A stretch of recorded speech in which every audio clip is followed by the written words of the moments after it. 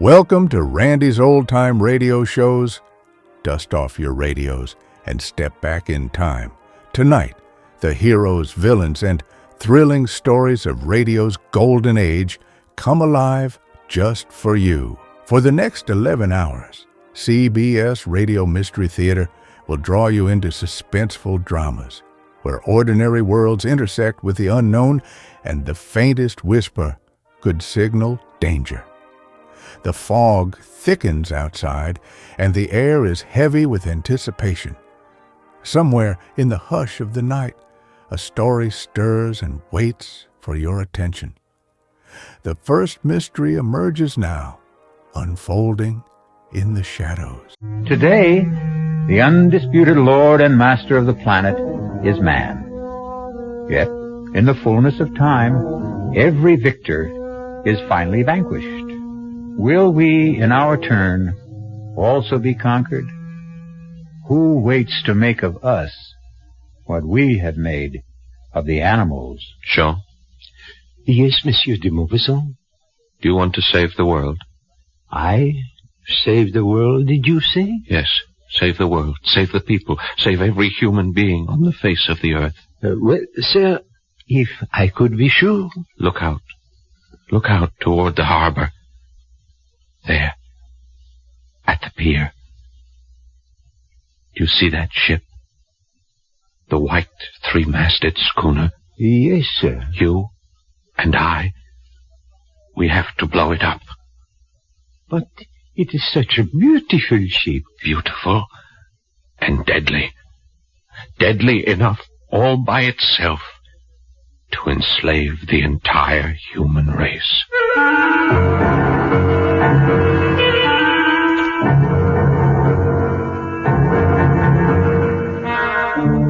Our mystery drama, The Horla, was especially adapted from a story by Guy de Maupassant for the Mystery Theater by Sam Dan and stars Paul Hecht. It is sponsored in part by the Kellogg Company, makers of Kellogg's Special K cereal. I'll be back shortly with Act One. Hi, son. Hi, Mom. Hi, Dad. Hi, Junior. Kellogg's Special K presents Junior Gives Up.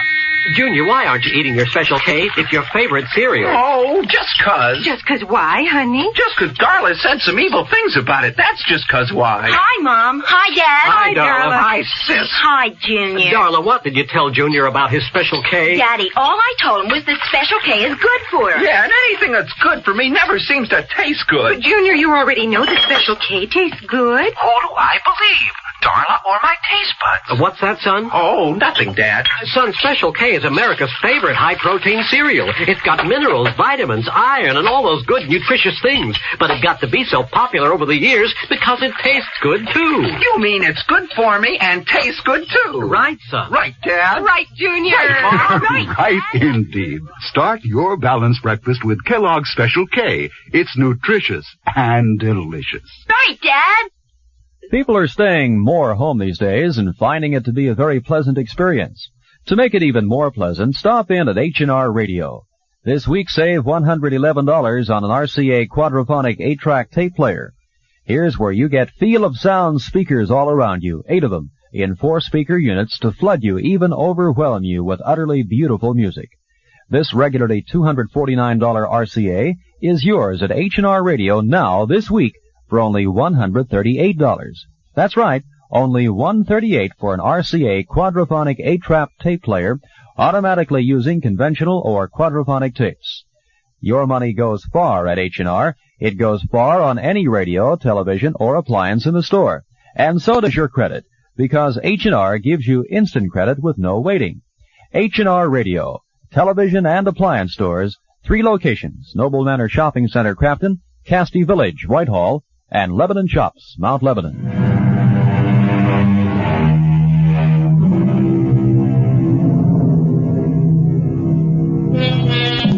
His name was Guy de Maupassant. He was probably the greatest writer of short stories who ever lived. He died in the year 1893. He died young. He died insane. And if you read the stories he wrote toward the close of his life, the critics tell us, you can see how his madness slowly destroyed him. That's how they look at it. He himself insisted he was being possessed. His mind and all of his vital forces were being drained from him by a mysterious, supernatural, and superior being. He called it the Horla. And the Horla is one of the last stories he ever wrote. Is the Horla merely the raving of a man going mad, or is it an inspired prophecy of a fate that awaits us all? You decide. Dr. Cartier. Yes? Yes, what is it? I have been pressing the bell signal, Doctor. It means you must pick up the telephone. Oh, that confounded diabolical contraption. Oh, please, Dr. Cartier. It's Monsieur de Maupassant. De Maupassant? Who is he? The nervous one. He was here the other day. Oh, that one, the writer. Tell him I'm busy with a patient. I did, but he insists on talking. The combination of de Maupassant and the telephone. Just speak into it, Doctor. The telephone. Hello, this is Dr. Cartier. Doctor, you must come to see me. You must come here at once. Please, monsieur, calm yourself. If I knew how to calm myself, I wouldn't need you. You must come here. Monsieur, be reasonable. I would like to be. I'd give everything I own if I could be reasonable, if I could only be reasonable, but it won't let me leave. What won't let you leave? It. The Horla. The what? Monsieur de Maupassant. Monsieur, speak up. What happened?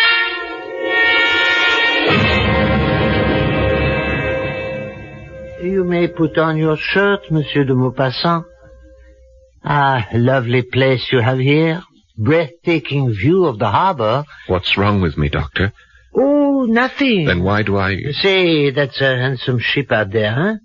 That sparkling white three-masted schooner? Something must be wrong. Where's she from, I wonder? Oh, Brazil, I think. Doctor, why won't you tell me what's wrong with me? I told you, nothing. You have a mild nervous upset. Your nerves are highly strung, your pulse is rapid, your eyes dilated. And what do you advise?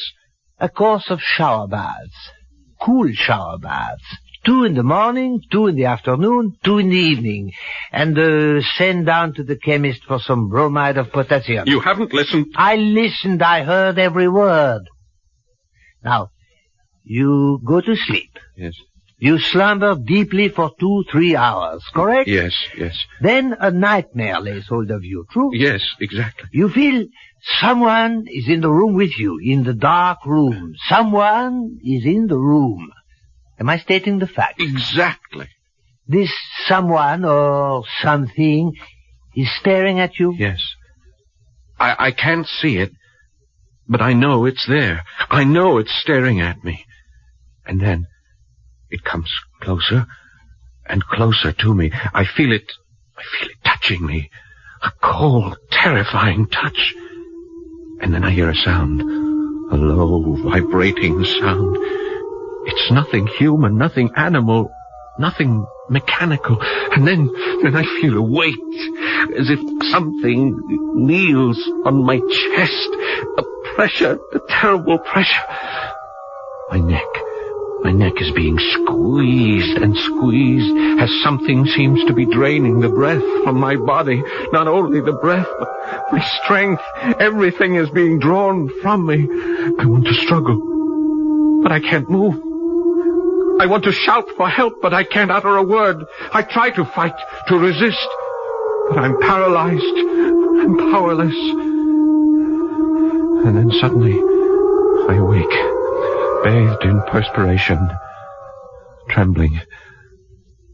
And then, exhausted, I fall asleep and slumber restlessly till morning.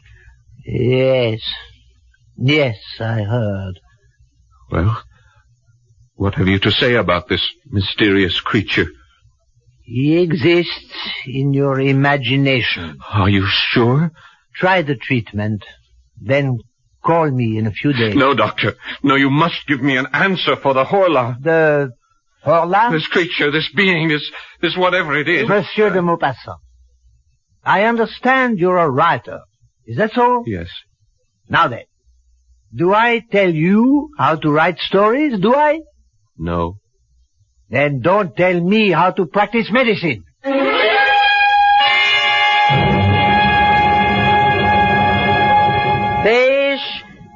Fish, fresh mullet, mackerel, bass, flounder, fresh and sweet as a faithful wife. Good morning, Madame Bossard. Oh, it's you, Monsieur de Maupassant.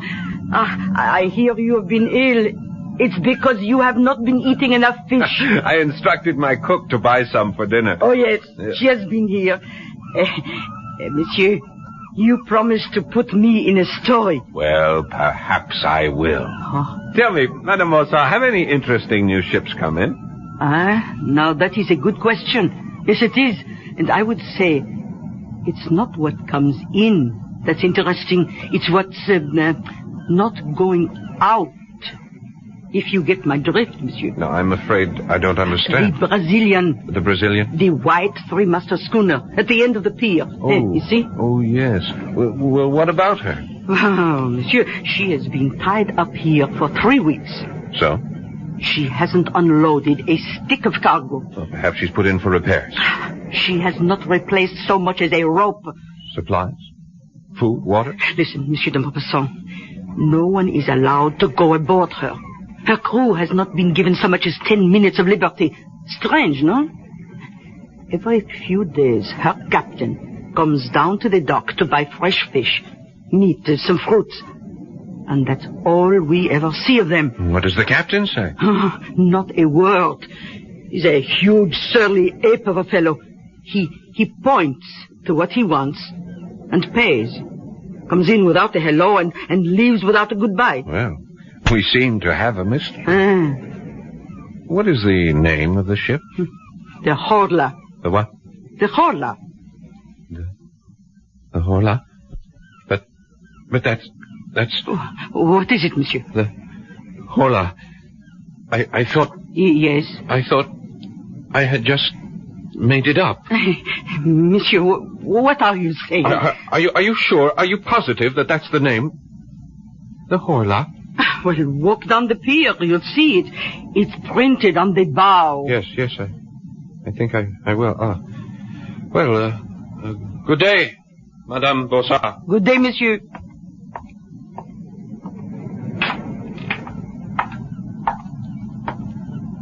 The Horla. It's incredible. Ahoy! Ahoy there! Aboard the Horla! Ahoy there! Anyone there? What do you want? You have a beautiful ship there, sailor.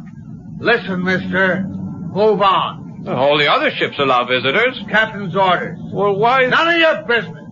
Couldn't I ask you something, sailor? No. Your name, the Horla, what does it mean? It doesn't mean anything. How did you come to choose Go on, it? move. You got no business here. This is a public pier. I have as much right to be here as you do.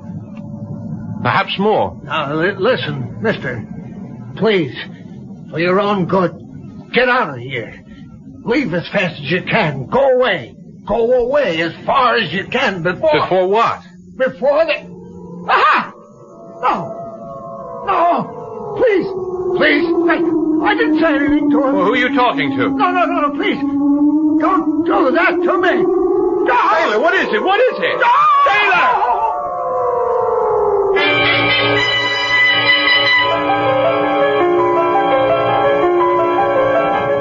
Monsieur de Maupassant, monsieur. What is it? Are you all right? No, I'm not all right. Oh, I thought as much. I saw you from my shop. You've just been standing here. Standing still without moving a muscle for... Oh, monsieur, it must be every bit of 3 hours. The ship. What about the ship? My head, I feel so weak. Oh, take my arm, monsieur. The ship. No, I must go aboard that ship. Listen. You hear that? What, monsieur? That sound. It comes from the ship. I am sorry, but I hear nothing. Nothing? Oh, I hear seagulls, waves. Oh, and now, come, monsieur, it's thunder, a storm. I must go aboard that ship. But they won't let you. Oh, come quickly, monsieur. You'll catch your death. The ship. Oh, hurry, monsieur. How did I know? Answer me that. How did I know? How did you know what? The name of the ship. How did I know that name? The Horla.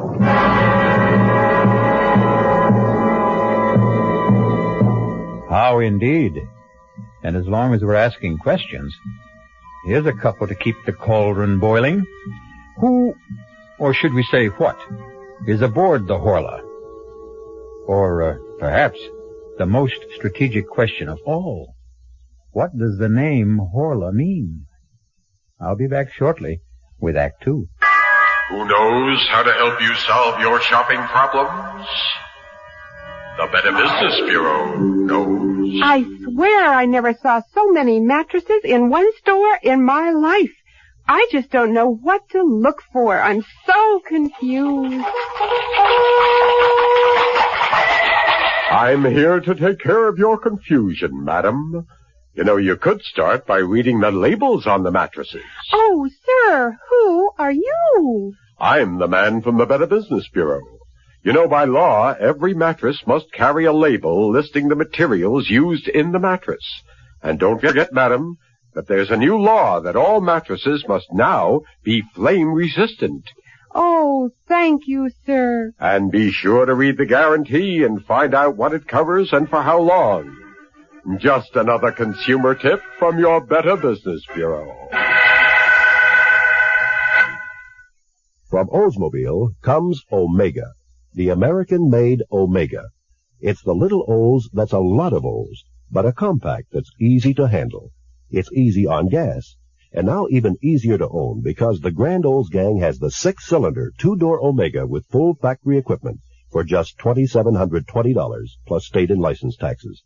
This average price of $2,720 was taken by an independent survey of leading Grand Olds gang dealers in the Pittsburgh area.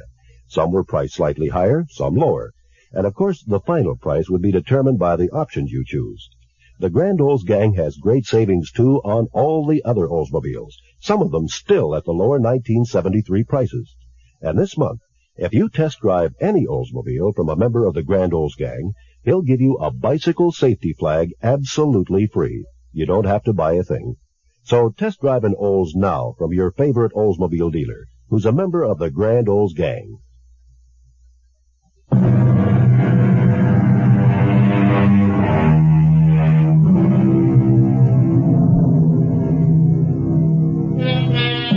Guy de Maupassant is writing a story about a mysterious force which he calls the Horla, a force that drains the life and strength from his hero. Now he discovers that a mysterious ship that lies in the harbor is also called the Horla. Hello? I must see Dr. Cartier. Oh, it's you again, Monsieur de Maupassant. I told you I would have him call the moment he returns. Mademoiselle, I must see him at once. But he is not here. How do I know that? Monsieur. Oh, excuse me. I'm in my room, my bedroom, and at any moment I'll fall asleep. I'm so tired. Well, sleep, Monsieur, by all means. Sleep would be the best thing for you. No, not this kind of sleep. The Horla will come to me again tonight. I know it. But all I can do is tell the doctor. Tell him I need him urgently. Yes, Monsieur de Maupassant. Yes. Who's there? Who is that? Who's there? Oh, Monsieur de Maupassant? Oh, it's you, Jean-Baptiste. And who else might it be? Please come in. My lady's finished in the kitchen, and I'm finished, too, with the paint job. Just in time, just before dark. Oh, you didn't have to hurry. Well, get it over with, that's my motto. You thought your house was white before? You should see it now. Please, Jean, sit down. Yes, monsieur. Jean, I have a job for you. Doing what? Doing just what you're doing now. But I'm not doing anything. Oh, yes. Yes, you are. You're sitting there. That's the job? That's the job. And I'm just supposed to sit here? Well, you could talk to me. About what? About anything that comes into your head. You may also have to serve as my bodyguard. Bodyguard? Someone may try to break in while I'm asleep. I'm your man. I served H in the Chasseurs d'Afrique, the tourist outfit in the army. Oh, is that so? Well, tell me about it. Well, we were the only ones who could hold the ground at Sedan. And, are you really interested? Oh, yes, please. Tell me everything. Tell me the story of your life.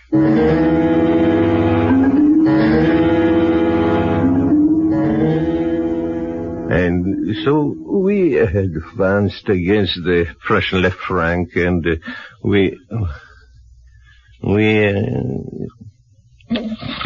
Jean. Go on, Jean. Don't stop. Talk to me. If you fall asleep, I'll fall asleep. Jean, please talk to me. Don't let me sleep. Oh, I'm so tired, but don't let me sleep. Don't let me fall.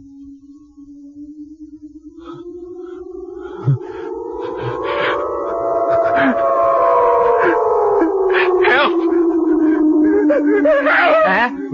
What? Catch it! Catch it! Monsieur de... Hold it! Hold it! What is it? Kill it! Kill it! Wake up! Get it up! Kill it! Kill it! Kill what, monsieur? Hola! Hola! Wake up, monsieur! Please, wake up! I am awake. Can't you see I'm awake? Rest, monsieur. Relax. Where is it? Where did it go? There is nothing here. Somebody was in this... There was no one in here except you and me. It was here. It was... Impossible, monsieur. It's impossible. You didn't hear it? That terrible sound? Monsieur de Maupassant, I heard nothing. I saw nothing. There was nothing. Oh, no. No, you're wrong. It was here. The window? As you can see, still locked from the inside. The door still barred. From the inside. Nothing human could have gotten in or out. Who says it's human? Are you saying that something less than human may be coming in and out of here at night? It may be more than human. In that case, monsieur, I resign from the job. No. I'll raise the pay. You cannot raise it high enough. There isn't that much money in the whole of the world.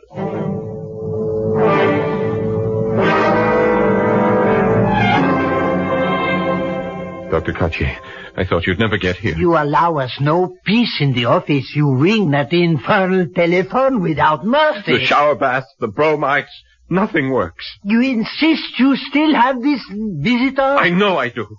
He was here last night. He overpowers you? Yes. He makes this awful sound? Yes. He drains all your strength? Yes, exactly as I told you. Your handyman, Jean-Baptiste, stopped my carriage as I drove up. He spent the night in this room with you, I understand. Yes, that's right. While this Horla attacked you. He heard nothing. He saw nothing. Well? Well, what? Come, monsieur. Admit this is all a nightmare. But it was so real. It's always so real. There was a witness. Is Jean-Baptiste reliable? Is he sane? I would say so, yes. Would he have any reason to lie? To embarrass you? No. Then, why do you insist on maintaining this ridiculous fiction of a Horla? Doctor, that name, Orla, I thought I had made it up. That it was a creation of my own imagination. But it happens to be the name of that ship. What ship? You know, the one you asked me about last week, the white three-masted Brazilian schooner. I mean, where would I get that name? Why would that name pop into my head? That Brazilian ship is called the Horla? Prove it to yourself. Pick up that telescope. See her, out there at the pier. You can read her name. Ah, then that explains it. You had picked up your telescope one day to view the harbor. Without being aware of it, you might have read the name on her bow. I have never seen that name before in my life. Someone, somehow, placed it into my imagination. Monsieur de Maupassant, sit down. Huh? At once. Now I have coddled you long enough. You are one of the great writers of France, but you have reduced yourself to a terrified, trembling wretch. This will not do. I admit that I am terrified. That's what I've been trying to tell you. Yes, you terrified. You have been terrified by the critics. Oh, that's a lie. I don't care for the opinions You of are those... human. You care. I read what they write. You've lost your touch. Your best work is behind you. I am as good as I ever was. Better.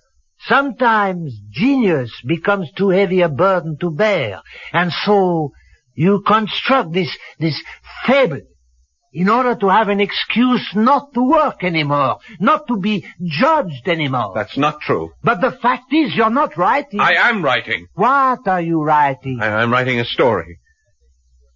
A story called The Horla. That's not a story. It's an account of your nightmare. Oh, I just don't know what else to do, Doctor. I do. Sit down at that writing desk. Pick up your pen. Create another Bellamy. Another Pierre and Jean. Another ball of fat. Doctor, it's not that simple. Make it simple. Remember, you're more than a great writer. You're a great French writer.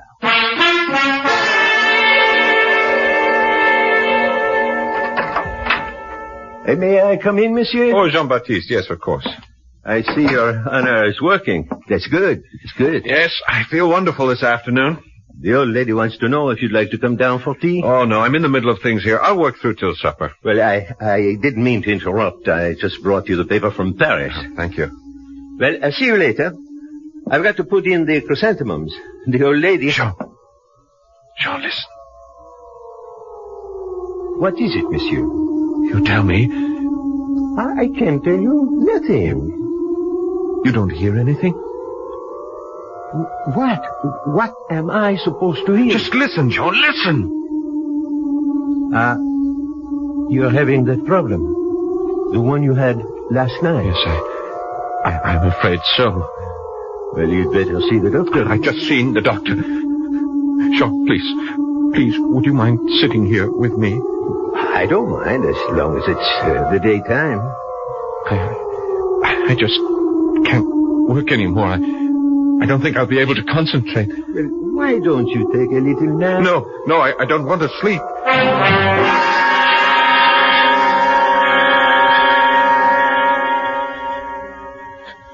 Jean! Huh? Oh, I must have dozed off. Jean, quickly, take this telescope. Go to the window. What for? Down at the pier. At the end of the pier, the three-masted schooner. Do you see her? Yes, I see. Well, don't you see anyone standing on her deck? No. It's empty. All right, now keep looking. Why? Cover the gangplank. Have you got it in focus? Yes, monsieur. Now, if you see anyone at all, leaving that ship, follow him through the telescope and see where he goes, and let me know. Do you understand? I think so, but why? I don't think you would really want me to tell you. Now, just watch. And watch carefully. Wait, monsieur. Where are you going? I'm going to see Dr. Cartier. But how will I be able to tell you if anybody... Well, just call me on the telephone. The telephone? There's nothing to it. You just pick up the receiver, turn the handle, and ask the operator for Dr. Cartier. See here, de Maupassant.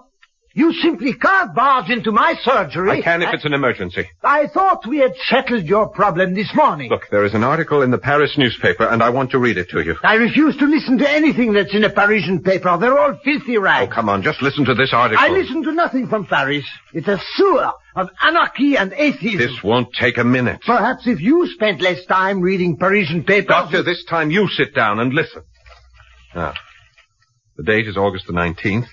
A curious piece of news comes to us from Rio de Janeiro. That's in Brazil. Yeah, I know that's in Brazil. Madness, an epidemic of madness, like that contagious madness which attacked Europe in the Middle Ages, is now raging in the province of San Paulo. The terrified inhabitants are leaving their houses. They say they're being pursued and possessed. Now, these are not my words, Doctor. I quote from this article. Typical Parisian exaggeration. They only copied the story that arrived on the wire from Brazil.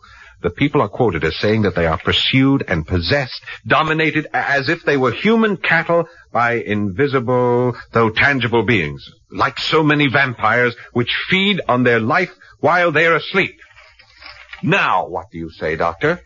South Americans are basically Spaniards. Are highly romantic, unstable people. Oh.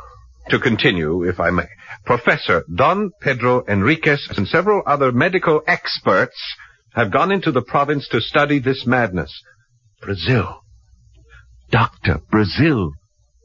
The ship that you noticed in the harbor, she comes from Brazil. What of it?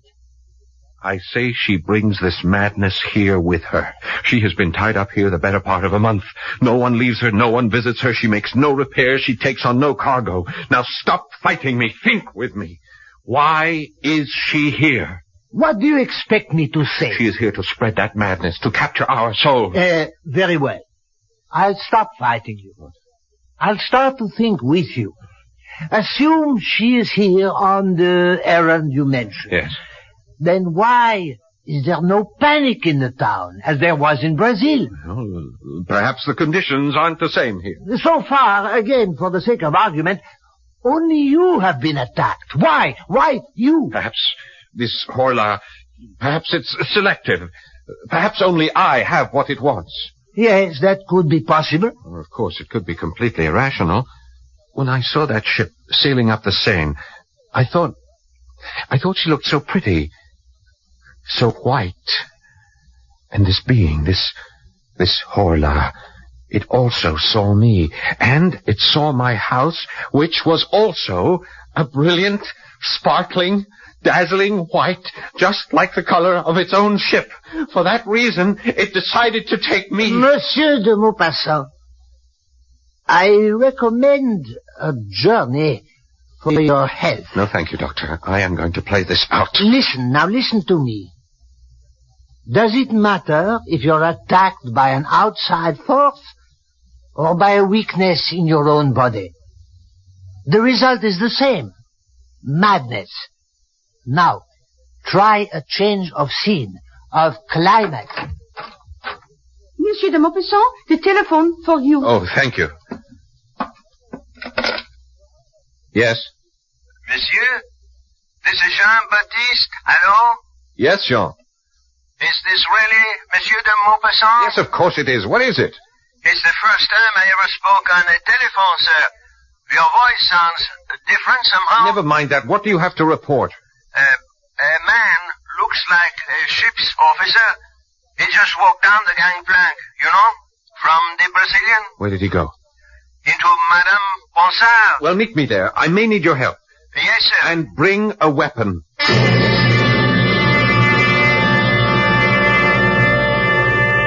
Well, will the man of letters become the man of action? And how ironic it is that the epic struggle for the mind and the soul of not just one man, but perhaps all men, may take place in the small, crowded stall of a provincial fishmonger.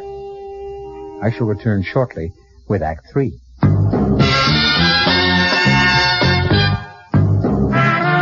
You don't see many people putting salt in their beer nowadays.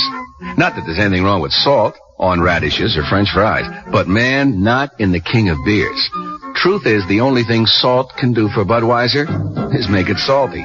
An unwise thing to do to the only beer in America that's Beechwood aged.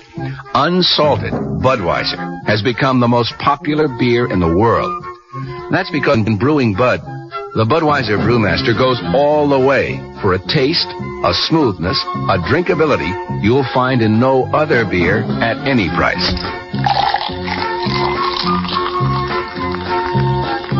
And something else you can take without a grain of salt.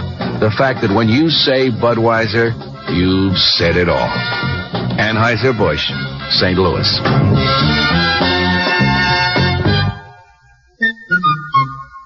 In these days of the need to save energy, H&R Radio comes through with an RCA television set to save you as much as 50%. It's the RCA XL100, 25-inch diagonal color console, color television at its finest, 100% solid state. And the savings don't end with energy. They begin with price, because this beautiful RCA XL100 color set is only $498. Proof again that your money goes far at H&R. RCA XL100, 25-inch diagonal color console, 100% solid state, only $498. H&R provides instant credit for you, too. Whether it's an RCA television or any other fine radio, television, or appliance at H&R, save energy, save money. 2 big ways to save at H&R Radio, television and appliance stores. 3 locations: Noble Manor Shopping Center, Crafton, Casti Village, Whitehall, and Lebanon Shops, Mount Lebanon.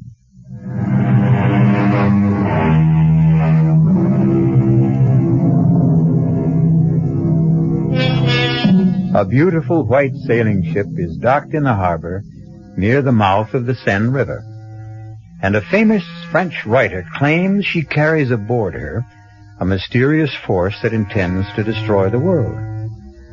Only he can't be sure, and neither can we.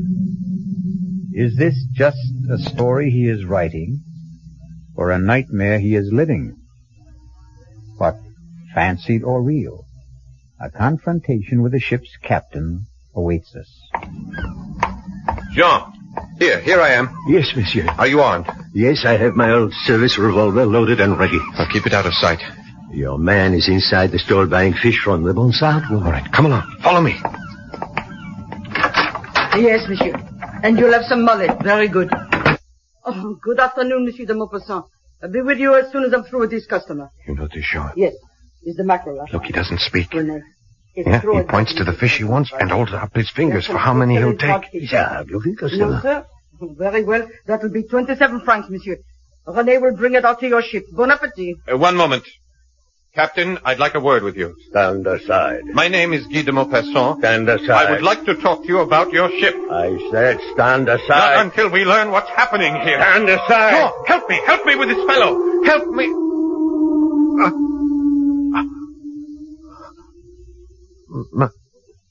My head. What's the matter, monsieur? René, get Monsieur de Maupassant a glass of wine. Jean, why didn't you help me? Help you to do what, monsieur? To detain that man, to hold him here. But you didn't say anything. I kept waiting. I called on you for help. When? Just now. Madame Bonsard, didn't you hear me? Oh, I didn't hear anything. But you saw me struggle with him. No, monsieur. I asked him to stop. I said I wanted to have a word with him, and then he pushed me away. I tried to hold him. I called on you for help. Oh, no. No. All right, according to you. Just what happened here?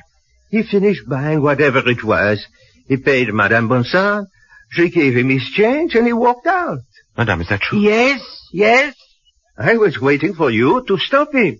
But as long as you didn't, I fear, well, it's your concern. Yes, Jean-Baptiste. It is my concern. All mine.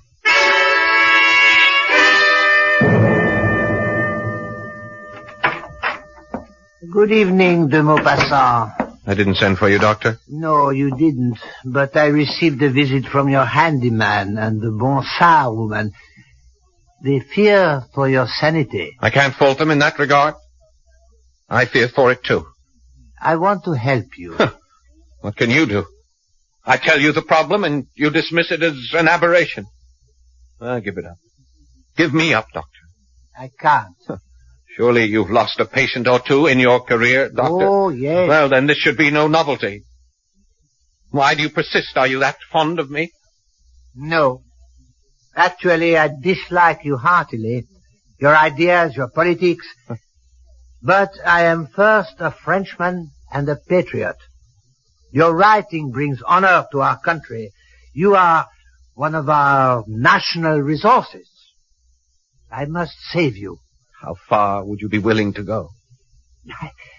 I still don't know the problem. I told you the problem. I read you the dispatch from the Paris newspaper. Very well. This force, this thing, this horla, why does it attack? Why? Perhaps the reign of man on this earth is over. Oh, what kind of nonsense is that? We'll get nowhere if you keep saying nonsense to me every time I open my mouth. Man did not always rule this planet. He didn't? No. We are but one of a series of rulers, according to evolution. Oh, evolution? What do you say, oh, do you quarrel with Darwin? Why, is it too much to suppose that we, in our turn, are being supplanted? By whom? It doesn't have to be a whom. It could also be a what. What kind of a what? A horla. And we are back where we started. Yes. A horla.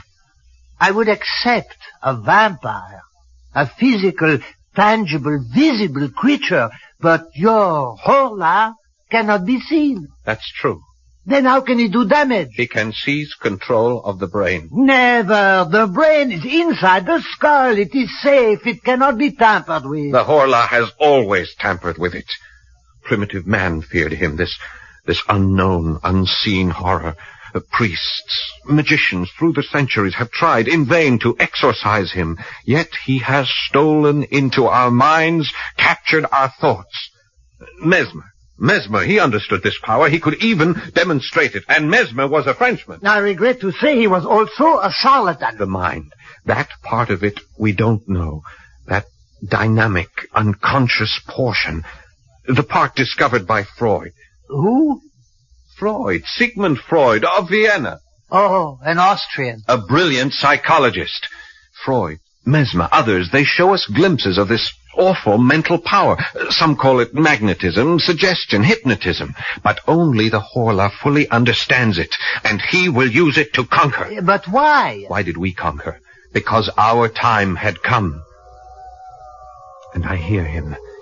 He keeps telling me he has come. My boy, let us put you into a hospital for your own good. He'll follow me there. What do you suggest? Eventually, he will make of us what we have made of the horse, the ox.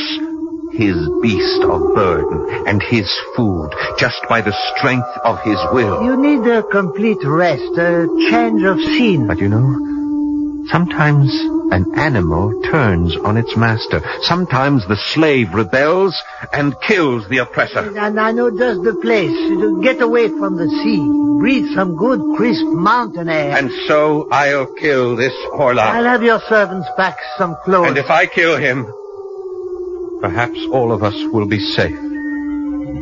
For a while.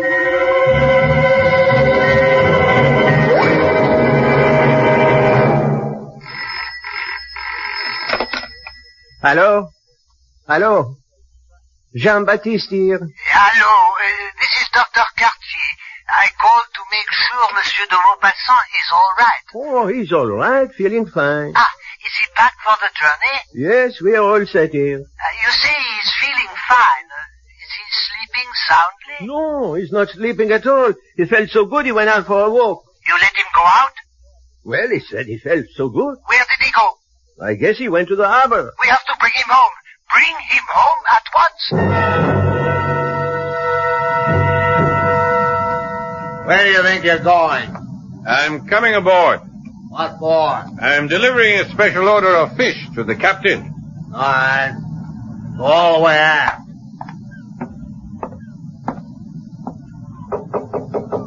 What is it? What are you doing here? What are you doing here, Captain? What is your ship doing in this harbor? I'll have you thrown overboard. I'll keep coming back. Why are you here? Why? You know why. Tell me. You know everything there is to tell. The ship is captured. It belongs to the horla. Yes. It captured us in the harbor back in Rio. It owns us. It owns every man on board. What is it doing here? Looking for captives. Looking for you. Why me? I don't know. It chooses its victims according to... I don't know the reasons. Some are obvious. Us, we have a ship. It wanted a ship. But you, others, I don't know. I don't know why it wants you. The Horla. Where is it now? Here, in this cabin. With us? Here now? Yes. What's it doing? Sometimes, like now, it sleeps. Other times... You better leave now while you can. No, Captain, let's fight it. You cannot fight it. Let's kill it. You can't kill it. Kill it, and then we'll all be free. But how can we kill it? It's in here. It's asleep in here. Yes? Lock the door. Lock the door and destroy the ship. Destroy the ship? Burn it. I can't burn it. It's my ship. Not anymore. It belongs to the Horla. You belong to the Horla. I belong to the Horla. Let's be free. I cannot let you do it. I'm afraid. Let go. No. Let go. Let go.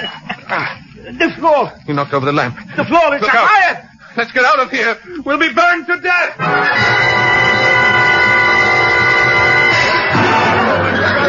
Doctor, look. The ship. It's on fire. Fire. Fire. The Maupassant is aboard her. Come on. Hey, Guy. Where are you? Monsieur de Maupassant, where are you? She's going to blow up. The whole ship is going up.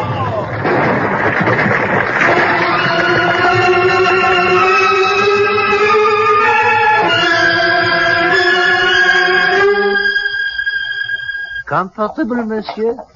Yes. This is such a pleasant, restful ride.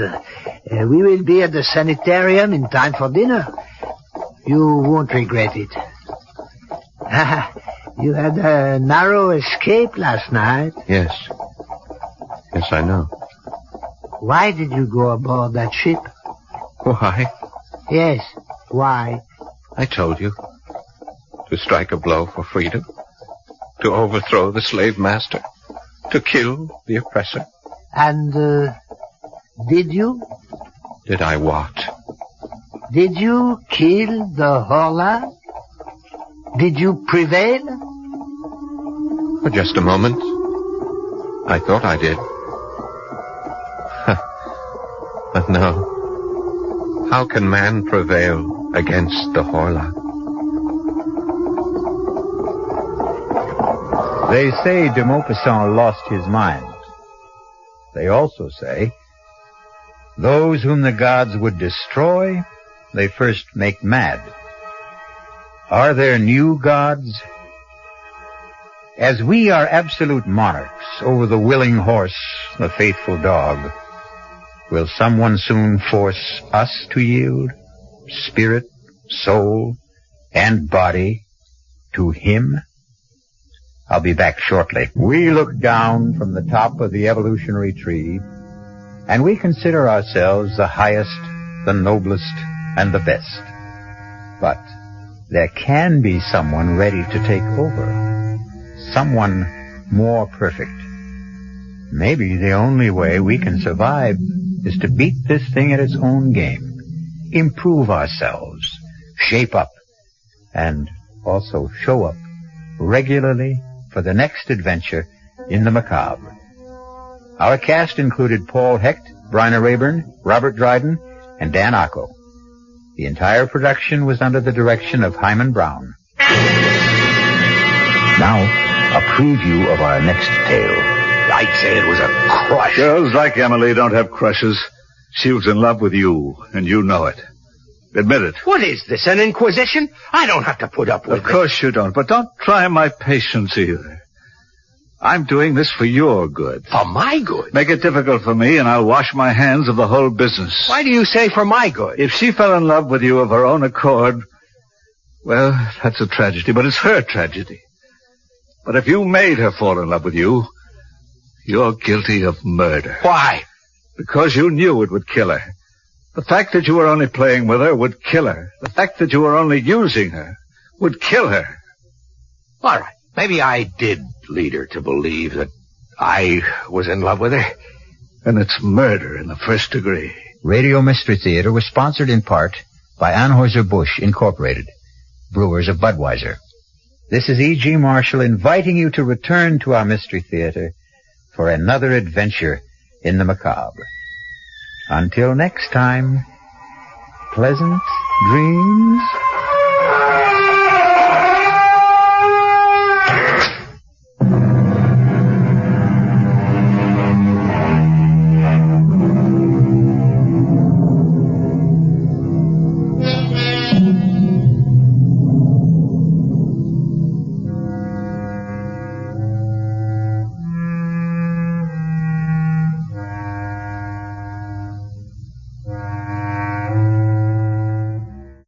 The CBS Radio Mystery Theater presents...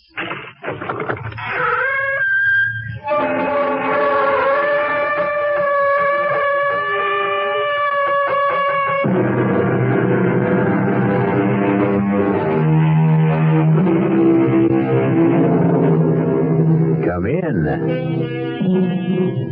Welcome. I'm E.G. Marshall. I don't know if you've ever stopped to think about it, but of all the creatures in the animal kingdom, only man, and man alone, will murder his mate simply because she no longer pleases him. True, certain of our friends in fur, fin, or feather will indulge in desertion or even divorce, but murder? For that, you must have the highest degree of culture and civilization. For that, you have to be human. I must know what I can do, Doctor, to keep myself from killing my wife. Why do you want to kill her? I don't want to kill her. Well, then, what makes you think you're going to? I've been told I'm going to do it. By whom? I've been told unmistakably and in no uncertain terms. And that's what scares me. But who told you? Pluto. Who's Pluto? A cat. A cat told you? Yes. My wife's cat.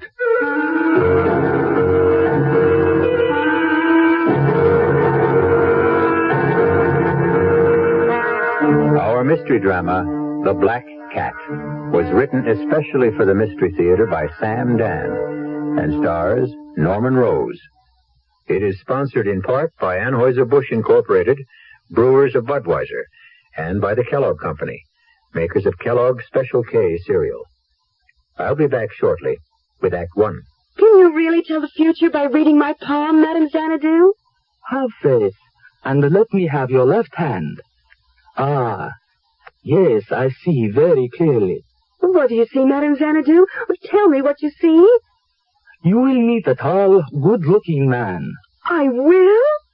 Yes, a tall, good-looking man who will make you very happy. Oh! He is from the Internal Revenue Service. The Internal Revenue Service? Yes, and he has many, many free publications for you, ranging from business expenses and child care to sick pay and retirement income. One of those publications may solve your tax problem and make you very happy. Oh, for heaven's sake. Here, what do you see in my other palm?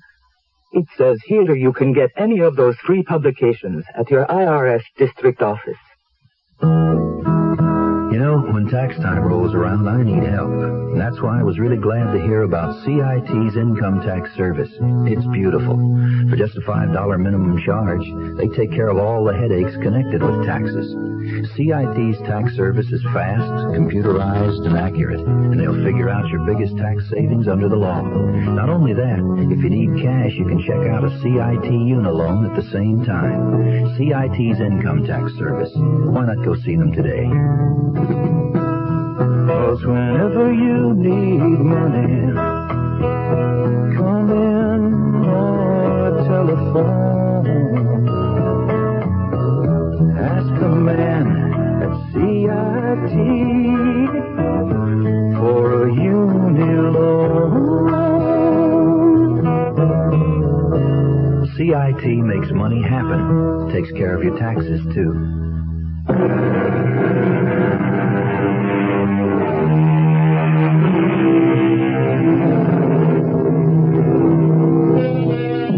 Consider the act of murder.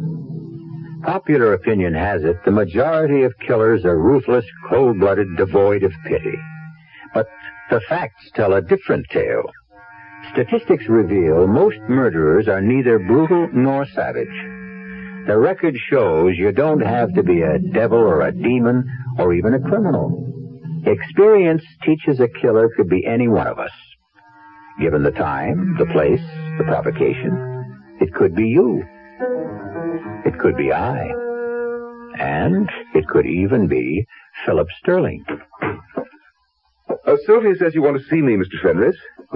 That's right, Phil. Well? I have a simple statement to make.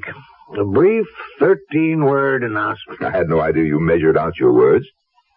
They should add up to 13. It happens to be an unlucky statement as far as you're concerned. Suppose you end the suspense, Mr. Fenris. What is this historic pronouncement, If you marry my daughter, I will cut her off without a cent. Yes, it does add up to 13 words. And you'd better believe him. Well, then I have no choice.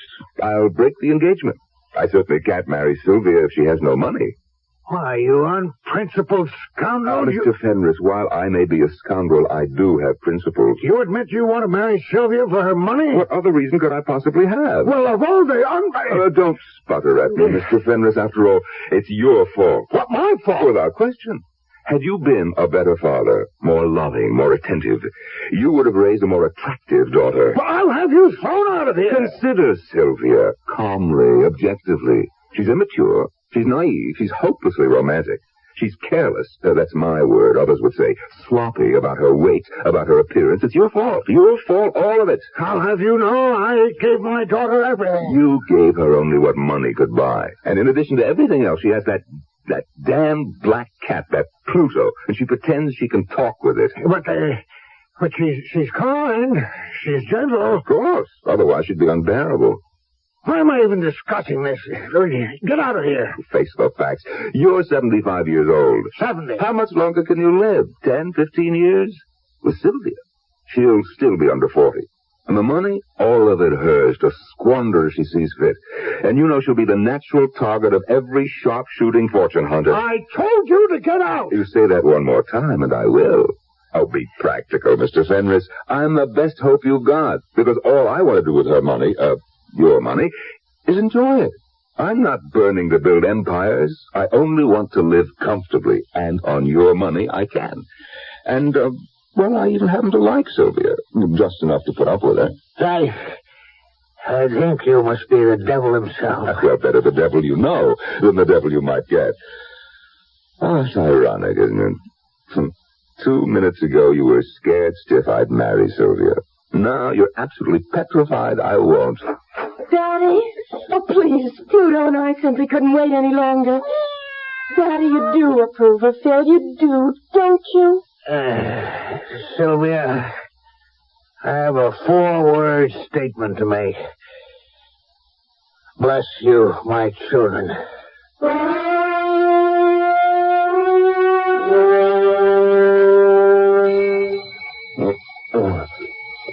Oh, hey. Who set that thing?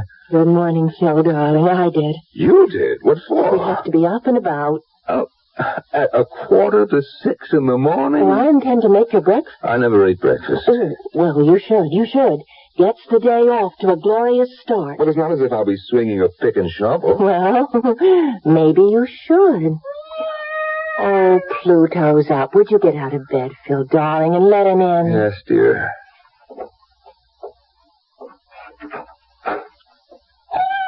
Oh, isn't he just the sweetest thing in the world? Yes, he sure is.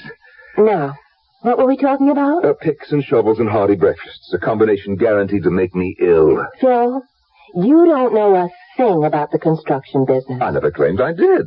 I was honest with your father. But then why did you accept a job with a plush office and a secretary? Because I honestly intend to learn the business. Then that's why you should walk into Daddy's office and say, Sir, the only way to learn this business is from the ground up. Well, Well, you know I'm right. And besides, Pluto thinks it's a splendid idea. Pluto thinks? Oh, of course he does, don't you, Pluto? Matter of fact, Pluto and I discussed it last night. Sylvia. Why can't you believe Pluto and I talk together? Because to talk means to exchange words, and Pluto cannot. Oh, no, dear. To talk together means to exchange thoughts. And that's what we do, Pluto and I. How? Well, you look Pluto in the eye, and then you beam your thoughts at him, and he just beams his thoughts back at you. That's talking, that's communicating, isn't it? Well... I looked into Pluto's eyes, and he looked into mine, and he just beamed that idea about the way you could learn Dad's business right into my head. So, don't you see? You have Pluto to thank for it. Yeah. Thanks, Pluto.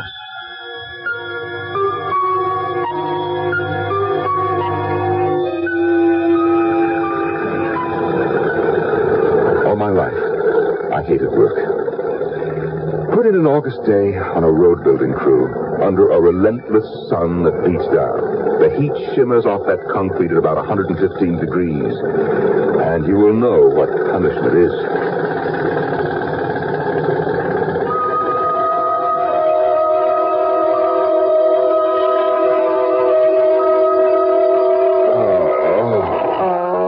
Phil, darling, where does it hurt? Everywhere. Well, a little gentle massage will ease those aches. No, nothing. Nothing will ever relieve these pains. Pluto says you'll get used to it. Yeah, well, you just tell Pluto for me that I will never get used to it. You will. Let Pluto tell you himself. Will you tell him, Pluto, dear? Oh, come on, Sylvia. You say that you won't get used to that kind of work. You just beam that thought into Pluto's eyes. Sylvia, my back hurts. I'm in no mood will give you inspiration and courage. You just look into Pluto's eyes. Come on, Pluto. Yep, up on the bed, jump. That's it. Now, look into Phil's eyes. Don't you feel Pluto's thoughts coming into your mind?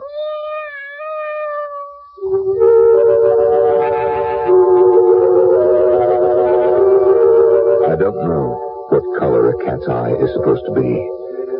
But suddenly I was staring into a kaleidoscope of brilliant hues. Flaming reds, freezing greens, burning yellows, icy blues, all of them shifting, twisting, trying to form into shapes.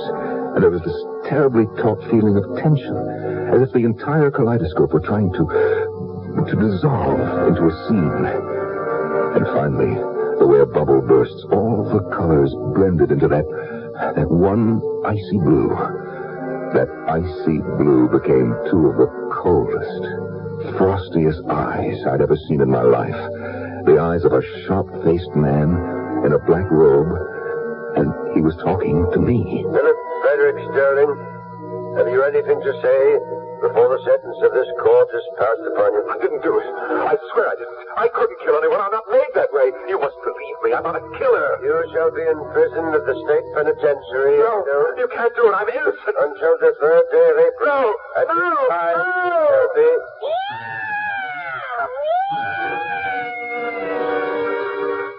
What did you do? What did you do to Pluto? Huh? I didn't do anything to Pluto.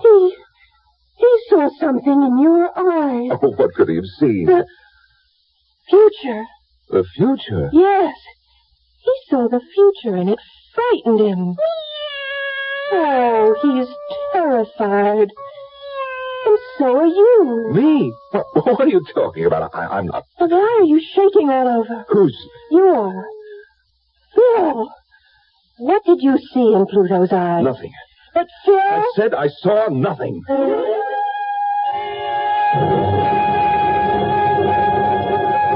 I could say that to her, Doctor, but not to myself, because I had seen something. A courtroom, a judge, a jury, a defendant, and of course that defendant was me. Go on, Mr. Sterling. I wasn't imagining this, Doctor. I looked into the eyes of that cat, and I saw... Yes, you saw that you were being convicted of murder and sentenced by a judge. You don't think I'm crazy? Crazy has many connotations. Whether or not you're crazy, as you put it, is irrelevant here. But why should I see such a scene? I think you know why. Oh, I don't. I say you do. Please, Doctor, tell me why. It's because you want to kill your wife. That's ridiculous. No, it's true. Well, why would I want to kill my wife? Why did you marry her? For her money. So far, you haven't been able to spend 1 cent of her money. Oh, I'm willing to wait. And work on a road gang? What do you suggest? If I were you, I would leave her. Why? You made a bad bargain. You thought you'd fall in soft. It isn't happening. You're beginning to resent her. Already the thought of murder is rattling around in your subconscious. Now look, the old man is worth millions. She gets all of it. Oh, no, I can't walk out on that. Well, then reconcile yourself to the road gang. I have to, I will.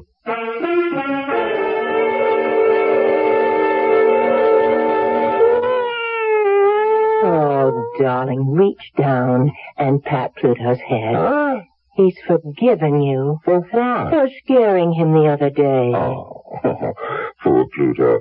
Come here, boy. Now you see how he likes you? Well, I like him, too.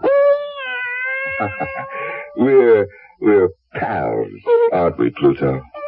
Do you think you could talk to each other again? Well, sure. How are things, Pluto, baby? No, I mean really talk. Look into his eyes. Oh, that. Look into them, Phil. Maybe Pluto has something to tell you. Well, okay. Talk to Phil, Pluto. Talk to him.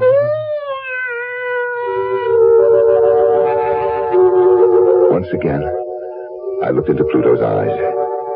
Deep into his eyes. Once again, the colors surged and swirled. Reds, greens, blues, yellows. Boiling, burning. And suddenly, all the roiling motion stopped.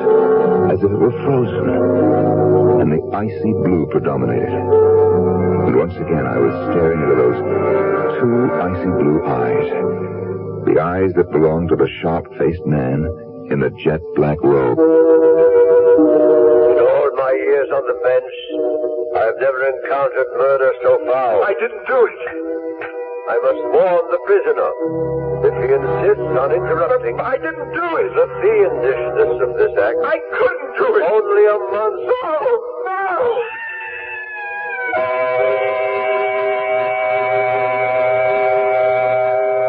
As the poet said, I am the master of my fate.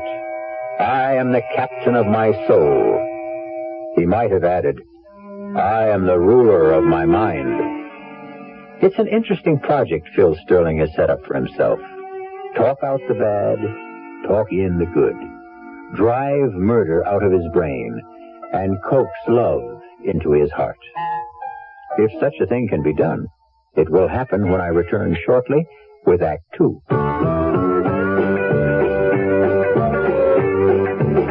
When you say Budweiser, when you say Bud, you say a lot of things nobody else can say. When you say Bud, you've gone as far as you can go to get the very best. When you say Bud, you tell the world you know what makes it all the way. When you say Bud, you say you can't have to only want the king of beers. There is no other one.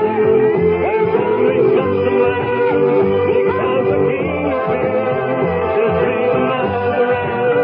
When you say Budweiser, you said Anheuser-Busch, St. Louis. Occasional acid indigestion and heartburn can be more than just acid alone. Often there's trapped gas, too. That's what we call gasid indigestion. Digel is made for gasid indigestion because Digel is different. It does more. Digel reduces excess acid while its patented simethicone gets rid of trapped gas fast. Use only as directed. Digel for gasid indigestion. No plain antacid can do what Digel can. Of all the leading laxatives, only one Finament is a gentle chewing gum laxative, and for a very good reason. It's pleasant to take. Finament goes into your system gradually, little by little. And after Finament has entered your system, it begins to work gently, predictably, to relieve occasional irregularity. Finament, the gentle chewing gum laxative. Like all medicines, take only as directed.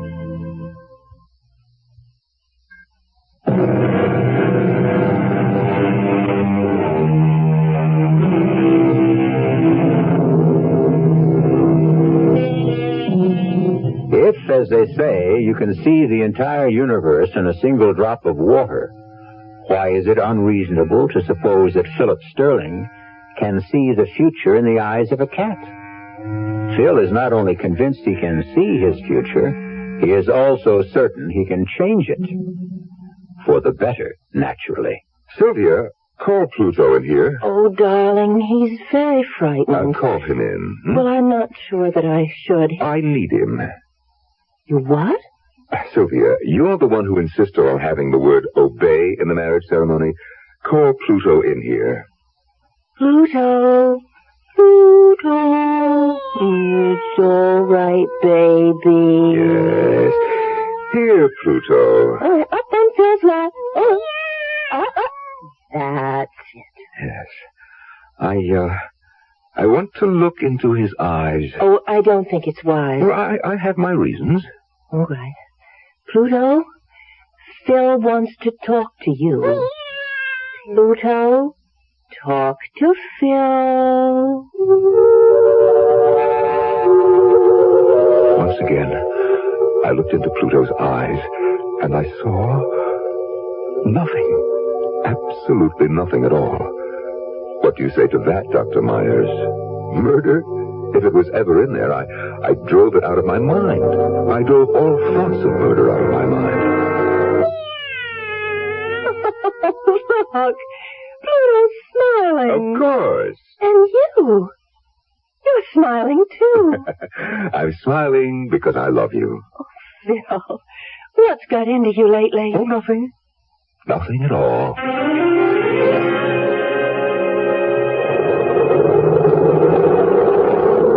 Keep to your left. Keep to your left. Keep to your left. Come on. There's plenty of room. Come on, keep moving. Oh, my God, it can't be, but it is. Gwen, look. It's Phil. Phil, baby, is this for real? Phil, darling. Oh, wait till the gang hears about this. Oh, hi, Gwenny. Bruce. Phil, Phil, darling, I never knew you had such muscle. What happened, Phil? Did your father-in-law lose all his money? Look, you're holding up traffic. Is this what marriage does to a man? I'll explain it some other time. Get moving. Get moving, or I'll catch it from my foreman.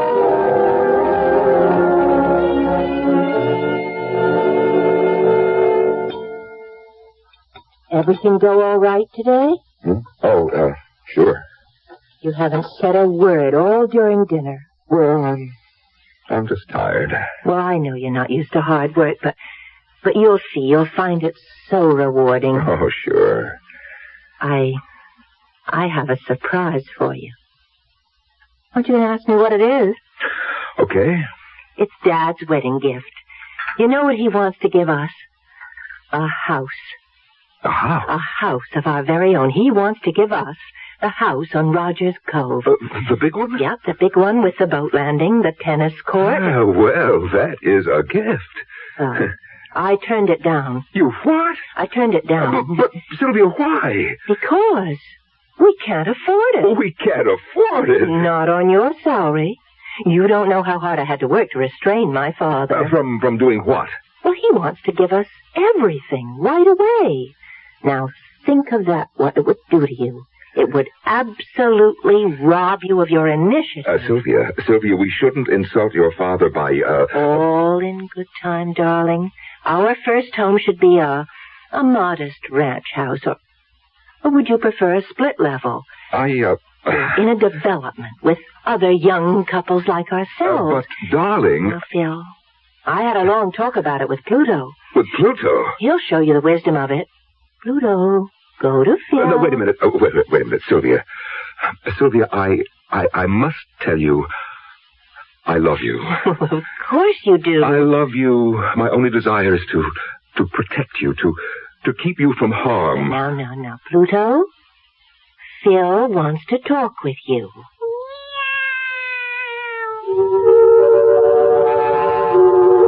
Once again, I looked into those eyes. Once again, the whirl of almost blinding colors. But this time, something was different. In the struggle among the blues, the yellows, the greens, and the reds, the bright crimson reds, they were winning out. Everything was red. Flowing red. Blood red. Red blood on a pale white face. Blood on Sylvia's face. Phil, please, don't hit me. Oh, Phil, please. I told you. I warned you. You ruined my life. All my friends laugh at me. I love you, Phil. Oh, please don't hit me again. Get up. I'm not through. Oh. Get up. Sylvia.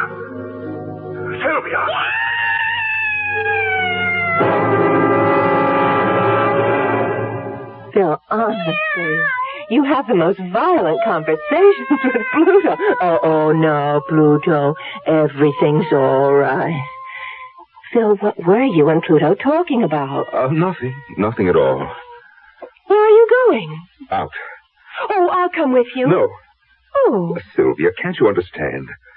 Sometimes a man just wants to be by himself, that's all. Of course, darling, I understand. We understand, don't we, Pluto? Yes.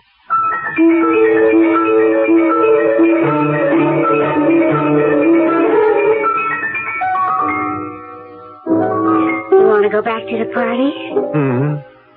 Maybe later. It's much cozier here. I must say, absence does make the heart grow fonder. Oh, I missed you, Gwenny. Oh, Phil, how do you stand it? Oh, I have fantastic powers of endurance. That is, I hope I do. You know, what with her talking to that cat and everything else, maybe you can get her committed to, you know, an asylum. After all, she is crazy. Oh, no. Only poor people are crazy. Rich people are eccentric. Phil, I'm worried about you. Oh, don't be. I will be fabulously wealthy one day. Is that all there is to it? That's all there ever was for me.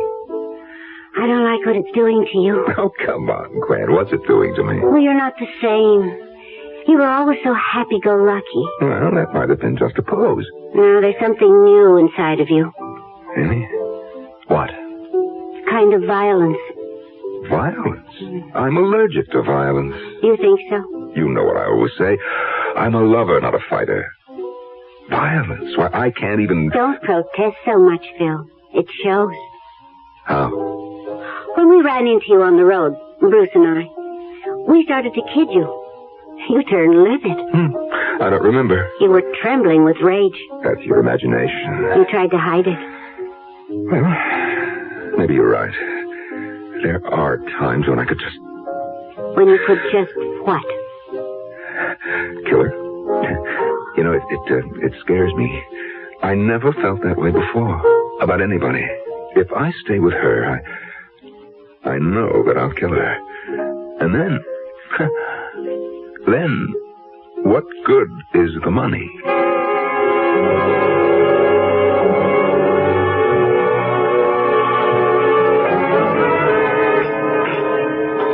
Ah, that's delicious. Have another helping, Dad. You know, Phil, she used to break the heart of every chef I'd hire. These fellas all had international reputations, but she'd just walk into the kitchen and whip up a little dish and put them all to shame. Daddy, the preparation of food is a personal, intimate thing. Oh, we shouldn't hire strangers to do it. Don't you agree, Phil? I've never seen Phil so quiet. That's right. Darling, both you and Pluto haven't said a word all evening. Well, I don't know about Pluto, but I am preparing a statement. Oh, that sounds serious. It's a very important statement. Now, that's a coincidence. I, too, have a statement. May I? Of course. Phil, you've absolutely exceeded all my expectations. You've been an excellent husband to Sylvia. You've been conscientious on the job. And so, therefore, I have a 7-word statement. Odd that it should add up to 7 because it's a lucky statement, and, well, here it is. I have included you in my will. Oh, Daddy. Oh, that's wonderful. Isn't it wonderful, Pluto? I know now, Phil, that you'll succeed in the business. One day, they'll all be yours. Oh, Phil, did you hear that? Oh, yes. Yes, I heard it. Well, now that Daddy has made his statement, what was yours? What was mine? I was ready to say 4 simple words. I want a divorce. However, at that moment, it seemed like a stupid thing to do. I happened to glance at Pluto. He was looking up at me. His eyes were wide, and I could see the colors swirling again. But this time, the yellows, the bright flaming yellows, overwhelmed the others. And then, the yellow turned softer and began to gleam like gold. Solid gold. Oh, what a fool I would be to throw away a chance to own one of the largest construction companies in America. I looked at Sylvia. I would simply have to love her. That's all.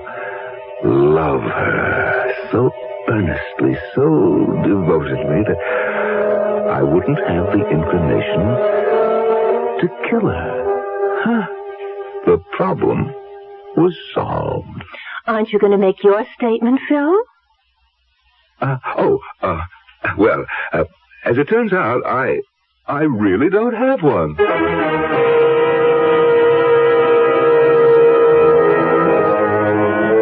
You're playing a dangerous game.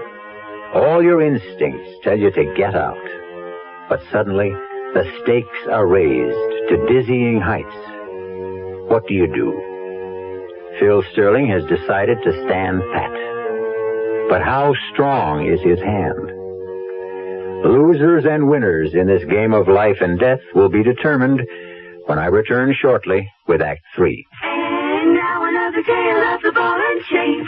At Kellogg's Special K presents the good, the bad, and the heavy. Why is that cowboy wearing a ball and chain? Because carrying around extra pounds can be just like carrying around a ball and chain. How symbolic. What will it be, senor? Give me the Special K breakfast. Here you go. For a Special K, it's milk, orange juice, and coffee.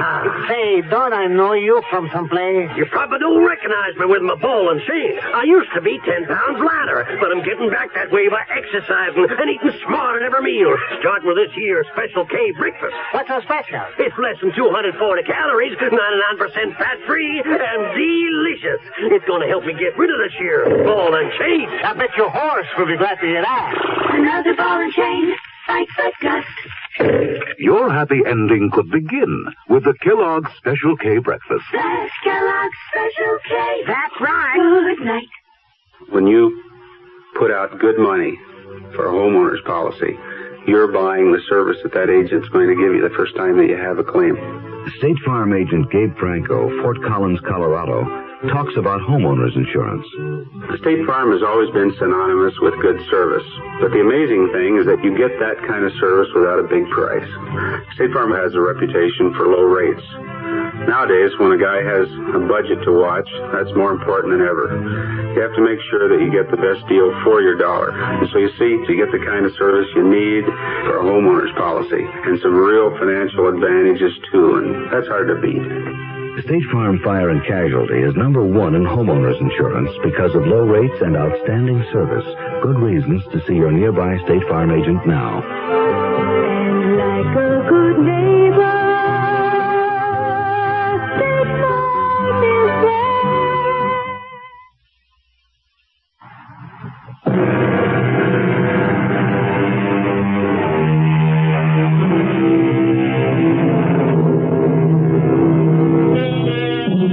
Why should love be a random, subjective thing?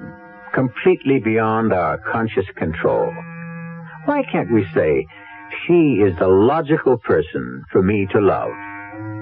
Phil Sterling is determined to love his wife, because if he can't, he knows he will have to kill her. Oh, darling, let's quit for the night. Well, I can mix a batch of cement and start on the wall if you want me to. You work hard all day. Then you come home at night, and I make you work in the basement. Oh, well, I don't mind. Come on upstairs, wash up. No, I'd just as soon keep working and finish this. Oh, but not tonight, Phil. I asked the Conways over for coffee. The Conways? Well, they really are such lovely people. Well, he's a bore. Phil? And she's such an idiot. Phil, you have to be friendly with your neighbors. Why? Oh, darling, don't lose touch with ordinary people.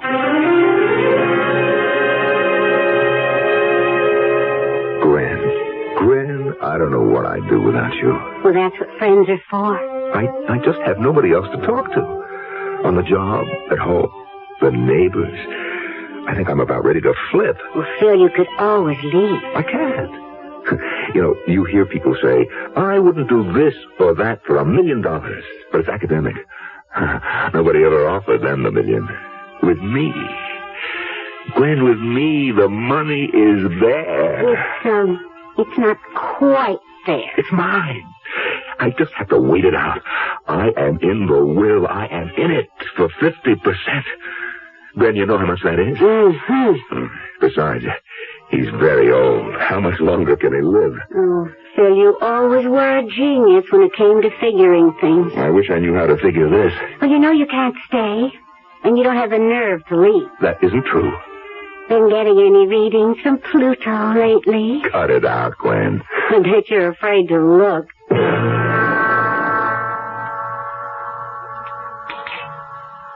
Phil, you haven't eaten a thing. I'm not hungry. Oh, darling, something's troubling you. Talk to Pluto. You'll feel better. I don't want to talk to Pluto. Oh, he's such a comfort. Talk to Phil, Pluto. Yeah.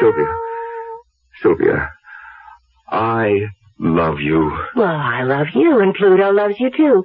Tell him you love him, Pluto. Well, I know something will cheer you up.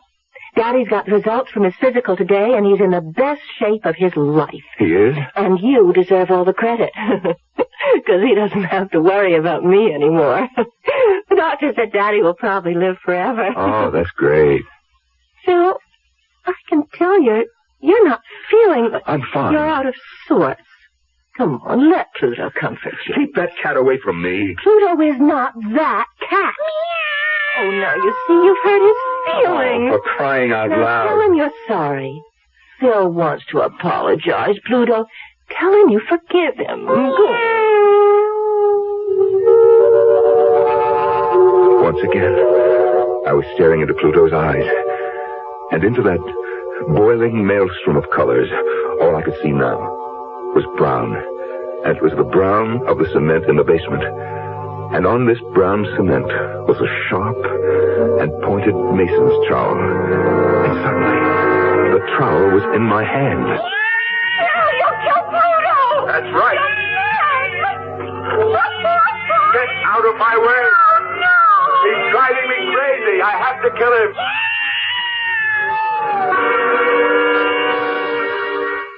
Phil, what's wrong? You're trembling. It's nothing. It can't be nothing. I'm going out. Again? Where? For a walk. Where do you always go on these walks? Nowhere. I just walk. Now stop nagging.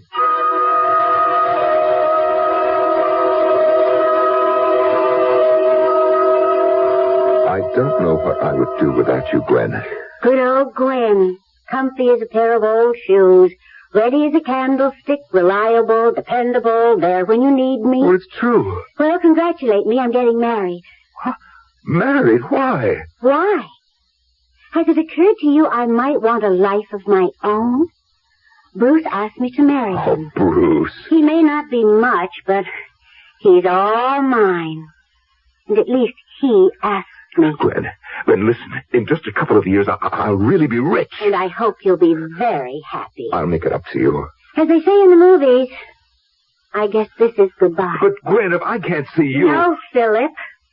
All or nothing. That's what I want. And to be fair, it's what Sylvia wants. Choose between us. Who gets all and who gets nothing.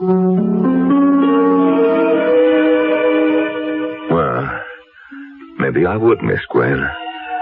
But not for long. Gwen comes back. She always comes back. My problem, Sylvia. Oh, I have to calm down. Keep your temper. Concentrate on loving Sylvia. Loving Sylvia.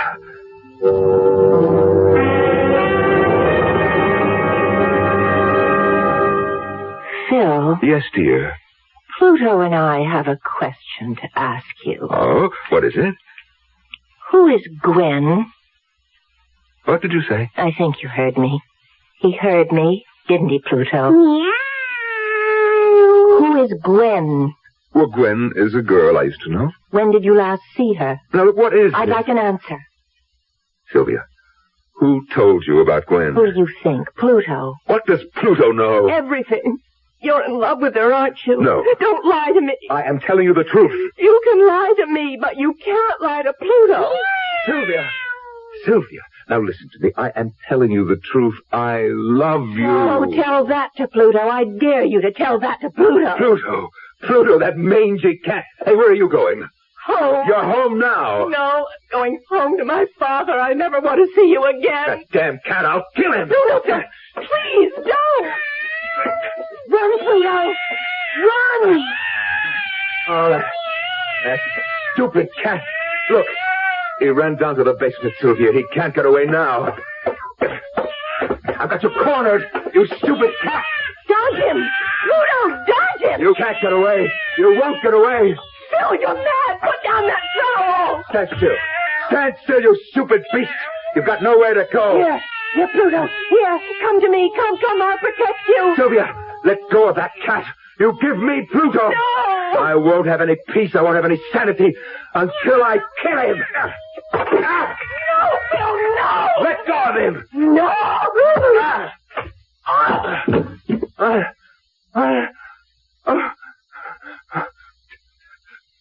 Sylvia. No. Sylvia!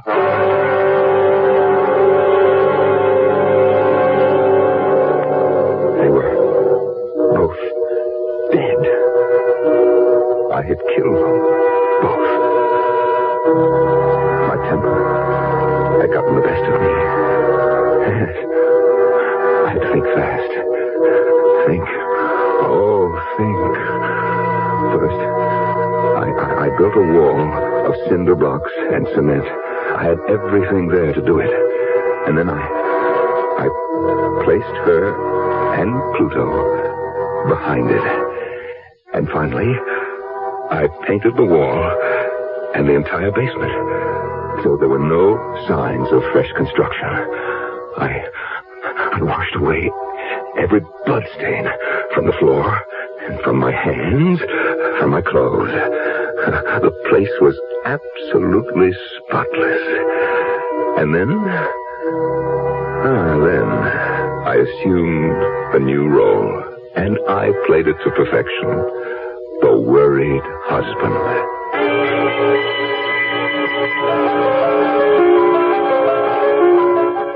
What could have happened to her, Phil? I don't know. Oh, I'm scared.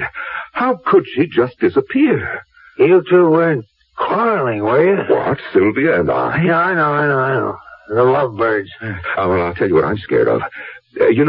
She has all kinds of, weird ideas. And, what with that cat? Who knows? Maybe she just wandered off. Well, we'll find her. You have to be brave, son. Oh, I just couldn't get along without her, Dad. My only worry was the will, but I was still in it. So that worry was unnecessary. And actually, I was in it bigger and better than before. Maybe I should have killed her sooner.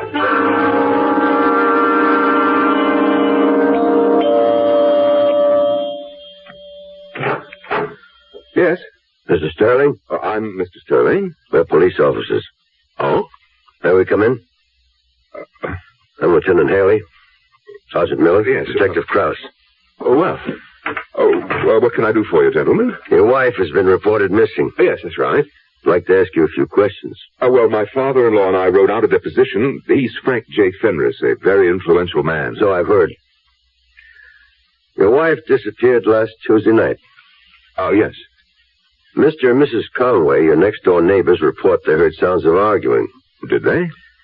Mrs. Conway characterized it as a fight. Well, Mrs. Conway is a fool. But did you have a fight with your wife? Certainly. Don't you ever fight with your wife, Lieutenant? Do you have any idea where your wife might be now? Lieutenant, do you suspect me of doing away with Sylvia? No, sir. I don't like the tone of your voice. And I don't like the look on your face either. I'm sorry. Yeah, it's that cynical, know-it-all cop look. Yes. You figure that I killed her. Mr. Sterling, I'm sorry if we seem to irritate you, but our job requires that we ask questions. So what did I do, Lieutenant? Kill her and hide her body? Nobody said that, sir. Then why are you here? To search the house. Now, I know my rights. For that, you need a warrant. We have a warrant. Oh. Well, go ahead. Jim, Otto, look around. Well, Lieutenant, any corpses in the closets? Will you show us to the basement? The basement? Yes. You have one? Well, of course we do. Just follow me.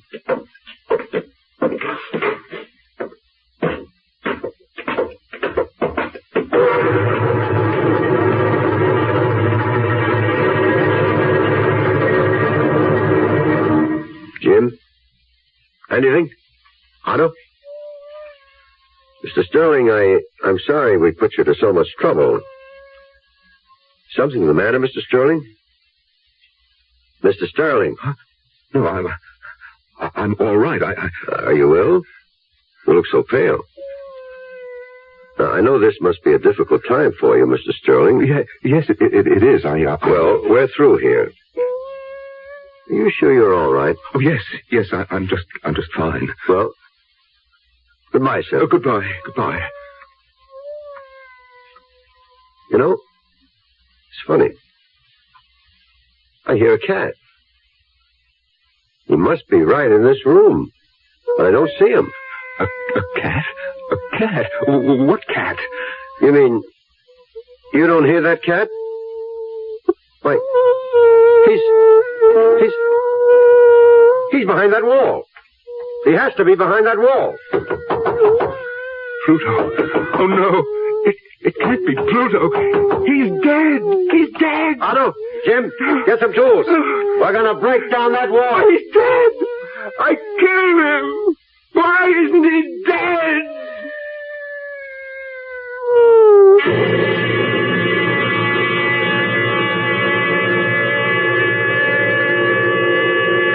Why? The answer is simple, and it's also the moral of our story, which is, a man is ill-advised to fool with a cat. Why? Because a man only has one life, while a cat has 9. And at this point in time, Philip Frederick Sterling has no lives at all, while Pluto still has 8. I'll be back shortly. Young I may be, but still I'm a man. Just turned 18 and I'll do what I can to find me a place where I can be me. Get ready for life, be free as the sea. Where do I go from here? Oh, where do I go from here? I finished school, but what lies ahead? Don't want to get trapped, want to feel free instead. All over the world, there's so much to do. The call of the sea, don't you hear it too? Where do I go from here? Oh, where do I go from here? What about the new Navy? You'll get your chance at success, learn an exciting job, and see the world. Call toll-free 800-841-8000. That's 800-841-8000. Or see your Navy recruiter. Be someone special in the new Navy. I know where I'm going from here.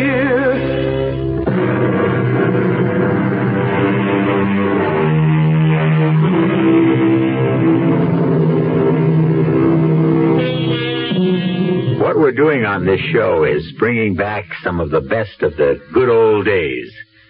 And a good old expression used to be, the cat's meow. Mom and Dad use it all the time, even though they didn't exactly know what it meant. Well, after this tale, we know. Our cast included Norman Rose, Marion Seldes, Robert Dryden, Joe DeSantis, and Evie Juster. The entire production was under the direction of Hyman Brown. And now, a preview of our next tale. 3 times on different expeditions we have excavated with no success. This time we have managed to isolate the mastaba itself, in spite of every kind of miserable luck. Cave-ins, men injured, crews deserting. But at last, within the next few days, I'm convinced the entrance will be found. Oh, how exciting, how wonderful for you. And Hasiba, I hope she isn't a disappointment. Was she really so beautiful, do you think? Incredibly. Her face shamed the shining sun, and the day was lit up by the light of her countenance. You know, you sound as though you'd actually seen her. I have. You have? Oh, yes, my dear. For every description fits you. Radio Mystery Theater was sponsored in part by Anheuser-Busch Incorporated, brewers of Budweiser, and by the Kellogg Company, makers of Kellogg's Special K cereal. This is E.G. Marshall inviting you to return to our Mystery Theater for another adventure in the macabre. Until next time, pleasant dreams.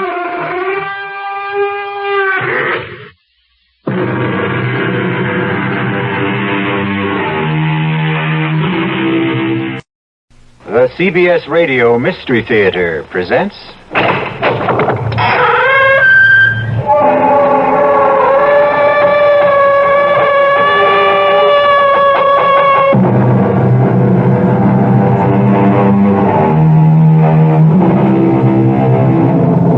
Come in. Welcome. I'm E.G. Marshall. How nice to see you again. It's good to know that you've become a regular visitor. And since you're such a good customer, it's only fair to warn you that the story you're about to hear may be a little bit more disturbing than most. If the sounds of a woman screaming in utter terror unnerve you, then perhaps you may not want to listen to a tale called Where Fear Begins. It's a story about exactly that, fear. But perhaps the best way to find out is to hear what happens to Amanda Shepard on a dark night when moonlight streams through her window. But not just moonlight. Oh, good Lord, something flew in here. It's right in my room. Oh! It's not a bird! It's a bat! It's trying to get in my hair! Ah, it's in my hair! It's all tangled up in my hair!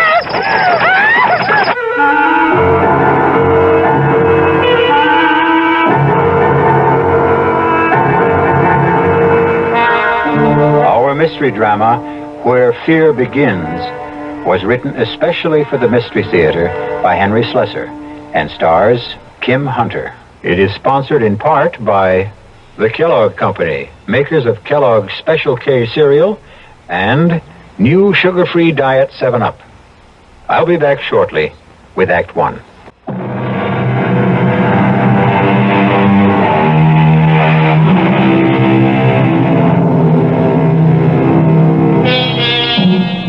The night is still and peaceful in the small town known as Manassas Valley. Most nights are peaceful here. And one person who enjoys that stillness is Miss Amanda Shepard. The big city is only 50 miles away, but for Amanda, it might as well be 50,000. But there are many ways to shorten distances. And tonight, something is going to happen that will destroy the peace and stillness of Amanda Shepard's life.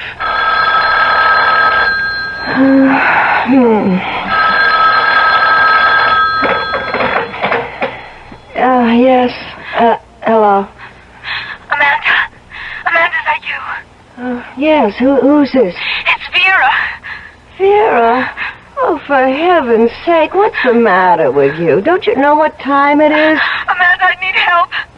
You've got to help me. What are you talking about? Where are you? Amanda, I'm scared. I don't know what to do. I'm so frightened. You've got to help me. Listen, are you drunk? You've got to come out here. You've got to stay with me. Vera, will you please make some sense? It's 2 o'clock in the morning. I'm 50 miles away. Well, then come. Tomorrow, come. Oh, please.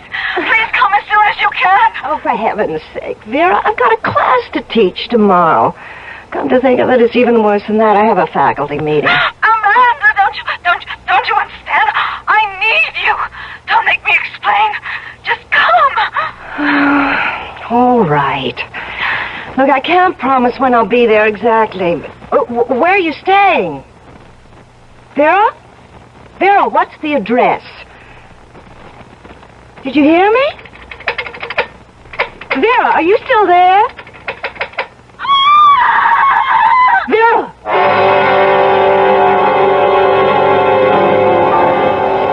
Excuse me.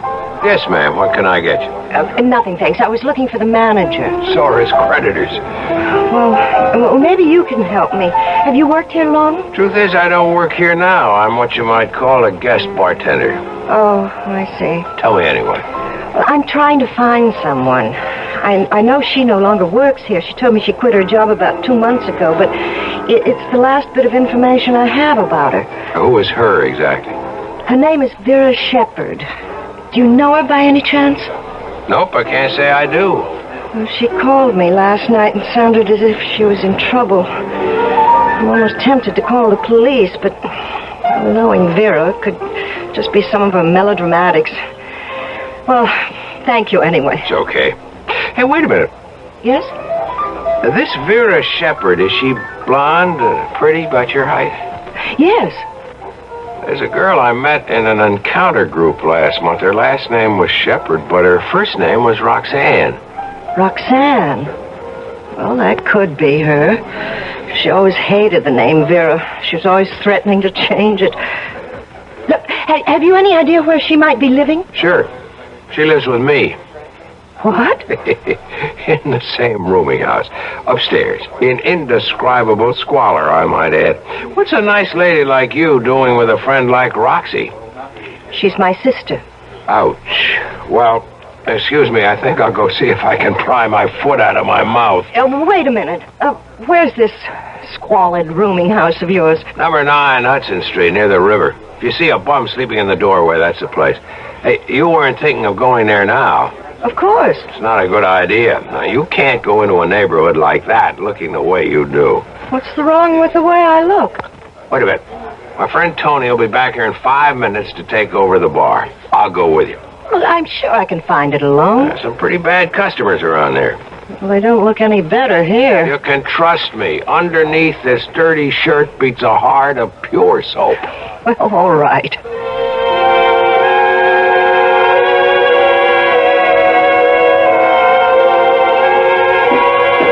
Careful of those stairs. They're in bad shape. Ugh, how can people live in a place like this? Nobody lives here. We exist on another plane. Our bodies may wallow in filth, but our souls live in penthouses.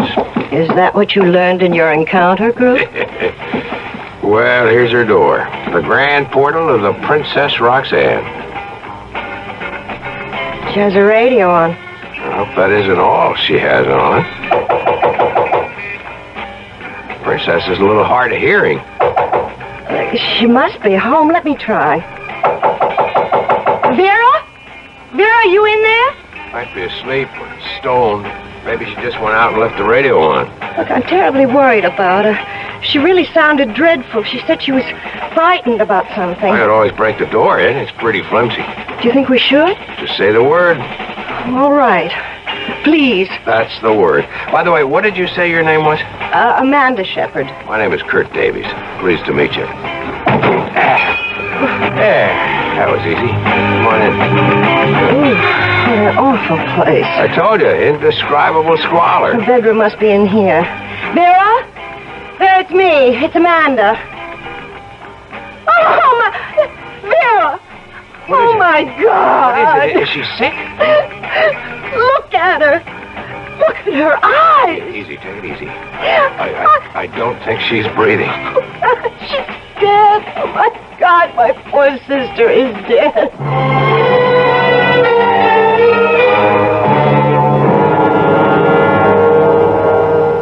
Hi, Miss Shepherd. If you think you can talk about it now, let's get a few of the facts straight. There's only one thing you have to get straight, Lieutenant Duryea. Somebody did this to my sister. Yeah, you told me. How long were you two separated? A little over a year. She left Manassas Valley about 14 months ago. Well, what for? Just to come to the big city? I suppose that was her reason. Any other reason you know about? Was there a man, for instance? There was a man, all right, but not what you're thinking. Vera had a fight with our father. Your father live in Manassas Valley? Yes, my sister and I never got along very well with him. The both of you? Yes, both of us. But then Vera had this fight with him, and she packed her bags and left. She had some idea of becoming an actress or a singer or something like that. Did she? No. I don't know what she became here. And when she called you last night, what did she say exactly? She just said she was scared. Scared out of her wits, and I heard this terrible scream.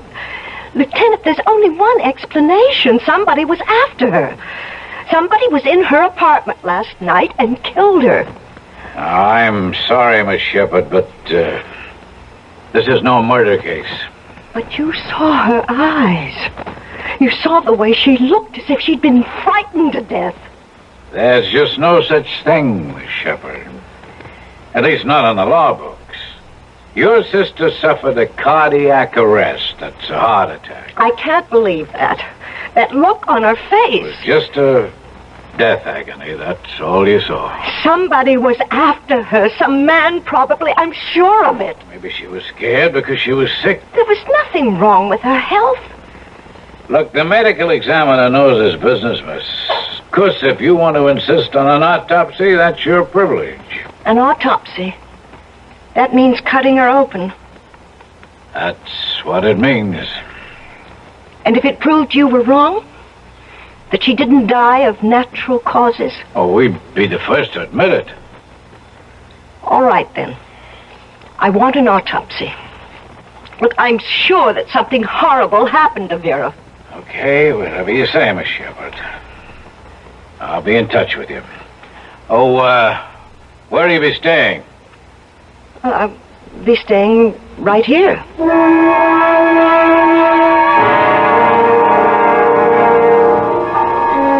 I just don't see how you can live in that place. Well, the rent's been paid until the end of the month. There's no reason I should stay anywhere else. I thought you had a job in Manassas Falls. Manassas Valley. I do have a job. I teach school. I've already asked for a leave of absence. I'm not leaving here until the police do something about this. You may have a long wait. It doesn't matter how long. I know something happened to my sister, and nobody seems to care. Listen, I'll be taking care of the bar for another couple of hours. Why don't I meet you later for a drink or something? Look, no, I have to get home. I have to call my father, and I have to get some sleep. I'm so dreadfully tired. Okay, but if you need a friend, remember, I live one floor away. Yes, I'll remember.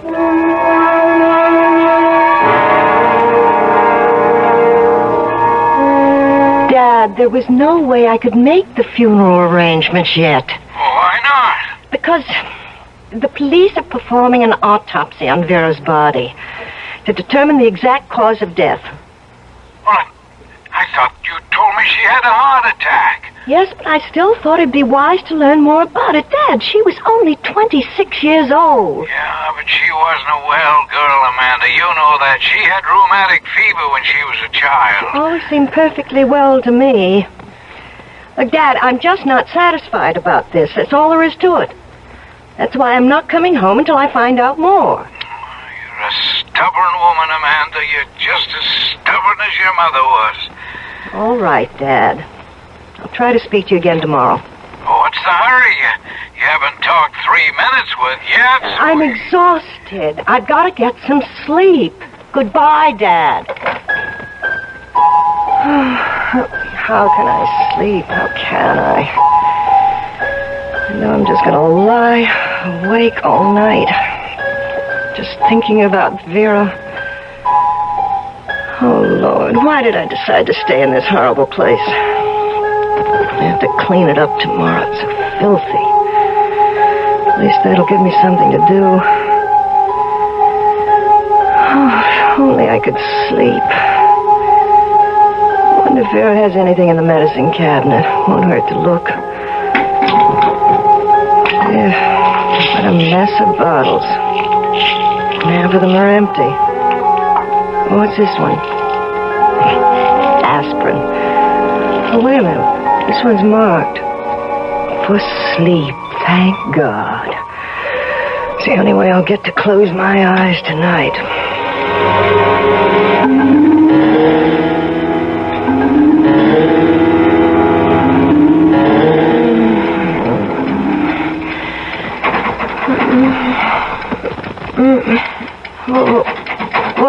What is it?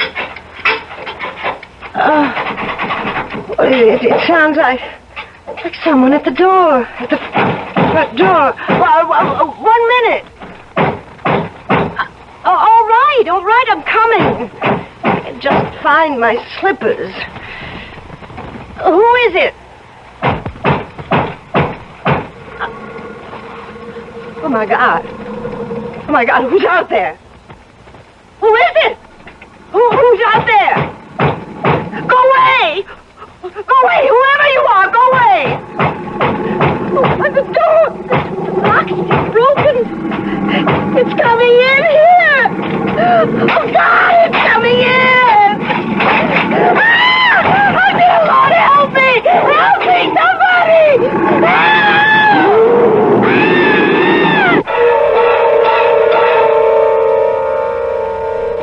Well, now that's what I would call an unexpected visitor. Of course, there are neighborhoods in every large city that have their share of gorillas, but they're customarily of the human variety. How did this specimen get to Amanda Shepard's apartment? I'd be glad to tell you, but that would be spoiling the surprises that follow when I return shortly with Act 2.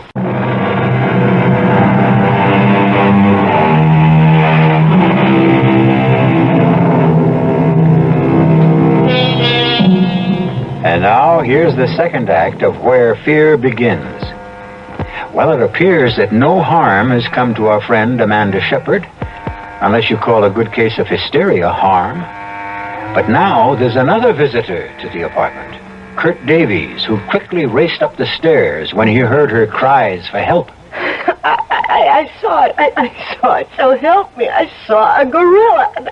An ape. I don't know what you call it. Sure you saw it, Amanda, but in a dream. I know the difference between a dream and reality. It was a real gorilla. It broke the door in.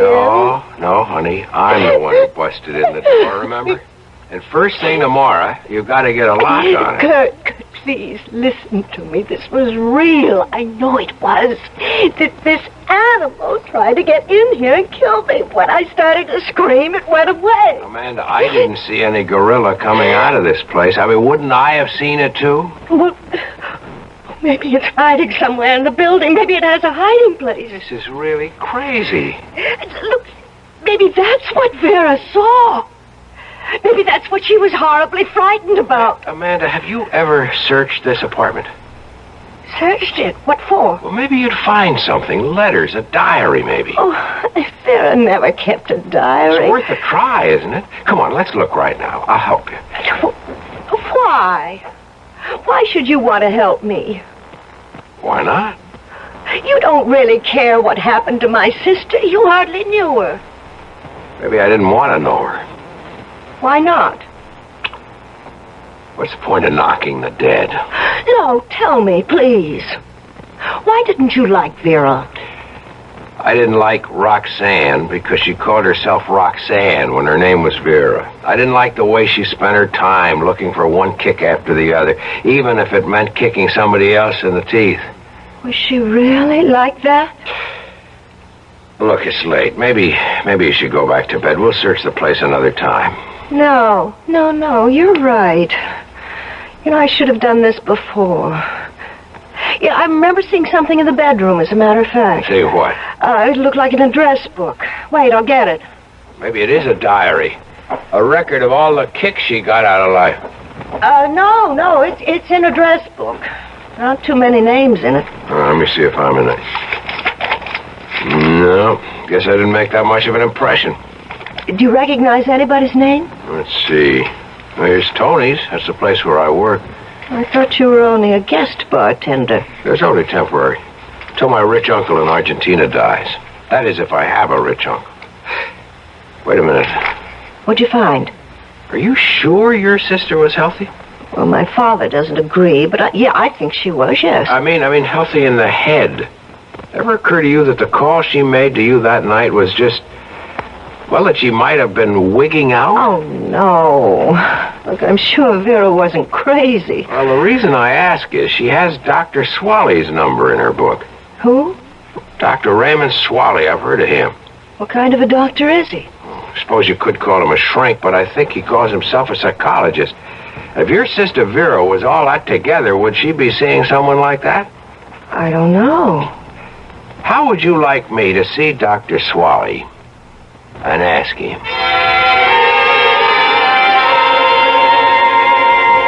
No, the name isn't familiar, I'm afraid. But I won't trust my memory. I have a book that my secretary keeps for me. She might have called herself Roxanne Shepard. Very neat alphabetical book. Miss Riegelman tends to be a little compulsive about her record keeping. I'll have to explore her subconscious one of these days. No, there's no one of that name who was my patient. Maybe you knew her personally. Oh, I'm quite sure I didn't. Yeah, but your name was in her address book. She might have heard about me. You mean she might have taken down your name but never called you? That's possible, isn't it? I guess so. How old did you say the girl was? 26. Pity. And the cause of death? They called it cardiac arrest, but her sister doesn't believe it. She insisted that an autopsy be performed. Was it? Yes. And the result? Negative. It was heart failure, all right. Well, then, why isn't the lady satisfied? Because she still thinks that people can die of fright. Pure and simple fright. What's the use of my staying any longer, Kurt? I'm just packing up Vera's things and leaving. You want me to help you? No, I'm just taking everything that belonged to her, not even trying to sort it out. Don't forget the stuff in the medicine cabinet. I'll bring it to you. Most of the bottles are empty. So I see, but this one isn't. What's this, Amanda? Sleeping pills. I took one of them last night. Hey, wait a minute. Let me see that again. Kurt, look. The label. How about it? It says Dr. Swaley. What? You said that Swaley denied that Vera was his patient, yet he prescribed these sleeping pills. Are you sure? Well, see for yourself. Well, what do you know? Now, why would he lie about something like that? I don't know. He must be hiding something. I have to know what it is. Yeah, but how? If he lied to me once, he'll lie again. What if I went to see him? But I told him about your being Vera's sister. What if I didn't go there as Vera's sister? If I went as a patient?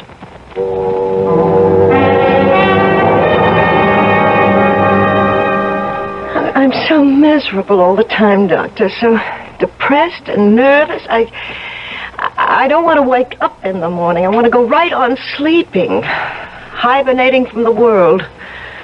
Do you think you can help me? Well, that all depends. How much do you know about my treatment?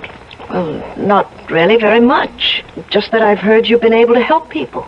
But you must have also heard that my therapy isn't quite orthodox.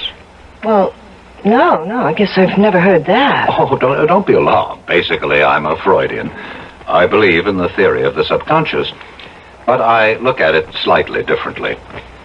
I call the subconscious the dungeon of the human mind, the place where we hide all our guilty fears. A conscious mind tries to forget their existence, but they cry out and rattle their chains and make our lives miserable. Do you understand? I think so. Personally, I believe that fear is the true enemy of mental health. What I try to do for my patients is eliminate fear. We're all afraid of something, aren't we? Right now, you look as if you're afraid of me. No, I'm really very interested. It's one thing to know what we fear. Insects, mice, grizzly bears, high places. But many of our fears are so buried in our minds that we forget their existence. Do you ever have nightmares, Miss Lewis? Yes. In fact, I had one just the other night. I dreamt that a gorilla tried to break into my apartment. It was, so terribly real. Are you especially afraid of gorillas? I've never even thought about them, not since I was... For heaven's sake. You were about to say, not since you were a child. Yes, when I was a child, only 4 years old. I'd forgotten all about it. But you remember now. Yes, my father took me to the zoo. I was having a good time until he brought me to the gorilla cage. And it frightened you. Well, no, at first I was fascinated. I'd never seen anything like it before, but so much like a man and not a man. So Daddy picked me up so I could get a better look. And it reached for me. It reached out for me. Oh, God, how could I have forgotten that? I screamed at the top of my lungs. And just the other night, you screamed again? Yes. Isn't it incredible? But don't you see what happened? You relived this fearful event of your childhood, what we call a traumatic experience. Now that you've done it, faced it, perhaps you've also uprooted it, along with other repressed fears. Well, I don't know about that. All I know is I was absolutely terrified. Terrified, yes, but perhaps also purified. Miss Lewis, I'm sure you've heard of LSD, haven't you? LSD? Oh, yes, of course. It's that drug that makes you see hallucinations. No, it isn't the only drug, you know. There's mescaline, psilocybin, and a new derivative of LSD-25, which I've developed, known as EN30. I don't understand. Well, LSD is the chemical shorthand for lysergic acid and diethylamide. A very small amount can produce hallucinations of every form and variety. EN30 is rather different. It produces only one kind of hallucinatory affect. The effect of fear. Fear? Some people call it, incorrectly, the horror drug. It's a powerful hallucinogen. Dangerous when used carelessly, but extremely useful under controlled conditions. It goes right to the sub-basement of human consciousness and brings up images from the very place where fear begins, the dungeon of our minds. You mean it makes people see the things that they're afraid of? Yes. Usually the things which frightened us when we were children. And what makes it dangerous? The fact that we might be scared to death? Oh, scared to death is a highly inexact term. But in certain cases... In the case of a heart condition? Oh, I would never administer the drug to anyone with such a history. How long does the effect last? It varies greatly among individuals, but like LSD, the effect can often be cyclical. That is, the hallucinations can return on a cyclical basis, even if no EN30 has been taken for several days. This is one reason why controlled use is very important. Dr. Swally, are you giving this drug to all your patients? Oh, no, my dear. Only to a few, and under strictest supervision. And, of course, with their complete understanding and agreement. I see. Yes, I really think I understand now, Doctor. Listen, Amanda, do you know what you're saying? You're accusing Swally of being a criminal. That's why he lied to you.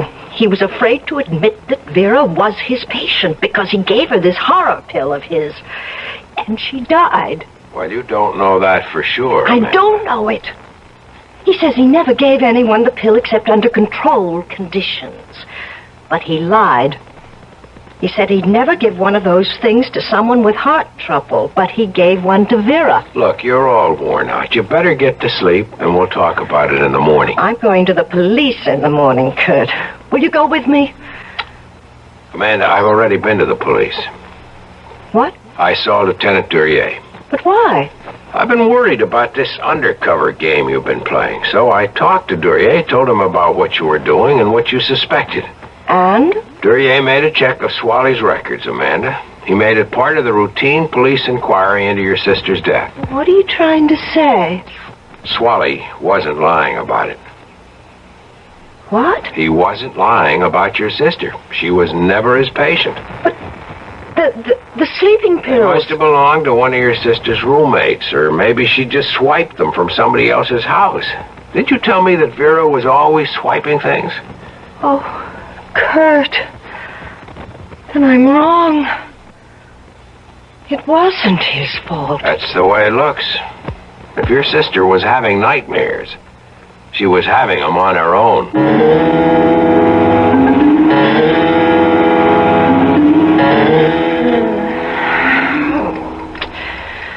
Oh, it's so warm in here. It's too warm to sleep. I've got to open that window or I'll suffocate. Oh, it's so hard to open. Oh, there. Whew, that should help a little. What was that? Oh, good Lord. Oh, good Lord, something flew in here. It's right in my room. Ah! It's not a bird, it's a bat. It's trying to get in my hair. Oh, it's in my hair. It's all tangled up in my hair.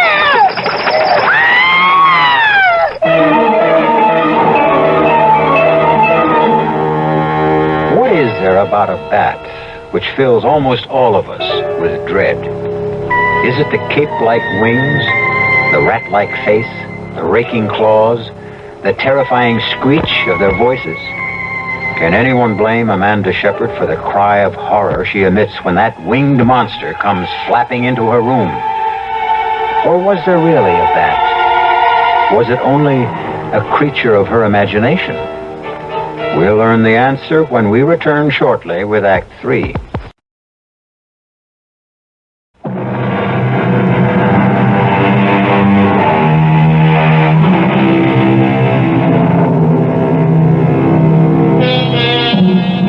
Amanda Shepard has had another nightmare.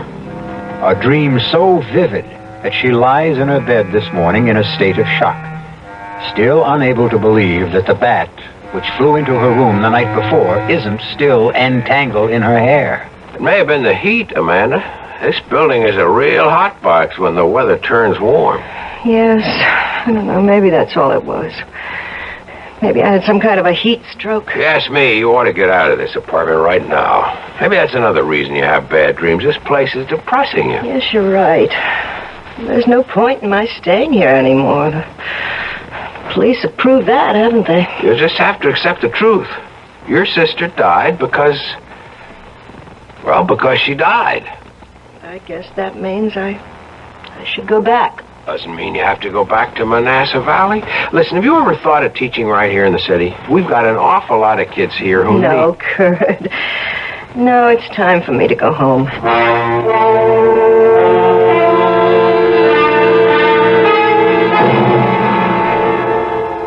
So the whole thing was a waste of time, wasn't it? I suppose so, Dad. I told you you've been stubborn, wasting 2 weeks on a wild goose chase. Dad, don't you understand? Vera died without either one of us being there. She died all alone, in agony. And whose fault was that? Who told her to leave home? All right. Let's not talk about it anymore. Now you even sound like your mother. Whenever she didn't want to hear the truth, she'd ask me not to talk about it We've anymore. said it all, haven't we? I'm going to bed early. I've been sleeping very badly lately. Amanda, wait.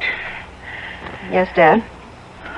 Look, why does it have to be this way between us? I don't know what you mean. It's been like this for years. This wall of ice between you and me. What put it there? I've asked myself 1,000 times and I still don't know the answer. Maybe you'll never know, Dad. Oh, I know it started right after your mother died. That was when you turned against me. You and Vera both. Oh, please, Dad. We'll discuss it some other time. I'm really too tired. Oh, no, you'll never discuss it with me. You'll just go on hating me for the rest of your life. I don't hate I you. saw the look in your eyes the day your mother died. I saw the way you looked at me, Amanda. I don't remember how I looked at you. How could I? I was in a state of shock. You were in a state, all right. And you've never snapped out of it. Please, Dad. All right, go to bed. No use trying to reach you. Never been any use.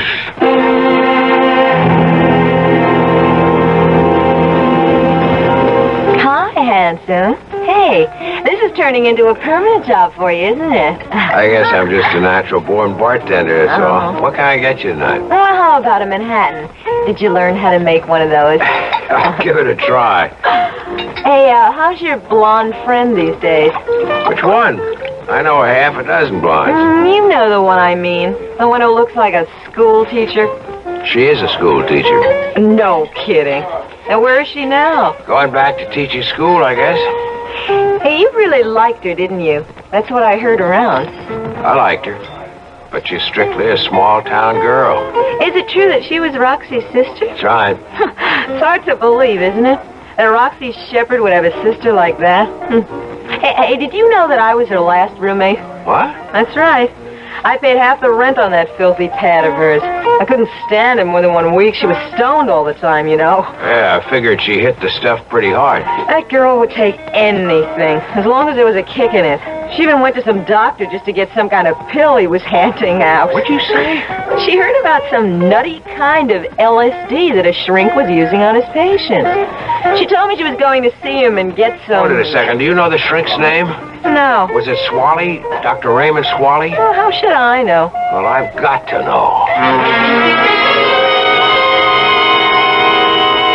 How many times do I have to tell you I never had a patient by that name? If you don't believe me, ask the police. All right, maybe you never had a patient named Shepherd, but maybe she didn't give you her right name, first or last. I'm quite sure you're mistaken about this. I've only administered EN30 treatment to 4 patients. I can assure you this girl wasn't one of them. Dr. Swally, will you just look at this photograph? Oh, all right. Now, look, does she look at all familiar? Nope. I never treated her. Look carefully. It's a professional portrait. She thought she wanted to be an actress, and she's pretty heavily made up. Never saw this woman before. Well, I guess I'm wrong. All right, Doctor. Sorry I bothered you again. Wait. Just a minute. Something come to you? She does look familiar. She wasn't a patient, but I have seen her before. Where? Right here in my office. She came in without an appointment. That's why there was no record of her. She just sat outside and waited. And did you see her? Just for a few minutes. Just long enough to realize that she wasn't interested in therapy. All she wanted was the drug. EN30. I told her that I wouldn't accept her as a patient, that she wasn't nearly stable enough. I gave her a prescription for a mild sleeping compound, nothing else. But then... Then what? Well, I don't know this for certain. I could be mistaken about it. About what, Doctor? I always suspected that she might have been the one who stole those pills. Wait a minute. Are you saying that Vera Shepherd stole some EN30 from you? I can't prove it. It wasn't until days later that I missed them. I remember stepping out of the room for a few minutes to take a call from a hysterical patient. Dr. Swally, Vera Shepherd was a klepto. Her sister told me that she stole things all the time. If she stole those pills of yours... Good Lord. Can it really be? The dosage was so large, too large for safety. If she took them, anything might have happened. Something did happen. She had a nightmare, Doctor. She conjured up a nightmare so terrible that it killed her. Oh, I'm sorry. I didn't mean to hurt anyone. You know that wasn't my intention. Oh, wait a minute. You did say that you gave her a prescription for sleeping pills. Yes, I did. I doubt that she ever filled it. It was the EN30 she really wanted. Then what was in that bottle? What were the pills her sister took? A sister? Dr. Swally, I've got to get to a telephone.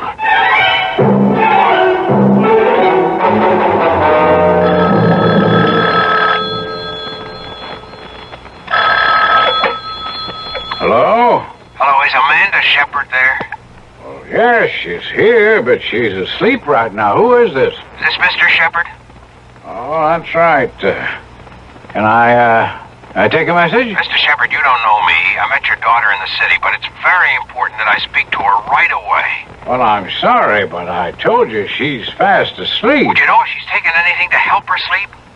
As a matter of fact, I thought I did see her take something. She's very Listen, tired. Mr. Shepard, you've got to get a doctor for her right now. I know it sounds crazy, but if she took a pill that her sister was using, she may be in danger. Well, wait, what are you talking Please, about? I'm driving out there, but your daughter may be in terrible danger right now.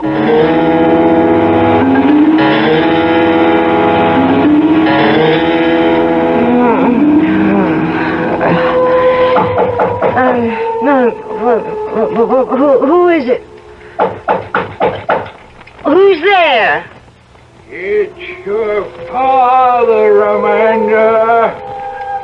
Let me in. Dad? The door's open. I can't open it, Amanda. You'll have to open it for me. Oh, all right. Oh! See why I couldn't open the door, Amanda. I have your mother. I have to hold your mother. Oh, God, she's bleeding.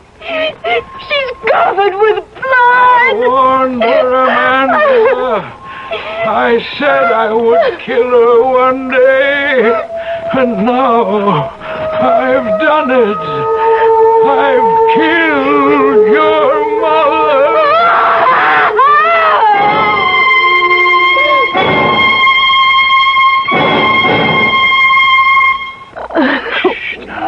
Now it's all right, darling. It's all right, baby. You're okay now. Oh, my God. Oh, Daddy. It's just a dream, honey. Just a bad dream. Daddy, please hold me. Don't let me go. No, Amanda. No. I won't let you go.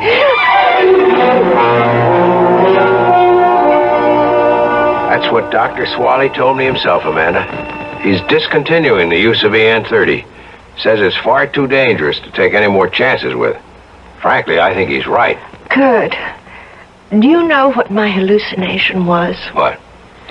I saw my father walking into the bedroom, carrying my mother's dead body. Ouch, that must have been pretty grim. Well, the strange part is, it reminded me of something. Something I'd forgotten a long time ago. What was that? When I was a little girl, I used to hear my father and mother arguing downstairs, fighting with each other night after night. Well, I was so afraid. That's understandable. But do you know what I was afraid of? I was afraid that my father was going to kill my mother. That's an awful thought. Well, it wasn't true, of course, but it was a fear that stayed with me all this time. But now I feel as if I can get rid of it. Kurt, I know it sounds crazy, but wouldn't it be something if it turns out that Dr. Swally had the right idea?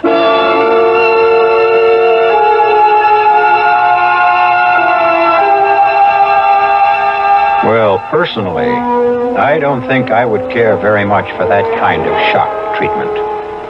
In fact, I think I'd rather have my neurosis than gorillas, bats, and so forth in my house. But to each his own, huh? I'll be back shortly.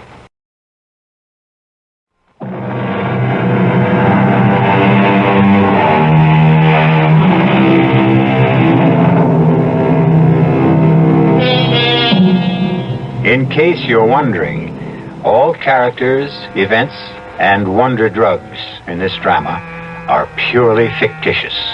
No, I'm sorry to say there is no such thing as EN30. If you want to get turned on to fear and trembling, however, you can always turn on the Radio Mystery Theater. We promise you large doses of mystery, suspense, and terror. Our cast included Kim Hunter, Mason Adams, Alan Hewitt, Ian Martin, and Phoebe Doran. The entire production was under the direction of Hyman Brown. Radio Mystery Theater was sponsored in part by Sign-Off, the Sinus Medicines, Buick Motor Division, and Anheuser-Busch Incorporated, brewers of Budweiser. This is E.G. Marshall inviting you to return to our Mystery Theater for another adventure in the macabre. Until next time, pleasant dreams.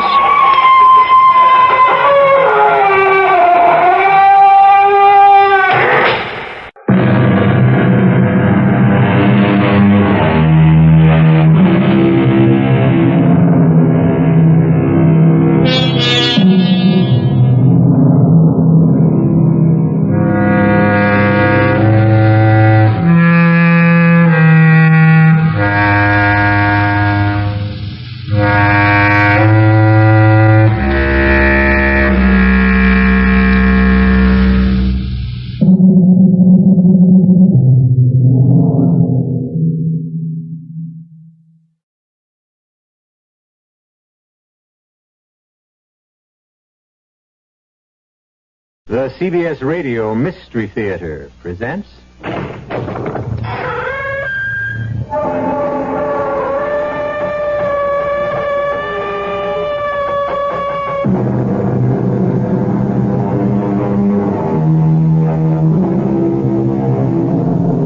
Come in. Welcome. I'm E.G. Marshall. What is blood? Well, that all depends.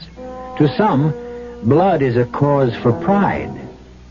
To others, blood is a reason for prejudice. Blood. Mysterious blood. It unites us, it divides us. Ironic, isn't it? When you consider that everyone's blood is the same. Well, practically. Now, he must slow down, see? The road ahead is under construction. Are you sure this is the car? I'm sure.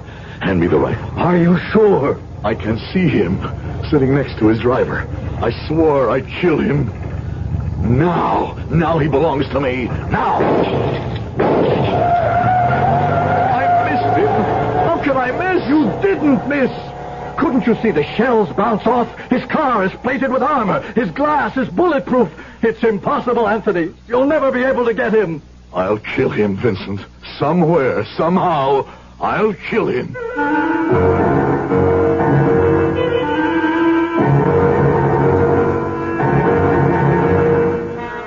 Our mystery drama, The Only Blood, was written especially for the Mystery Theater by Sam Dan and stars Howard Da Silva. It is sponsored in part by Buick Motor Division and Anheuser-Busch Incorporated, brewers of Budweiser. I'll be back shortly with Act One.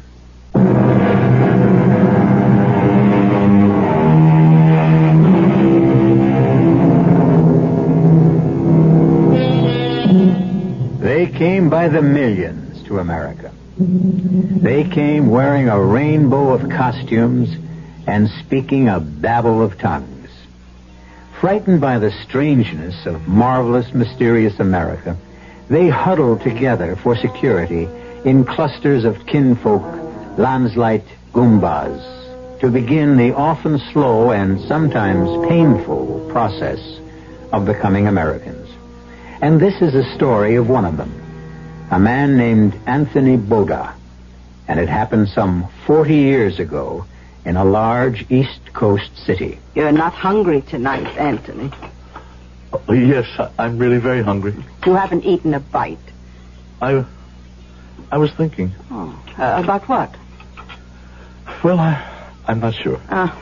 Look, you always tell me later. Well, this time, tell me sooner.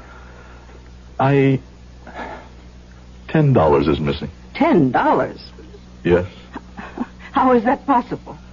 Well, you know, thanks to Louis, we now have a cash register in the store. I was always opposed to it. The boy is right. It's the modern way. It's how things are done in America. But when you kept the money in a drawer, nothing was ever... When we kept the money in a drawer, we never knew. How could we tell? This way, every time you take in money, it prints on a paper.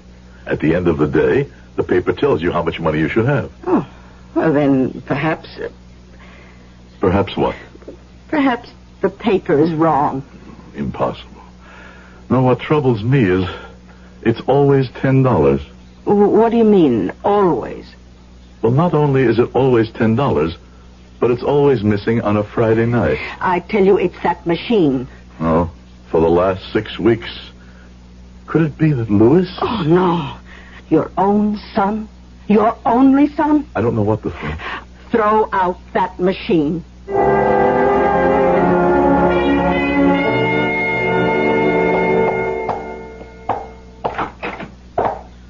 Go have your lunch, Louis. Oh, I promised the lady she could have her shoes at 1 o'clock. No, I'll finish for you. Go. Mama doesn't like it when anybody's late to eat. Hello, Louis. What can I do for you, Chuck? You gotta hand over a fin. Listen, could we talk about this later? What's later? I'm here now. Get it up. Louis, who is this man? What does he want? Pop, it's just a No little... reason why you shouldn't introduce me to your old man. The association likes to know all its customers. What association is this, Louis? Pop, I can explain everything later. I saw you last night, Charlie. Yeah, I know. But the executive board held a meeting this morning. You know how prices are going up everywhere. Like, for instance, what are you paying for leather today? You see what I mean? So, with your overhead and everything, we got to go from 10 to 15. But I don't have the... Louis, I want to be your pal.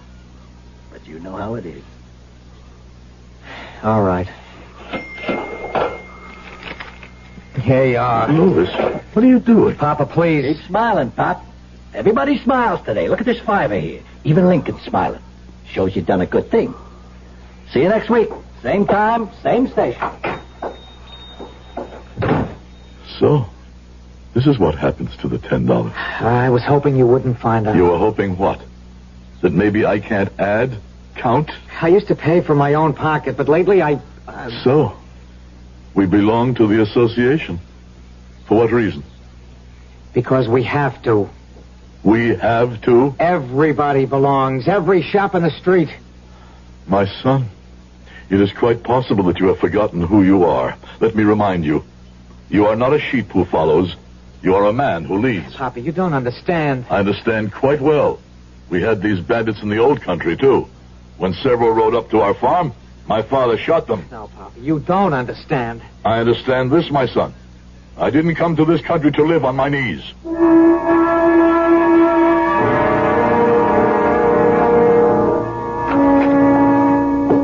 Dory? Good afternoon, Vincent. Well, I can see. Here is a man who carries the troubles of the entire world on his shoulders. You learn something every day. What did you learn today? I learned that men who appear to be strong, proud, and honest are afraid to join their hands together. I will also turn you down. Vincent. These are not just street hoodlums, Anthony. They work for a powerful man. An important man. A bandit chief. Perhaps. But here he is respected. He stands well with the politicians. His name is Al Carley. But how? Anthony. Certain things are the same in every country. But there is a principle. Yes. At first, I too felt bad to pay these dogs for protection. And then there were fights. People were afraid to come in. But it's wrong. I see it as just another tax. But this time, I get what I pay for. You mean you will not fight these swine? Come, Anthony, what is it? A few dollars? It won't make you, it won't break you. I see. Well, I will fight him alone.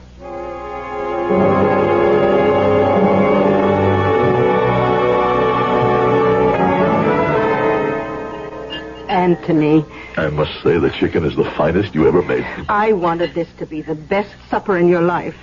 Is that true? Why? Because it could very well be your last supper. And what does that mean? Louis has been talking to me about the association.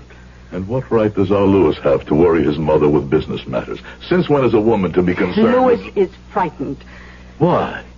Anthony, there is no way in the world you can defy these thieves. This is America. Here one does not have to fear. There is a man named Al Carley. He is what is known as a boss. He is not my boss. I could never look at myself in the mirror if I bowed down to scum like that. You will pay these people. Maria, are you telling me how to run my business? You will pay these people. Never. Promise.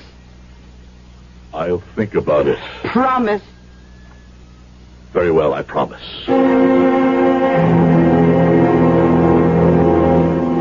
Papa? What is it? I don't think you should be here. No. No, Papa, because... Yes? Because? He'll be here any minute, and well... And you would rather I did not witness the shameful transaction that will take place, huh? You don't have to be involved with it. You mean I should pretend this thing does not exist, huh? Okay, Papa, okay. It's just that you've got a short fuse, and I'm afraid one word could lead to another, and, well... I must see this with my own eyes. Besides, it's already too late. The jackal is at the door. Well, happy days to Anthony Boda and Son, as the sign reads on the window. I will pay the money, Louis. Well, this is a gloomy-looking group. What's the matter? No hello? No how are you? No house tricks? Where's all this old-world courtesy I used to hear about? Now, take your money and get out. What's eating you, Pop? I don't like to be called Pop by a common thug. Listen, Pop. Maybe I better smarten you up. Chuck, he doesn't mean it. No, you don't mean it, do you, Pop? I never spoke a word I didn't mean. Well, then, that calls for this. I only want to teach you manners, Pop. Now, do you apologize? Or do I knock out your teeth? Louis, explain to your father what the score is. Papa, please. Louis, explain why you stand by while this animal strikes your father. What could he do about it? He could do this. And this. No, Papa, don't hit him again. I'll kill you. Papa, he has a gun. I see. Drop it. Drop it. Drop the gun. I'll break your arm. I said to let go of the gun. What are we going to do now, Papa? Summon a taxi cab. We will deposit this refuse, this human garbage, at the police station.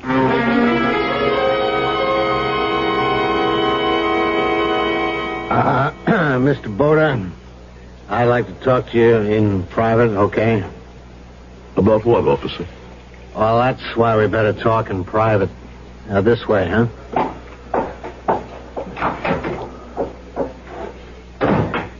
Sit down, please, Mr. Boda. Thank you. I'm Sergeant Carey. Each and every word I'm about to say to you is off the record.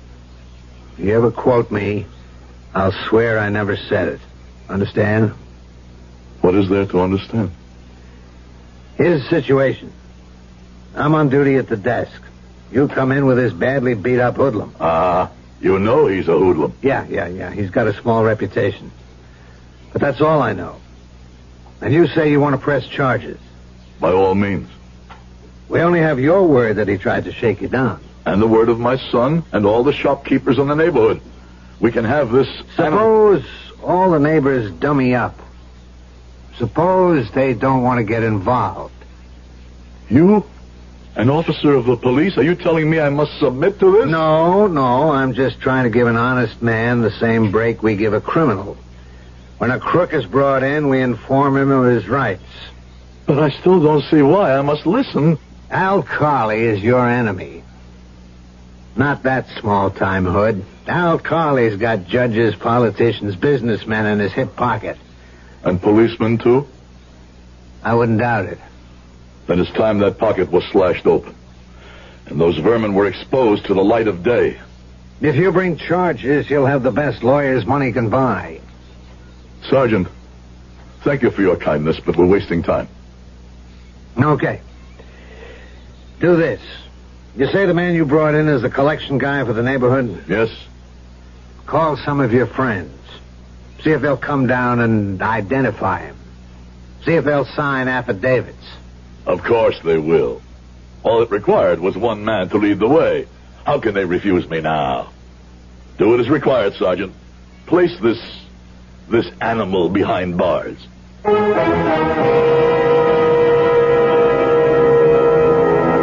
There is no doubt that Anthony Boda is a man of strong courage and firm convictions. But he may be just a little bit unaware of the qualifications for leadership. We will consider leaders and followers when I return shortly with Act 2.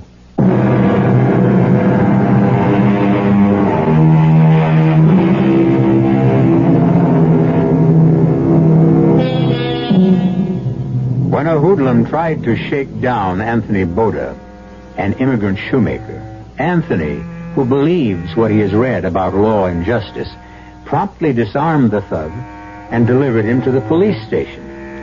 Sergeant Carey, a wise, cynical, and experienced officer, is trying to explain to Anthony that things are not really the way they seem. Mr. Boda, listen. Al Carley doesn't want rough stuff for publicity if he can help it. He'll yank Chuck out of there and stick him someplace else if you'll forget the whole thing.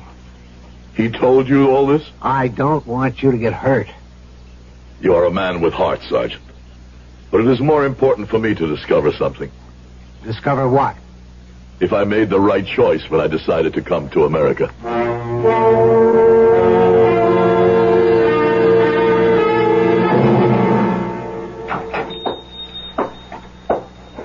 Yes. You Anthony Boda? Who are you? I can be your best friend or your worst enemy. Mister, I like riddles, but not in the middle of a working day. What's your business here? And my name is Carley, Al Carley. You heard about me? I heard. I cannot say I like what I heard. But I like what I heard about you. Yes? What have you heard about me? Hey, tell me you're a man. And? And so you shouldn't be concerned with that little situation that happened here the other day. Why? Because it's beneath you. I will not be slapped by hoodlums. Of course not. You gave better than you got. Your honor should be satisfied. Now forget it. This matter is now in the hands of the law. Of course. But in whose hands is the law? In the hands of the man who can buy better lawyers, better witnesses. I'm not sure I understand what you want. In this case against my collector, well, he is scum, isn't he? Well, this case must not go to trial. Why not? You have the lawyers, the witnesses, the judges, the juries. What have you got to fear? I have read the Bible.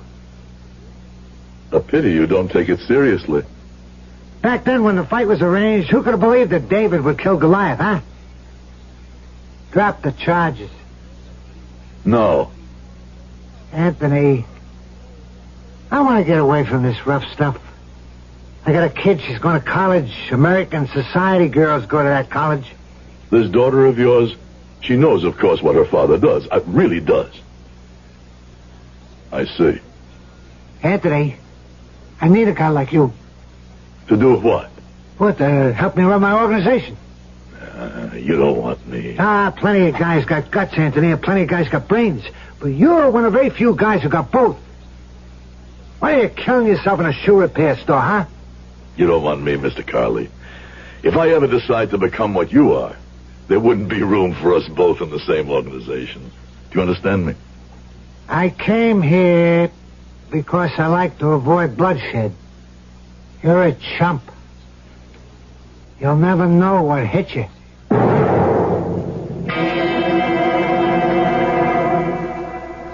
Vincent, were the police here to see you, Vincent?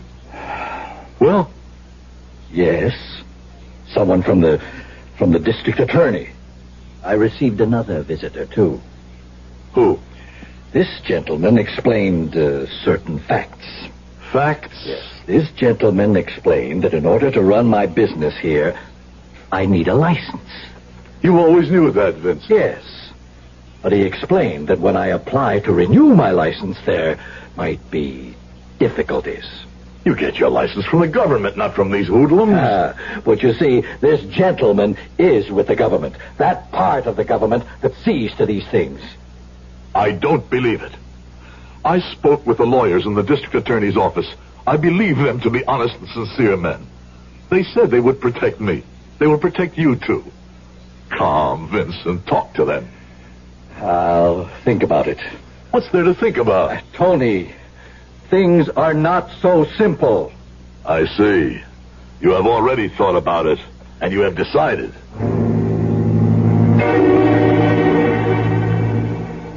Good morning, Mr. Bowden. The police sergeant.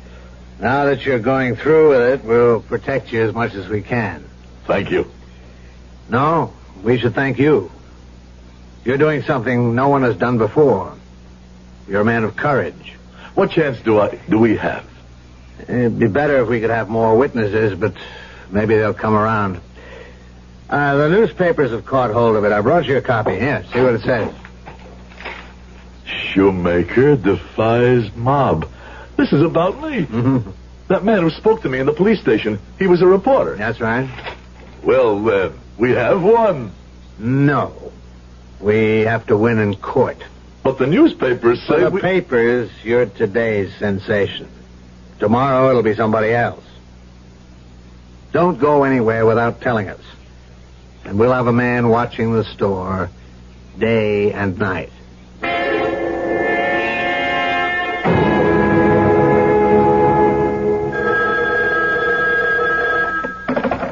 Hello? Yeah, where you been? Well, how come I couldn't reach you all morning yet? Yeah? Well, what have you been doing? You're supposed to keep it out of the papers. It's all on the front pages. Listen, this case can't go to trial, you understand? Well, you figure it out. That's what you get paid for. Clowns. I'm surrounded by clowns. Oh, Daddy. Marissa, what are you... I mean, shouldn't you be in school? Yes? Something the matter? Daddy, I even have a midterm exam. When? At 2:00. Well, it's 4 hours from now. I'll drive you back up there myself, huh? No, I have my car. Marissa. Look, there are stories in the papers, and my friend said to me, of course, it isn't your dad. And I said, of course not. It's another Alcali. And, well, the reason I came down here... was to ask me... Oh, Daddy, I didn't know what to think. It is another Alcali. Daddy... I knew it. Oh, Daddy, can you ever forgive me? What's to forgive? High school. Oh, look, Daddy, would you mind terribly if I change my major? I've decided, finally. It's sociology. I want to work with poor children. Okay, you go right ahead, baby. You do whatever you want. Oh, well, some of us are thinking of renting a store or something downtown and helping kids study the core subject. Hey, I'll tell you what I'll do. I'll pay the rent and buy a book. Oh, Daddy, I don't know what could have possibly gotten into me. How could I have even thought... Forget it, Marissa, baby. Forget it. What I forgot was what I should always remember. It's in the Bible you bought me. Honor thy father. Hey, you better get back to school.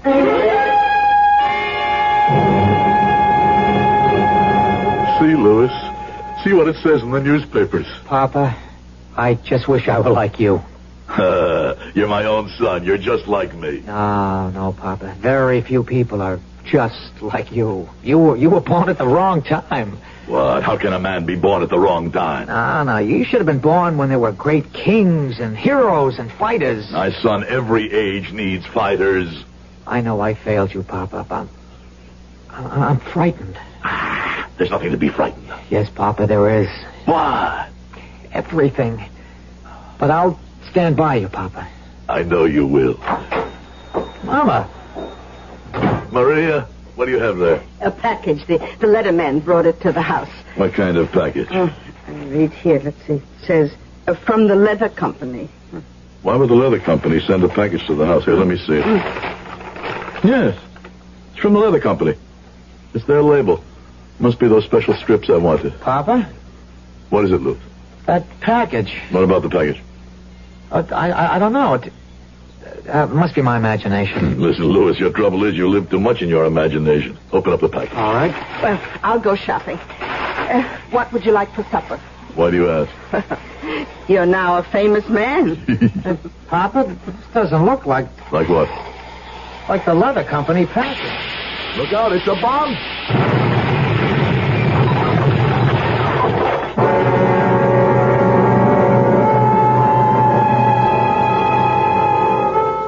Just a moment ago, the shoe repair shop of Anthony Boda and Son was a neat, bright, cheerful establishment.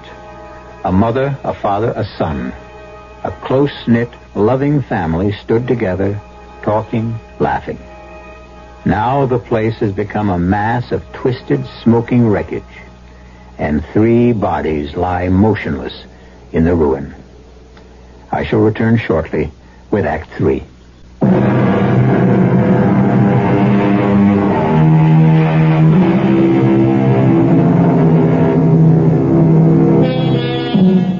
When Anthony Boda was a boy in the darkness of the old country, America was a shining beacon light in the distance. Years later, with hard work and some good luck, he was able to come to America with his wife and his son. And because he believed in justice, he defied the gangsters who were trying to extort protection money. And it happened that soon after, a bomb destroyed his tiny shoe repair shop. And the beacon light that was once America for Anthony Boda is flickering faintly and about to die. Mr. Boda, they say you should be out of here in a couple of days. Yes. All of us, we're very sorry. Thank you, Sergeant. I know that nothing can bring back your wife and your son. Tell me, Sergeant, why were they killed at once, while I received only scratches? But it has to do with the angle of forces, I suppose. No. I mean, what reason? What plan? Why had the Lord seen fit? For that, you would have to ask a priest. I have asked the priest. And? And he said God's ways follow a mysterious design. So you see, I am no wiser than before. I'm sorry about the other thing, too. What other thing? The trial. Oh, the trial. I should say that there was no trial. It doesn't matter. The hood just disappeared. So there was no defendant. Carly must have had him taken for a ride. It doesn't matter. Oh, yes, it does. You set an example for us. You woke a lot of people up. We're after Carly now. It doesn't matter. You can't keep saying it doesn't matter. I have succeeded in unraveling the riddle myself. You see, I had become arrogant. I had forgotten the law of nature. The strong destroy the weak. I had seen my pictures in the newspapers. My head was turned as if I were drunk on champagne. I didn't listen to men of experience and true wisdom. Men like my friend Vincent. Pay it. It's just another tax. I have been punished. You can't talk that way. Believe me, Mr. Boda, we'll break up that mob. That will be your affair. Carly figures he can ride out this particular storm just like he rode out others, but he won't. Of course not. I intend to kill him. You can't make your own justice, Mr. Boda. But I must. That's the only justice there is.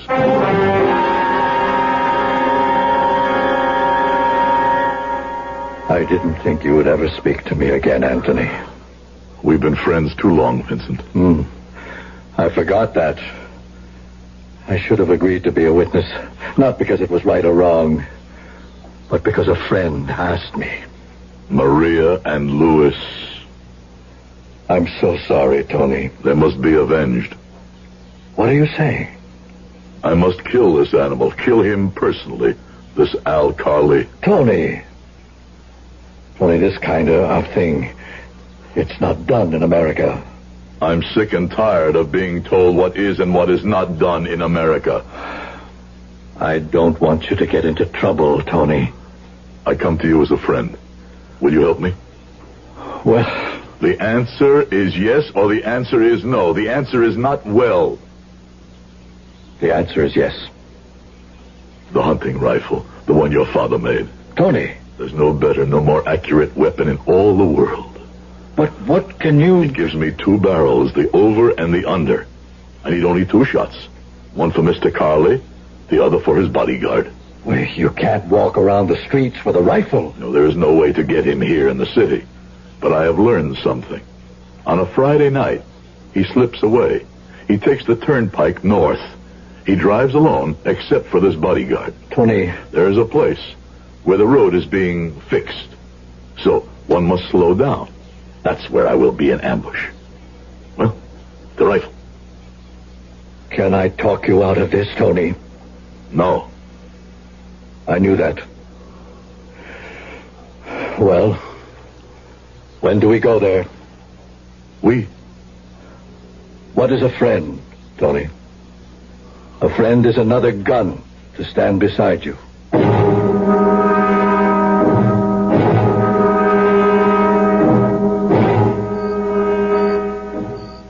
Perfect. This is perfect, Vincent. And not much traffic. Are you sure he comes here this late at night? Yes. And is that... No. See how the car must practically crawl past because of the construction? This barricade gives us perfect hiding place. I put blacking on the gun barrel so it wouldn't shine in the moonlight. Thank you, Vincent. I have a score to settle with him, too, you know. Well, not as great as mine. No. That's why you may have the first 2 shots. After that... Listen. Is that... Yes. You sure? Yes. I can even make out his evil face in the moonlight. Let him come just a little closer. I've got him. Now. How could we miss? We didn't miss. He's gone. He's got away. Tony, didn't you see? The shell simply bounced off. His car has a coat of armor. The glass is bulletproof. There's no way we can shoot him. There's just no way.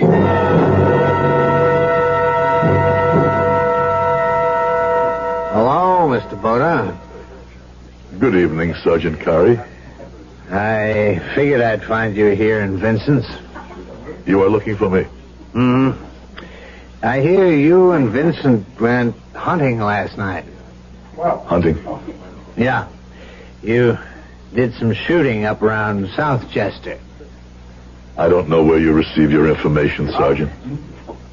That's not the right way. By now you should know you can't gun him down. After last night, he'll build up more protection than ever.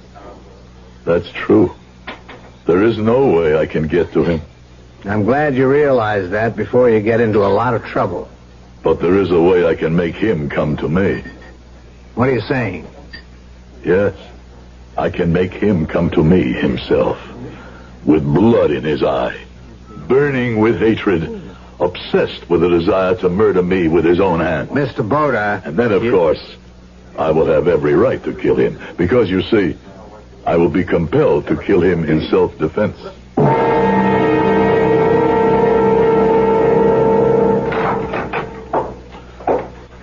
Oh, hello.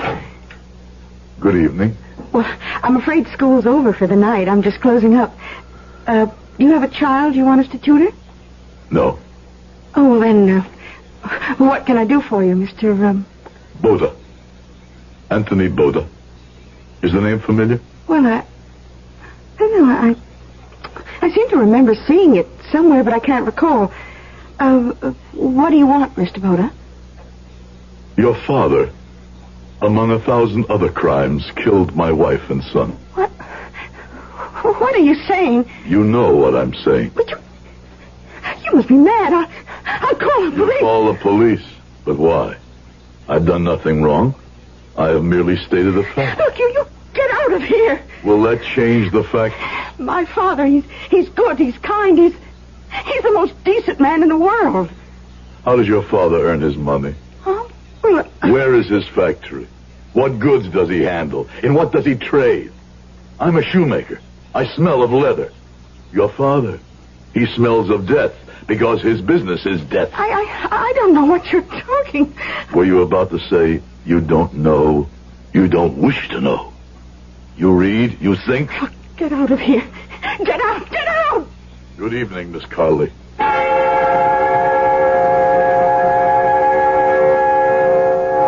Dad, you remember I asked you about the man in the papers? You said it was another Al Carley. Marissa, what are you trying to... Don't lie to me, Daddy. Don't lie to me. Yeah, but it was another Al Carley. Don't lie to me, please. It's bad enough I had to lie to myself. It was another Al Carley. Now listen, please, listen. There are two Al Carleys. One is your dad. The other is somebody who does what he has to do. The only thing he knows how to do. I never saw it before. I suppose I never wanted to see it, but a man named Anthony Boda, just a shoemaker, opened my eyes. And I can never close them again. Boda? Did you say Boda? Anthony Boda. I have never seen such dignity. I was a fool. I should have made sure of him before. But I'll kill him with my own two hands.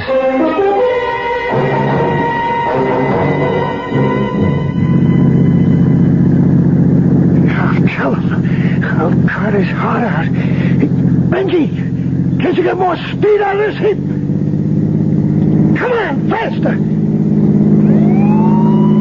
There's a state trooper. Lose him. Look out, that idiot up ahead is turning. He's look out!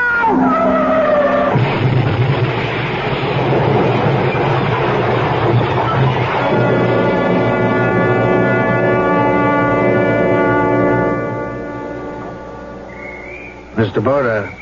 Yes. Ah, the sergeant. I've been looking for you. Hop in. You heard the news? I heard the news. He was coming after you. I knew he would. But I have been robbed. I will not have my revenge. He's dead. No. The radio said he cannot live. So you see, there is no justice for me. And do you know why he can't live? He needs blood. He can buy all the blood he needs. No, he can't. Why not? Because it so happens he has a very rare type of blood. And he needs a transfusion from someone who has that same type. Only someone with that same blood can save him. Surprising. I thought his blood would be as base and as common as sewage. We do know of a donor. The hospital has a record of someone with the exact same blood type. Why tell me? Because you are the blood type. Me? I have the same blood as that swine? Yes, Mr. Boda. The only person we know of. How was this fact made known? Well, when you and your wife and son were brought to the hospital, naturally your blood was typed. One of the lab technicians happened to remember. Well, that's the blood Carly needs. Or he'll die before tonight. You expect me to give my blood to the murderer of my wife and my son? You expect me to keep this animal alive? Mr. Boda. How I prayed that I would kill this monster. I thought my prayers would never be answered, but they were. They were. I now hold his life in my hands. So you see, Sergeant, this is justice. No, that's not justice. It's revenge. Let the law deal with him. You may drive me to the hospital, but he'll never see one drop of my blood. And why do you want to go to the hospital? To look in his eye, to laugh in his face, to let him know who has conquered.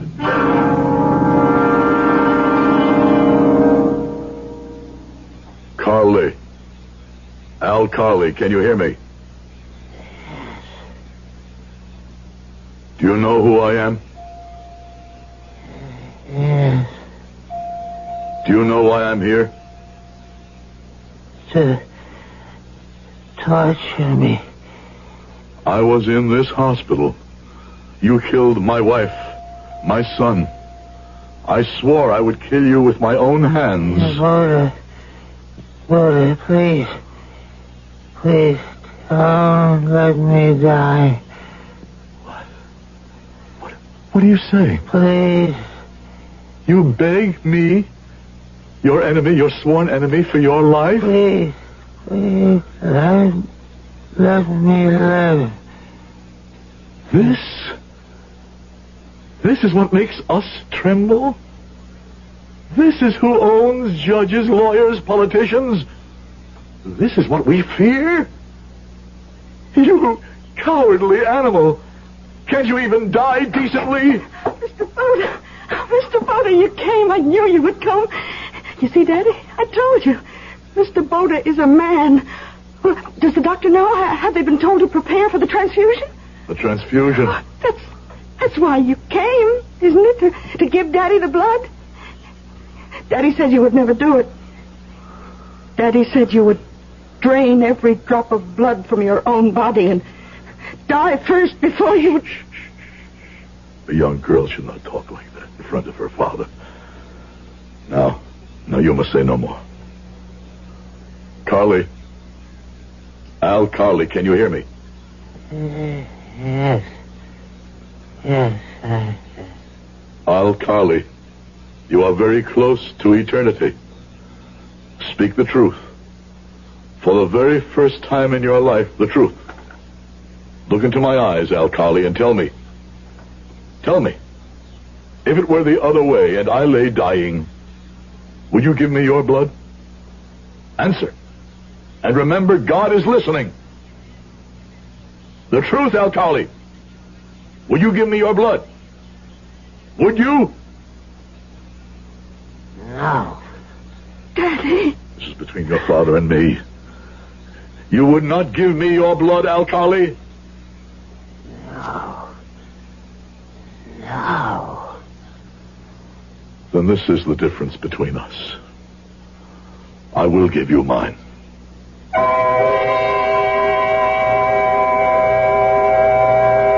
Al Carly recovered. He stood trial. His empire collapsed like a towering castle of sand when the high tide sweeps up on the beach. Al Carly will not be around for a while. 99 years, to be exact. But when his daughter needs advice and comfort, she visits with Anthony Boda. They're good for each other. Each makes up for something the other has lost. I'll be back shortly.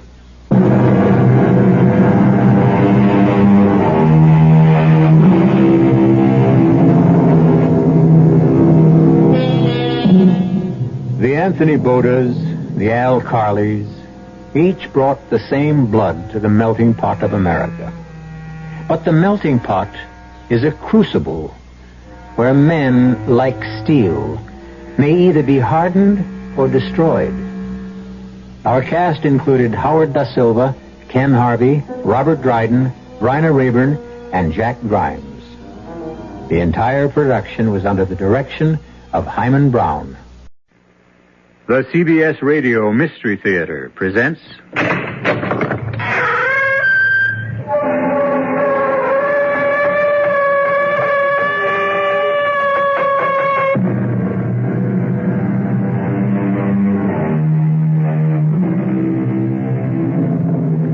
Come in. Welcome. I'm E.G. Marshall. Welcome to the world of terrifying imagination, to the world of enchantment, spells, bewitchery. These are all words from our childhood. Pleasant memories of nursery stories before bedtime. The dark side of magic we knew nothing of. And when we grew old enough to learn, dismissed as ignorance and superstition. But once again in our times, incantation, exorcism, and the haunting belief in demonic possession are alive and abroad. They are what this strange tale is about. I tell you, Doctor, it's the God's honest truth. They brought the young man in on the rolling stretcher to the emergency room, and he had this big sort of dent in his head. Oh, he didn't look like he was breathing at all. There was me with me bucket and me pail trying to clean up.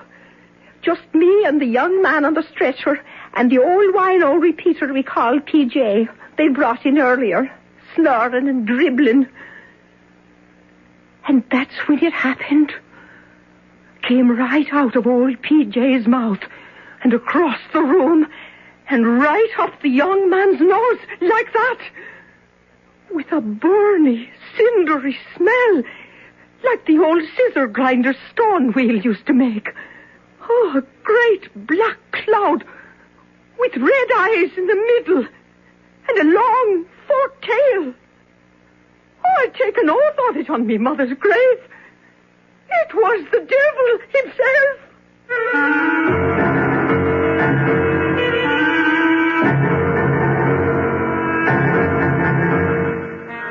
Our mystery drama, Possessed by the Devil, was written especially for the Mystery Theater by Ian Martin and stars Donald Buca. It is sponsored in part by Contact, the 12-hour cold capsule, and Anheuser-Busch Incorporated, brewers of Budweiser. I'll be back shortly with Act One. If you take a look at the new 1975 cars, it doesn't take long to notice the European influence is strong. And to be sure, there are some new American cars that rival the Europeans, one being Buick's new Skylark SR.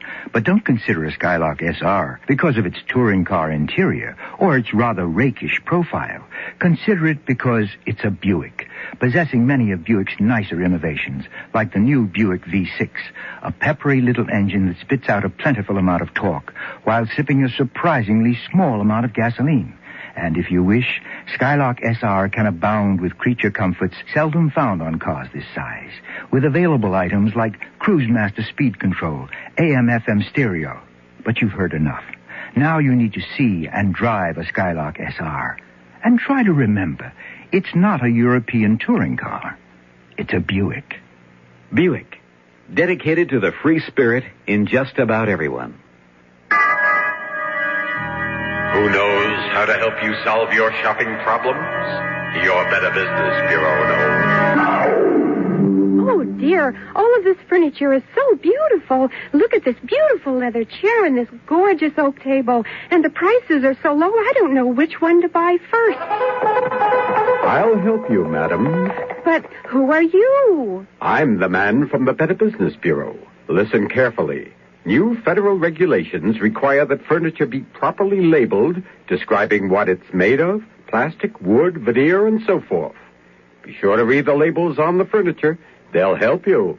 Oh, I see. Why, look, the label on this marble table says made of marble dust. No wonder it's cheaper. Oh, thank you for telling me. Think nothing of it, little lady. Just passing along another consumer tip from your Better Business Bureau.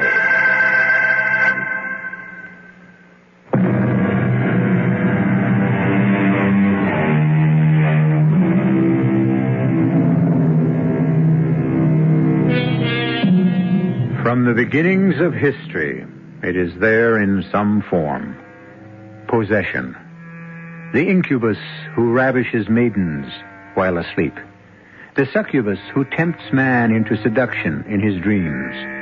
The Dybbuk, that lost soul who dies before his time and is compelled to wander in space till he can steal a body to live out his allotted years. Fact? Superstition? Hallucination? Here is such a modern legend. You be the judge. Okay, Doctor, an IV setup for old Wally Wino here, glucose, and start it right away. Yes, Dr. Daniels. He don't look like he's long for this world. He hasn't got a cell he hasn't drowned in alcohol. His liver is like a washboard. But I'm not sure I concur with your diagnosis, Mrs. Gideon. Still, I don't know this time. Oh, another emergency. And this is supposed to be the quiet hour. Do you want me to get out for a while, Doctor? I'm near finished. No, go ahead with your cleaning. Just don't get run over by the stretcher. Put him over here, boys. Now, what have you brought me this time? Oh, you poor old souse. Dead to the world's the word for you, all right. You got me sympathy. With my arthritis, many's the time I've been tempted to have a go at the hard stuff myself. Oh, but thanks to sweet Mary, she's held me back. A little sacramental wine to ease me bones keeps me going. I had a few tonight, I can tell you. Oh, but there's always them breath sweeteners to take it away, I hope.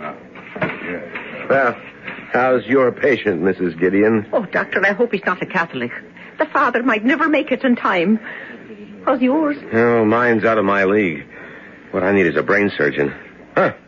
Speak of the devil, Considine just walked past the door. Dr. Considine. Dr. Considine, sir, I've got an emergency here. Mother of heaven. And me here alone with two near corpses. I didn't see it. I couldn't have. Oh, but I did. I seen it. Oh, the good saints preserve me. Hey there, Mother. Well, where am I? Oh, in the Mercy Hospital. Oh, you shouldn't be getting up. Oh, ma'am, you're sure a different kind of nurse. Oh, I'm no nurse. I'm the cleaning woman. Oh. And you hadn't oughtn't to be sitting up, not with that clout on the head someone's after giving you. What clout on the head? Why, that great big dent as big as a soap plate they brought you in with. What are you talking about? I'm late for the operating room already. Dr. Considine, he has a depressed skull fracture. I don't even know if he's still alive. Good Lord, what are you doing on your feet? Dr. Considine, will you help me get him back on the... Hey, hold up. Wait a minute. Look, there's nothing wrong with me. Mister, an ambulance just brought you in here with a skull fracture. You were out cold in deep shock. But there's nothing wrong. There's nothing the matter with my head. Look. Holy mother. Excuse me, Mr. Mike. Michael Damon. Oh, well, I'm Dr. Considine, Chief of Neurological Surgery here at the hospital. Would you mind sitting down on this chair for a second and letting me check you out? Well, sure, Doc. Look, I've got to admit I don't remember how I got here to the hospital, so maybe you ought to have a look at me. Mrs. Gideon, what's the matter with you? You look like you just saw a ghost. It wasn't no ghost, sir. Dr. Daniels, get over here. Yes, sir.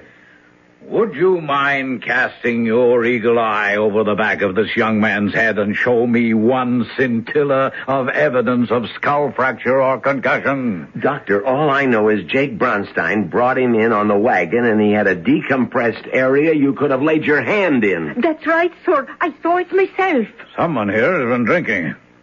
Daniels, look. If this is your idea of a joke, No, never mind. We'll discuss this later. Mr. Damon? Yes, Doctor? For your own protection as well as the hospital's, may I suggest that we take some x-rays of your head? Oh, nurse. Yes? You can let Dr. Daniels take over on the IV with the old man.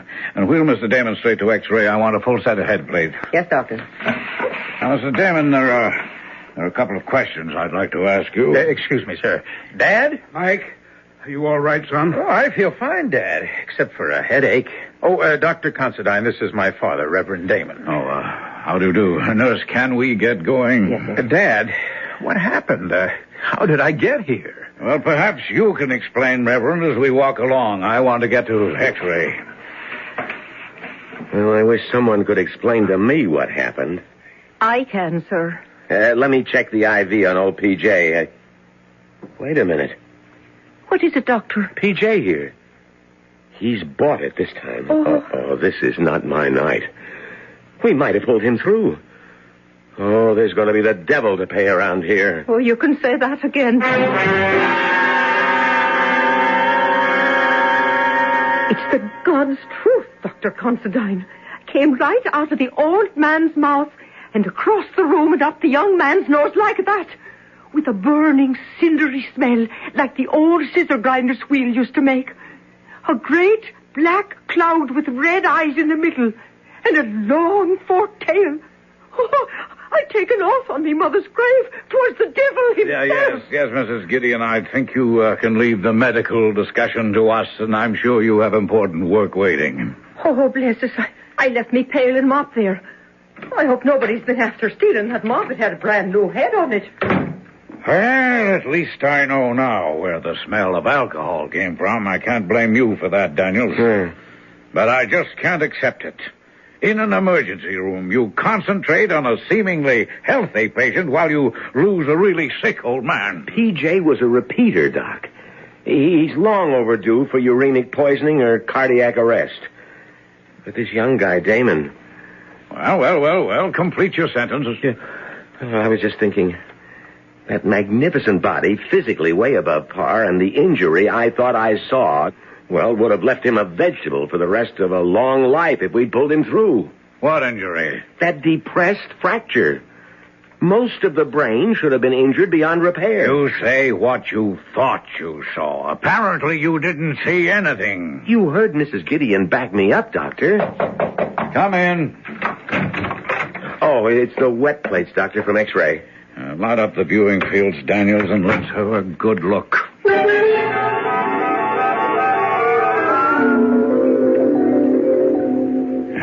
Satisfied? Well, sir... Oh, somebody gave him a knock on the head, all right. There's some exterior evidence of that, but of any fracture? None I can see. Well, you're the doctor of record. Shall we send him home? I see no reason not to. Okay. Now I'd better get up to OR.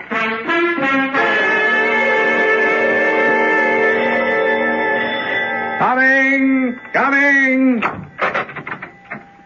Trudy! Well, don't look so disappointed, Rod. Good. Come in. Say, sweetheart, what are you doing here at this hour? Oh, I couldn't sleep after your call, so I drove over. Is Mike back from the hospital? No, I thought the bell was Dad and Mike. They're on the way home right now. How come you didn't go to the hospital? Well, we've been trying to get in touch with Anton Azarak. Oh? So Dad thought one of us should be here in case he called back. Oh. I mean, to find out what happened. Yeah. All right, and cool it. Oh, what a name for a cat. Why, I see nothing wrong with it. I think a martyr belongs in a minister's family. Oh, is that my fate as your wife to be? Of course not. We just called her that because Mike and she never seem to get along. Oh, it's hard to figure about the cat. Mike is such a kind, gentle sort of a giant. I thought all animals loved him. Well, it depends what the word includes. Oh, wait a minute. There's a car now. The return of the prodigal son. Now maybe we'll find out just what happened last night.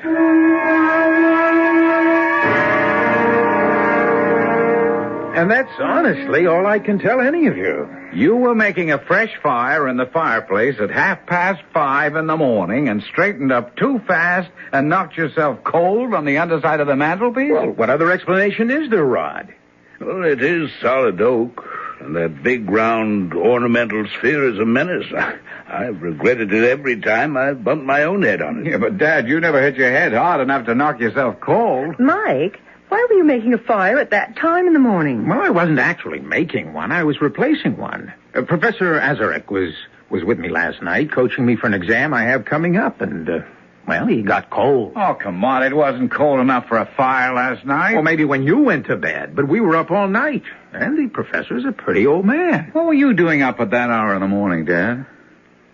I really don't know. Something woke me, and I... Are you all right, Reverend Jace? Excuse me, Trudy, dear. Yes, I'm fine. I'm just recalling that moment this morning. How vivid it was. I was startled out of the depths of my sleep to wide awakeness. I had a vision of Mike surrounded by flames. It was so real, I even said a little prayer. Then I hopped out of bed, went to the window. It wasn't very dark anymore. And looking across, I could see that all the studio lights were on and the front door open. And I thought I'd better go and have a look. And when you got there, you found Mike on the floor unconscious? Yes. Lying on his face, white as a sheet, and deathly cold. Oh. Yeah, but what made you call the hospital? It's not like you to panic. Well, I realized that, but the back of his head looked as though he'd been felled by some superhuman mailed fist. It was all bent inward. I thought the hospital said Mike was all right. Oh, I am, Trudy. A clean bill of health. Nothing to worry about. My fault. It must have been an illusion, of course. Well, I think if the Inquisition is over, I'm going to make up on some sleep. Oh, that damn cat! I've forgotten about her. Will you keep her in there away from me? What's the matter with her? Been a very strange night and morning, and I have a hauntingly uneasy feeling. You mean about Mike? About Mike. I hope the hospital was right to give him a clean bill of health. He doesn't seem himself at all. Not at all. Hello. Azarek? Michael. What the hell happened last night? Okay, not on the phone. I'm going to rest now. But you be sure to be here tonight.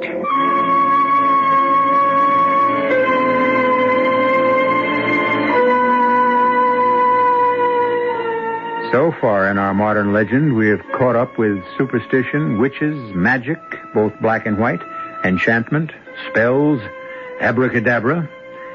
Well, there are 2 more acts to come. I'll be back very shortly with Act 2.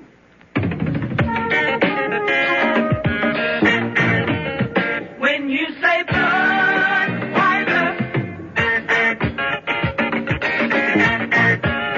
when you say Bud, you've said a lot of things nobody else can say. When you say Bud, you've gone as far as you can go to get the very best. Yeah. When you say Bud, you tell the world you know what makes it all the way. When you say Bud, you say you care enough to only want the king of beer. There is no other one. There's only something less. Because the king of beer is leading all the rest. When you say Budweiser, you said it all. You've said it all. Anheuser-Busch, St. Louis. Who will cope with tomorrow for a brighter new day?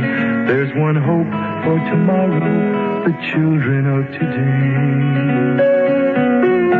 Who will live to inherit all we've done? Who will pay? Who will give love and share it? The children of today. We've got to save the children and save the world. Help them to grow to know that life is worth living. Save the children and teach the world to reach out with open arms and spread their love to others. Return to sanity. You can reach out to help a child. For information, write Save the Children, Box 120, Grand Central Station, New York.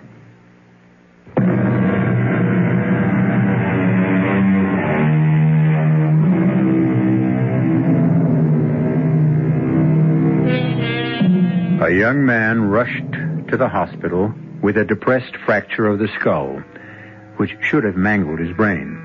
A chronic drunken repeater back in emergency on the edge of fatal acute alcoholism.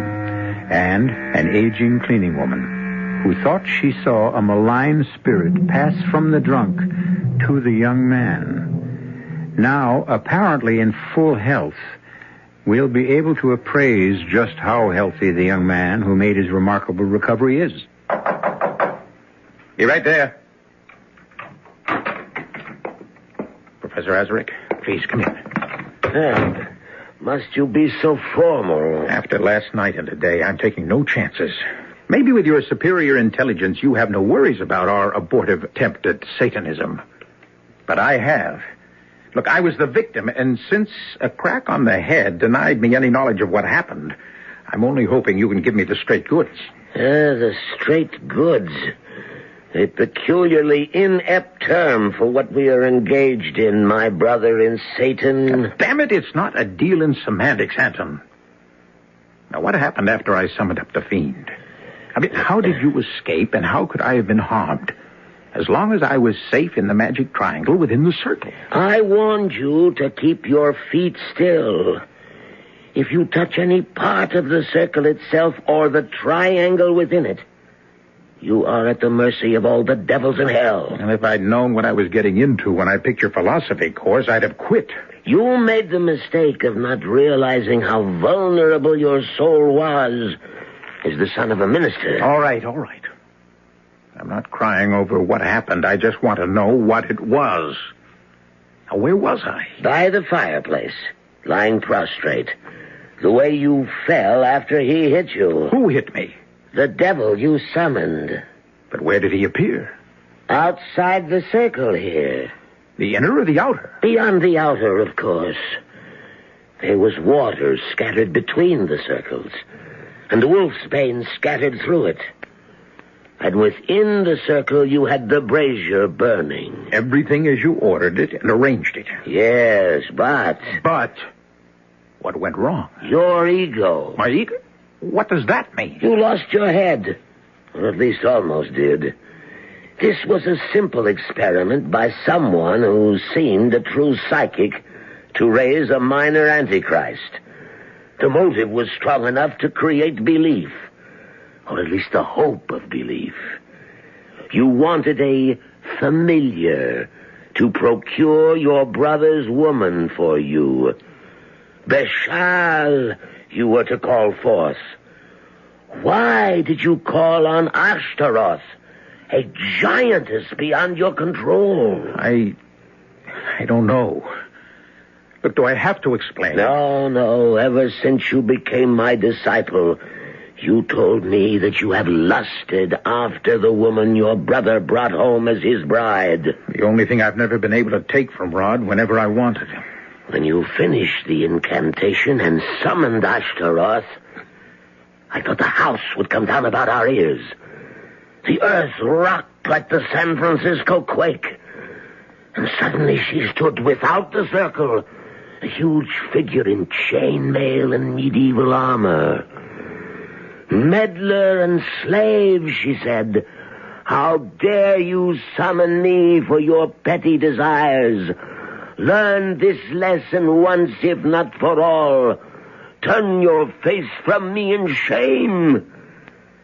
And as you turned, she reached out with her mailed glove and struck you on the top and back of your head. You dropped like a stone. Across the magic circles? They weren't designed for major devils. You swore no presence could cross them. Nothing but her arm and her fist. But it's 5 feet from that outer circle to the center of the triangle where I was standing. I told you the circle was for lesser demons. What happened after she struck me? The spirit disappeared. The room was clogged with smoke. I opened the door to let it out and came back to you. You had fallen almost into the fireplace. I pulled the rug back, arranged the furniture as best I could, and fled. I thought you were dead. Oh, I'm alive. Yes, but it's not possible. When I left you just before sunrise, you were dead. What witchcraft can do, it can undo. Whoever and whatever I am, I'm alive. Make no mistake about that. Goodbye, Anton. I don't need you anymore.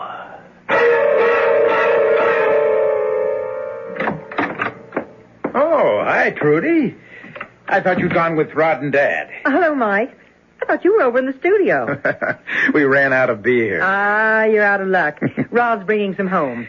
Well, I found something more refreshing. What? You. Oh, if you'd waited just a little longer, you'd have found me anyway. I was going to wander over to the studio and visit you. Oh, so that's why you stayed home. Oh, don't be silly. Someone had to wash the dishes. As long as I'm house guest, I thought I ought to do something for my keep. Well, you're staying here tonight? 1 whole week. Mom went up with Pops to his 35th class reunion. And they figured that with one full-fledged minister and a recent hospital dropout, I was suitably chaperoned. Safe as a church, huh? Rod and Dad say when they'd be back? Not till pretty late, I guess. Pretty rough section of town. That's why Rod insisted on going along. What's the occasion? That's one of your father's oldest parishioners. I guess the old lady is dying. She asked for the minister. Well, her loss, my gain. What? Oh, nothing. It's just a stupid joke. You said you wanted to see the studio? Oh, yes. Would you mind? Mind? Look, I'm out of beer, but I've got some champagne that's begging to be what it is. Oh, what is it? A split. Just right for sharing. Shall we go?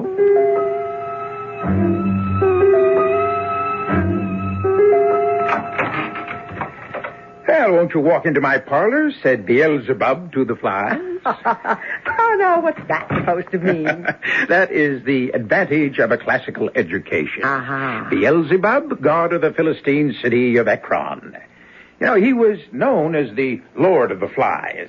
Why? Well, now there you've got me. Oh, he sounds horrid. Well, he wasn't very popular with Christians. In fact, they called him the Prince of Devils. Lord of the Flies. Ooh, it gives me the creeps. Here's something to chase your creeps away. Oh, I don't want that, Mike. It goes right to my head. Oh, just a sip. A good luck toast to sister and brother-in-law Hood. Our getting to know you party. Well, far be it from me to be a party pooper. There's nothing more cozy and reassuring than a room full of books. What's this section here? Oh, that? That's the main reason I needed Dad's particular library since my exam was in metaphysics. The Black Arts, The World of Witches, Essentials of Demonology, The Satanic Mass. Oh, it's a strange collection for a minister. Well, it's always good to know your enemy. You know, Dad's quite an authority on the devil and his work. And you? Are you thinking of becoming a minister, Mike? Me? No. Perish the thought. No, my philosophy is too easy for that. I long ago decided that if you can't fight 'em, join 'em. I mean, can't you see how evil I am? Tempting you with spirituous beverages, coaxing you here to my lair, and now, having anesthetized my prey, making ready to spring. I don't think you're being very funny, Mike. Oh, is this where you hit your head? Oh, yes, so they say. No, I wasn't being altogether funny. What do you mean? Trudy, have you any idea how jealous I am of my older brother? Of Rod? Why? A month ago, or whenever it was, they turned up with you. My first thought was, why couldn't I find something like that? That's very flattering, Mike. But you're a little young for the big step. Not so young as you think. Perhaps. I don't care what you and Rod have been to each other. It was me you wanted. Still want. Only you're afraid of breaking your word. This is a joke. It's no joke. Mike, let go of me. You wanted me from the moment you laid eyes on me, just as I have you. Oh, you've been reading too many naughty books. Don't laugh. There's nothing funny about this. No, not really. Offensive. You're afraid of me. Don't be silly. Afraid of yourself. Now that really is the last straw. Test it. Fasten your mouth to mine. Wind yourself about me. Try forbidden love, and it will never let you go. No, Mike, let me go. You're hurting me. Oh, that's Rod home with your father. If you won't let me go, I'll scream. What are you going to tell them? Nothing. I wouldn't want them to know what a pig you are. I think that blow on the head must have done more damage than you think. Mike, you better see a psychiatrist. Hi, Rod. Dad. Well, we didn't expect you. Astaroth. By Lucifer. I'll have you yet. cowering at my feet like a slave, to use you once and destroy you, as I shall use your surrogate tonight, whoever she may be.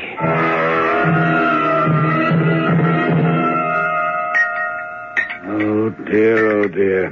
How bestial. What, Reverend Damon? Just something that happened to a girl on the other side of town. Let me see. Raped? Oh, awful. Well, now you got me going. You too, Jean? Well, since you can't read, I'll read it to you. The body of Elizabeth Migler, 21, was discovered in Marsden Park today by a passerby. Although it was later determined the girl had been raped, the strange features of the case are that she was not robbed, and as though by some ferocious animal, tooth marks showed that her throat had been literally ripped to pieces. Good Lord. Where is Marsden Park? Clear over the other side of town. When did it happen? Night before last. Morning, all. I hope breakfast is all ready. I'm famished. What's wrong with that cat? Oh, it's beginning to bug me. A lot of things are beginning to bug me. What'd you say, honey? Nothing, Rod.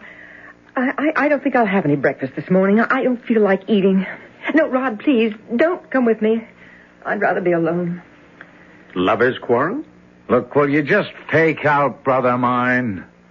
It's none of your business.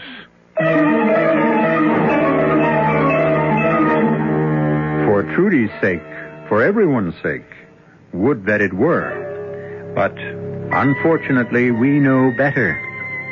Or do we? The crime happened miles away, and the devil that may possess Mike is there only on the evidence of a tipsy charwoman. Who summons the devil never calls for him in vain, and once met, few are lucky to get rid of him again. I'll return shortly with Act 3. Give your hand to a friend. Give your heart to your love. But give your cold to contact. The sooner the better. A common cold is a rotten thing. You miss so much. Sneezing, drips, and congestion can drag you down. Then, ask yourself the contact question. 6 or 3 or 1? You'd need 6 cold tablets, 2 every 4 hours, or 3 ounces of Cold's liquid, 1 every 4 hours, or just 1 contact for up to 12 hours continuous relief of those symptoms. That's daytime, then nighttime relief. Both the others have things for aches and fever, and the liquid, something for coughs. Not found in Contact 600 Tiny Time pills. Give your cold to contact. 6 or 3 or 1. Take Contact. Only as directed.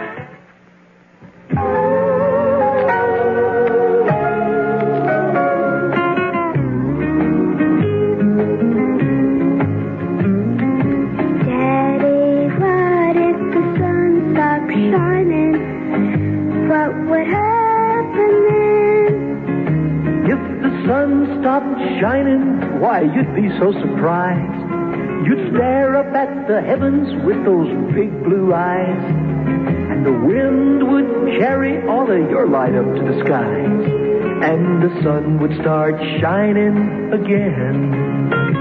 And the sun would start shining. You can help make the sun start shining again through the United Nations Children's Fund.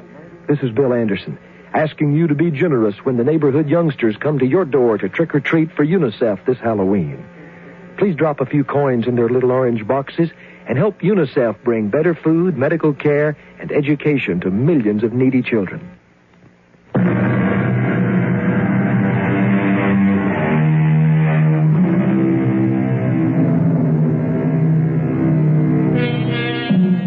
In the kitchen of the Damon house, Rod glares angrily at his brother, who shrugs it off and goes to the refrigerator for orange juice. A troubled Reverend Damon eyes both his sons as he closes and folds the tabloid in his hands, as if it were just as unclean as it is. Rod, unchallenged by Mike, breaks the silence first. I better go on upstairs and check on Trudy. Well, she said she wanted to be alone. Look, will you stay out of this? I'm not even in it. Just an objective comment. So keep it to yourself. Come on, Rod. I didn't mean to butt in. Catch me up. What's all the hostility about? No hostility. Just a reaction to a peculiarly unpleasant crime. I think I'll go up and apologize to Trudy for spoiling everyone's breakfast. That's a good idea, Dad. If I can leave you two alone. Well, I have no quarrel with anyone. Now, forget it, Dad. I just got upset over Trudy. I shouldn't have jumped on Mike. Well, then, let me see if I can make our future in-law a little happier in our house. What happened, Rod? Oh, it all started over this tabloid story about some poor kid who got raped and mangled in Marsden Park. Oh? Here, read all about it. Kind of gruesome, all right. But there's one of these every day. Yeah, but not in such gory detail. It really got to Trudy. I've never seen her upset like that. I mean, so subjectively involved. Oh? What do you suppose triggered that? Oh, I don't know. I just sure wish I did. Maybe it's better to let sleeping dogs lie. Who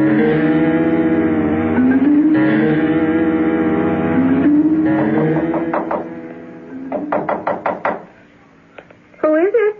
Your future father-in-law. May I come in for a minute? Just a sec. The door's locked. Come on in, Reverend Damon. Feeling any better? Oh, not really. Oh, I should be ashamed of myself reading that yellow sheet. I like to think it helps keep my sense of balance, but maybe I'm just a seeker of vicarious excitement. Like that rather complete collection on Satanism and the occult that you have in your studio? Ah, you noticed that, did you? Night before last, when I was over there with Mike while you and Rod had gone to see your old parishioner who was dying. Did she? As a matter of fact, no. She made a remarkable recovery. Oh, really? Well, you looked so sort of worried when you came home. I thought she... I was worried about you, Trudy. And Mike. Why? You, because I knew you were upset about something. Well, you can't be a minister for over 40 years without learning to read something about people. And Mike? Mike is an enigma to me since I brought him back from the hospital. A rather terrifying thought to realize I've lost contact with my own son. I'd like to ask your help, Trudy, and I'll lay it right on the line. Why were you at the studio with him? And what happened there? You won't tell Rod? Not if you don't want me to. Then what I'd like more than anything is to tell someone, most of all you. For Mike's sake. Because I think he needs help. And you're the only one who could bring it to him. Or make him go find it.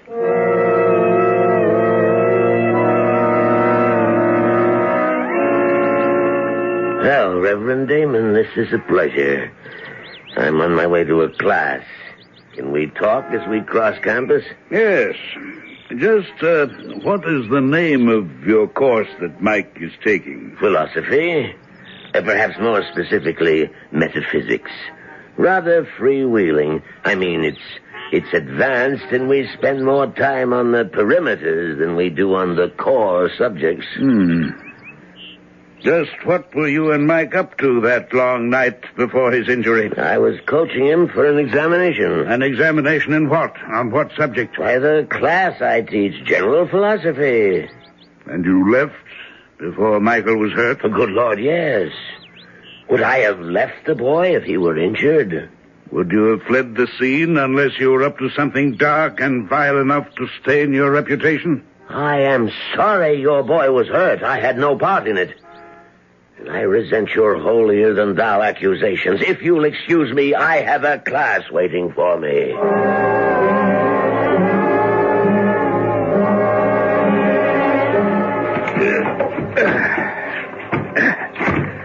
And now for the rug. There. That does it. Oh, my dear Lord. Just what I was afraid of. What are you afraid of, Dad? You, Mike. That you turned away from God to seek the devil. Why, Mike? Why? Who knows? Well, what shall I tell you? That life's a drag. It has no purpose, no goals, no triumphs that aren't tarnished. That there's no good in man. Nothing but pettiness and meanness and me first and the devil take the hindmost. That's not what I brought you up to believe. No one blames you, Dad. But Trudy was the last straw. That Rod could find the woman he wanted, and she could turn out to be the one that I need. So I chose his worship. And here we built my altar. Don't desecrate that name. The altar belongs to God. This altar belongs to Satan. See the circle traced in vermilion paint? Exactly 9 feet wide, an 8-foot charcoal one within. Light the votive candles, burn the incense, let the mass begin. Mike, what are you doing? I won't tolerate this sacrilege. You can no more move than the woman I desire can resist my power. I am the way. I am the darkness. I am the truth. Lord of the universe, whom the winds fear. I am he whose mouth ever flameth. You answer me. Thee I invoke, the boneless one that did create the darkness and the light. Thee I command to serve me and send me the woman I desire. Trudy, don't come in here. But the rain. What's going on here? Rod, it's your brother. He's gone mad. Spawn of the outer world, stay back, stay back. Or I will smite thee dead where thou standest.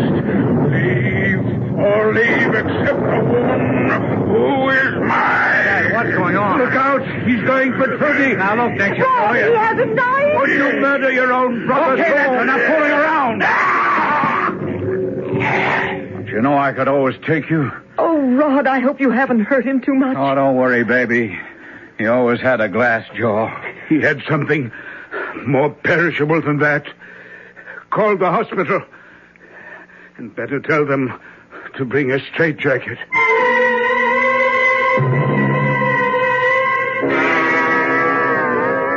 The top of the night to you, Mrs. Gideon. And what's that wee bottle in the paper bag? A little poteen? Nothing of the sort, Dr. Smart-Aleck. That's a noggin of holy water blessed by me own Monsignor, which I carry with me when I come near this place ever since 3 days ago. What happened to old P.J.? Did anyone ever turn up to claim him? No. Oh, by the way, while we're on the gossip column, guess who's back in the hospital? Oh, not the other one. Mm-hmm, the same. Lying in the emergency room under a deep sedation in a straitjacket. Oh, what did they bring him back here for? That's what Dr. Considine and his father, the Reverend Damon, are discussing now in the prep room. Well, if you're going to swab out the emergency, you'd better get at it fast. Well, I'll tell you something, Doctor. If I'm to be there and alone with that devil, you'll never see emergency this clean again. For I'm adding the Monsignor's holy water to me pail right now, just in case. Of course, we'll run every neurological test in the book on him under the circumstances, Reverend Damon. I'm not sure it will do any good. I'm afraid the trouble is psychiatric. Well, it has to be one or the other unless we're to accept Mrs. Gideon's diagnosis of possession. Mrs. Gideon? Oh, I remember now. She was one of the people, like the intern, who remembered that they thought they saw a considerable skull compression. Which never existed, believe me. Just an illusion like Mrs. Gideon's. What was Mrs. Gideon's illusion? Well, I'm afraid she'd had a drink or two, and she had some wild story about a black devil streaming out of an old dipsomaniac who was also in the emergency room and being sucked up through your son's nostrils. I'm really even embarrassed to mention such nonsense. Come in. Excuse me, Dr. Considine, but the patient is coming too. Mr. Damon? Yes, sir. He's still in the straitjacket. I think, Reverend, if you don't mind, until we see what state he's in. I don't mind. You might as well both know that the police are by now well aware that my son was responsible for the violent death of a young woman the night before last while under the possession of whatever devils or devil owns him. Shall we go? By Nergal and Tammuz and Belphegor, no one can hem me in. I am Belial, Lord of the Flies, and your bonds cannot hold me. Good Lord. He's out of the straitjacket. I'll get help. What's going on here, Mrs. Goody? Oh, the Lord preserve us. It's the devil incarnate.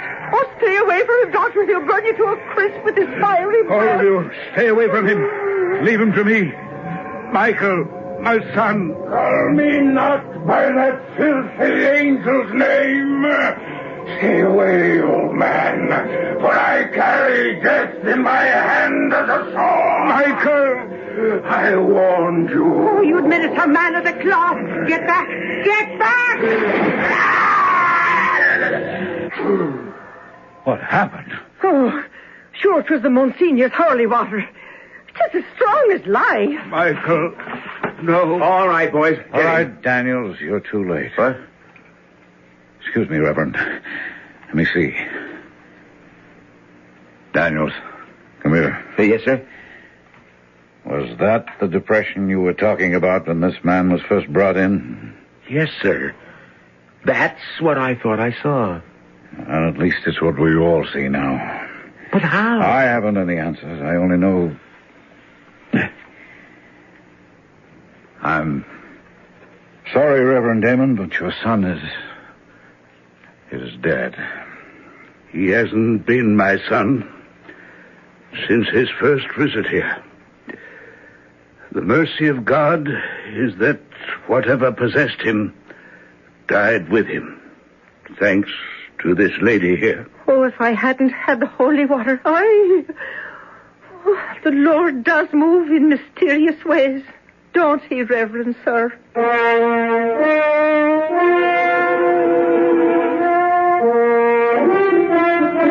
In mysterious ways and kind ones. What a field day the Reverend Damon's tabloids might have had if Michael had ever come to trial for the death of that poor innocent girl. Innocent. Perhaps that's the theme of this dark history. If Michael had been less innocent, and had had the guts to be less self-interested and bored, how different his world might have been. But that's the answer, isn't it? We all make our own world. We can't rely on anyone else to make it for us. I'll be back shortly. Here's a medical puzzle. A person has a deadly disease, yet leads a normal life. How is it possible? The answer is chemotherapy. Through this treatment, thousands of cancer victims regain active, productive lives despite their cancer. Many of these people can continue in their jobs for years, while the anti-cancer drugs, which we call chemotherapy, control their disease. But many types of cancer remain difficult to control.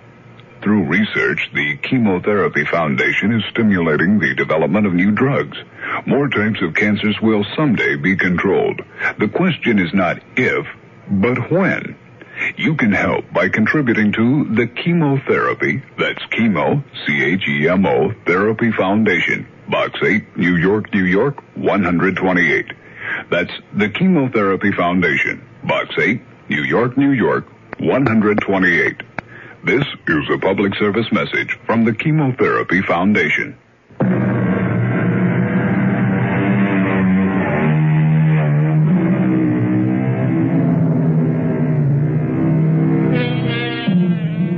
I suppose I should resist the impulse, but I have to admit I can't.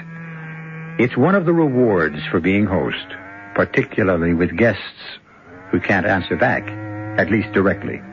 So just for once, a homily. Reach out and find life. Take it and make the most of it. For if nothing else, our story proves to the hilt the oldest of adages. If you don't, the devil finds work for idle hands to do. Our cast included Donald Buca, Joan Shea, Ian Martin, Guy Sorrell, and Leon Janney. The entire production was under the direction of Hyman Brown. Now, a preview of our next tale. No trouble, though. He went numb pretty fast. I thought he would. He wanted me to give you a message, but then he couldn't remember what it was. And he thinks you're some kind of a warden. Poor man. You know, Mr. Z, I didn't much like it inside that room. You knew you were coming out. Who ever dreamed up the black room anyway? I've no idea. Somebody must have. There's always been a black room, far as I know. Hell of a place. Yes. How long will he last, do you think? Matter of days. Weeks, possibly. Then what? He'll go mad. Or die. Wonder what he's doing now. Oh, counting by twos, then by threes, then by fours. Anything to keep from thinking. That's what they all do. Radio Mystery Theater was sponsored in part by Buick Motor Division. This is E.G. Marshall inviting you to return to our Mystery Theater for another adventure in the macabre. Until next time, pleasant dreams.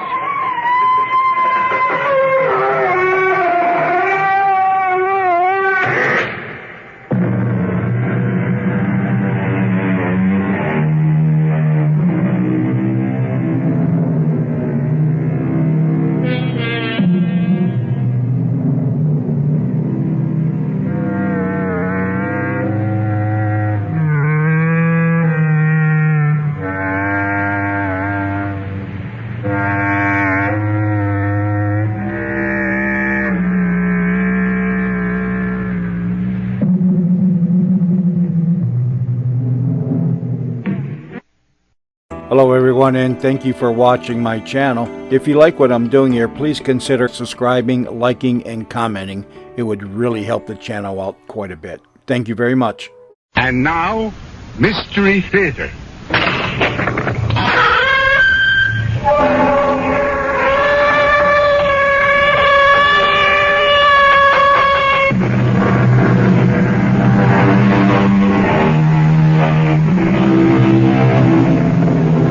Come in. Welcome. I'm E.G. Marshall. As the poet says, let us fill the cup. What are you having? How about equal parts suspense and mystery, with just a dash of terror and chill to taste? So, they say that a lie is only the truth in masquerade. But does the opposite also hold? Can we say that the truth is a lie in masquerade? What is masquerade? Or for that matter, what is reality? Who are we? Who do we really see when we look in the mirror? The image that gazes steadily back at us, that anticipates our every move, our every breath. Who is it? Or what is it? Darling. Hello, dear. Dinner ready? No. Oh, you plan for us to dine out? No, Gerald. Well, why isn't dinner ready then? I haven't had a chance to prepare it. I was busy. Doing what, Cecily? Oh, learning how to load. What are you doing with that pistol? Learning how to aim. Cecily, don't point that at me. And learning how to fire.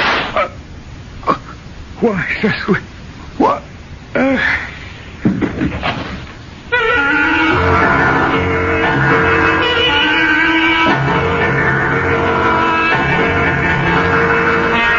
Our mystery drama, The Many Names of Death, was written especially for the Mystery Theater by Sam Dan and stars Alexander Scorby.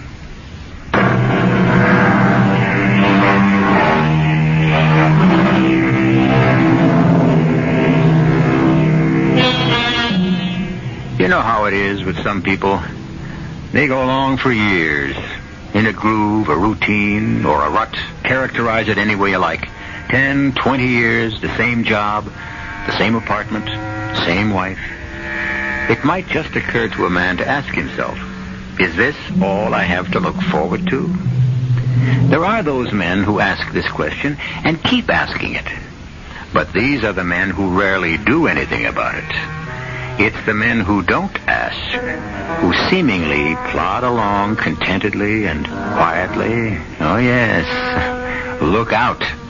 Look out for Gerald Furlong, who fills all the specifications we have just stated. Mr. Furlong. Yes? Good morning. My name is Helene LaRue. Yes? I'm your new secretary. Oh. Mr. Spruance, you know him, the personnel manager? Yes? Well, when I heard that old lady McKay, I beg your pardon, Miss McKay was leaving, I asked for the job. And he said I could have it unless you had someone else in mind. Well, Actually, I'm the best typist in the pool. Are you? Oh, yes. You can check it. Everybody always asks for me. Yes, but I don't... Of course you don't know. How could you, unless we try it? What have you got to lose? Well... Then it's settled. Now, all you have to do is sign this memo. What memo? The memo to Mr. Spruance, which says you authorize my appointment as your secretary. Yes, but I... Well, now, I don't want you to think I'm pushing you or taking too much on myself. But a good secretary handles all the details, ties up all the loose ends, keeps the desk clear. And as soon as you sign that, I can call Mr. Spruance's secretary. All right. Ah, that's it. Yes, sir. Oh, Mr. Furlong, you do have a bold, strong handwriting. Unusual, sir, but that's to be expected. Expected? Oh, yes. You see, your name is Gerald. Yes? And do you know what the name Gerald means? No. Well, it's an old German name.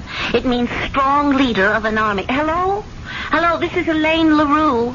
Tell Mr. Spruance that Mr. Furlong wants me to be his secretary. The memo's on its way. Thank you. Well, strong leader of an army. Don't you feel like one? I'm afraid I don't live up to my name. Oh, you just think you don't. My dear young lady, I know I don't. Don't call me that. You dear young lady. Why, does it offend you? Yes. Oh, I'm sorry. When you call me your dear young lady, you're putting yourself down. I'm afraid I don't understand. Well, you make yourself sound like an old man. And you're not. You see, I worked in personnel. I had to check everyone's records. Now, Miss LaRue, those records are highly confidential, and they're... You're only 45. It's true that you look 55. Now, Miss LaRue, one thing I frown upon in this office is the discussion of personal matters. Of course. If you went about things differently, you would look 35. Miss LaRue, I have some letters to dictate. Yes, sir. This is to Mr. Oliver Stevens at Carpenter and Stevens. You'll find the address in the files. Dear sir, pursuant to... Yes, sir. Read that back, huh? All you said was, dear sir, pursuant to... Oh, yes. Pursuant to our agreement, I must inquire of you, Miss LaRue. Yes? You know, you've gotten off here on the wrong foot. But, Mr. Furlong... I dislike flattery. I intensely dislike it. I despise it. But... please do not interrupt me. I am not a fool. Oh, I never said you were. Your flattery is doubly obnoxious because it's so... So what, Mr. Furlong? Because it's so extravagant, so obvious. Oh, but I wasn't... Look, I might tolerate flattery that's clever. But you, my dear young lady, are ludicrous. There you go again. Calling me your dear young lady. I'll call you anything I like. I'm your employer. Well, why am I ludicrous? Now, how can you tell me that I could look like a man of 35? Because it's true. Do you know what 35 is? I know what it looks like. 35. That's another world, another generation. I know. To tell me that I could look 35 again is Well, it's an insult to my intelligence. I could make you look 35. What did you say? Well, you'd have to dress differently, wear colors, let your hair grow long. Miss LaRue, this conversation has become far too personal. We can end it any time you say. Now, pursuant to our agreement, I must inquire of you if you feel obligated to provide financing for... Yes, Mr. Furlong. At the risk of sounding foolish, why did you say I could look 35? I learned something about you, Mr. Furlong. How could you learn anything about me in so short a time? Well, I learned that you're a man who fights against his name. I haven't the faintest idea of what that means. Your name, Gerald, strong leader of men. Oh. Oh, why do you fight it? Why do you deny it? It's what you were meant to be. Really? It's true. Who says so? I do. And how would you know? Because I believe in nomenology. Oh, it's the science of names. I believe that our names tell us what we are. I think that's ridiculous. Do you? Well, I think birth itself is a mysterious happening. And that parents unconsciously have an insight into what their child could be, and they name him accordingly. They might not even be aware of it. Gerald. Well, I'm certainly not a strong leader of men. But you could be. You have it in you. It's ridiculous. Oh, you said that before. I'll say it again. Why is it any more ridiculous than any other belief? Why is it any more ridiculous than, say, astrology? Tell me, what does Helene mean? Light. A torch. From the Greek. Light? Yes, light. Have I brought you any?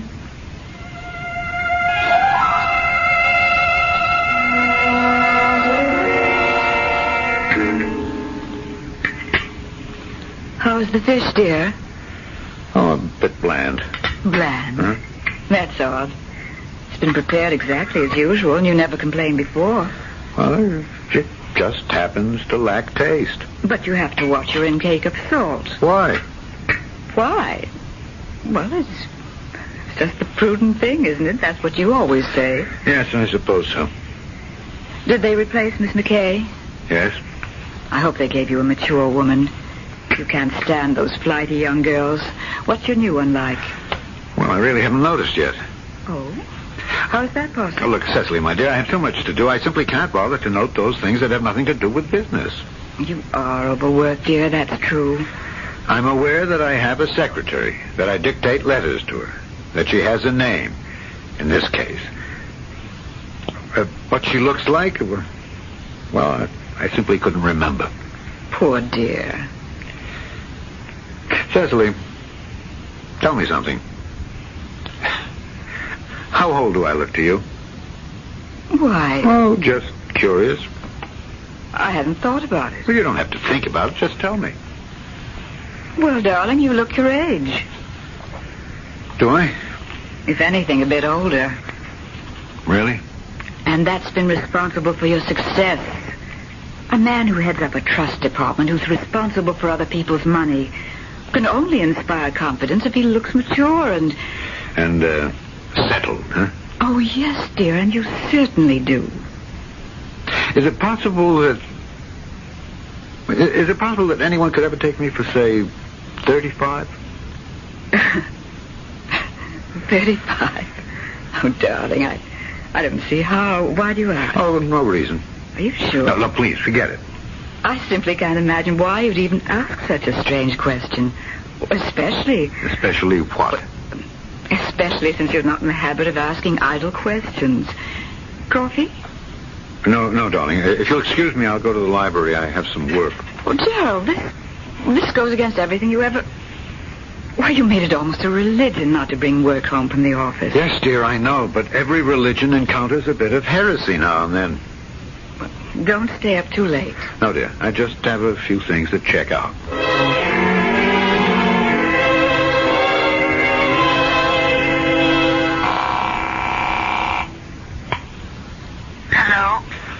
Miss LaRue? Oh, good evening, Mr. Furlong. Good evening. I was waiting for your call. What do you mean you were waiting for my call? Well, and I was right. You did call, didn't you? Well, yes.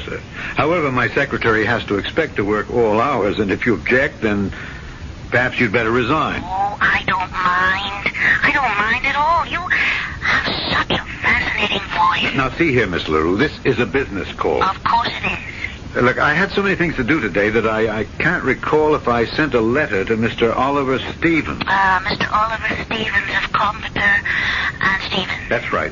Because if I forget to write one... Well, you did, Mr. Furlong. You dictated it, and I typed it and mailed it. Good. That is a relief. Otherwise, I'd have to call him this evening and explain that he shouldn't expect to... No, the letter went out. Well, that's what I wanted to know. Is there anything else? No, I can't think of anything. Oh, then, good night, sir. Good night. Just another minute. Could you tell me what the name Cecily means? Cecily? Mm-hmm. Oh, yes, sir. That's, a Latin name. It means one who is in the dark or blind.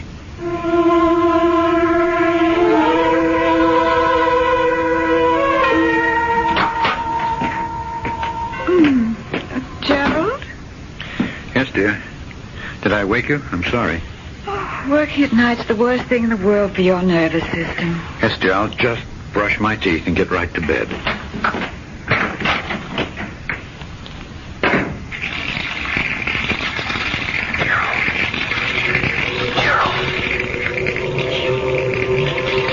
Who's that? Gerald. Who's talking to me? Look in the mirror, Gerald. I am. I'm looking in. Don't you see me? What is all this? I must be having an hallucination. Look in the mirror, Gerald. Who do you see? I see myself. No, you see me. But who are you? The image you cast in the mirror. That's me, isn't it? No, that's me. I can't believe this. You're what? What? Drunk? You never drink? Mad? You're the safest man in the city. I'm seeing things. Why? What's happening to me? That's it, Jerry. What is happening? I've gone mad. You will be. Soon, Jerry. Unless you fire that girl. Which girl? Oh, don't play games with me. I've looked at your face for the last 45 years. You have no secrets from me. Why should I fire her? You know why. I don't know what you're talking about. If you don't get rid of her, you're headed for ruin, disgrace, death. How can you say that? It's true. You know it's true. Don't you, Gerald? Deep down, way down. Don't you know where it must end? How it must end? Yes. Use your common sense and fire her first thing in the morning. Will you do that, Gerald? Yes. First thing in the morning, I'll fire her.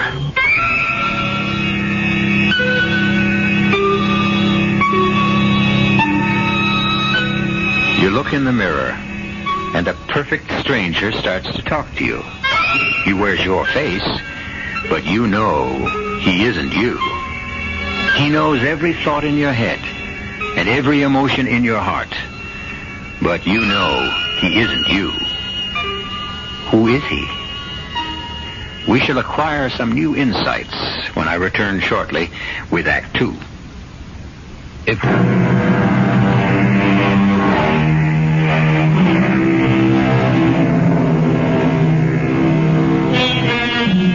There's a face that looks back at our own each time we gaze into a mirror. But is it always the same face? The quick answer, the automatic answer is yes, certainly, of course. This teaches that we should never answer anything without pausing for thought. We might get the same surprise that happened to Gerald Furlong. It was the same face, but it wasn't his. Good morning, Mr. Furlong. Good morning, Mr. LaRue. Come into my office, please. Yes, sir. Now, Miss LaRue, I have something to tell you. Oh, I know. You want to fire me. Well, I've been thinking. A man and his secretary, they spend considerable time together, and therefore they should have similar temperament. And you're too busy thinking to have fun. Obviously, we don't have a similar temperament, Miss LaRue. Very well. I'll go back to the pool, and you can get yourself another dried-up old maid to match the one you've got at home. Now, see here. Yes, what is it you want me to see? How did you know? How did you know I was going to fire you? Well, you keep fighting your name. You're not a Gerald. Look, What are you fighting? You know, you never had a good time in your life. Why should you care? Because I'm in love with you. That's impossible. We don't know each other. We have nothing in common. Oh, that's all nonsense. You fall in love because you hear a certain tone in somebody's voice. You see a certain light in someone's eye. But how can such a love be lasting? Oh, who says love has to last? You know, love comes and goes. Love is. And then one day, it just isn't. And it's gone. And nobody knows why. And it doesn't matter because sooner or later it will come again with someone else. You're a strange girl. Oh, we're all strange. Look, we can't talk here. I'll take you out to lunch. No lunch. Why not? Because you must lose weight. I'll take you shopping.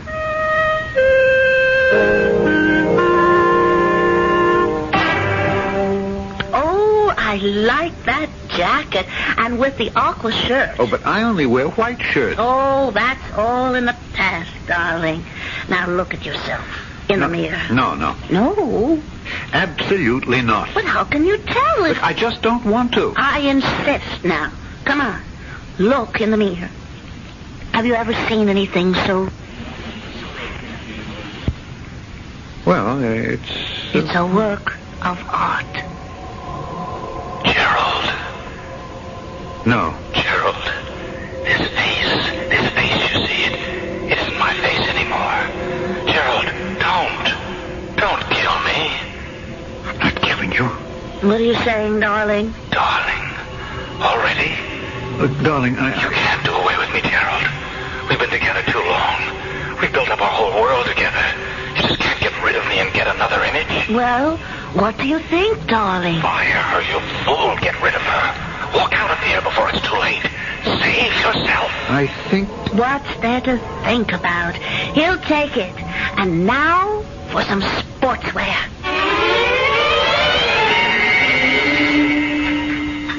Good morning, darling. Bacon is ready. Will you have 2 eggs? We have cereal. Just a cup of coffee. But you must have breakfast. No, I'm fine. Just coffee. Darling, where did you get that suit? Oh, I did some shopping last week. You like it? Well, it looks a bit... Yes? young for you.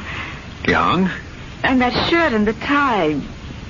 Well, those colors are quite violent. Violent? It's hardly the image for a trust officer. And besides, dear, middle-aged men who strive for a juvenile look only succeed in making themselves appear ludicrous. Which is how I appear to you. Oh, no, I didn't mean that. I only... Oh, look, we shouldn't quarrel, especially today. I have to go to Chicago. Oh? Just for a few days. We have to investigate a financial... But you'll never travel, dear. Well, I can't refuse this client. No, I suppose not. I'll cut the trip as short as I possibly can. Yes, dear.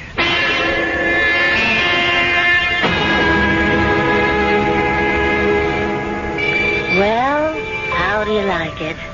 I must say it's convenient to the office. Well, the rent was higher than you said you could go, but... It's all right. Come here.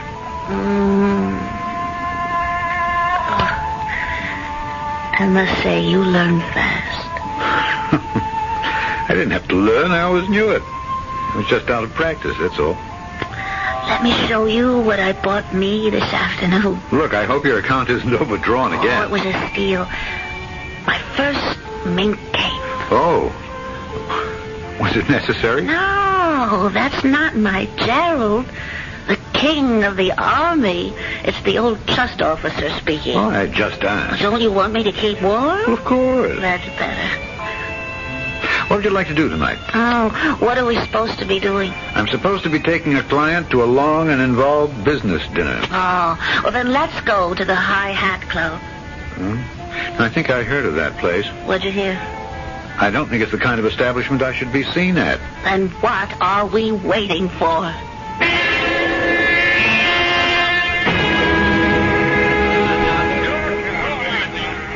My turn again. I'll bet. Marty! Hi. Hey, Gerald, this is Marty Traynor. He owns the place. Gerald Furlong. How do you do? Oh, Furlong, huh? That's a good name for a horse player. Oh, he doesn't have to play with the horses, Marty. He's too skillful with the size. I'm afraid it's beginner's luck. When you're hot, you're hot. If you're on a streak, ride it. I will. Bet it all. Hey!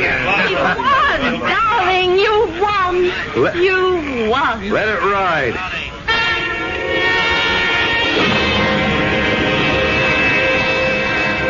Darling, it's getting late.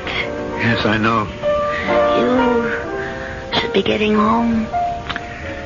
Oh, I wish I didn't have to go. So do I. You know the right thing to do? I should divorce Cecily and we ought to get married. Why should we get married? Because we're in love. Oh, weren't you in love with Cecily once? Well, yes. And that's why you married her, but it didn't help. It didn't keep your love alive. You and I, we'll be different. No, we won't. We may love each other till the day we die, and we may fall out of love tomorrow morning. But I want us to keep our love. Oh, love can't be a guaranteed investment. Isn't the here and now enough?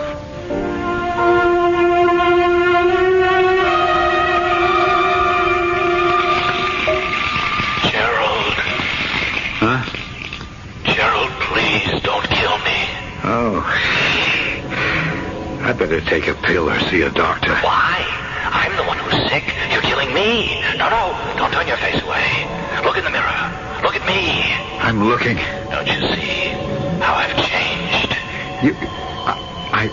Look, we've never looked so good. Soon, you'll have a new image. Then what becomes of me? I'll be dead. Frankly, I couldn't care less. But I'm the only image you're comfortable with. I'm the only image you can live with. I used to think so. I'm learning different. You're a fool. Get rid of her. Oh, no. She'll get tired of you sooner or later. And then what will you have? Elaine's what I've always wanted. I never had the nerve to let myself believe it. You can't afford her. Who says so? The apartment, the clothes, the gifts, the jewels. And now the gambling. Who knows more about gambling than I do? Haven't I gambled with investments all my life? It's not the same thing. Except this time I'm enjoying it. I'm enjoying life. It can turn all at once. It can sweep you away swiftly, suddenly, like a tidal wave. Gerald, get rid of her. You'll never know what hit you. No. She'll kill both of us. I don't care. I don't care. Gerald? What do you want? I thought I heard you talking to someone. You what? I heard you talking to someone. Oh, come on. That's ridiculous. I thought so, too, at first. But lately it seems... Well, you seem to be having angry conversations. Indeed. About what? I don't know, but I'm sure I hear voices. You sure you're all right there? Is something wrong? No. That no sounds like yes.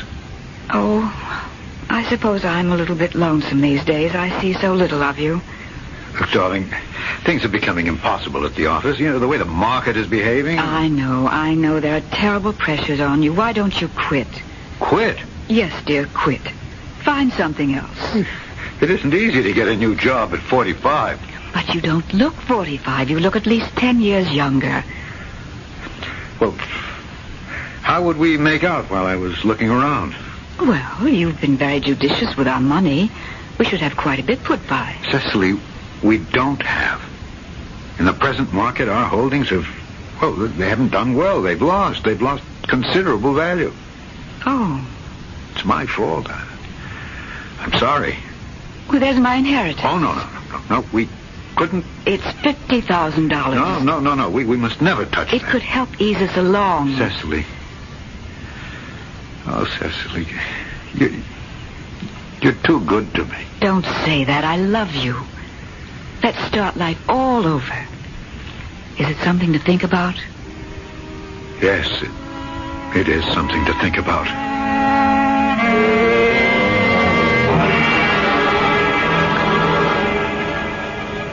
Where are we going? The usual place. Ah. What does that mean? Oh, you just said the usual place, which means our lives are becoming predictable. Well, don't you enjoy it there? Tonight, I'd like to go dancing. Hey, if dancing, Marty hires the best band in town. How would you know? You never danced to If it. you want to dance tonight, that's what we'll do. Let's go somewhere else. Why? Because if we go to Marty's, you'll get involved in a card game. No, I won't. I promise you. Oh, you make that promise every night, and you break that promise every Well, night. tonight'll be different. You'll see.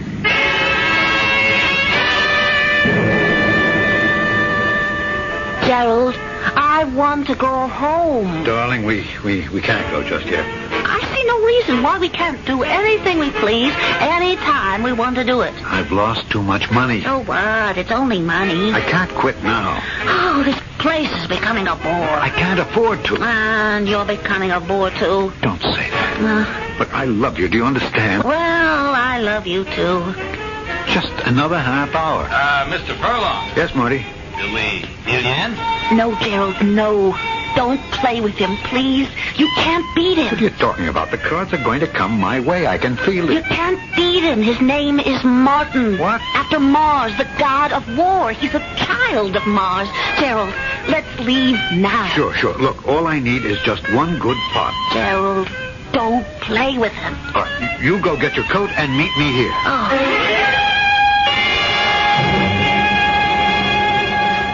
Well, Mr. Furlong, just you and I left, huh? So, no fight for the pot. I believe you were the opener. 500. Oh, a very good bet. I think I'll raise. Make it 1,000. And 1,000 better. A man with confidence. However, another 1,000. 1,000 to you again, Marty. Well, I must respect that. I call. You should. I have a full house. An excellent hand. Good enough to win most of the time, but not good enough this time. What are you... I have 4 little deuces. Oh. So let's see. In the pot where your overall bets of $5,500 and added to your previous indebtedness, we have a total of $35,000. What? That's impossible. I have your markers here, Mr. Furlong. Care to check the arithmetic? Well, no, I don't carry $35,000 around with me in cash. Who does? We can wait till tomorrow. Gerald, are we ready to go? Gerald. Yes. Yes, Elaine. We're ready to go.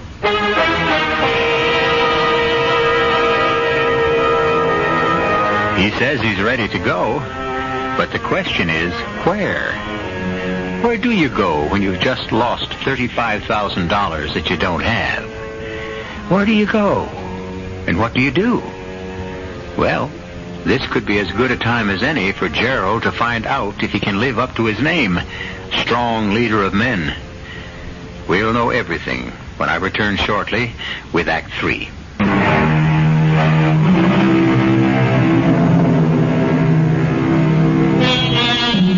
It's not the first time, it won't be the last time, a man will seek to change his image. But is an image like a shoe, a coat, a tie, something a man may take off and cast aside? Can an image refuse to be changed? Can it fight back? It's very late at night, after a disastrous evening, and Gerald Furlong is once again confronting an image in the mirror. The image he seeks to change. And until recently, it was such a quiet, unobtrusive, submissive image. Now will you leave Helene? No. She's ruined you. I can't blame her. Tell Cecily. Confess. Why? Where else can you get the money? The money. The $35,000 you gambled away. I'll... You what? You counted on Cecily's money. You knew it was there. That's why you gambled. That's a lie. You're talking to me. I can raise it. Where? How? She loves me. She'll let me have it. That's what I've been telling you. Confess to Cecily. Confess everything. No, not Cecily. Elaine.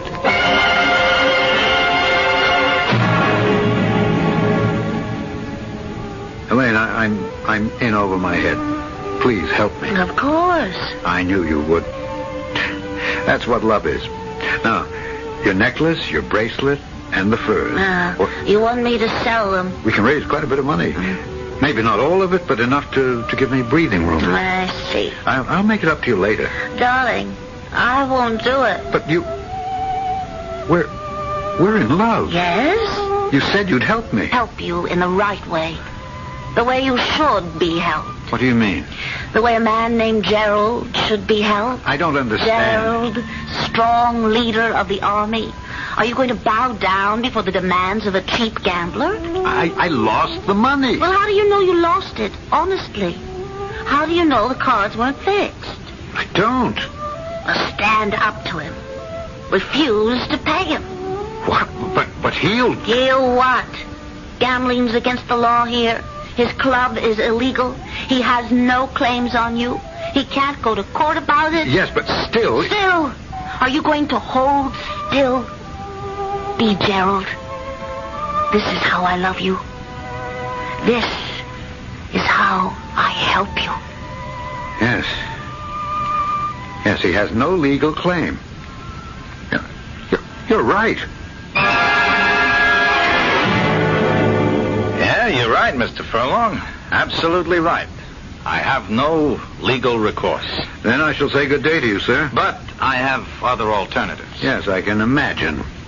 Can you? I can imagine that you'll try to frighten me with your underworld connections. Underworld connections? You've seen too many movies. You think you can scare me with strong-arm tactics? I'm not afraid of you. Why should you be? Or anyone else. I've been in a war. I know how to use a weapon. I have one in my house. I can defend myself, and I will. Now, you are a trust officer for an important brokerage house, huh? Oh, I see. Blackmail. I'm not afraid. I'll deny I was ever in here. You can't. You see, we have proof. What do you mean by proof? Well, now, when I press this button, that white screen comes down from the ceiling.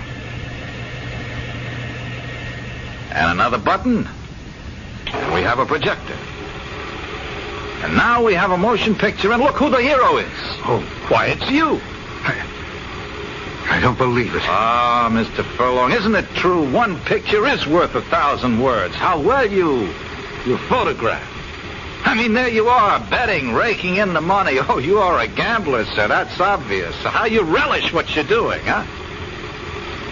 Well, have you seen enough? What will you do with it? Show it to my management people? Oh, yes. Well, it won't do you any good. They'll fire me. That won't get you your money. Oh, yes, it will. What do you mean? They're not responsible Now, for listen, we exhibit this little documentary. We tell your management, unless they make good on your debt, we will show the picture to their clients. We will say to them, here is how a man who handles your money amuses himself in his spare time. Is he doing this with your money? I think your management will pay us off, don't you? You violence? Who needs violence when this kind of persuasion is so much more, persuasive? I need time. Of course. Take a few days, take a week, even more. And think about it. I'm sure something will occur to you.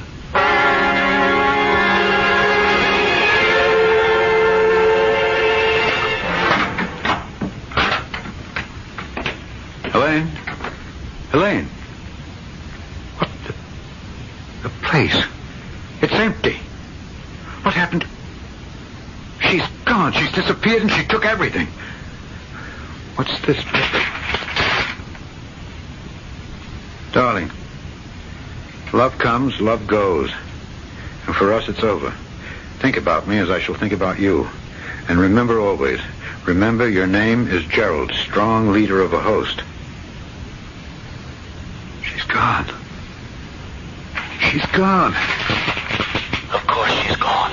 What did you expect? Where are you? Where do you think I am? Look in the mirror. A mirror. A small mirror with a pearl-encrusted border. She was going to take it along with everything else, but she forgot. Well, what are you going to do now? No, I'm going to... It's not too late. Get down on your knees to Cecily. Pray to her to forgive you. Never. No, not to her. Not to Cecily. You can't afford to have pride. I'll get the money somehow. Oh, no. Not that way. I know what you're thinking. Look, it's the only way. I won't let you. I won't let you kill her. I'll stop you. It'll be a burglar. No. Yes, a burglar, and he killed her. No, Gerald. That's how it happened. I've got the gun at home. Don't do it, Gerald. She'll be angry, but in the end, she'll forgive you. I'll have an alibi. They'll never be able to prove Gerald, don't. Don't kill her for her money. I have to. I won't let you. You can't stop me. I can warn Cecily. How could you? You can't. I'll stop you. I'll kill you first.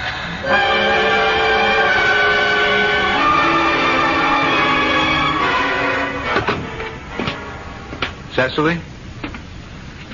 Cecily, where are you? Here. I'm here, darling, in the living room. Oh. How are you? As well as can be expected. What does that mean? Considering that my husband has A, deceived me with another woman, B, squandered every dollar he has in the world, and C, plans to murder me for my inheritance, I don't feel too badly. What on earth are you... Is it true? Look, where could you possibly get such a crazy idea? You told me. I told you? Yes. Strangest thing happened. I was sitting at the mirror combing my hair, and I looked in the mirror, and it wasn't my face at all, but yours. What? That's impossible. And you started to talk to me, and you told me everything, including the fact that you want to kill me. No, it isn't true. Look, how could you see my face in the mirror? But I did. And you spoke to me. It could have been a dream. Perhaps. But does it matter? Darling, I love you. Why would I? I suppose I've been blind, but no more. I wish I could convince you. What are you looking for in that drawer? I'm not looking for anything. That's not true. You were looking for this. What? Cecily, don't. You couldn't shoot me? No, I couldn't. I'm not like you. Why are you pointing that pistol at me? Get out. Get out? This is no longer your home. I'm no longer your wife. And I'm holding this gun because as long as I hold it, you won't be able to kill me. Cecily, you're mad. It's all in your imagination. Stay just where you are. Well, we've been married 22 years. We love each other. Not another step, I warn you. Cecily, you wouldn't shoot me. You couldn't. Stop. Give me that gun. No. Drop it. No, you want to kill me. Help. Shut up. Help me, somebody. He wants to kill me. I'll help you. Keep out of this. You keep out of it. Let go of her. Get back in the mirror where you belong. No, I don't. I don't belong there anymore. You have another image. Get away. Let her go. Let her.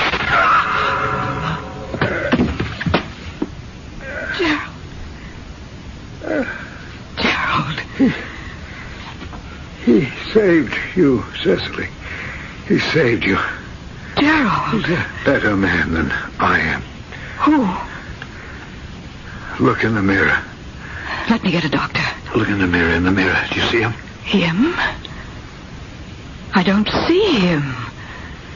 Then he's gone, too. He's gone. Gerald. Oh, Gerald.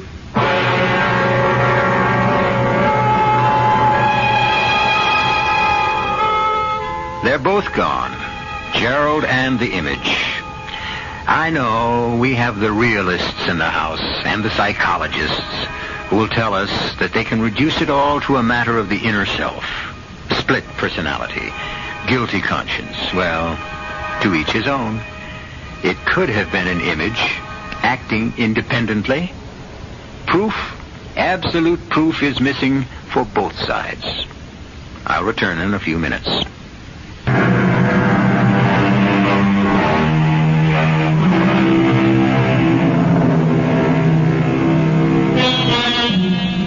French philosopher once said, "We leave a part of ourselves behind us each day." That's true. But where do we leave it? Sometimes a very close and introspective look in the mirror might help us arrive at the answer. Answers, so much in demand and so short in supply. However, we do have the full answer for your mystery, suspense, and excitement needs right here. Our cast included Alexander Scourby, Laurie March, William Redfield, and Marion Haley. The entire production was under the direction of Hyman Brown. This is E.G. Marshall inviting you to return to our Mystery Theater for another adventure in the macabre. Until next time, pleasant dreams.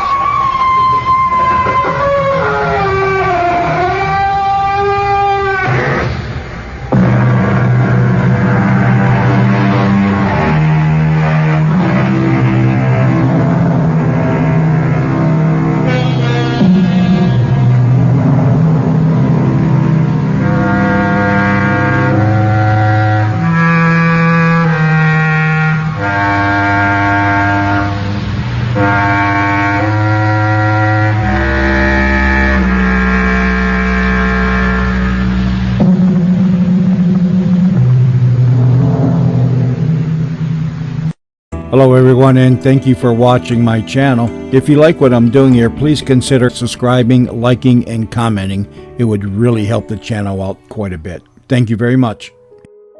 The CBS Radio Mystery Theater presents...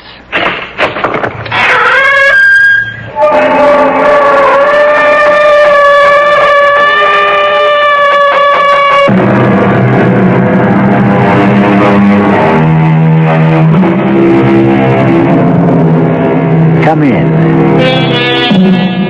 Welcome. I'm E.G. Marshall. What is terror? It's really only a word, unless you've experienced it. And once you've experienced it, there's no word for it. It defies description. There are all forms of terror. Extreme fear of physical injury, for one. Paralyzing fear of insupportable pain, physical or mental. Mental. This, I'm told, can be the most horrifying form of terror of them all. You're trying to terrify me, Mr. Stainer. Terrify? Miss Meade, you've got me all wrong. We here at the Bureau of Human Affairs don't terrify people. Then why don't you tell me what it is you want to know? Why don't you tell me?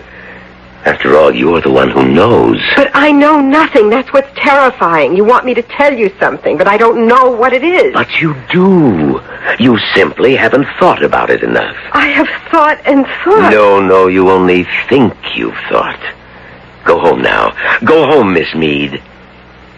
And think some more.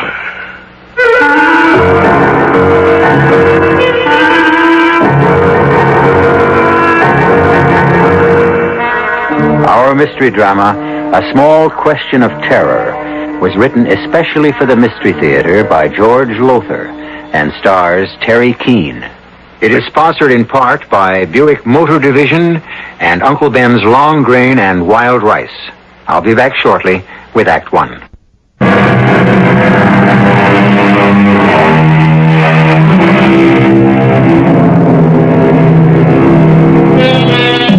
As I said at the outset, terror can take many forms, disguises.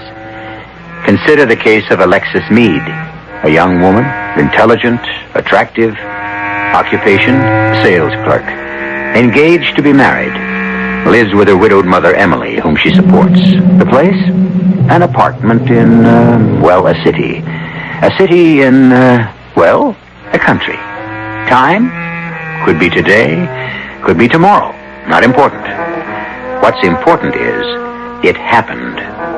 And it could happen again. But, Mother, what does the Bureau of Human Affairs want with me? What could this... What's his name? Where's the letter? Oh, here it is. Gilbert Stainer. What could he possibly want with me? Well, now, if you ask me, Alexis, if you ask me, it's probably nothing at all. Some little unimportant matter about, I don't know. Nothing to get upset about, dear Mother, about. this is from the Bureau of Human Affairs, which is just a cover for the secret police. And this man Stainer is titled here under the signature. He's director of interrogation. In heaven's name, what could he want to interrogate me about? Well, I can't imagine. I really can't. Unless you did something you shouldn't have done. Did you, Alexis? Like, I don't know, complain to someone, maybe at the office, that we haven't enough to eat? That the protector, our glorious protector, has called for austerity measures? Mother, please, stop running on. Oh, I'm sorry, dear. I do talk too much. I know. Mother, you didn't complain about something. Anything? Did you? Me? Complain? Say anything that somebody might have reported. Oh, no, really, Alexis. Oh, I do talk too much. I do, I know. But, my dear, you know better than to ask me that. Well, you know better than to even think I'd be foolish enough to say anything critical of our protector or the government or anything. Mother. Sorry, dear. The letter gives no reason why this Mr. Sturmer wants to see you. Stainer. No. It just says I'm to appear at his office Monday at 3 p.m. Well, you'll find out then what it is he wants when you get there. That's 4 days from now, Mother. I've got to wait and worry for 4 solid days, to say nothing of nights. Worry? Oh, my dear, I certainly wouldn't worry. Mother, some people who have gone into the Human Affairs building, in fact, a good many people, have never been seen or heard of again. Oh, I've heard that. Well, you can believe it. Oh, I'll get it. Hello? Eric, honey. Oh, Eric. How are you, darling? Oh, I'm not sure. I just got home and found a letter waiting for me from the Bureau of Human Affairs. You too? What? You? Yes. I'm ordered to appear at 3 o'clock next Monday. I've been told to be there at 2. Who signed your letter? Somebody named Stainer. Gilbert Stainer. What do you suppose this is all about? I wish I knew. I wish I knew now instead of having to wait until Monday. Yeah, me too. It kind of worries me, Alexis. It scares me, Eric. It scares me half to death.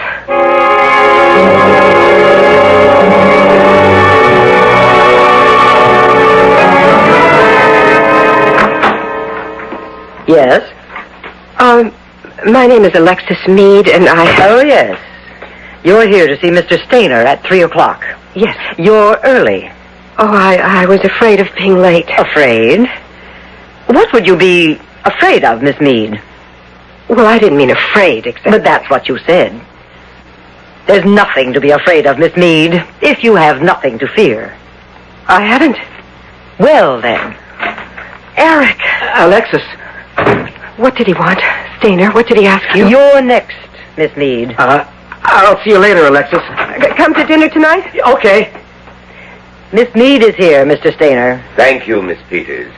Do come in, Miss Meade. Thank you. And sit down, please. That chair in front of my desk. Well, now, Miss Meade, first let me say I'm sorry if you've been put to any inconvenience. Oh, no. But you did have to take off from your job early. I'm told you lose 2 hours' pay. Who told you? It's so, isn't it? Well, yes, but... The Bureau will see that you're reimbursed for any loss of pay you incurred today, or may incur in the future. The future? I'll be coming here again? That'll depend entirely on you. How is your mother? My mother is fine, thank you, fine. That arthritis flare-up she suffered last week, that's over with? Yes. Delighted to hear it. A cup of coffee? No, thank you, Mr. Stainer. I'd like to know why... Cigarette? Thank you, I don't smoke. Oh, that's right. You gave up cigarettes several months ago. Too expensive. What with the tax, the surtax and all, I believe you said. I don't recall saying anything like that. No? No. But that is why you quit. Yes. Mr. Stainer, you certainly didn't ask me here to discuss my reasons for giving up smoking. No, goodness me, no. Then why am I here? It could be that I just like to talk and look at pretty women. I beg your pardon. A joke, a little joke. Although you are extremely attractive, you know. Thank you. Well, now, I asked you to come here today because, Because? I thought there might be something you cared to tell me. Something I cared to tell you? Something you might care to tell me. Such as? I don't know. Well, if you don't know, I'm sure I don't. Mm-hmm. I mean, what could I know? If you could give me some idea of what it is you're after. I'm not after anything, Miss Meade. The way you put it, what is it you're after? You make it sound as if I'm pursuing you, trying to hound. No, I didn't mean it that way. No, of course you didn't. Well? Well? Is there something you might care to tell the Bureau? Tell me? I can't think of anything, Mr. Stainer. You're sure? I'm positive. Perhaps if you gave it some thought. What thought? How can I think about something when I don't know what to think about? It will come to you. Think about it long enough and it'll come. It might be in the morning when you're at work, or during mealtime, or in the middle of the night in bed. You'll suddenly say to yourself, that's it. That's what I had to tell the Bureau. Mr. Stainer, I'm sorry, but I can't imagine. You'll see. Now, you just go away and think about it a while, and you'll see. Let me escort you to the door. Mr. Stainer, please, I assure you, believe me, there is nothing I know of or can think of. Your hand, Mr. Stainer. Oh, sorry. Your coat. I was only admiring the cloth. I like the, feel of cloth like this. So soft. So pleasurable to the touch. Soft as a woman's skin. Good day, Mr. Stainer. Good day, Miss Meade. Do some thinking now. See what you can come up with before our next meeting.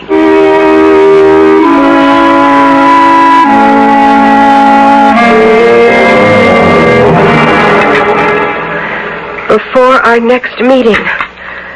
The last thing he said just as I left. Oh, stop worrying and eat your dinner, Alexis. What there is of it. And you, Eric? Those were his last words to me, too. That means he's going to call us in again. Obviously. Have my meat, Alexis. Mother, no. No. You finish the meat. I don't want any more. You don't want any more because you think I haven't had enough. Well, you haven't. None of us has. None of us ever does. Everything's in short supply. Oh, and the prices. I was saying to Maggie Norton only the other day. I met her in the supermarket. You know, we hadn't seen each other in months. You didn't say anything to Maggie. Anything that might be misconstrued. What? Anything she could have reported to the Bureau of Human Affairs. Now, what do you take me for, Alexis? I'm only trying to find out, searching for whatever it is Stainer knows. But didn't he say he doesn't know? Mother, he knows. Eric and I wouldn't have been ordered to appear if he didn't know. He's just playing cat and mouse. That's what he's doing. He's trying to get us to confess to something. Well, confess to what? I'm telling you, I'm so on edge even now, even after just one meeting with him. I'd tell him what he wants to know, if I knew what it is. Eric, are you sure you don't? Don't know? Yes. I don't get you, Alexis. Could it be that you maybe said something, sometime, to someone that might have been better left unsaid? You think I'm some kind of nut? Of course not, but... But what? Don't be so touchy, Eric. You could have said something. I could. Mother could. Not a word, not a word. I'm no fool, Alexis, not me. You just don't know who you can trust anymore. I guess there wouldn't be any more coffee, Mrs. Meade, would there? Maybe a few drops, Eric. Give me your cup. Well, something has been said, and if we're smart... Here you are, Eric. We'll find out what it was. Because one thing is sure. What happened with Mr. Gilbert Stainer today is only the beginning. Yeah. I think I know what you mean. You know what I mean. What do you mean? Nothing, Mother. What? Oh, Mother, please. Now, don't start crying. That's what you mean. Even maybe death. Oh, why has it got so you're afraid to say have a good day to someone or keep well or anything?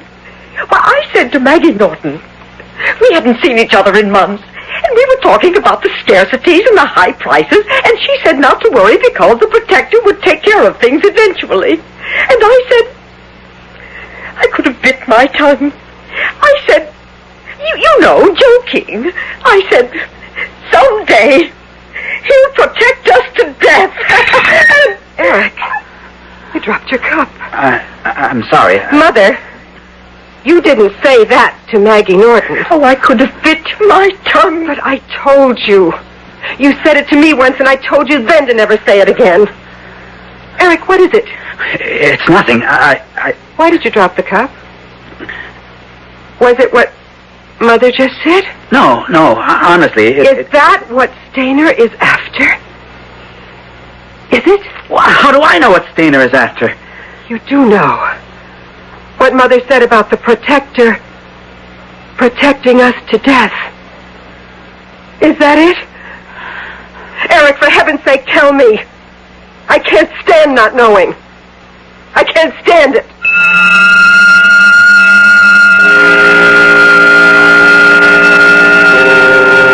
So, terror, like a stain, is already spreading through Alexis Meade.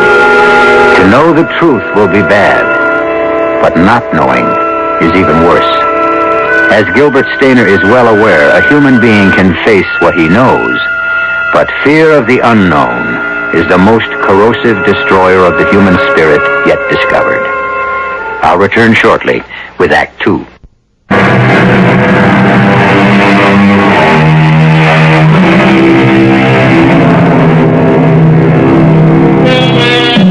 A small question. A simple, seemingly innocent question. Is there anything you'd care to tell me? A small, simple question?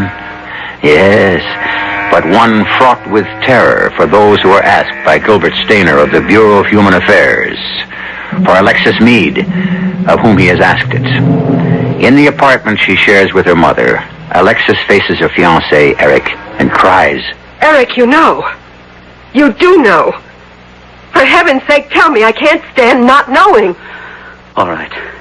I'll tell you. I didn't want to. I was afraid it would make things worse for you. Eric, tell me. This afternoon, Stainer asked me if I had ever heard anyone make that remark about the protector. Well, of course, I lied. I said no. You had heard it. Where? Who said it? Well, honey, you did. Don't you remember?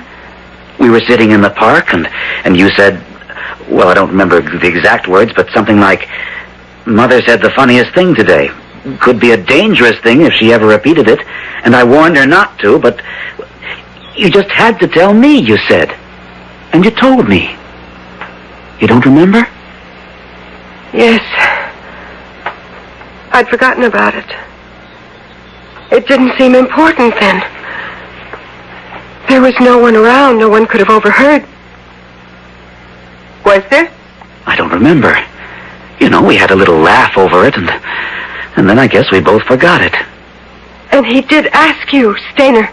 If I'd ever heard that remark made by someone. And like I said no. Well, is it such a terrible thing to say? I said it as a joke. You said it as a joke. Mother, the trouble is the world we live in is no joke.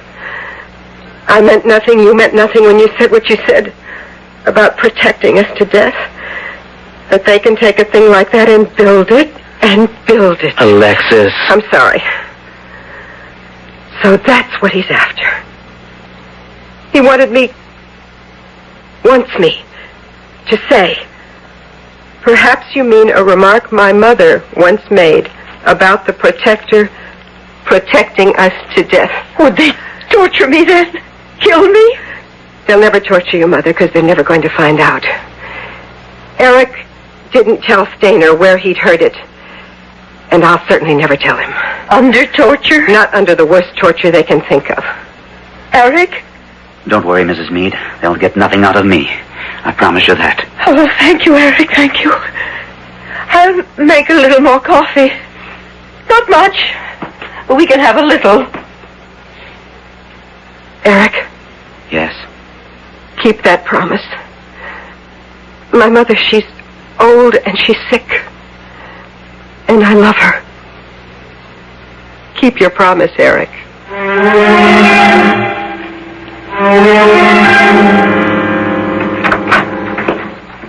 Well, don't stand there staring at me as if you'd seen a ghost, Miss Meade.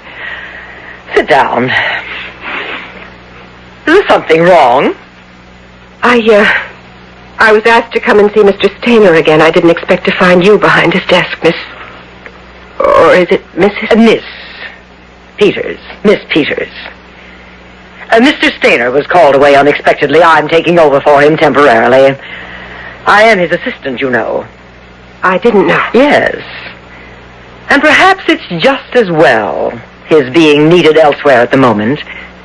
He himself thought, he mentioned, that you might speak more openly to me. You know, woman to woman.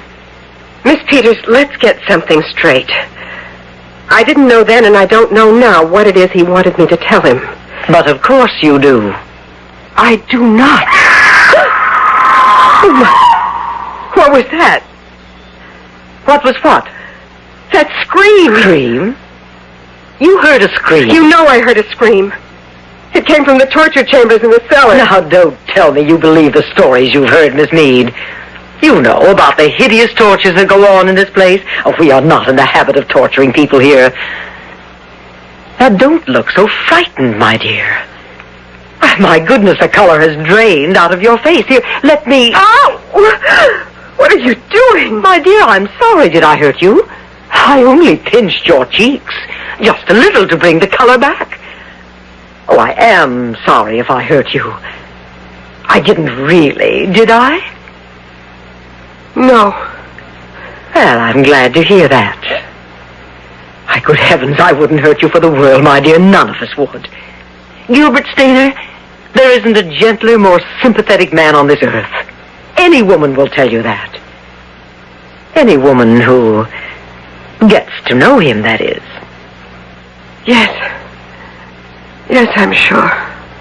You'll see when you get to know him better. But he is a man, you know. By that I mean he can be, well, brutal, too. He has that other side to him. A side that shows when he, well, you might say, loses patience. Take a tip from me, Alexis. Don't make Gilbert lose his patience. Thank you for the advice. What is it now, Alexis? You know what it is.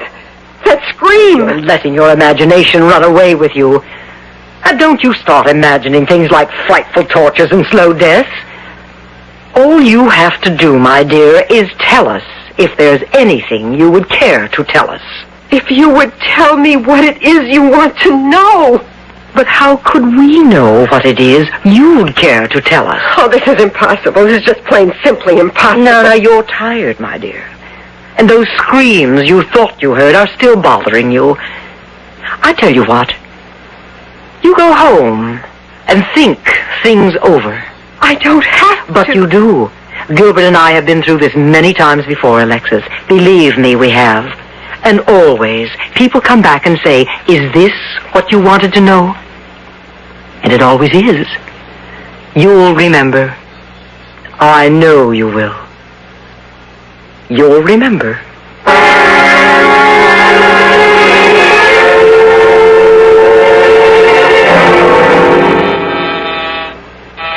Eric! Eric, are you home?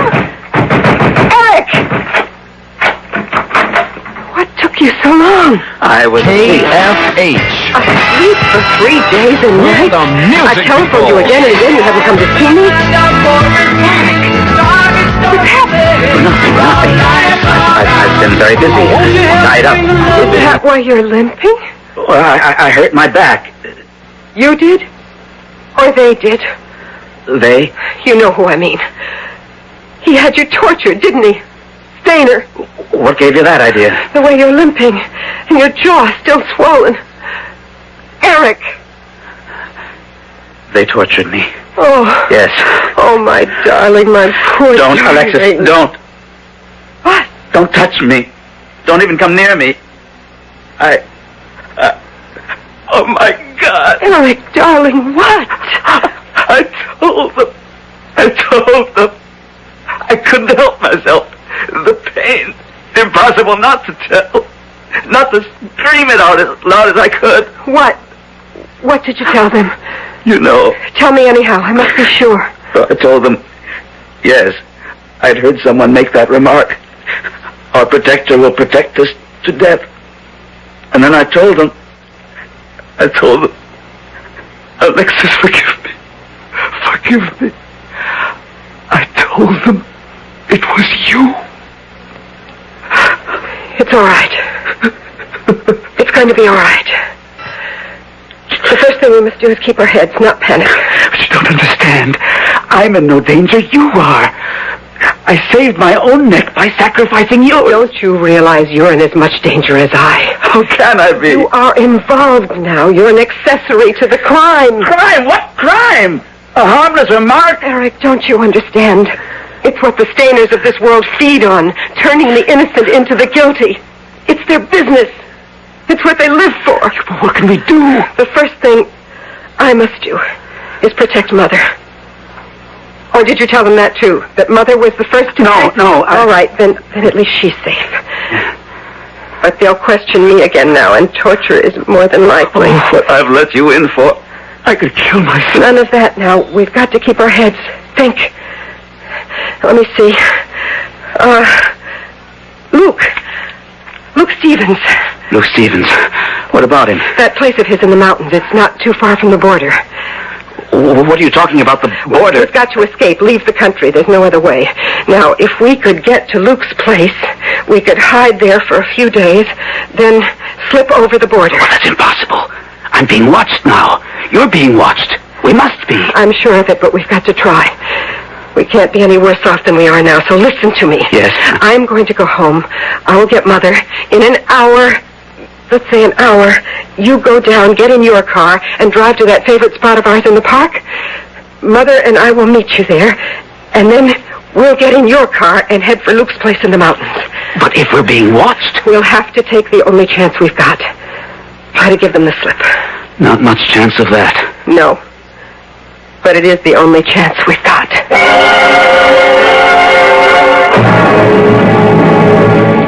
I don't understand, Alexis. Why suddenly do you want to go for a walk in the park?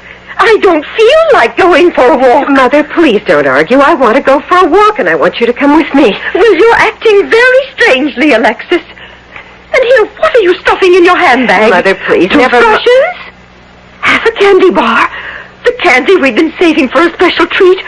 Alexis, what is this? I will tell you later. You tell me now, or I will not step 1 foot out of this apartment. Mother, please trust me. Oh, my goodness, it seems we have visitors. Yes, I'm afraid we do. Yes? Are you Alexis Meade? Yes? Is that your mother there? Yes. Both of you to come with me, please. Where? And why are we to come with you? I can't answer that. You don't have to. I know where. And why.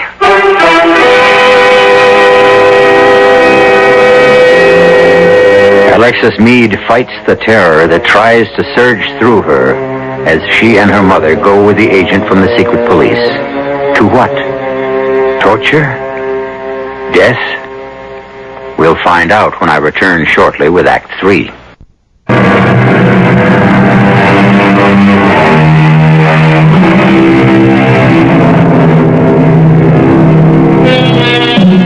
An innocent remark has brought Alexis Meade, her mother, and her fiancé Eric to the brink of torture and possible death.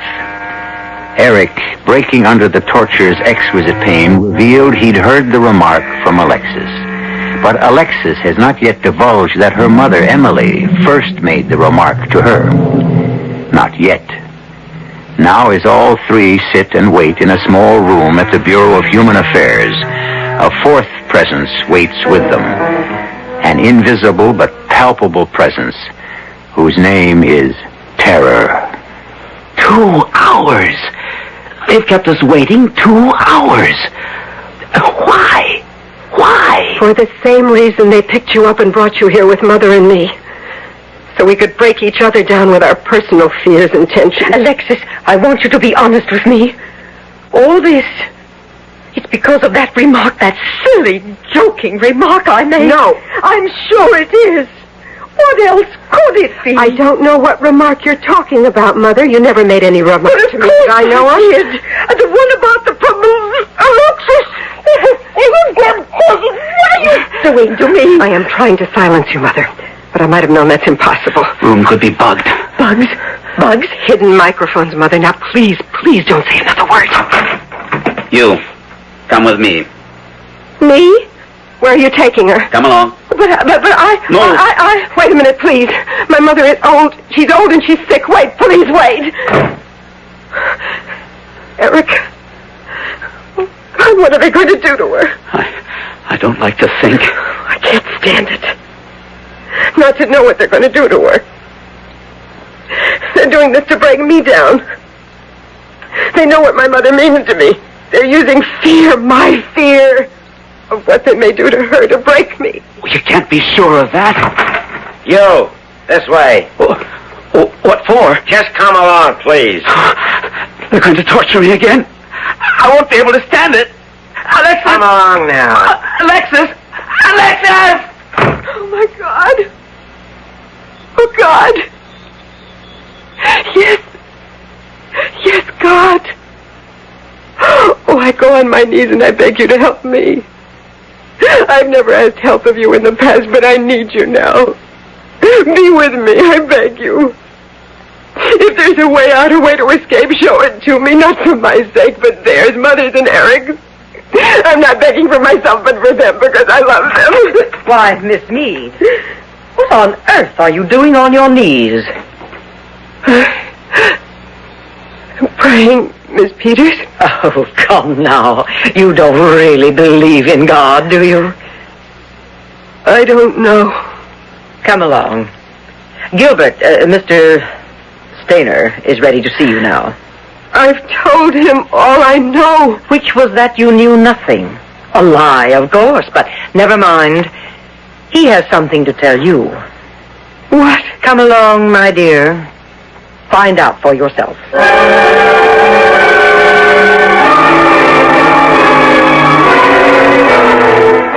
Sit down, Miss Meade. Alexis, if I may, sit down. No, don't leave us, Miss Peters.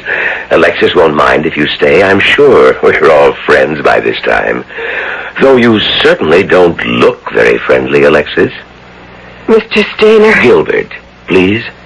I do want to be your friend, Alexis. I've wanted to be from the first. And I must say that I'm puzzled by your attitude. You have nothing to gain by being unfriendly toward me, and much to gain by being otherwise. And Miss Peters will tell you that. It's true, Alexis. I know that once Alexis realizes I want to be her friend, she'll be amenable to my wishes. You will now, won't you, Alexis? That depends, Mr. Stainer. Gilbert? Mr. Stainer, that depends on your wishes. My only wish at the moment is for you to tell me the truth. About what?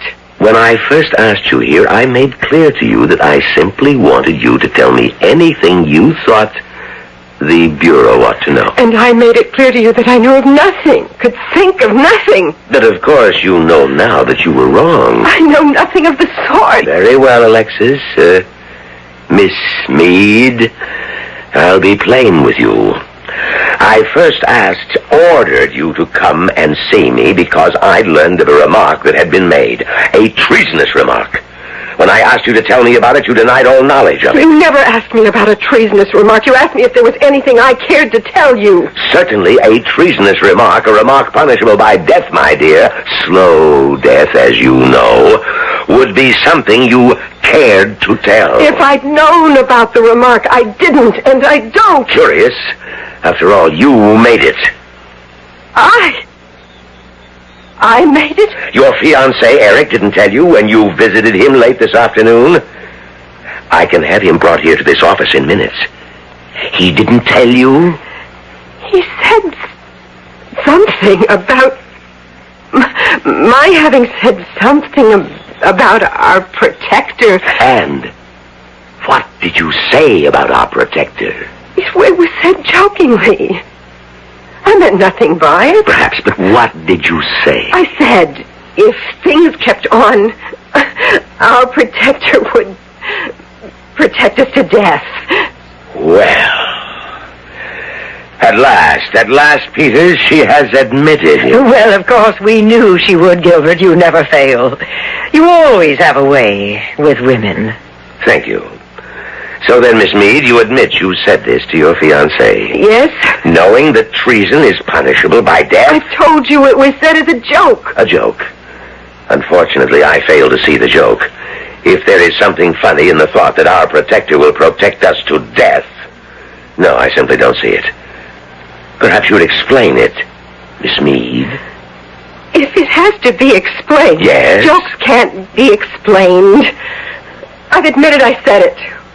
What more do you want? What more? If I'm guilty of treason, I'm guilty of treason. Then torture me, kill me. But let my mother and Eric go. Happily, if it's possible. If it's at all possible, after you tell me who first made the remark to you. Who? No one. There was someone. There was no one. We know there was someone.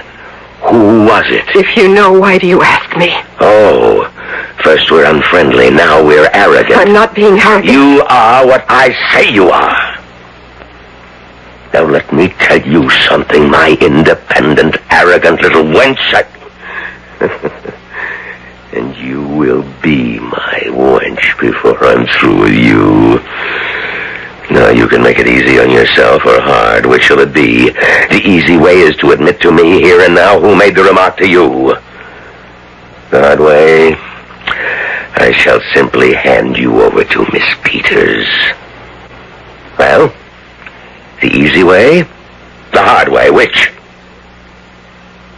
The easy way. You're being wise. Now, who said to you, our protector will protect us to death? Well, who? You want me to tell you in front of Miss Peters?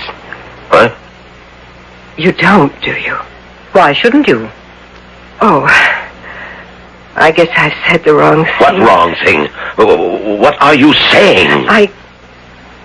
Oh, Gilbert.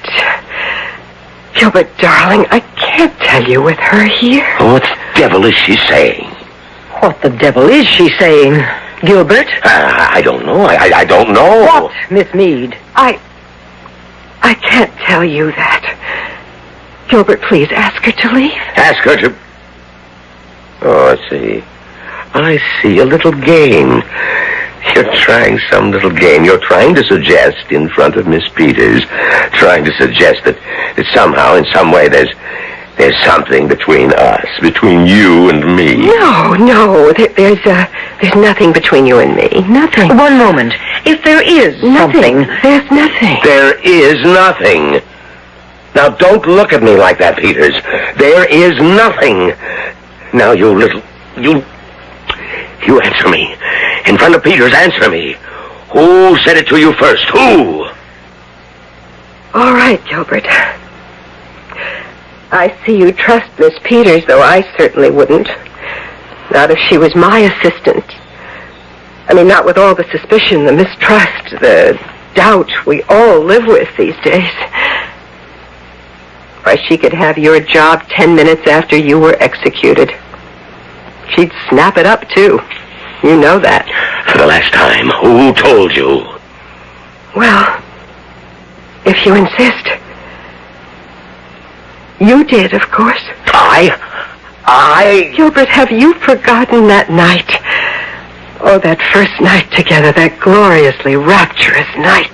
What in the name of... Of course, I know you were, you weren't drunk, but you talked a little too much, maybe. Said some things you'd not have said if...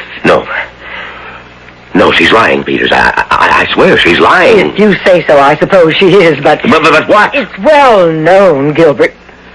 Mr. Stainer, that you have a way with women. Not this woman. Not this little conniving trollop. Believe me, Peters. Now believe me. I believe you, Mr. Stainer.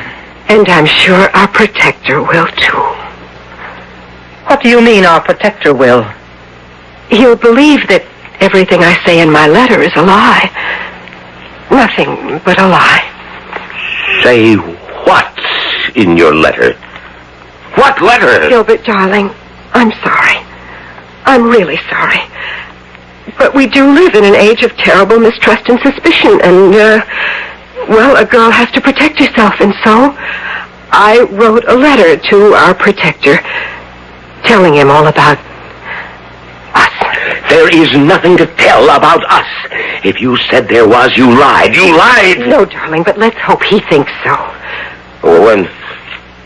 When did you send this letter? Oh, I didn't. You didn't send it? Gilbert, of course not. Would I want any harm to come to you after what we've been to each other? Weeks of torture? Slow death? Would I want that for you? Where is this letter? I have it. A friend of mine has it. What friend? Gilbert, if I told you that... Oh, of course I can't. But you needn't worry about it. My friend won't send it unless something happens to me. Unless... A shrewd little wench, Peters. A very shrewd little wench. There is nothing between us. And there is no letter, I'm sure of that. Are you, Mr. Stainer? Of course. Of course. Still, this has all been... It's crossed my mind more than once. A tempest in a teapot, mountains out of molehills. The remark that was made, we've taken it too seriously. We? Well, you. Why, then? Well, no harm done. None.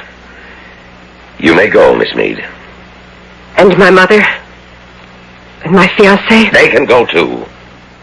Thank you. Thank you very much. But I want a safe conduct out of the country. A safe conduct? For all three of us. My mother, my fiancé, and myself. I have it. I'll see it's arranged. Good day. Goodbye. Goodbye. Oh, and to you, Miss Peters. I think I said to you a little earlier. I think I said I didn't know whether I believed in God or not. Yes? I believe in him now, Miss Peters. I believe in him now.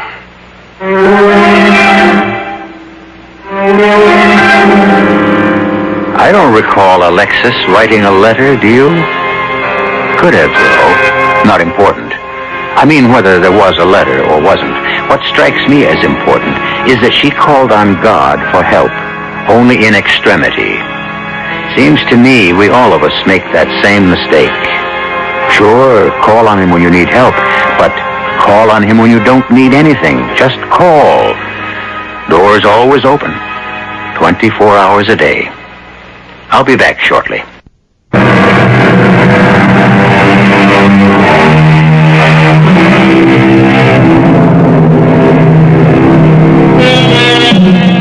All is well. Alexis and Eric are married now, living contented lives in this country. Alexis' mother's well, too. Talking a blue streak as always. There's a difference, though. In this country, she can say what she wants to say, and does, without worrying about it.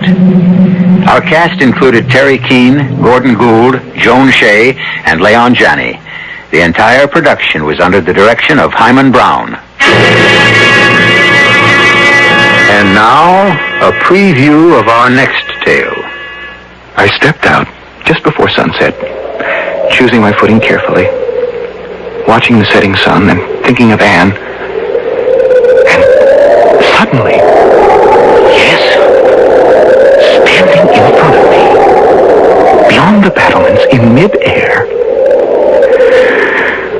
figure of Alfred Monkton, faintly luminous, as he stands behind you now. Was this before the news of the duel reached Wincott? 2 weeks? I didn't know the date of it then as I do now. It was March 14th. The same day as I stood on the battlement. The very moment the bullet entered his side and killed him. Radio Mystery Theater was sponsored in part by Uncle Ben's Long Grain and Wild Rice and Buick Motor Division.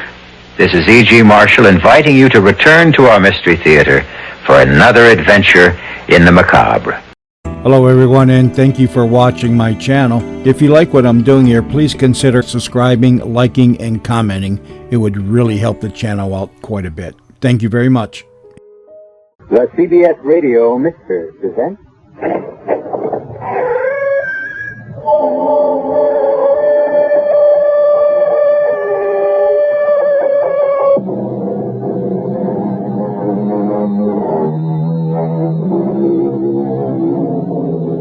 Come in.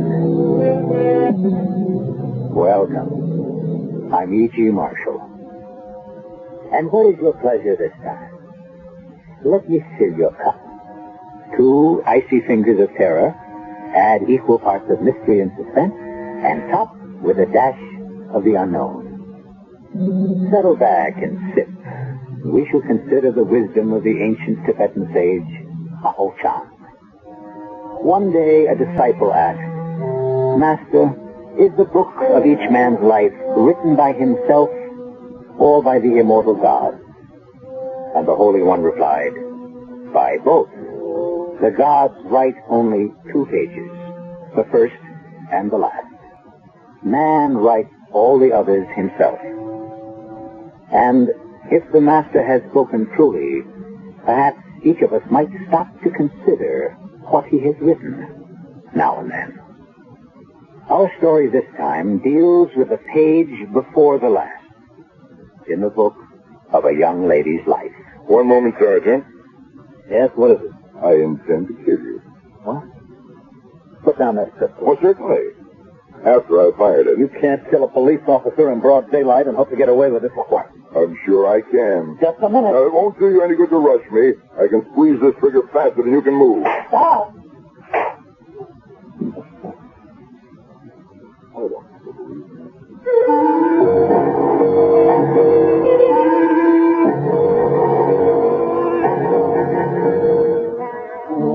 Our mystery drama, The Weavers of Death, was written especially for the Mystery Theater by Sam Dan and stars Mandel Kramer.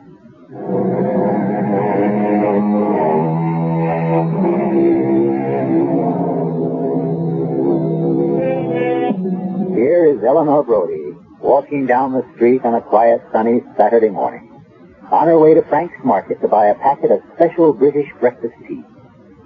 Golden-haired, green-eyed, willowy Eleanor. You'd never take her for 32. She looks at least 10 years younger. But that doesn't matter anymore. She'll never see 33. Tall, attractive Eleanor Brody is about to become a statistic. And as Eleanor enters Frank's Market, Frank himself is at the register. Bald and chubby, good-natured Frank. And he's about to become a statistic, too.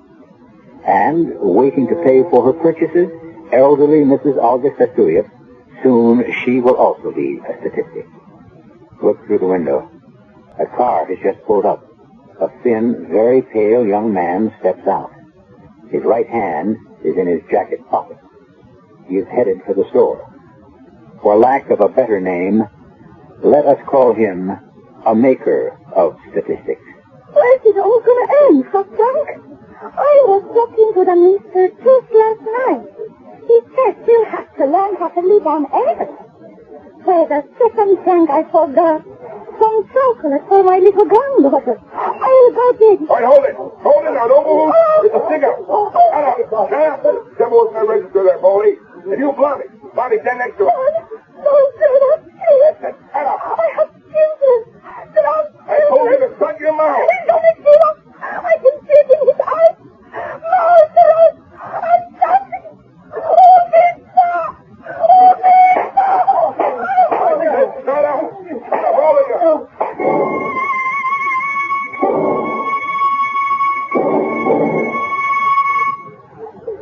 really got nothing on it. It was a stick-up, and it's a new breed of punk. The old-time guys, they'd at least let you live. These crumbs, you don't give them the money, they kill you. You do give them the money, they kill you. I know you gotta print something, but well, you can't squeeze blood out of a stone. When I get something, I'll give you something. Well, look who's here. Hello, Captain Gordon. Bobby Clifton. What are you doing in this place? It's only for detectives. You want to see my badge? How are things in the youth section? Artie, I want you to give me a temporary transfer back to homicide. Why? Those grocery store killings this morning. Yeah? What would you want with that? I knew the girl.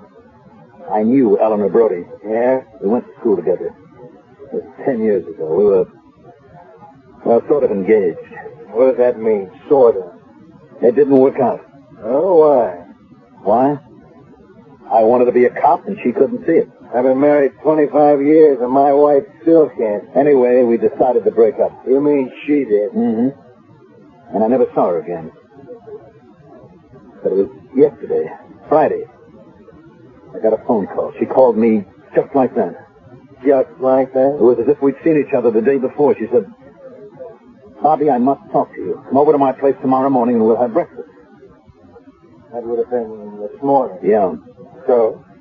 Well, I got mad. It was the way she said it, I guess, as if nothing had happened. Like, drop whatever you're doing and come running just because I snapped my fingers. Oh, that's how they are, Bobby. So I said I happened to be tied up, and she said,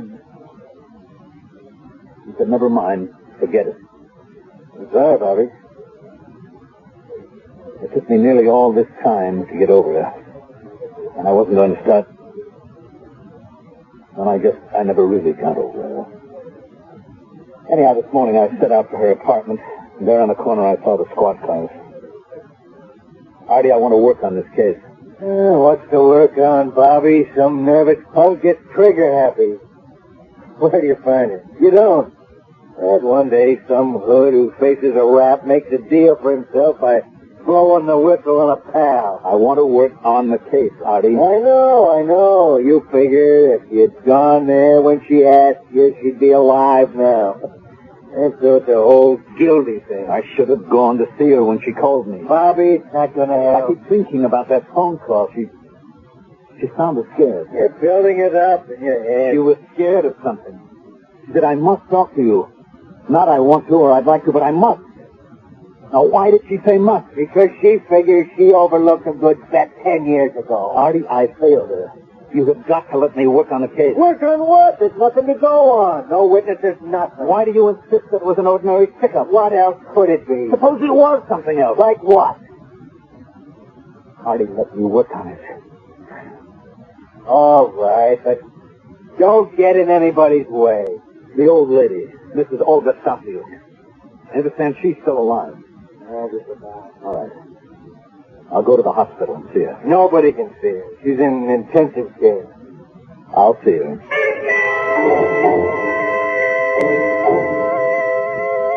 I know, Sergeant, this is important for the police, but the patient can't see anyone. Doctor, she doesn't have to see me. I just want to see her. You mean you just want to look at her? Why? The nurse says she keeps muttering something now. Perhaps I can catch a word or two. Oh, all right. As long as she isn't disturbed. Funny how things are interrelated, Sergeant. What's that, Doctor? These two women, the young one who died and Mrs. Safia, who may not live out today. Now, the younger one, Miss Brody, her name was, she was here about a week ago. What for? It was midnight. She couldn't reach her own doctor, so she came to emergency. Why? Well, it seems she had a very severe, serious skin irritation all over her arms and back. What caused it? I don't know. She didn't want to save the pet, so we gave her something for superficial relief. She probably consulted her own physician the next day, and here she is, in the hospital again. This time in the morgue. Oh, you want to see Mrs. Safia?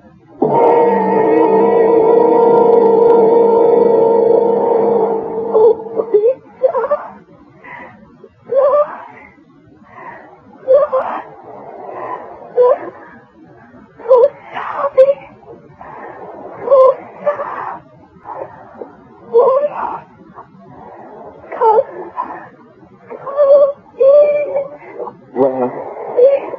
make of that? She seems to be trying to say something. Poor woman. She can't seem to form the words. Maybe not the English words, but the foreign language. It doesn't sound like anything at all to me. Her name is Stasiuk. Olga Stasiuk. Now, it could be Russian or Polish. Doctor, I've got to come back here again with a tape recorder. You'd better hurry. She's getting weaker.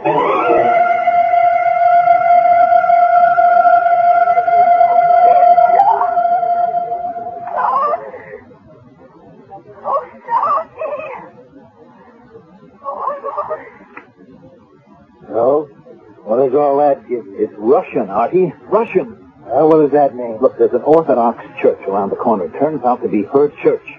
The priest says the tape is hard to understand, that he can make out some of it. What's she saying? She's trying to describe a killer. That word, ubitsa, or something like that, that means assassin, murderer. And he could be an albino. What? She uses the word for pink, a word like hrosadi, in connection with eyes and hair. And there's one key word, Calvin, I think. It could either be the killer's name... Are there any local punks named Calvin? Or, more likely, it's the Russian word Kalbin or Halbin, which means albino, or a guy with real light-colored hair and eyes. White? That's right. Whitey Barrows. It can't be. Why not?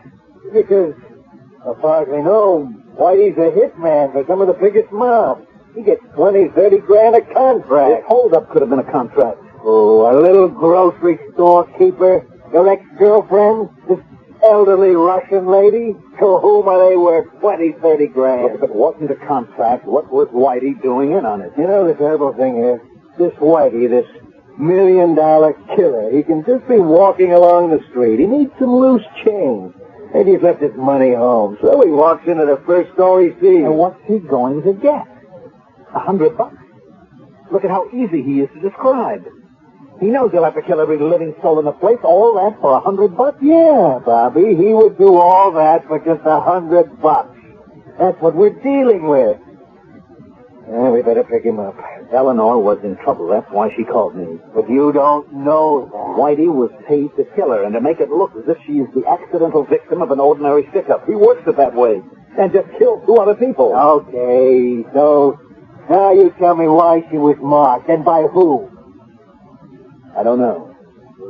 Maybe she was running around with Whitey and she might have done something he didn't like. Yes, like what?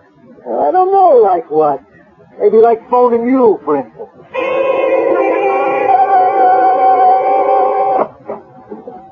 Yes? Dora Hastings? Yes. I'm a police detective. May I come in? Of course, please do. Thank you.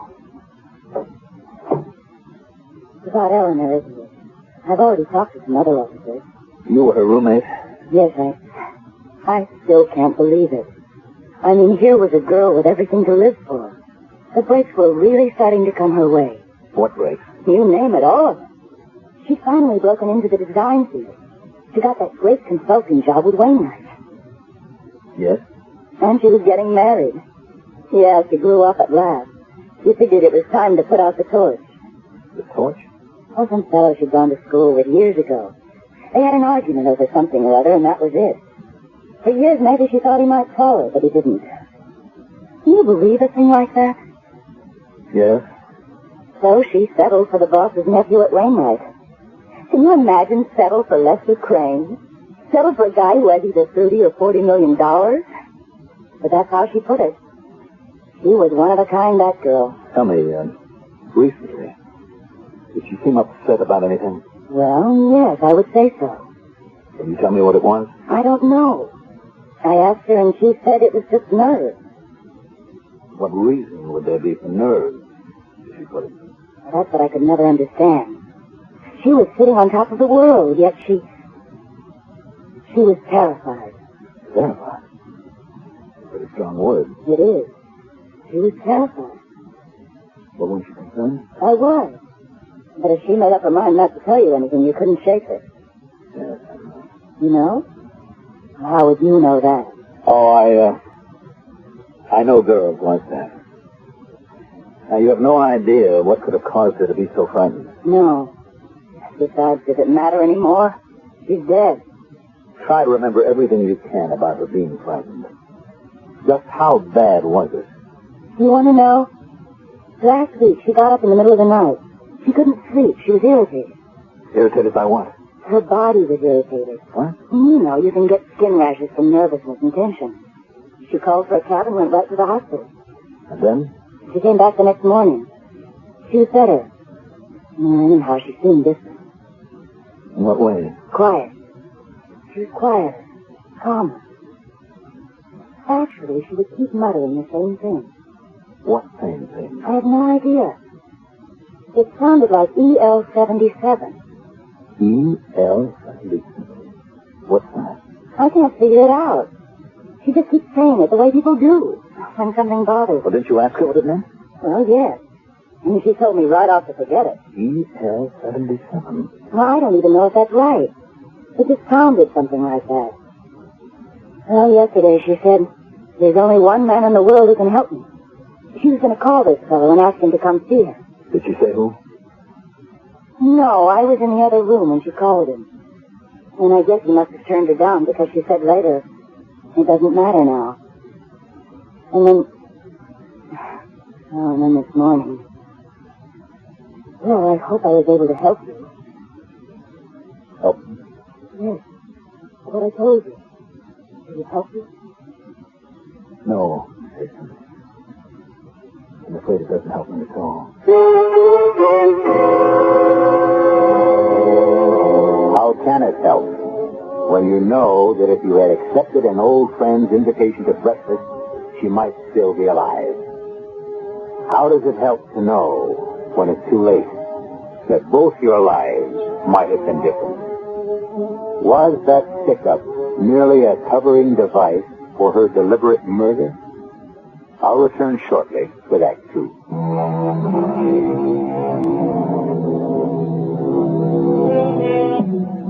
The world should turn on love and understanding. Instead, it seems to be spun by vanity and pride. So many people could prevent so many problems. Indeed, could alter the very shape and direction of their lives if they could only talk freely and openly and honestly at the right time. 10 years ago, obviously, Eleanor Brody and Bob Clifton couldn't do it. And today, she has been killed during what appeared to be a grocery store robbery. And he is the detective investigating the case. Sit down, Sergeant. I'm sorry to disturb you at a time like this, Mr. Crane. I understand. You were Miss Brody's fiancée. Yes, I was. Tell me, did she seem to be upset recently? Upset? Why should she be upset? Oh, Sergeant, this is my uncle, James Wainwright. So there's a police officer in the house. What can we do for you? I want to ask a few questions. Yeah? Why? Uncle Jim, it should be obvious why. It isn't obvious to me, and besides, I didn't ask you. After all, what is there to ask? She was killed in a holdup, wasn't she? Well, wasn't she? That's right. Unfortunate coincidence. Past life had nothing to do with it. She would have been killed in any event. Therefore, the police have no reason to pry into the affairs of private citizens. Don't you agree, sir? Well, perhaps if it were just a holdup. What do you mean, if? What else could it have been? A way of covering up her murder? Serious? Oh, yes, I am. And that's why I'm here, to ask some questions. Well, how can we possibly help you? I don't know. Well, if this is a fishing expedition, you've come to the wrong stream. I will answer no questions unless my attorney is present. Uncle Jim, the man is just trying to do his That's job. enough out of you two, Lester. Mr. Wainwright, I'm investigating a murder. I need information on the background of Miss Brody. It's immaterial to me whether I get my answers here or down at headquarters. I don't like your attitude. I'll have you know the commissioner is an intimate friend of mine. Uncle, let's get this over with. Well, what do you want to know? Miss Brody, did she seem upset lately? Well... No. Not at all. Why do you ask? Her roommate says she was. Oh? Well, oh. You know women, they get nervous as their wedding day approaches. I don't mean that kind of nervous. I mean terrified. Well, yeah, she might have been terrified. Of what? Of her approaching responsibility. She was marrying very far above her station in life. Now, Uncle Jim, you shouldn't talk like that. Why not? True. She was a poor girl, and my company, which one day will be this young man, has assets of $50 million. What is your company, sir? Wainwright Associates. What does Wainwright Associates do? You can't be serious. I'm sorry. We import textiles, all kinds of textiles from all over the world. Yes? And we sell them to various manufacturers. I see. And Miss Brody's position? She was a designer. We maintain a design service for many of our clients. Well, that should end the inquisition. Tell me, would either of you be aware of a man with a very light complexion, almost no coloring at all? Why do you ask? It's important to our investigation. No, I'm aware of no such person. Mr. Crane? No? I have a question. Yes? My nephew here, Lester Crane, he gave Miss Brody a great many gifts. Are they recoverable? Uncle Jim, how can we talk about that now? These things have to be faced, Lester. Now, Sergeant, what procedure do we follow? It seemed to me that your attorney could advise you. Those gifts were her property. They belong to her estate. Well, I'm thinking in particular of things that belong to Wainwright and Company, some designs and clothes, especially a sweater that's a new model. You'd have to discuss that down at headquarters. Well, sir, if you have no further questions... I have no further questions at this time.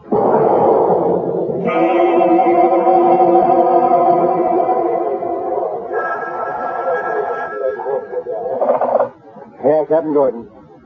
Yes, there may be a break on those murders. But so far we got nothing to give out.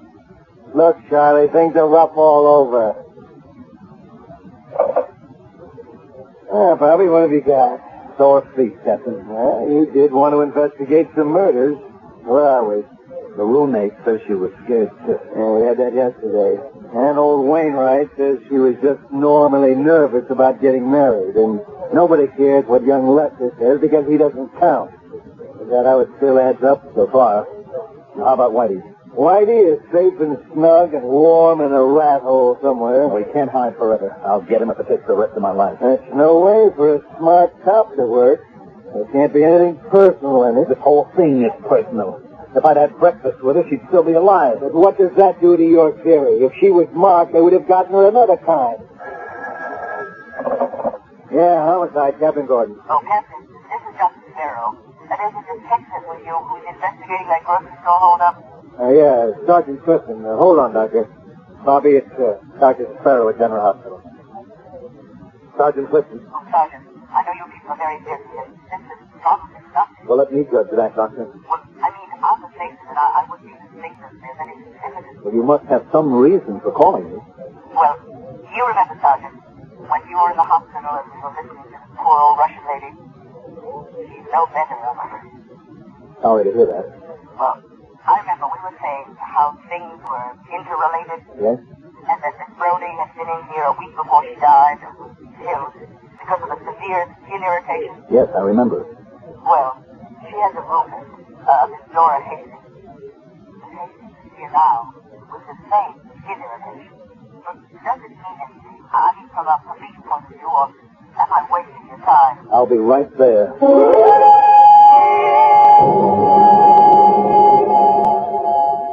Actually, she came in last night. She's much better now. We treated her.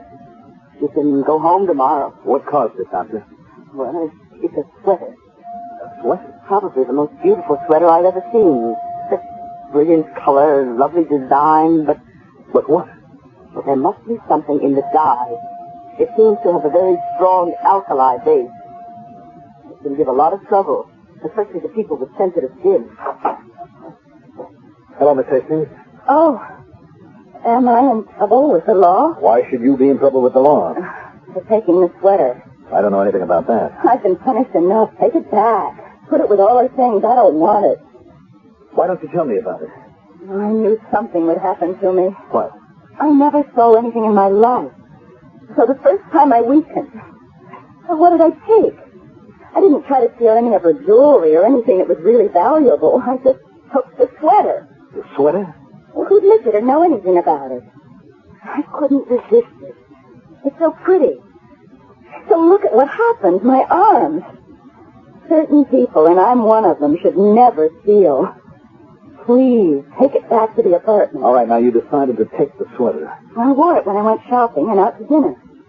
And then a couple of hours later, I felt as if my whole body were on fire. Say, that's what must have happened to Anna the night she had to come here. She'd worn the sweater, too. Are you sure? I'm positive. And where did she get the sweater? She brought it home from the office. It's one she designed. You mind if I take it? Please.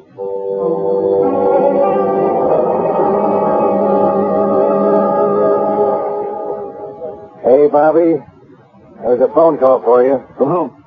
Well, it was about you. It seems that Wainwright had a court order to go to the Brody girl's place and pick up some designs that belong to the firm. So? Yeah, so they claim something's missing. What? The sweater. What kind of sweater? Come on, you know what kind of sweater. The sweater you were supposed to bring back from the hospital. The one that the roommate borrowed. That sweater? Where is it? In my locker? What kind of game are you playing, Bobby? If they want it back, I'll bring it back. Bobby, you're trying to pull a fast one, but this Wainwright has got a lot of clout. Why did they want the sweater? Because it's their property. Sure, but when I was at the house, the old man started this song and dance about recovering some gifts and stuff. It was all a cover. For what? For the sweater. Why would they want that sweater? Huh? From what I hear, it's already given two girls fits. There is a hard luck sweater. Well, still, they want it and it belongs to them, so? So, I'll bring it back. Bobby, do I know everything that's going on? No. You only know as much as I do. You'll personally hand-deliver that sweater? Of course.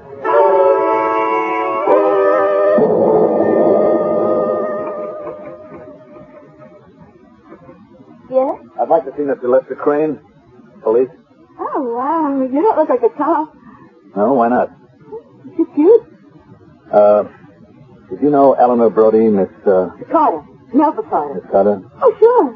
We both come here about the same week 9 years ago. We both sat at the same desk. She went up. All the way up. She even got the boss's nephew. Tell me, did she seem nervous lately? Oh, I don't know. I'm sorry to say I was so jealous of her I couldn't really see straight. Poor kid, what good did it do her? Did some man ever come around to see her, a man with a very light complexion? A guy? He? Oh, no. Why would you want to ruin the world's greatest setup? There was a guy on the side. He was kept out of sight. Would you tell Mr. Crane that I'm here, please? Don't you want to ask me any more questions? Maybe later. Thank you, Sergeant. It's a beautiful sweater. I've never seen such brilliant colors and the design. Yes, well, it's... I'm sorry there was this misunderstanding. I had intended to return it on my way to work. It's all right. Look, I want to apologize for my uncle. He lives in a world of his own. I understand. He belongs to another time, another place. Mm-hmm. You were Eleanor's fiancé. What did you say? I'm sorry, I was just thinking out loud. Yes, I was her fiancé, and, I owed her so much. You see, because of her, I stood up to my uncle. He was opposed to our getting married. Why? Why? He wouldn't need a reason. He's so contrary. And, I always yielded to his judgment, but not this time. Yes. Miss Crane, there's been an inquiry concerning EL-77. EL-77? And you told me that... EL-77? And you told me you'd handle everything there yourself, so I... Place that call on hold, and I'll pick it up very soon. Sergeant, is there anything else you want to know? I have some very important things. No, I've taken up enough of your time. Goodbye, Mr. Crane. EL-77. Once again, a combination of letters and numbers. And what do they mean? One thing is certain. They have the power to make people nervous. First, Eleanor Brody. And now, Lester Crane. EL-77. A simple arrangement of innocent-looking letters and numbers.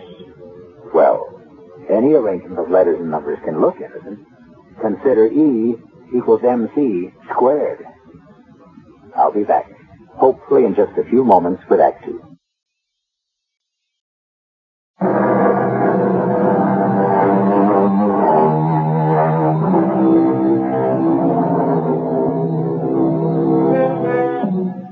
As the poet said, the saddest words of tongue and pen are these: it might have been. Bob Clifton thinks of what might have been with Eleanor Brody. 10 years ago, they were too proud, too immature, perhaps, to know how to make love endure. Now the only thing that Bob can do for Eleanor is try to bring her killer to justice. No, Bob. Why not? Because you can get into more trouble than you ever thought existed. Is that all you ever think about, getting into trouble? Besides, it's wrong. Why? Why is it wrong? Because, Bobby, you proposed to use a human decoy. A girl can be killed. How? If we have it staked out, all we want him to do is show himself, then we bag him. On what charge? He's been identified as the killer in the grocery store holdup. How? And by whom? The old lady died last night. What you got on there is delirious mumblings on a tape recorder. Come on. A smart lawyer could kill it. He's got to do more than just show himself. He has to come after her. We have to prove it's a murder. What do you want? The smoking pistol? By then it's too late. Not the smoking pistol, but the pistol. He has to be caught in the act of trying to gun her down. And that's cutting it too close. Not if we have him covered. It's too risky. Too much can go wrong. It's the only way. Bobby, I don't want to hear any more about it.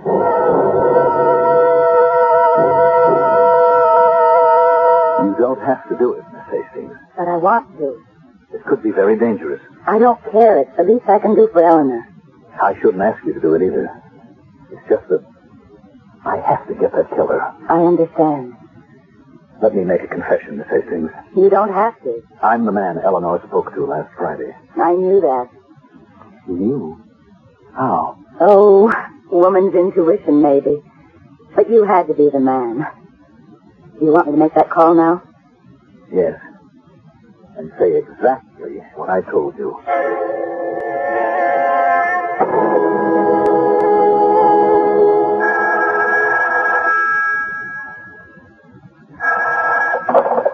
Hello?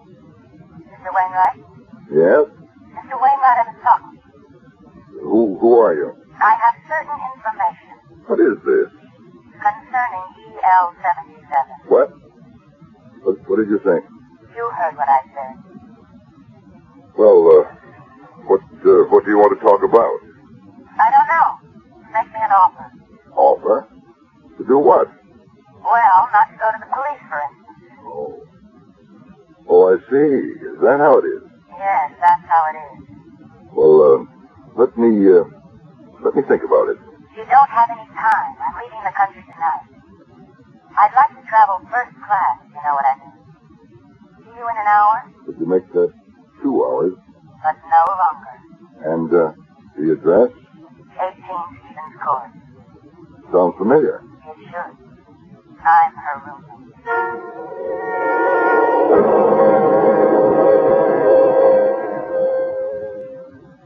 Anyone moving up the street?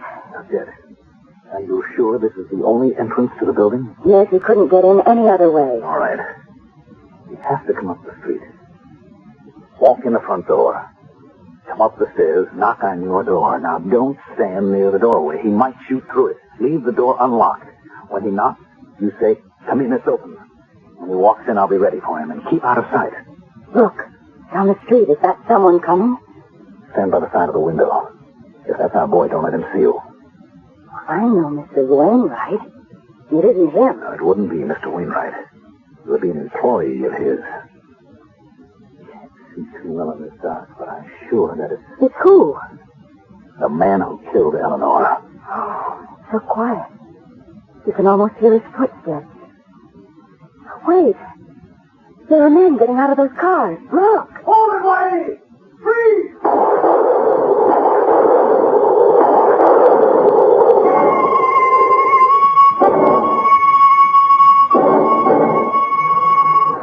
Artie, what are you doing here? What am I doing here? I had the place staked out. Why? To save your neck. I knew you'd try to get Whitey to show himself. I wasn't going to let him come up to the apartment. But you killed him. How can we tie him to Wainwright? Bobby, it was the only thing we could do. Well, hello. Oh, did you have a cop who called on Mr. Crane, the cute one? Is everything squared away? Yes, I guess so. I was headed for your office. Oh, so am I. But maybe you could do something for me. Well, why not? This is a package of some papers that we found in Miss Brody's apartment. Some of them look like business things, and we want to return them to the company. Could you save me the trip? Okay. It's a nice day for walks, though, isn't it? I don't even know if they're important, but I figured perhaps... What's the average cop do on his day off? Some of them are just notes. And there's a number that I noticed. It says EL77. What does EL77 mean? It's a lot number. A lot? Yeah, it would mean the European lot EL, and the number 77 means 7.7 million yards. That's quite a number of yards. Yeah, pretty good size, even for us. It's a hush-hush thing. What do you mean? I don't know. The only people who know anything about it are Lester Crane and the old man. Well, where is it? Where? The warehouse, I guess. Do you work every day in the week? But thank you very much, and this is a favor. Bye. Hey, come back here. You forgot...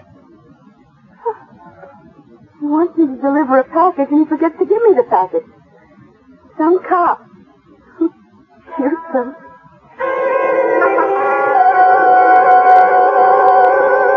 I'm sorry to bother you again, Doctor. Oh, it's all right. That sweater, the one Miss Hastings wore, and we know now that Miss Brody wore it, too. You said something about the dye. Yes, I sent a few strands to the lab. There's a very extensive allergy clinic here. It's a very good wool, but I'm afraid it's ruined for any kind of wear. Why? The dye. The strange one, probably foreign. It isn't any of the known dyes used here. It's a very strong alkali content. If the manufacturer knew the dye had such a strong irritant quality, why would he use it? Maybe he didn't know, or maybe he thought he could get away with it. Doctor, suppose you knew where a whole lot of this material was. What would happen to it? Oh, I'm sure it could be condemned. Any federal, state, or city health department or Bureau of Standards would take it right off the market. Thank you, Doctor. Do you think this sweater has to do with those murders?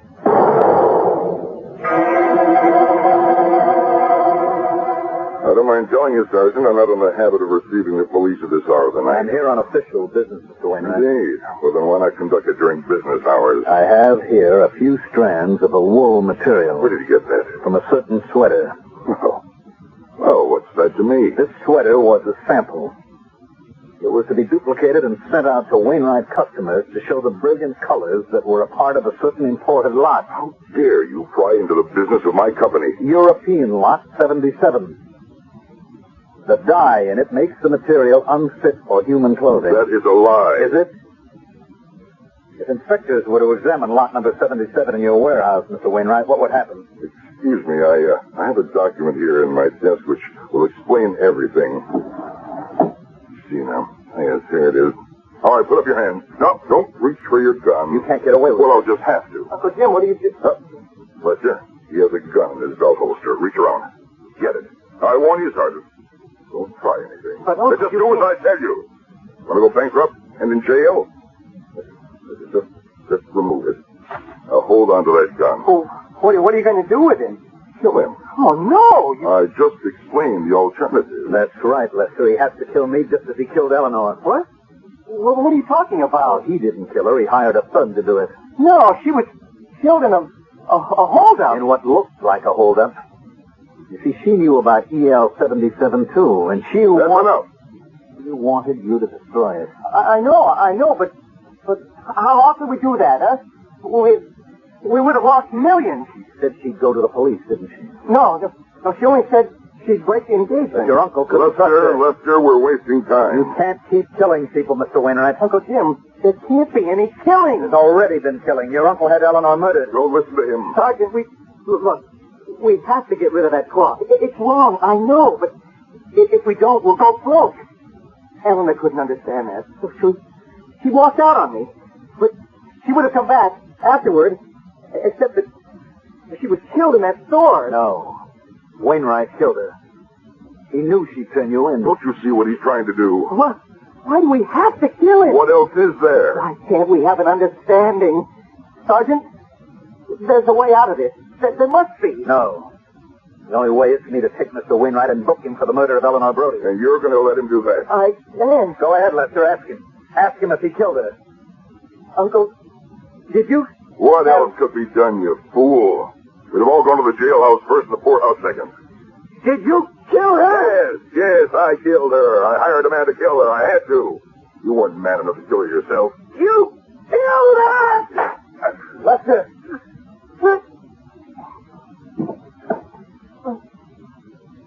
My uncle? Afraid he's dead. I hope I die too. I'll call an ambulance. Please. I have to tell you this first. I just shot him. So, to prove something to you. To me? Why? Because she told me everything about her past. That she'd always been in love with a man named Bobby Clifton. That's you, isn't it? Yeah, that's me. You see, I killed him because she finally made a man out of me. She taught me how to stand up to him. And I did. Didn't I, Bobby? Yeah. Yes, Lester. You did. The old man is dead. The nephew recovered. Lot EL-77 was destroyed.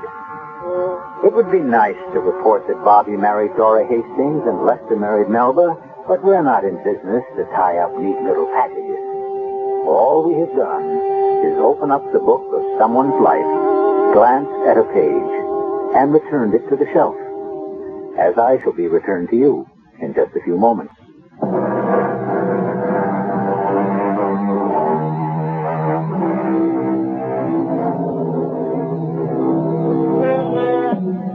It is written, every man is a weaver, and on his loom he weaves his life. But the colors and the design are not created by the skill of his hands. Rather do they spring forth from the beauty of his heart. We are also weavers of spells. And we hope you will join us 7 times each week and enjoy our designs. Our cast included Mandel Kramer, Bob Caliban, Joe Silver, Bryna Rayburn, and Catherine Byers. The entire production was under the direction of Hyman Brown. And now, a preview of our next tale. They're hiding in a cave. A cave? You must do better than that, my dear. You pick up the pathway just past our house, and you follow it north for 2 miles. Now you come to a deep ravine. In front of you is what looks like a wall of solid rock. But it isn't. No. Because when you climb to the top of it, you will see the entrance to the cave. Thank you. Sergeant, place her under arrest. But you said... I said you'd be rewarded. At this point, I don't know how. If you're lying, a firing squad will give you 30 leaden bullets. If you're truthful, there are 30 silver krona. Radio Mystery Theater was sponsored in part by Buick Motor Division. This is E.G. Marshall inviting you to return to our Mystery Theater for another adventure in the macabre. Until next time, pleasant dreams.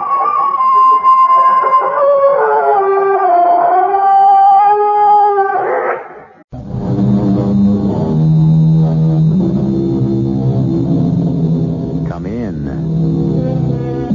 Welcome. I'm E.G. Marshall. We are told, and so many of us believe, that the child is the father of the man. Does this mean that the die has already been cast, even before the game has really begun? And since life itself is a game, and therefore subject to rules, what makes a child break them or follow them in the first place? Well, if you will allow me to paraphrase the great Sam Johnson, I have found you a question. I am not obliged to supply you with an answer, only an insight. You love me, Claire. I don't.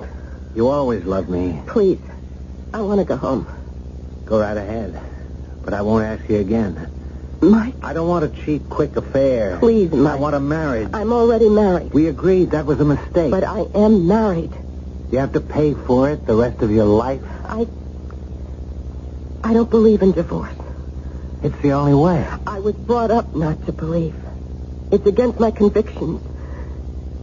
Can't we find another way? Yeah, we can. How about murder?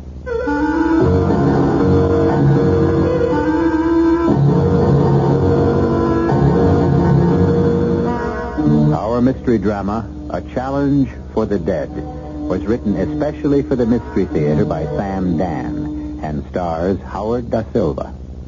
It is sponsored in part by Sign-Off, the sinus medicines, and Anheuser-Busch Incorporated, brewers of Budweiser. I'll be back shortly with Act One.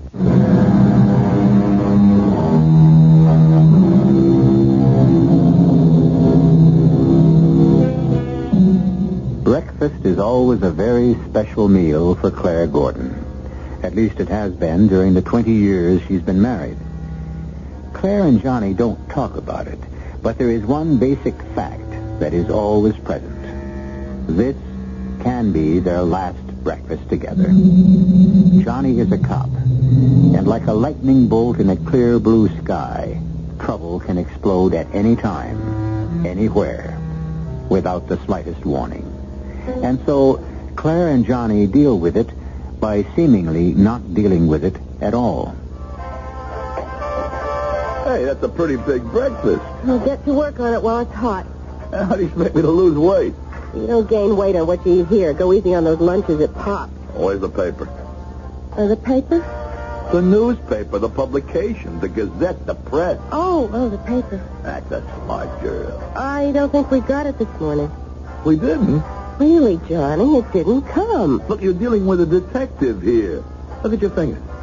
You got that black stuff, that newsprint on it. And if I check out the garbage can, what'll I find? Okay, copper, you got me. And aren't you supposed to separate the garbage? Papers, cans, bottles, so forth. Not only are you a bad liar, you're a terrible ecologist. I didn't want to ruin your breakfast. Yeah, there must have been a big headline about Mike Perry. Did the grand jury dismiss the indictment? Insufficient evidence. Insufficient evidence? Bribe witnesses. That's the right name for it. Look, this is what I didn't want you to get into the first thing in the morning. What the grand jury has said to him, in effect, is go ahead. You got our blessing. Turn the whole city into a sewer. That is not what they said. Mike Perry is a cancer that eats away at the guts of the city. You name it, he runs it. Drugs, gambling, girls, loan sharks. Legally he doesn't, because legally it can't be proved. Legally? Don't you or anybody else give me the law. What else is there, Johnny? If you don't believe in the law, what are you doing on the police force? Show me one other cop on the force who fights the law harder than I do. It's a pity I won't be here a couple hundred years from now, because by that time I'm sure they'll have made you a saint. Legally? Legally he didn't kill Father Jim either, I suppose. He probably did. Oh. Now it's become probably. Johnny, that was 20 years ago. Does the passage of time alter the facts? Every time I have a spare hour, a free day, I try to go over it. Johnny. This time, when all the heat was on Mike Perry, what do you think I was doing? I let the other guys spin their wheels. I tried to get him for Father Jim's murder, because that's the only one he ever did with his own hands. You want more coffee? Always more coffee. Look, I realize you haven't had much fun all these years. Well, that makes us even. I don't think you've had much fun either. If only you would just relax a little more. I promise. From now on, I will. What are you going to do today while I'm out there fighting that lonely battle against crime? That's what I mean, as if you're the only cop on the force who's sincerely concerned. Well, sometimes it feels that way. Now, let's drop it. Well, what are you going to do today? I'm afraid to tell you. Take a chance. I'm having lunch with Laura Billingham. Lovely Laura. Tactful Tommy's beautiful wife. Johnny. I think I'll resign. What kind of police force is it that can have a Tommy Billingham as a chief inspector? You could have been chief inspector. You both joined the department the same day. That's right. I studied how to be a good cop. He studied how to be a politician. Is that a crime? Ladies and gentlemen, you are listening to Breakfast with the Gordons. If you missed yesterday's episode, it doesn't mean a thing. The same dialogue will be repeated tomorrow and tomorrow and tomorrow, and now I'm going to be late. And Johnny gives Claire an affectionate peck on the cheek, and he leaves to single-handedly defend our fair city against crime, corruption, indifference, and what else, Johnny? Sloth. Slop. That's a good one. Go get him, Sherlock.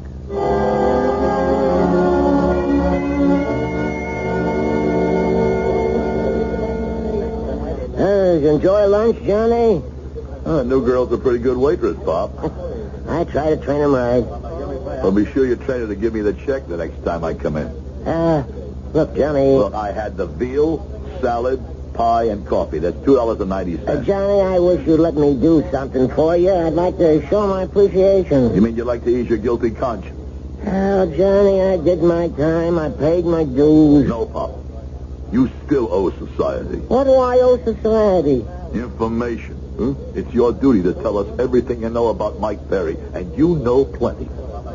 Sorry, Johnny. Why? You know he's the scum of the earth. It's worse. Then help me out. Give me a lead. I can't. Why can't you? I just can't see myself as a squealer. What is this code of the underworld nonsense? It's my code, Johnny. To me, the lowest animal in the world is a squealer. More important for you to live up to some imaginary code than it is for society to get rid of a menace like Mike Perry. Yeah, it is more important. I gotta be able to live with myself. I can't squeal. It's not right, Pop. I'm not saying it's right. Just saying it's my way. Okay, Pop. Johnny, why do you drive yourself so hard? Hey, Pop. Wait, look through the window. Huh? That girl standing on the corner with a tall guy. Huh? Why does she look so familiar? Remember one of them hoods you arrested in the Worthington shakedown? Which one? The old-timer. Bully Decker. Oh, yeah. He goes back a long way with Mike Perry. Well, that girl is old Billy's young wife. Her name's Millie. She appears very friendly with a tall guy, huh? That's how it goes, Johnny. All right. I'll see you around, Pop. Hey, Johnny, I'm sorry I can't give you the kind of help you need. Well, maybe you did give me just a little bit.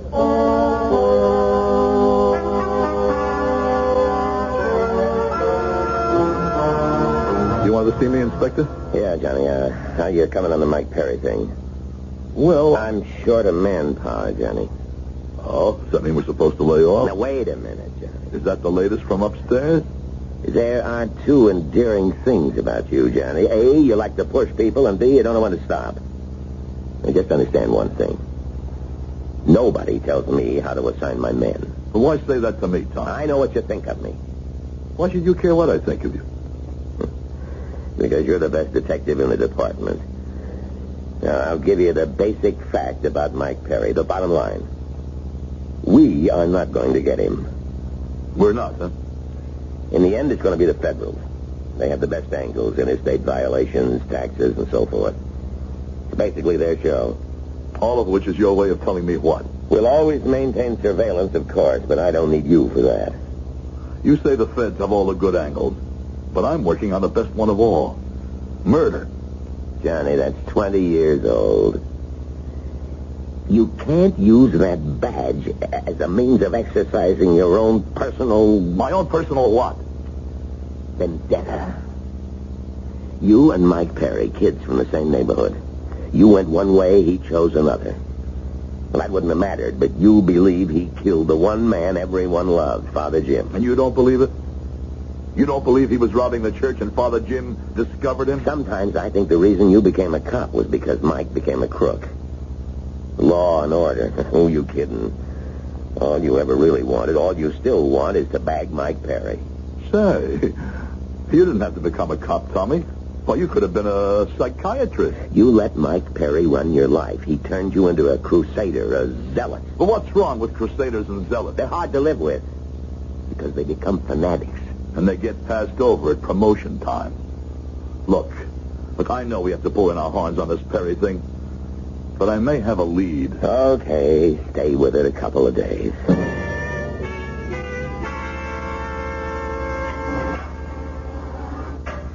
Nice to see you, copper. What do you want? I bought you some cigarettes, Billy. Well, how they treating you? What are you doing here? I was just checking, Billy.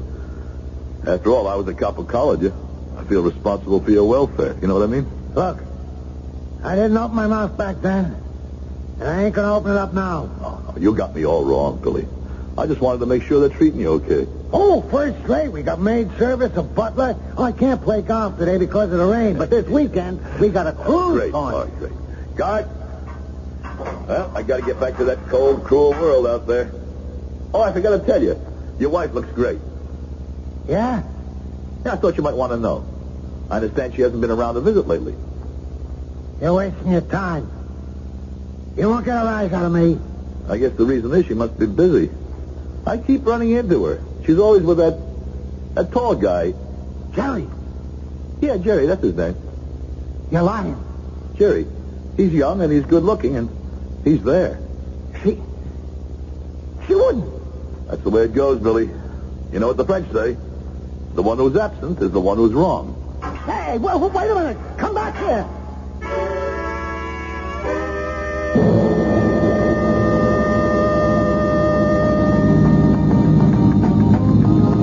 Where are we going, Laura?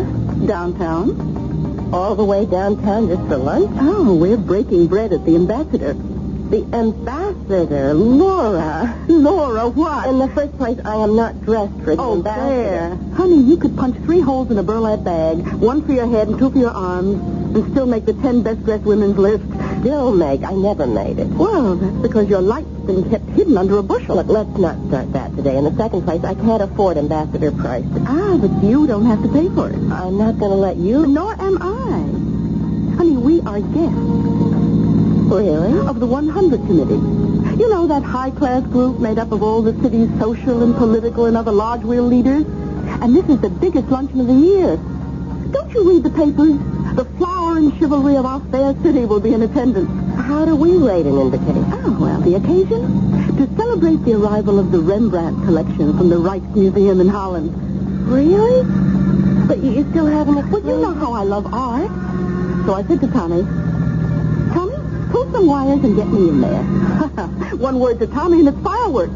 So, here we are. Oh, well, that's wonderful, but... But what? I don't think I better go. Why not? Oh, I see. As far as Johnny's concerned, Tommy's getting those tickets would be as if he took a bribe. That's how Johnny looks at it, Laura. Look, I think it's only fair to tell you something else. An old friend of yours will be there. An old friend. Who? Mike Perry. Mike? What would he be doing there? Well, he's a patron of the arts. He footed the bill for the exhibit. No, I can't go. But why not? The mayor will be there. So will the lieutenant governor. I don't think you know how it is in our house where Mike Perry is concerned. Aren't you curious to see Mike after all these years? Not even a little bit curious? Okay, let's forget it. Here's a hamburger joint. We'll just pull in. You know, in the 20 years I've been married to Johnny, I never really went anywhere or met anyone or did anything. Why should I miss an event like this? And if Johnny objects, well, who says Johnny has to know? Who says Johnny has to know? Are we starting to practice to deceive? Well, if we are, you know what a tangled web we're about to weave. Let's see. Standard equipment for a web is 1 spider and 1 fly. Who catches whom will be revealed when I return shortly with Act 2.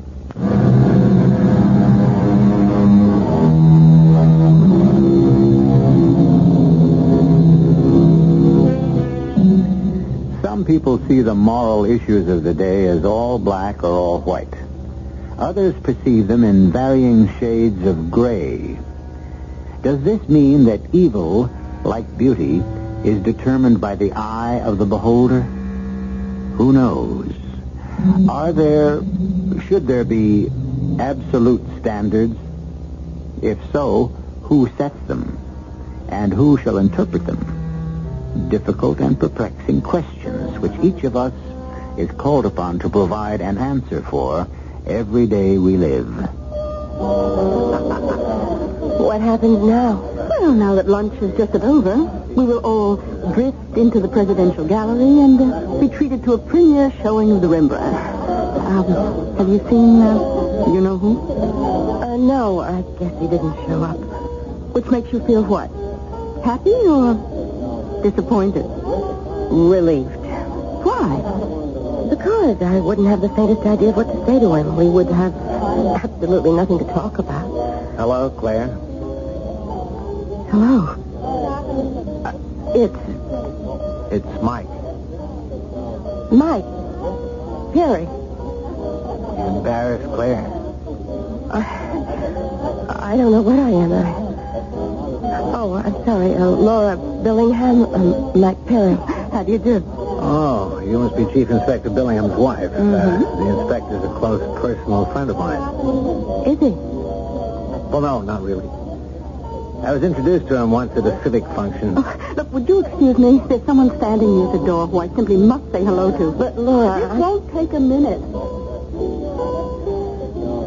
What are you doing here? All these years, I often wondered what we'd say to each other if ever we met again. You haven't answered my question. Many of these people are my friends. Friends? But you're... What? Racketeer. Actually, the boss of the racket. Boss of the racket? Sounds like a title for a TV movie. But it's true. No, it isn't. That claim was made to a grand jury. The grand jury answered no, not proved. Maybe not proved, but certainly true. Would you subject every accused person to such double jeopardy? Tell me, 20 years ago, why did you choose John Gordon instead of me? Mike, will you excuse me? Why? You're dying to talk with me and you know it. Really? Oh, come on, Claire. You and me and Johnny Gordon, 3 kids in the same parish, 3 kids who grew up together, the 3 musketeers. But once we got to be 17, 18, we knew eventually there could only be 2 of us.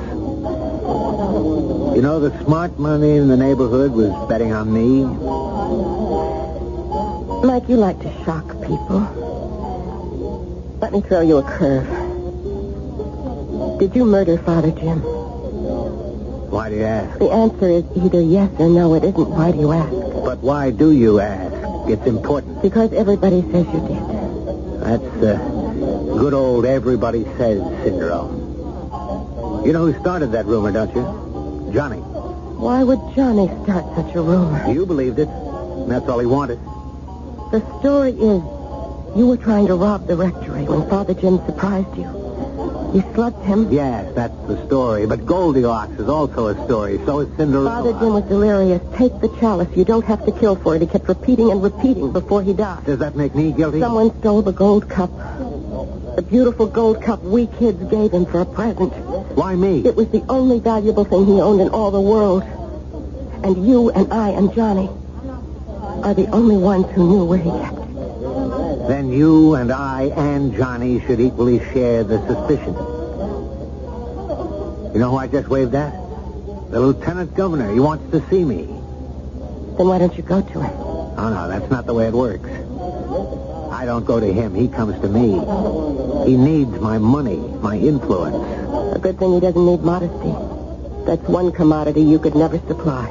A man works so he can brag to a woman. Why should all these important people want to curry favor with a racketeer? Racketeer. You teach history in high school. You know what it was like in this country in the 19th century and how were most of those fortunes made. How do you know so much about history? I spent 4 years in jail. Unjustly, I suppose. Oh, no. No, I was guilty. But that was my university. I read and studied day and night. A pity you didn't learn anything. No, but I learned everything that counts. How to be successful. Kids have graduated with honors from Ivy League colleges, not nearly as well prepared for life. Your type of life. This is how we talked to each other in the old days. See how naturally we just fall back into it. How's your wife? I never married. The only girl I ever loved turned me down. But she was just a kid. Now she's mature. Maybe we can rectify that mistake. Don't bet on it. But I am. And I only bet on sure things. Hello, Sally. Well, is this business a pleasure, Detective Gordon? How's the photography business coming, Sally? There's no such thing as a nightclub crowd anymore. These creeps ain't out to spend money. Did you use a customer? Point me at 'em. It's me. Why? You think you're so good-looking you gotta have pictures taken? I'm the customer, not the subject. Oh. You see that couple sitting at the table along the far wall? Oh, you mean the twosome that's doing that kind of quiet but serious naked? You got them. You see, that's what I mean. You want to do that, stay home. Don't come to a nightclub. Could you take a few pictures of those good people? Uh-huh. On the QT, naturally. Naturally. Why? Well, let's say I'm writing a book, and I want you to illustrate it for me. Any, particular kind of poses, Detective? Well, that switch they're in now looks pretty good to me.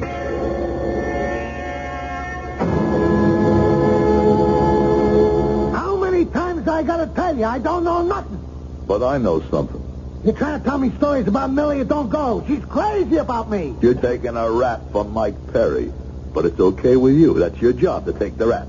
You always knew that. However, in return for which, he's got an obligation to you. Money gets paid regularly to a certain bank account. What can you prove? Who cares? You want to sell years of your life for money? Go. But that's only half. He's also responsible for your family. What family? Your wife, little Millie. He's supposed to make sure she's taken care of. Now listen, copper, I've had enough of you. Does the law say you got a right to come into my He's cell here? supposed to make sure she isn't, well, how can I put this, led into temptation. Shut up! That's the agreement. In return for which, you keep your mouth closed. Well, he broke that agreement. You're lying. He's written you off. Get out of here. They've all written you off. You're crazy. Millie would never do anything. One picture is worth 1,000 words. Look. Get out of here. Afraid? Take a look, and then tell me she's nuts about you. Well, Billy, now what do you say? Leave me alone. Just leave me alone for a while. I understand. I'll call the guard. No. Don't go. I'm sorry, Billy, but I have to do my job any way I can. It ain't her fault. See, she's just a kid, but Mike should have done something, explained to her. He let me down. Are all bets off? Now I owe him nothing. You know enough to put Mike Perry right here in jail. I know enough to put him right in the electric chair. You still burn guys today? They do and they don't. It all depends. But it's got to be murder. How long does murder keep fresh? Forever. Even 20 years? Whose murder? He killed a priest. A priest? Father Jim Morgan, what have you got? What do you got? You got my word that your sentence will be cut. I made deals while you was in diapers. Now, we'll do it this way. My mouthpiece has to meet with a DA. And all the I's get dotted, and all the T's get crossed. How do I know you got anything? Only 3 guys know about something that could sit Mike Perry down in a chair. Mike, me, and Pop Morrison. You know, the guy who went straight and runs the restaurant? Well, what is it? I like you, copper. But first, my mouthpiece has to tell me we got a deal.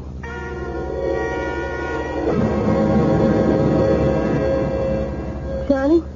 Yeah. You're late. It's been a long day. Anything wrong? No, matter of fact, everything's great. Then why do you look so serious? Did you ever wait and wait? Oh, Years and years for something to happen. And then, all of a sudden, the end is in sight. The end of what? The end of Mike Perry. What do you mean?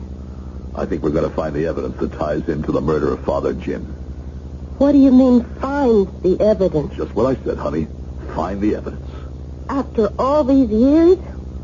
Won't that be sort of convenient? I don't think I understand that. Well, some people might consider that you're so eager to put Mike Perry away that you conveniently found some 20-year-old evidence. Listen, if it's a chance to put Mike Perry away, I'll take any evidence I can get. How was your day? It was all right. How was your lunch with Laura Billingham? Anything exciting come up? What could be exciting about lunch with Laura Billingham?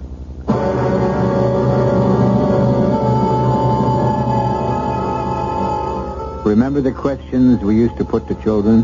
Where did you go today? And the kid would say, out. And you'd ask, what did you do? And he'd answer, nothing.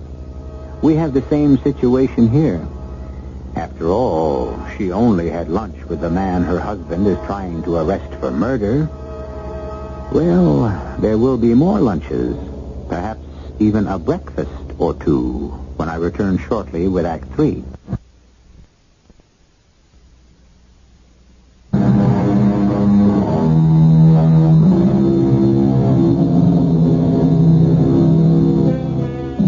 The problem is you can't see into the future. A girl is 19 or 20 years old. Two young men want her. She can only have one, so she chooses. She chooses the one she thinks she loves more. But for the rest of her life, a day hardly passes when she isn't confronted by the nagging little question, did I pick the right one? Claire chose Johnny Gordon because she was in love with Johnny. But she was also in love with Mike Perry. Want to look at the view? Come on. You can see into 3 states from here. Mike, suppose someone sees us. Ah, there isn't a soul in sight. Oh, what if somebody saw me get into your car? No one saw you. You know, we sound like a couple of school kids sneaking off for a weekend. Oh, Mike, I don't know why I even agreed to go riding with you this afternoon. Sure you do. I must be crazy. You were. You were crazy to pick Johnny over me. Why did Johnny hate you so much? Johnny saw me as the only serious rival as far as you were concerned. You better take me home. Sure. We're not going to decide this in a day. Decide what? Our future. Our future? Yes, Claire. We have a future. No. What are you doing here? I don't know. You're bored with things at home. I'm not. What a fascinating, exciting life you lead. What do you know? Where do you go? Mike, take me home. Do it this way. You wanted both of us. Okay. You've had 20 years with Johnny. Now take 20 years with me. I want to go home. Johnny's a dead end. Life is change, movement, action. Mike, you must answer one question for me. Did you kill Father Jim? What kind of question is that? A question that has to be met head on and answered. Can you swear to me that you did not murder Father Jim? I swear to you, in God's name, I did not murder Father Jim.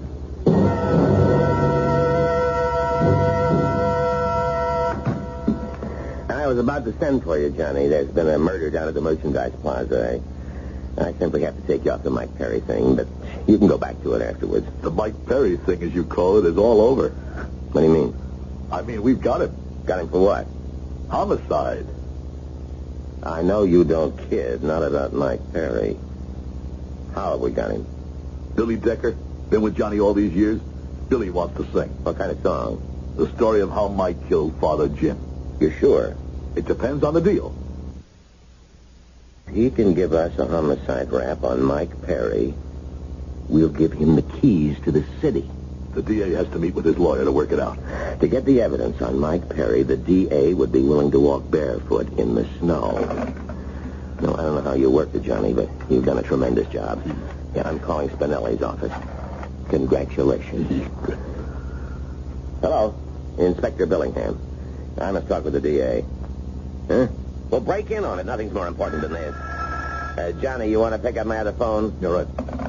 Hey, Nick, how are you? Chief Inspector Billingham's office. You wouldn't guess what I got for you in a million years. Yeah, I'm Detective Gordon. Who wants me? Really thought we'd see this What? day. When? We got Are it. you sure? Finally. I see. Yeah. Ooh, let me tell you. Yeah, okay. Hang up, Tommy. Well, hold it, Nick. What is it, Johnny? Hang up. Hang up. It was the warden. Billy Decker's dead. What do you mean, dead? Somehow somebody got to him. He was murdered last night. But I thought you said you had the evidence. I did, but it disappeared. How can evidence disappear? I mean, if it's real solid evidence strong enough to get a conviction for homicide. How? Forget it. Johnny, you can't say that to me. I've been living with this for 20 years, too. What was the evidence? I said to forget it. Was there any evidence? Or what? Or has this thing become an obsession with you? This Billy Decker, was going to talk. You mean a convict was willing to manufacture evidence in return for his freedom? What do you mean, manufacture? Oh, forget it. Somehow, through the grapevine, Mike Perry must have heard about it and reached in there to shut him up. Oh. Well, you can prove that, I suppose. It was the only way. But I'm not licked. I'll get him.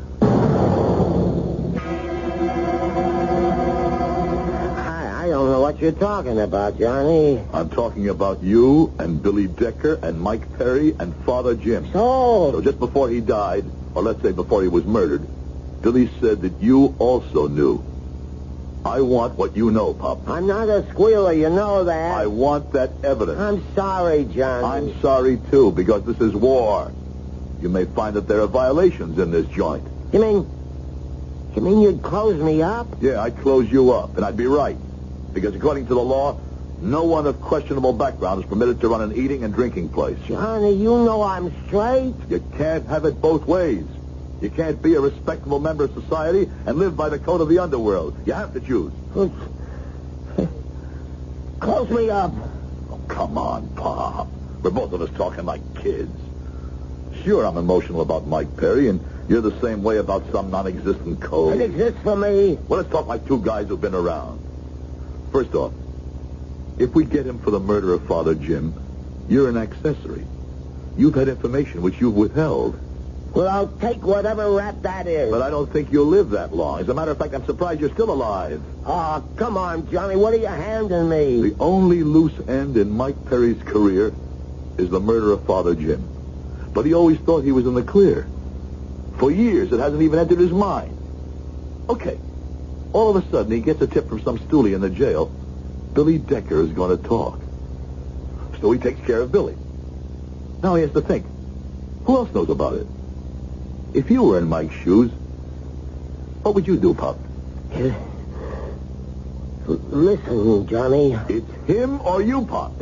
Everything else is idle chatter. This goes back 20 years.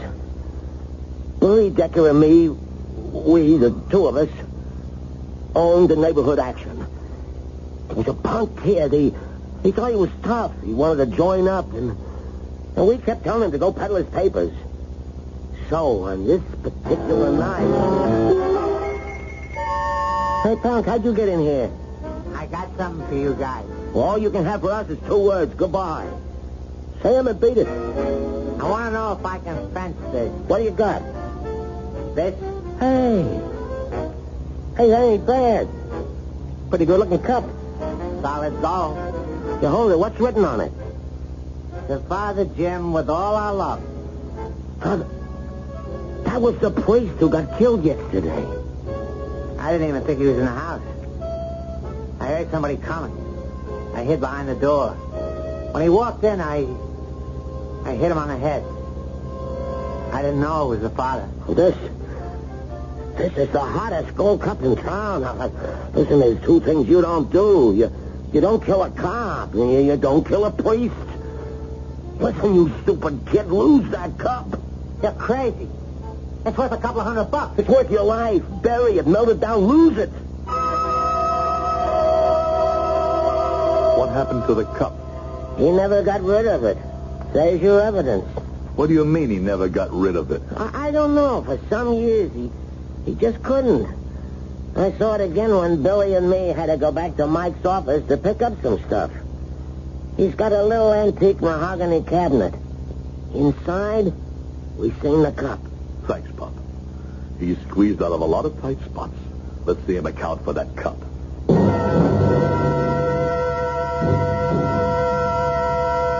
I had to see him, Mike. Don't ask me why. But I will.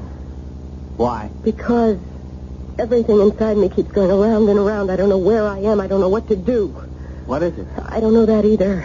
It's Father Jim. When I thought you had killed him, I suppose it affected the entire course of my life. But I didn't kill him. Who's that? Must be one of my boys. Mike, I don't want to be seen. Why don't you step into the bedroom? I'm coming. Johnny. Hello, Mike. Johnny, how long has it been? I have two pieces of paper here. One is a warrant for your arrest. My arrest? For what? Murder. Really? Let me tell you about your rights. I know them. Save your breath. I also have a search warrant. What are you looking for, Johnny? My books have just come back from the IRS. Clean. I'm not looking for your books. I told the other guys to stay outside. I've waited 20 years to do this, and it belongs to me. It's mine alone. Tell me about it. Why didn't you throw the cup away? Get rid of it. What cup? Hey, get away from that cabinet. I've got a warrant. And I've got a gun. You're crazy. Just don't reach for yours. Whatever you do, keep your hands up. I didn't come here alone. You can't get away with it. Neither can you. It's the end of the line, Mike. Look at how we wind up, Johnny. When we were 8 years old, we swore to be brothers. We even took an oath in blood. Why don't you come along quietly, Mike? No. If it has to end for me, it has to end for both of us. Murder is a bargain. No matter how many you commit, you only pay for one. No, don't reach. What was the first prayer Father Jim taught us? Let's hear it for the last time. Now I lay me down to sleep. What? What was that? Hey, let go of the gun, Mike. Let go. I'll kill you. Oh!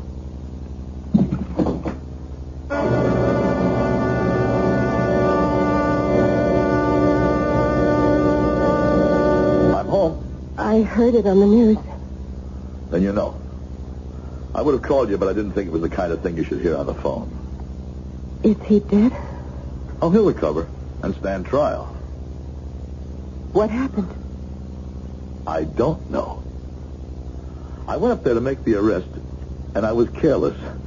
For the first time in my life, he got the drop. He was going to kill me, but there must have been someone else in the place, because somebody threw a vase at him. What are you saying? Go figure. Well, who was it? By the time I finished fighting with him and went to look, there was no one in the apartment. Whoever it was just got away. Well, it's over. No, Johnny, it isn't. Between you and me, it'll never be over. Who's talking about that? Johnny, do you ever think maybe you might have married someone else? Yeah. Sometimes when you get to be a pain in the neck about something. Yeah, me too. But I never will again. I promise you, I never will again. Well, now that we've got Mike Perry, I feel as if a great weight has been lifted. So do I, Johnny. So do I.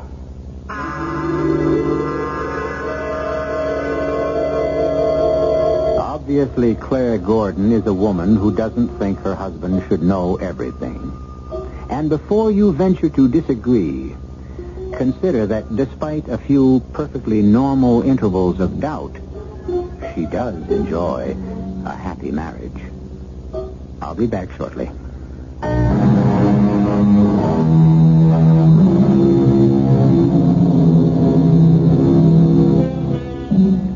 I posed a little problem at the beginning of our story.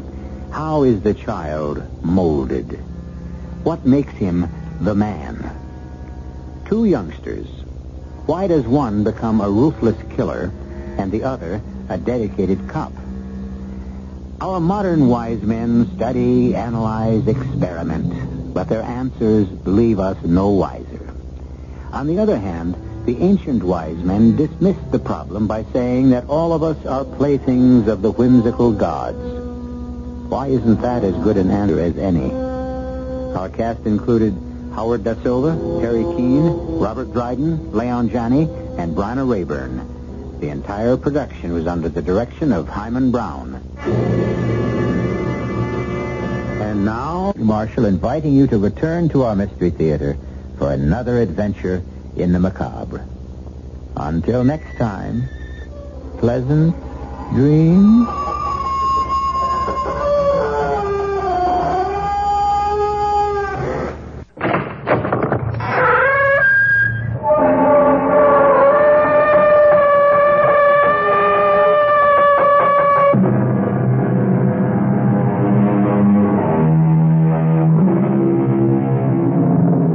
Come in.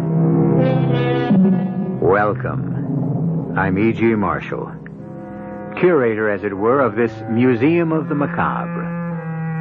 What is a witness? Literally, a witness is one who has seen, therefore, one who knows. And therein, of course, lies the difficulty.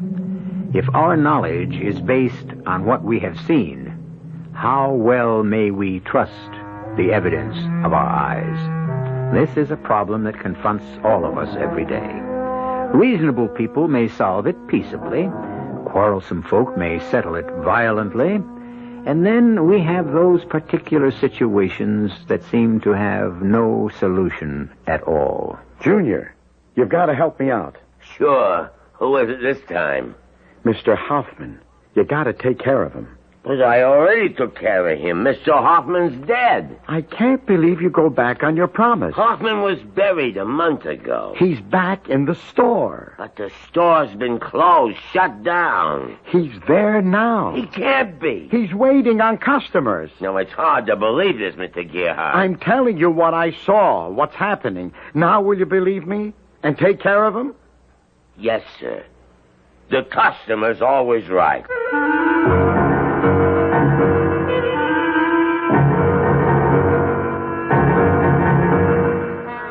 Our mystery drama, The Final Witness, was written especially for the Mystery Theater by Sam Dan and stars Lou Jacoby.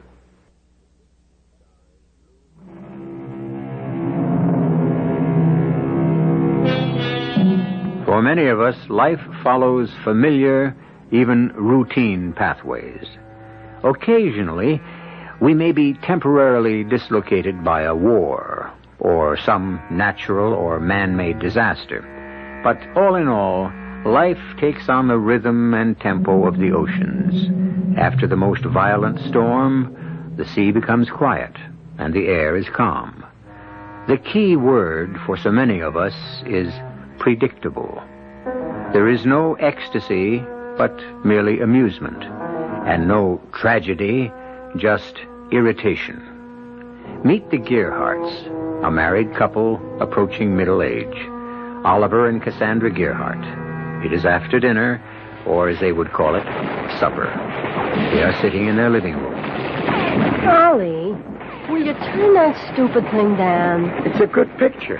About World War II. How would you know? It's the third time I've seen it. I said turn it down. You got a kid that's trying to sleep. Right away, this guy's going to step on a landmine. Watch how they blow him up. I need a quart of milk. Here it comes now. Kapow! Hey, what did you turn it off for? You had your big moment? Go get the milk. Whatever you say, Cassandra. And don't call me Cassandra either. What a couple of names we got.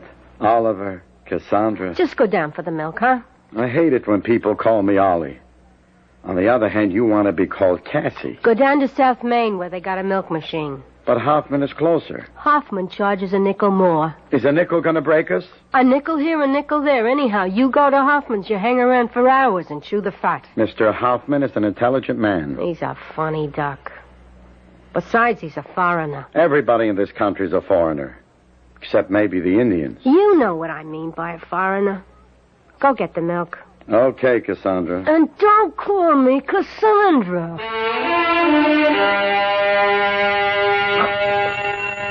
Ah, Mr. Gerhardt. Mr. Oliver Gerhardt. Good evening. How you doing, Mr. Hoffman? Well, let us examine the situation. I'm drinking a glass of wine, I'm listening to a Mozart concerto, and a good friend has just entered my establishment. Could a king be more happily occupied? Let's see. What did I come in for? Oh, yeah. Oh, no. Only barbarians rush headlong into their business transactions. First, I must pour you a glass of wine, and we shall consider... Excuse me, my friend, while I tend to this gentleman. Yes, sir, may I, do something for you? Can you do something for me? Yes, sir. What may I do for you? Yeah, I heard you the first time, Pop. Now, what you and this other clown here can do for me is to put up your hands. It's a stick-up. You are a very bright person. Now, shut up. Young man, that revolver, please, it isn't at all necessary. Here, I'll open the cash register. See? And you just help yourself. You shut up. Here, take the money. I said shut up. Don't be nervous. I want to be nervous. I'll be nervous if I want to be. I'll be whatever I want to be. Just take the money. You don't have to kill anybody. I want to kill somebody. I'll kill somebody. I can do whatever I want to do. You know why? Please, young man. man. Now, you shut up. I'm talking. Never interrupt me when I'm talking. I'm the boss. What I say goes. I can do whatever I want because I'm holding this. And you know what this is? Don't interrupt me. It's a Sanford Valentine special 45 caliber revolver. Son, you can Don't interrupt me again. I'm the boss. Now look at me, the two of you. You know who I am? I'm God. And right now I can strike you dead. Here's the money. I told you not to interrupt. You will never interrupt me again. Never. Never.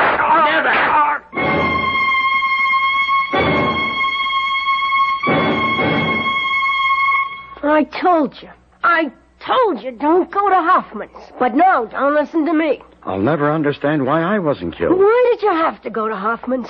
This guy, he just kept shooting, like you see in the movies. I don't know if he was aiming at me or not.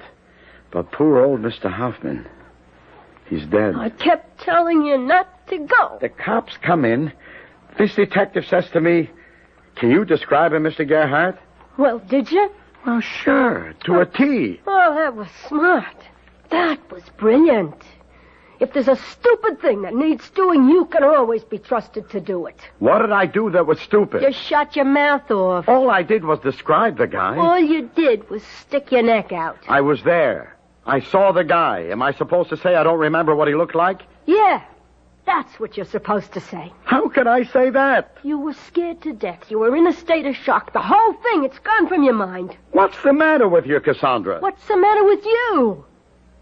You got a wife, a family. And this killer, friends. Maybe they won't like the idea that you want to identify him. Do I have to spell it out? Well... Something's not your business. You don't get involved. What kind of a country would it be if everybody was like you? If everybody minded their business like me, we'd be a lot better off.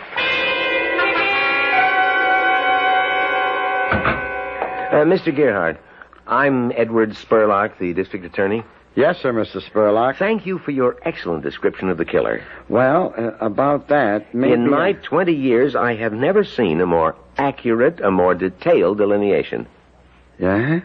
Have you ever had any police training? Well, no, sir. There are veteran police officers for whom attention to detail is a profession who couldn't match your account of the gunman. Is that so? Yes, your description is almost scientific in its precision. I shouldn't be surprised if it's used as a model in training courses. Well, Thanks to you, we had no trouble running down the killer. You got him already? With your kind of description? Now, look through the window. It's one-way glass. You can see into the next room, but the people in there can't see you. I know. I saw this exact setup in the movies. Well, we try to follow them in every detail. Now, those four men standing on the platform... Oh, yeah. That's the lineup. Is one of them the gunman? Is one of them the guy? No, sir. He isn't there. Berrigan, get rid of the one on the left. Bring in Ellsworth. Now, Mr. Gerhardt, you remember your description? Oh, yeah. He was 6 feet tall. He was thin, with a kind of a pot belly. Brown sport jacket with white flecks. Light yellow turtleneck shirt. Tan pants. Brown cowboy boots. Red hair. High forehead like he's getting bald. Blue eyes. The right one had a kind of a cast in it. Tattoo on the back of his left hand, the one that held the gun. A bright red heart with 3 drops of blood. And the word Mama in blue letters. Any wonder that description's the talk of the department? Well, I was standing right next to him. The whole thing hardly lasted a minute. Well, it may have been a minute, but it felt like an hour. Now, Mr. Gerhardt, look at the young fellow who was just brought in. The last one on the left. Yeah, he's the guy. You sure? Definitely. You got him. You'll testify to that effect in court? Yes, sir. I assure you we'll extend the fullest protection to you and your family. Protection? What do you mean? Well, just in case. In case what? The man's name is Woodrow Ellsworth, Jr. He's one of Mama Ellsworth's boys. Literally. He's her son. Mama Ellsworth? Yes, Mama's the leader of a little group that specializes in confidence games. You mean a mob? Oh, no. They're careful to avoid violence. What the kid did was crazy. It has nothing to do with her operation. I tell you this because you have a right to know. A gang leader? No, nothing like that. They just work swindles. Now, what you must remember is that your magnificent description forms the cornerstone of our case. Why, without you... Well, now, can we depend on you to testify? To do your duty as a citizen? Well, sure. Sure. You can depend on me.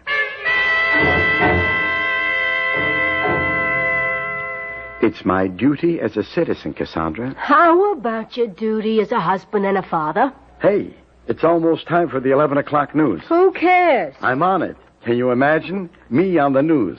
They come by the shop lunch hour to tape it. You should have seen everybody. I mean, even Mr. Perkins. He was impressed. Oh, sure. For the first time in my life, I felt I was somebody. Oliver, if Hoffman was someone we knew, like a friend of ours. I knew him. He was a friend of mine. He was such a weird guy. What do you mean weird? He had crazy ideas. He talked like a nut. And another thing. You ever ask yourself, what was he doing around here? He was running a grocery store. A guy like him? Well, what do you want to run a grocery store for? I never trusted him. What does this have to do with my... Ollie, people like us, we can't afford to get involved. But I told the cops and everybody. What'll people think of me? Like they say in the movies, you want to know the bottom line. Okay, the bottom line. You identified this guy at the trial. A couple of weeks, a couple of months, maybe a year later, they find your body in some alley. Or maybe in the trunk of a car. Now, Cassandra... Don't call me Cassandra. You mean it don't happen? And it'll be in the papers. And everybody will say, oh, yeah, that's Oliver Gerhardt who testified at that murder trial. What a jerk. He should have kept his mouth shut. You mean it's right for a guy to come in and just murder Mr. Hoffman? I don't say it's right. You gotta admit it's wrong. What it comes down to, Ollie, is right or wrong. We can't afford to get involved.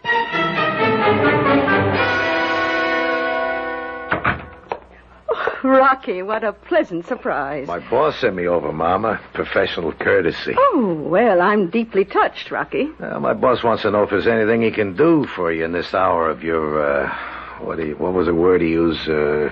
Tribulation? Yeah, I don't know. That sounds like a good one, though. My boss is very unhappy about your son, Junior. Oh, yes. I was afraid it might come to something like this. And I tried so hard to raise him properly. Yeah, kids today. There's not a thing you can do with them. Yeah. You're telling me. The truth is, your outfit ain't geared for conditions like these. I mean, you ain't got a halfway decent button man in your whole entire organization. Oh, that's true. But we specialize in other aspects. Yeah, my boss understands. This witness the DA's got, this clown, Oliver Gearhart, he don't have to be no problem at all. He can disappear. Oh, Rocky. Well, thank your boss for me. Well, off the record, it ain't just a favor for you. This could make pigeons everywhere think before they sing. The boss used a great word he said would be... therapeutic? Yeah, something like that. Uh-huh. All you gotta do is give a nod. Well, you tell that dear, kind man I'm eternally in his debt. And I may accept his offer, but only as a last resort. Well, there ain't no last resort. How are you gonna keep this Fink from getting on the stand? Oh, but I want him to get on that stand, Rocky. Mama, he gets on that stand, and Junior's lost forever. No. No, if Mr. Oliver Gerhardt gets on that stand in the proper manner, Junior is saved forever. We live in a world of changing concepts. Even the last bastion is crumbling. Motherhood. Mama is breaking out all over. Out of the kitchen, away from the apple pie. But this is neither new nor unique. After all, Mamas used to rule mighty tribes and conquering confederations of warriors. Are we approaching new dimensions of motherhood? Just you listen to Mama in action when I return with Act 2.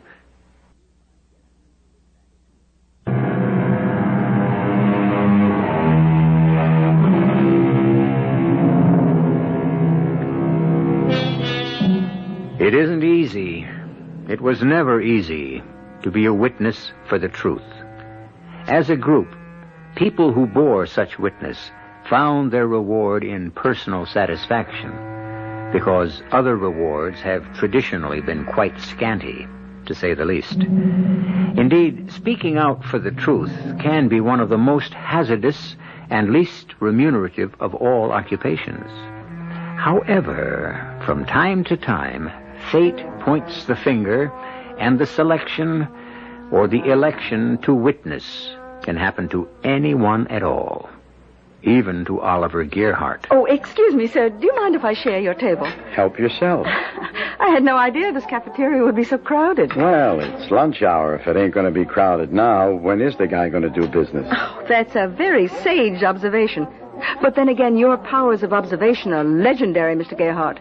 How do you know my name? Oh, I recognize you. I've seen you on the news. Oh? You, sir, have become a celebrity. Well, I wouldn't go so far as to... Actually, you've become a household name. No, I wouldn't say that. Well, you are in our household. Oh, sorry, I forgot to introduce myself. My name is Esmeralda Ellsworth. Ellsworth? They call me Mama. I don't know why. Do I impress you as the maternal type? You mean you're Mama Ellsworth? You're the mother of that killer? Oh, killer is a harsh word. What do you want? Just an opportunity to chat. About what? About my son. My wayward boy. Oh, you simply don't know how much trouble I've had with him. And now this. He's a maniac. He's a menace to society. What do you want from me? I already gave the cops the description. Well, when an unfortunate event occurs, we cannot undo what has happened, but what we can do is make the very best of it. Now, Woodrow Ellsworth Jr. did murder a Mr. Ferenc Hoffman. You admit it? My dear Oliver, would I insult your intelligence? We know who Woodrow Ellsworth Jr. is, but who is Ferenc Hoffman? Don't you knock Mr. Hoffman. I mean, he might have been a foreigner and all that, but he was my friend. Yes, and as his friend, you have a responsibility to him. Oh, well. Then what are you trying to do? Mr. Hoffman, there were many things about him that you may have been unaware of. Look, nothing you can say about old Mr. Hoffman could justify... Mr. Hoffman was a saint, a great-hearted man whose life was dedicated to helping others. Now, like many people of his kind, he died penniless.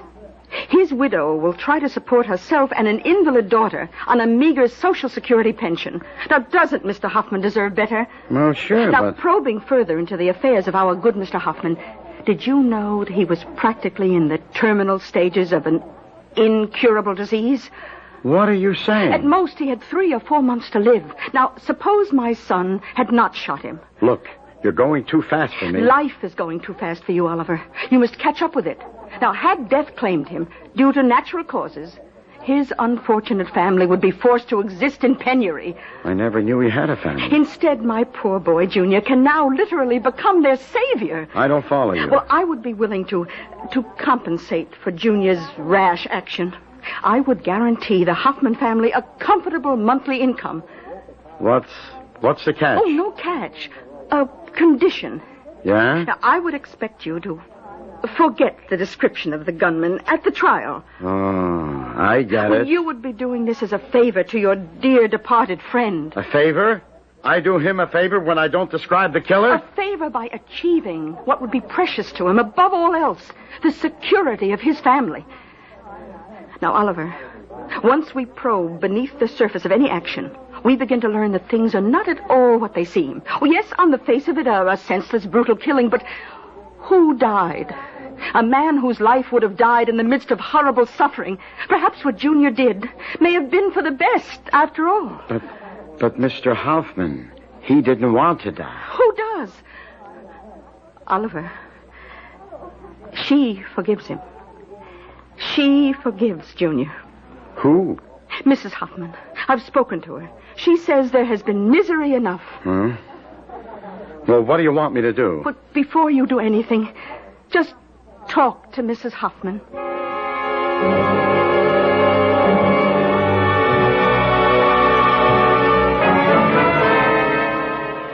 Yes, Ferenc spoke of you. He would say that Ollie Gerhardt, there was a human being. He was a great man, Mrs. Hoffman. My husband's life was a tragedy. It is fitting his death should be tragic, too. I forgive the boy. We are commanded to forgive. Yeah, but... I have a daughter. My poor Magda, so ill. She needs so much help. And the lawyer looked at the paper Mrs. Ellsworth wants me to sign. It is so generous. Well, look, I feel pretty bad. I gave my promise to the DA. Oh, it is so painful for all of us. We must not delve further. If I can forgive him for taking Ferenc's life, can you not also forgive him for sparing yours? Look, I'll go to the DA. I'll tell him. I might have made a mistake. No. But I thought you... No, you must not tell anyone. Not until the district attorney places you on the stand and asks you directly.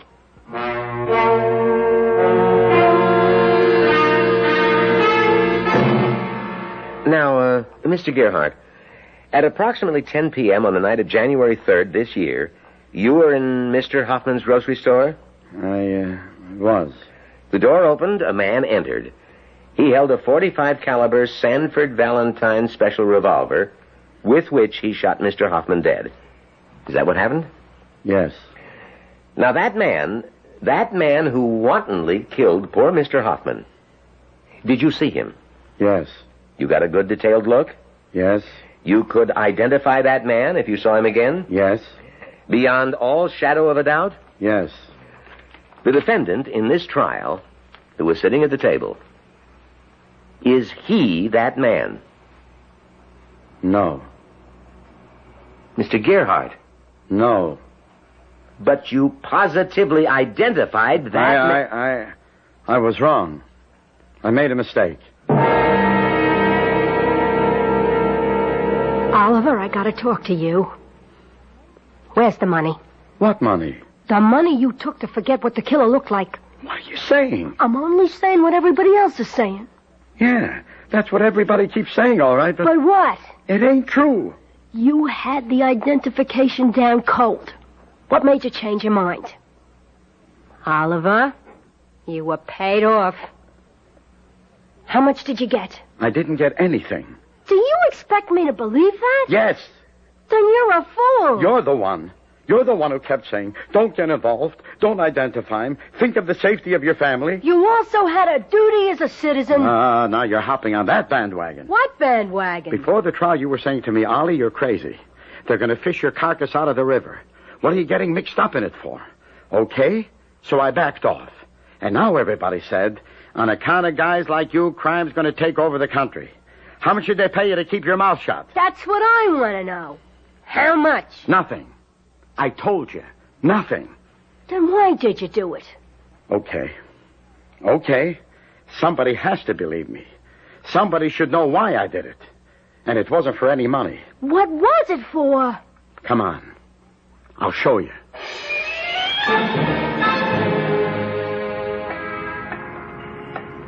Here's why I did it. For a poor old lady and a crippled kid. Here's the address.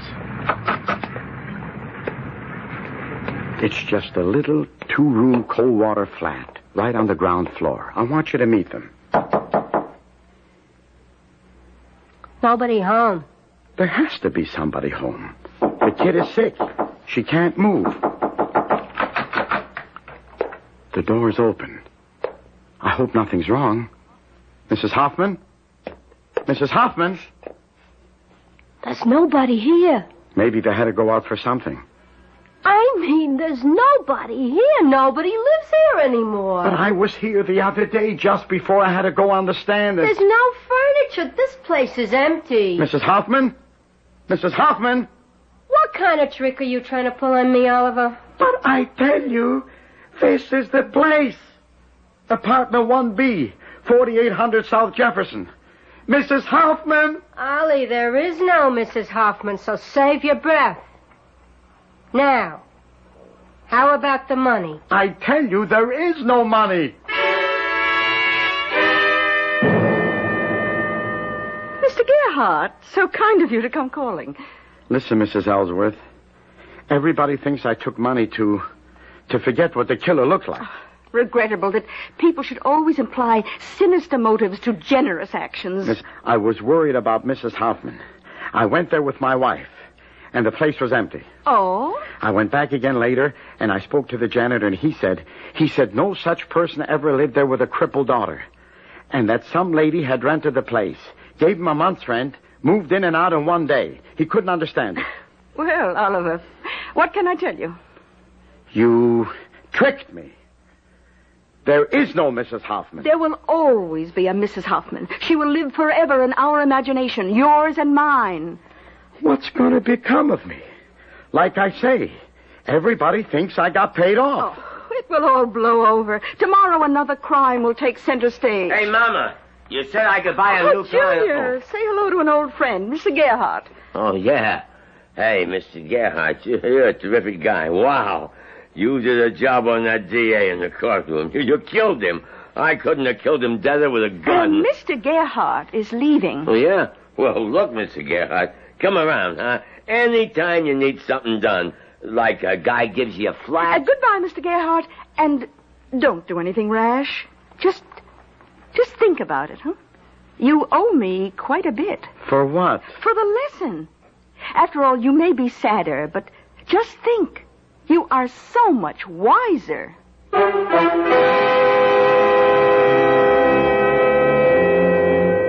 Sadder, but wiser.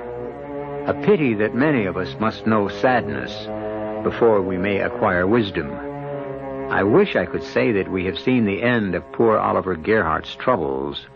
However, I am compelled to report that they have scarcely begun, as you will see when I return shortly with Act 3.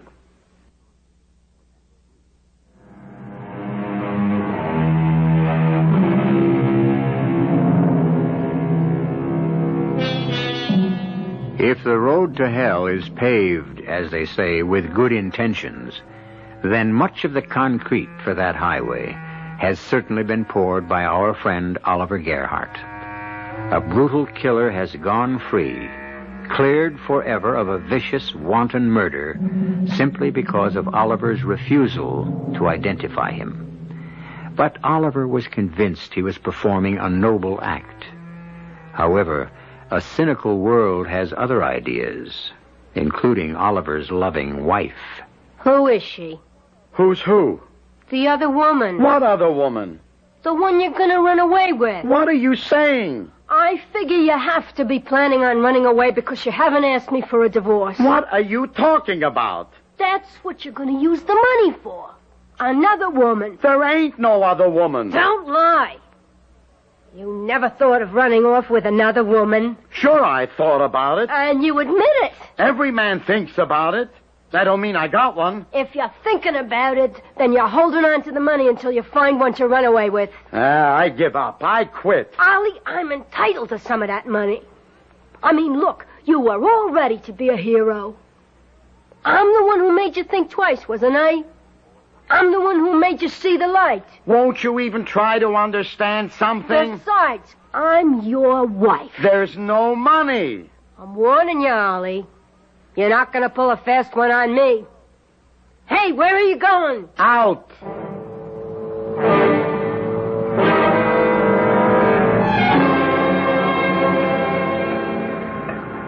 Good evening, Mr. Gerhardt. Good evening, Mr. Gerhardt. No, it ain't you. Good evening, It Mr. can't Gerhardt. be you. You're dead. You're dead, Mr. Hoffman. Aren't we still friends, Mr. Gerhardt? I gotta be seeing things. It's been weeks since you've come into the store. I've been wondering, have I done anything to displease you? Mr. Hoffman, you're supposed to be dead. So tonight I decided to stand outside the store and watch to see perhaps if you'd pass by on the street. The store? It ain't dark. It's open. It's light. The store. Won't you come inside, Mr. Gerhardt? I have a special wine, rich, sweet, the kind you like. I'm standing here and I'm talking to you. Of course. And your store is open like always. Like always. Don't move. Stay where you are. Just wait there. Just stay there. I'll be right back.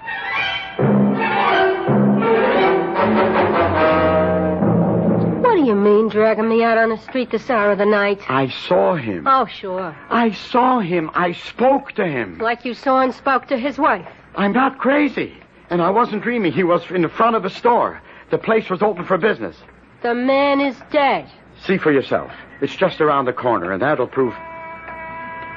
Prove what? So? But he was standing here just a couple of minutes ago. And the store, the lights were on. Sure.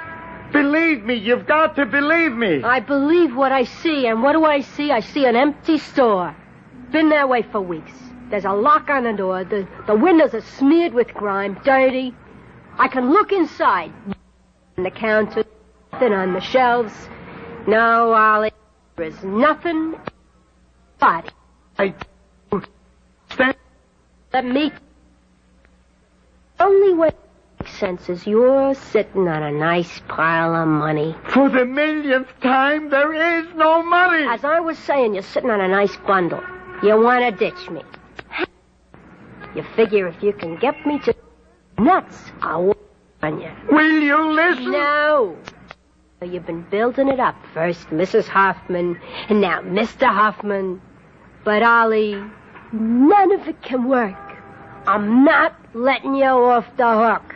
I'm your wife, and I'm entitled to some of that money.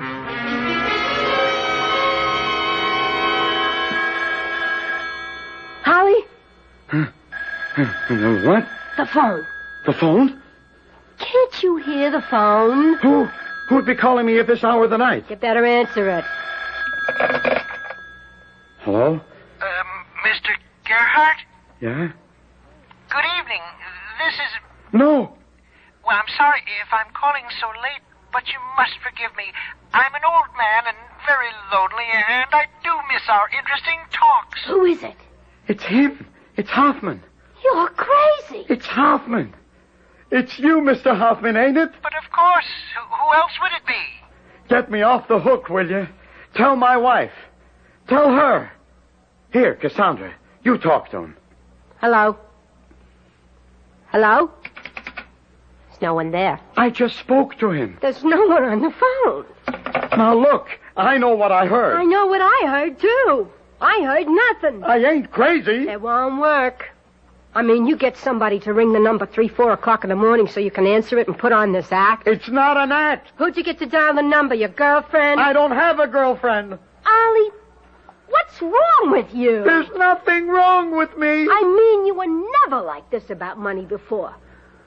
The only thing I can figure is it's so much money it must have turned your head. But, what's the use?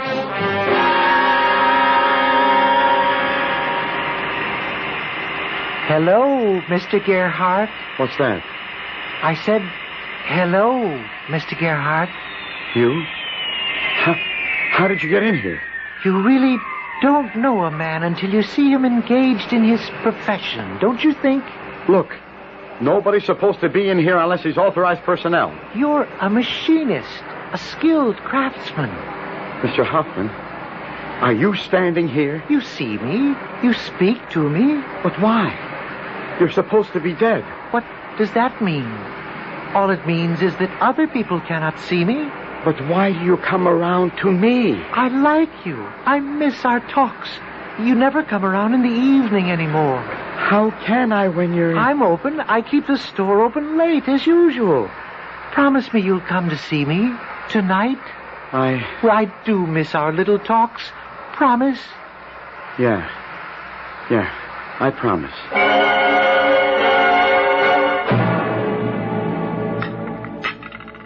Hash again tonight. You know what prices are today. Look, I need my strength. We could have steak every day, even 3 times a day. If you gave me some of that money you got stashed someplace. Oh, so that's how you're going to play it. You're going to starve me. I'm wise to your little game. I'm wise to your little game, too. You know who called today? The foreman in the shop. Listen, Miss Gerhardt, maybe you better take Ollie to see a doctor. Something's wrong with him. This afternoon he shut down his machine and just stood talking for 10 minutes to a little man who wasn't there. Your game, Ollie. You're trying to get everybody to think you're nuts, so maybe I'll believe it too. I was talking to... Yeah? I'm tired. I gotta go to bed.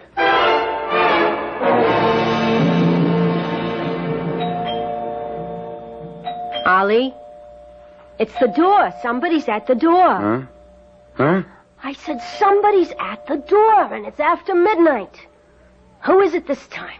We'll go see. Okay. Good evening, Mr. Gerhardt. It's you. You didn't come by this evening. I thought perhaps something might be wrong. Will you let me alone? We used to be such good friends. What happened? Is this how you're getting back at me? Back at you? For what? For what I did at the trial. Is this what you're going to do to me? Drive me out of my mind? I don't understand. All I want to be is your friend. Hey, what did you slam the door for? Why did you think I did? I can't let you stand there talking into an empty hallway. What do you want the neighbors to think? But Hoffman was... Okay, right here. Cut the act. Put a stop to it. You hear? Yeah. I'll put a stop to it. I know just how I can put a stop to it.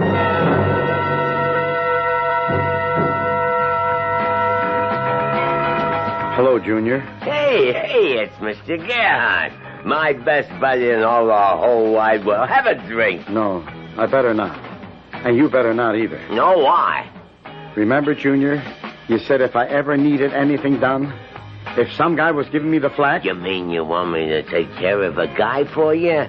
Mr. Gerhardt, anytime, any place, anybody. Do you remember where Mr. Hoffman's grocery is? Sure. Can you meet me in front of the place in exactly 1/2 hour from now? Mr. Gerhardt, you got yourself a deal. Now, what do you want me to use? I got the 45, and I got a 357, or a special 38. Use whatever comes natural, I guess.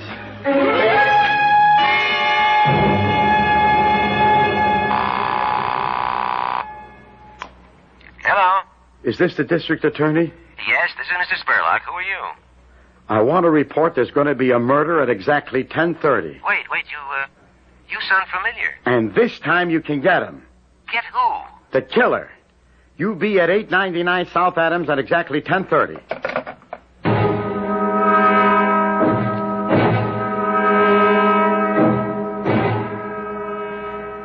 Hello, Junior. Hey, Mr. Gerhardt. Here I am, right on time. Who do I knock off? Mr. Hoffman. Mr. Hoffman? But I already... I know. But could you do it again? Look, Mr. Gerhardt... See him? He's in the store. Which store? Right here. His grocery store. Don't you see him? He's standing there behind the counter. But the store is... It's dark, empty. There ain't nobody standing there. Sure. There he is. See? He's waving at us. Shoot him. You promised me you'd take care of... Yeah, but Mr. Shoot him. He's driving me out of my mind. Shoot him. You don't even have to go inside. Just shoot through the window. See him? Yeah. Now, he's standing in the doorway. Right in front of you. Shoot him. Okay, it's your party. You got him. You got him. Hey, what is it? The cops. All right, what's going on? Over here. The killer. He's over here. Mr. Gerhardt, you set me up. Why, you did it. I'll kill you. Hold fire. Hold it. He can't go any place. Mr. Gerhardt. Mr. Gerhardt. He killed Mr. Hoffman. You saw it happen yourself. Mr. Hoffman was standing in the doorway, and you saw how he just shot Mr. Hoffman. Now, you got him. You got him, haven't you? Yes. Yes, Mr. Gerhardt, we got him. Finally. Yes, they had him. Not for the murder of Mr. Hoffman, but for the murder of Oliver Gerhardt. And there was a very inspiring story in the papers of how a plain citizen, a Mr. Oliver Gerhardt, decided to make up for a momentary lapse in the courtroom and help the police capture a notorious killer. I'll be back shortly.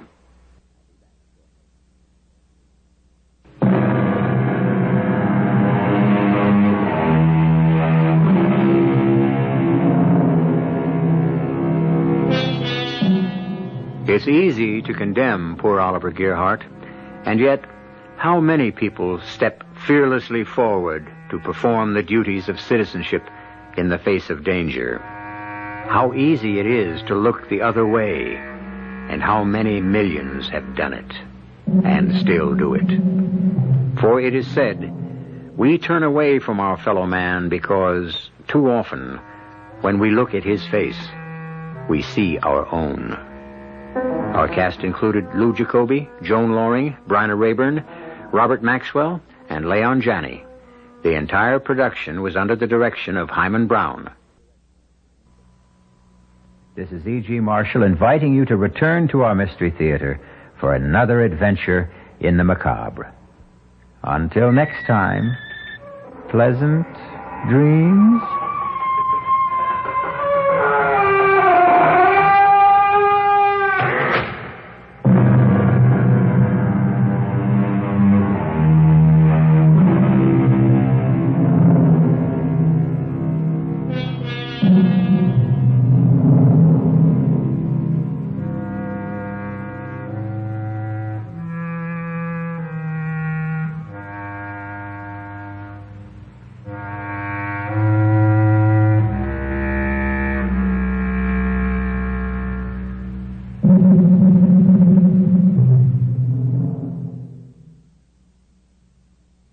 The CBS Radio Mystery Theater presents...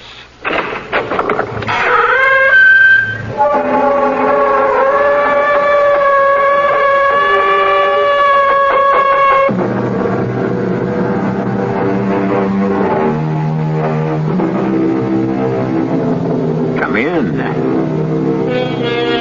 Welcome. I'm E.G. Marshall. Welcome to another hour of mystery and suspense. to an incredible tale of terror among the world-famous granite statues of the secluded Menotti Sculpture Garden in the forbidding foothills of the Colorado Rockies. The silence of the night is suddenly pierced by the frantic cries of a woman inside the caretaker's cottage, trying to call the police. Operator! Operator! I want the police! Hurry! Please! Please! Oh, God. Sheriff Talbot. Hurry! Hurry! Oh, now, just take it easy, ma'am. Where are you? Caretaker's cottage. Menotti Garden. Please, hurry! Hurry! Now, calm down, ma'am. Where's the caretaker, Pietro? I don't know. I ran here. The door was open. Please! Please, hurry! Ran? From what? One of the statues. A statue of a man. As I passed it, its hand reached out, touched my back, called my name. What? It touched me. The statue touched me. Hurry, please.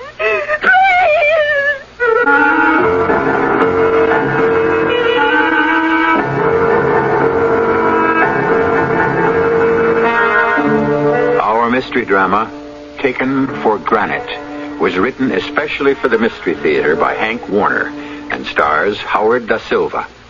It is sponsored in part by Buick Motor Division and by the Florida Orange Growers. I'll be back shortly with Act One. It's your health, and you should know. Dr. Thomas E. Bryant, president of the Drug Abuse Council in Washington, D.C., brings you these important facts about the mixed use of drugs. The most serious health consequences associated with heavy drug use in America today come with indiscriminate mixing of different drugs, sedatives followed by stimulants, mixing alcohol with sleep-inducing pills like barbiturates. These are the really dangerous drugs because they kill, and overdoses are so often fatal. Yet the problem is not really the drugs themselves, but with why they are taken. It is this underlying need or desire to escape or to feel different that leads to trouble with the drugs. The most pressing need is for preventive measures. Awareness alone is not enough, though it is important. People need alternatives to drugs to make them feel good, to make them feel life is worthwhile, to relieve their depression and their apathy. Supplying realistic alternatives to drugs is a challenge not just for the health professions, but for all of society. It's your health. Here's a tip from your Better Business Bureau on the metric system.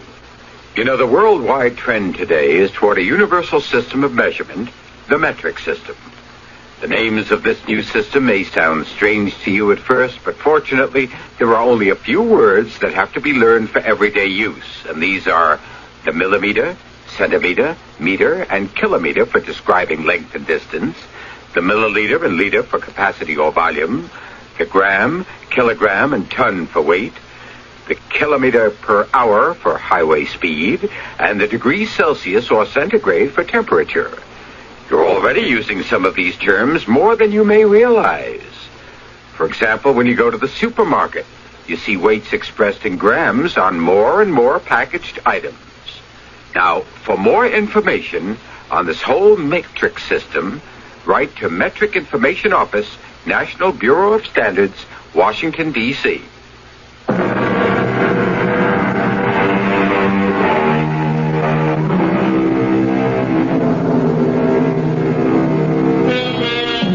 Let us join the group of tourists in the charter bus parked in front of the Hotel Barrett in Barrettsville, the Colorado Mountain Resort. They are waiting cheerfully and unaware that the one member of the group who has not yet boarded the bus is doomed, if she shows up in time, to take the last ride of her life. Attention, please. Are we all here? Now, we should be 24, yes? 2, 4, 6, 8, 10, 12, 20, 22, 23. Oh, still one missing. Always one missing. There's always Miss Masterson. Oh, that young lady will be the death of me. It's just not fair to the rest of you. Well, I ought to go see what's keeping her. Oh, here she is coming out of the hotel. Hurry! Hurry! Oh, I'm sorry. I just... Oh, get in. Always excuses. Okay. John, we go now.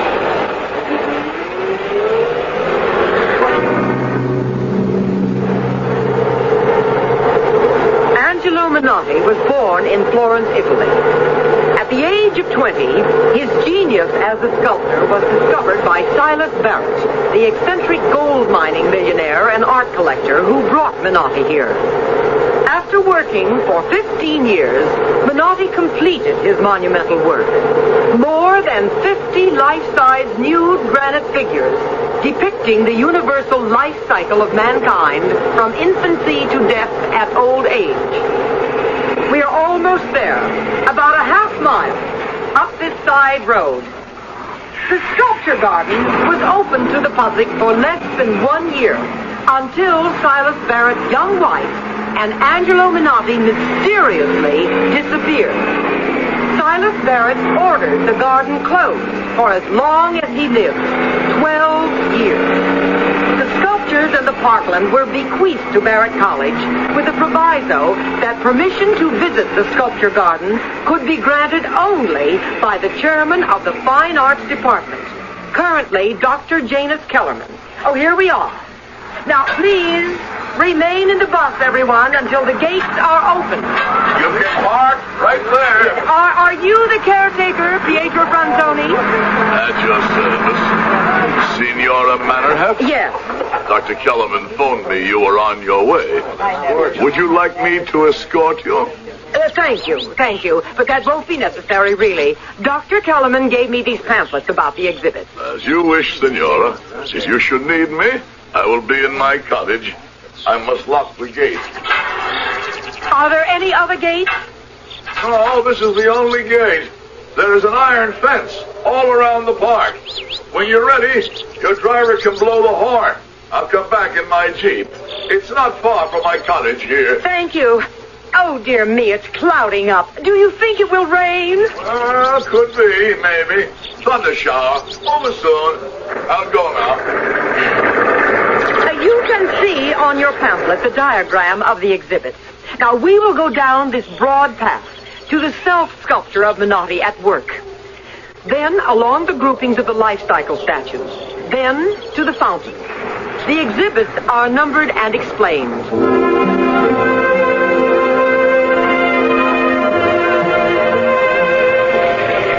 Behind the curtain of water, falling over the brim of the huge saucer-shaped bowl, are 7 male figures straining to support the saucer. Some straining with greater effort than others, reflecting Menotti's philosophy that not all members of society are equally burdened. Oh, we'd better hurry back to the bus. Come, hurry, everyone, hurry, for heaven's sake.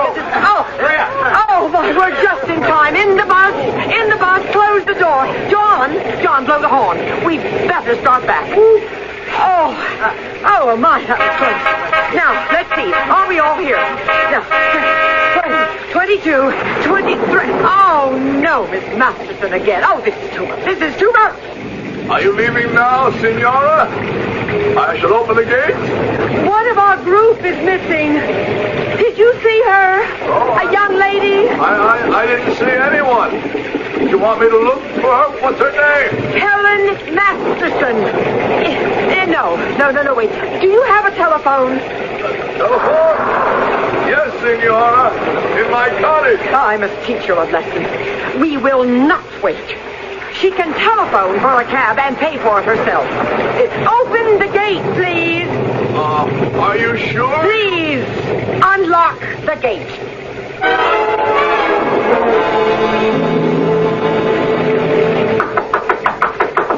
Anyone here? Hello? Come in. Man, you are so wet. Yes. You're shivering. Did you get lost? Yes, I missed the bus. Come close to the fire. I will put more wood on. Oh, you are cold. Would you like some brandy? Here, drink. It will warm you. Oh, thank you. Oh, your clothes, they are very wet. Here, I have a warm robe. You go into the other room and take off your wet clothes.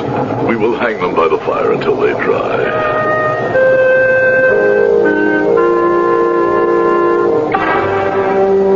Your clothes are not dry yet. Yes, please.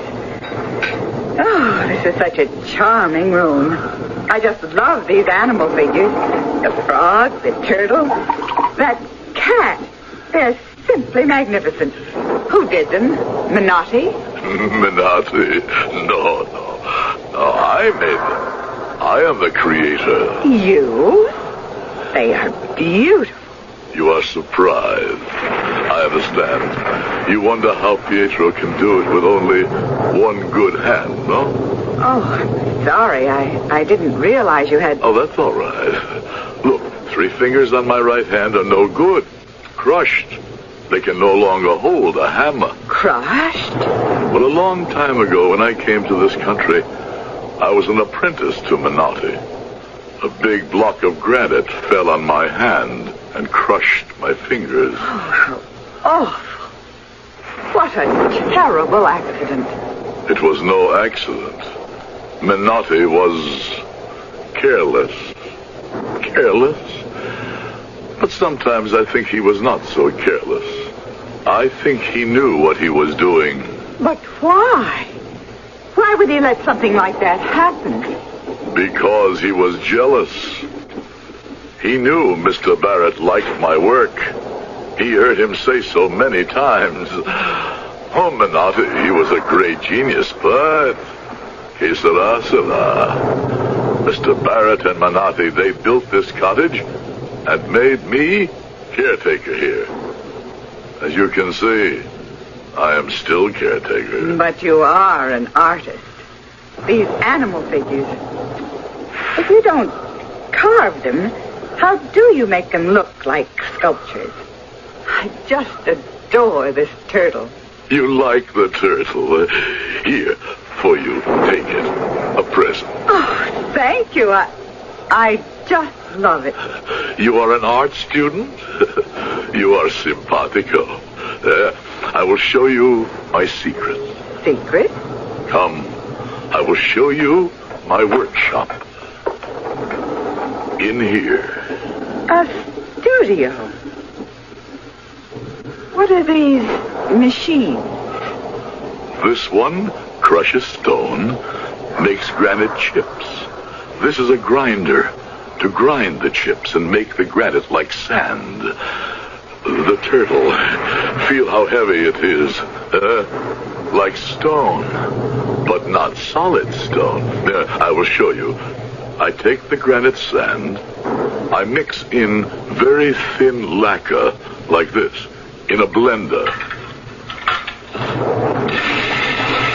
I put the mixture in the paint sprayer, so...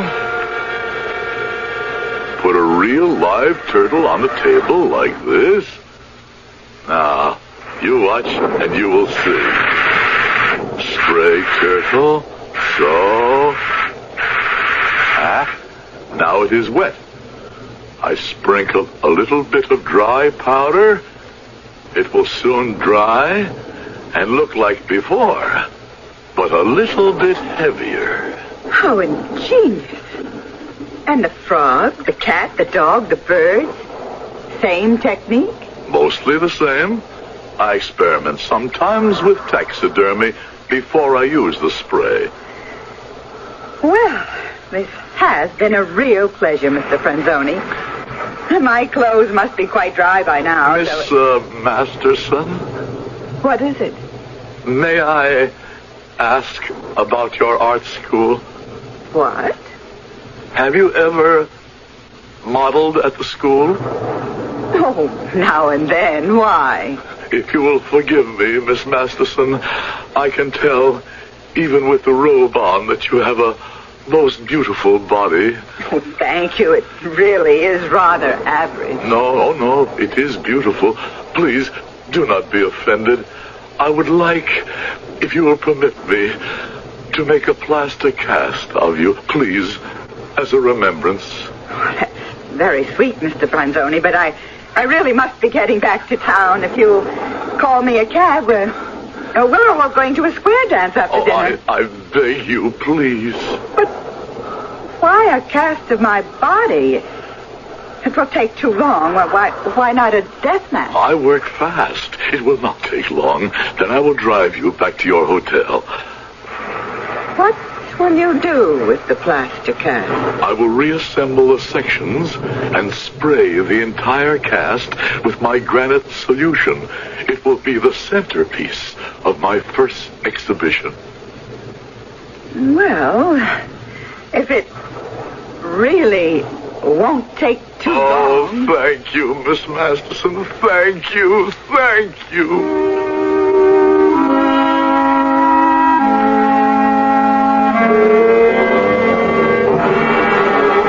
Good morning, Dr. Kellerman. Good morning. I'm sorry to trouble you. Oh, not at all, not at all. Now, what can I do for you? Did your group enjoy the visit to the Menotti Garden?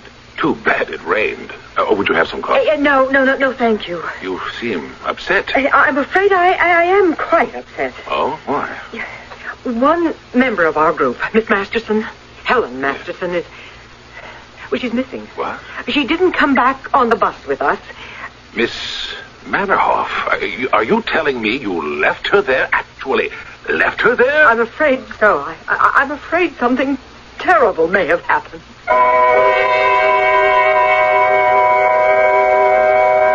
Our horrified Dr. Kellerman has our sympathy. We can understand his agitation. All he probably can imagine is that another mysterious disappearance inside the sculpture garden will revive the notoriety and scandal of the still unsolved mystery of Mrs. Barrett and Angela Menotti. As for Miss Masterson, it does seem that for the role of a devotee of art for art's sake, she is well cast. I'll be back shortly with Act 2. This is Jack Lemmon. If you are a parent of one of America's 7 million handicapped children, you know how hard it can be to get straight information, especially about special education for your child. Now, the United States Office of Education has a special service that gathers information especially for parents of handicapped children. The service is called Closer Look. Just write to Closer Look, Box 1492, Washington, D.C. 20013.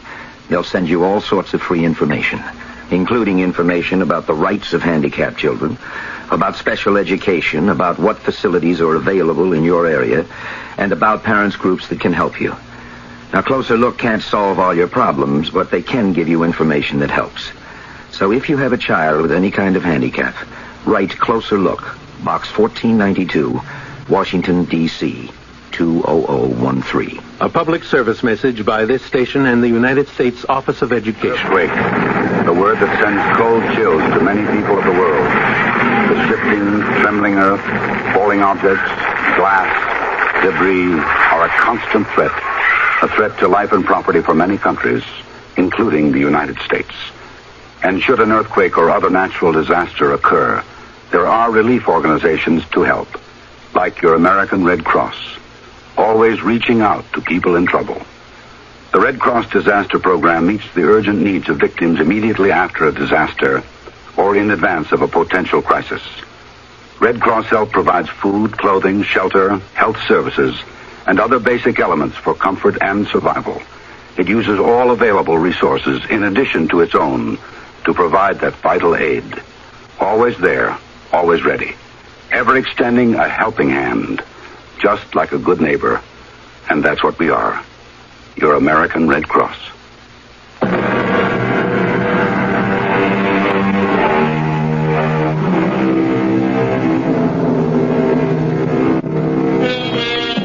Dr. Kellerman faces a dilemma. Recovering from the first shock of being told that a missing tourist was last seen inside the sculpture garden, he must decide whether to call in the sheriff at once or further question Miss Mannerhoff himself.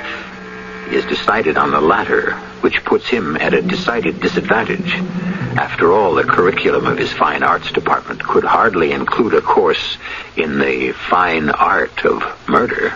I simply cannot understand why you left her there. It's a totally irresponsible act, Miss Mannerhoff. I know I shouldn't have.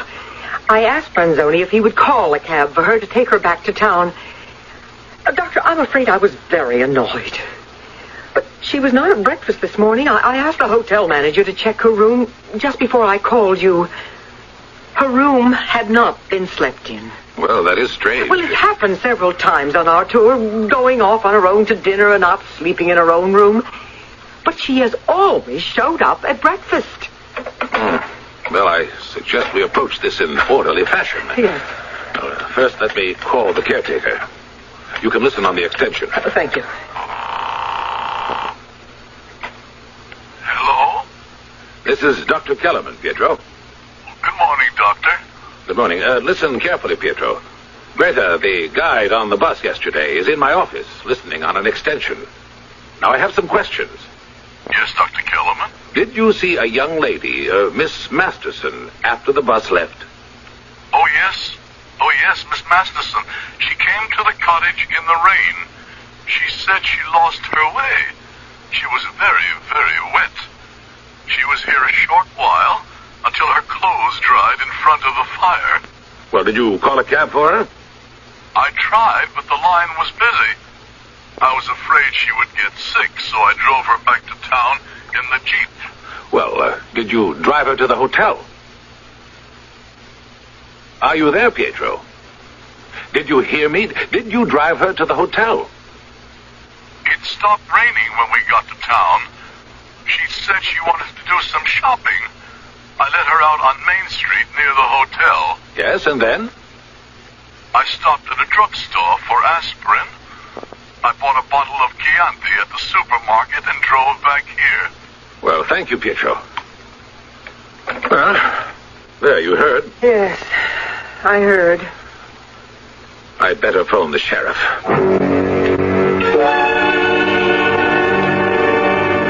Did you hear, Miss Masterson? Dr. Kellerman, he just called me.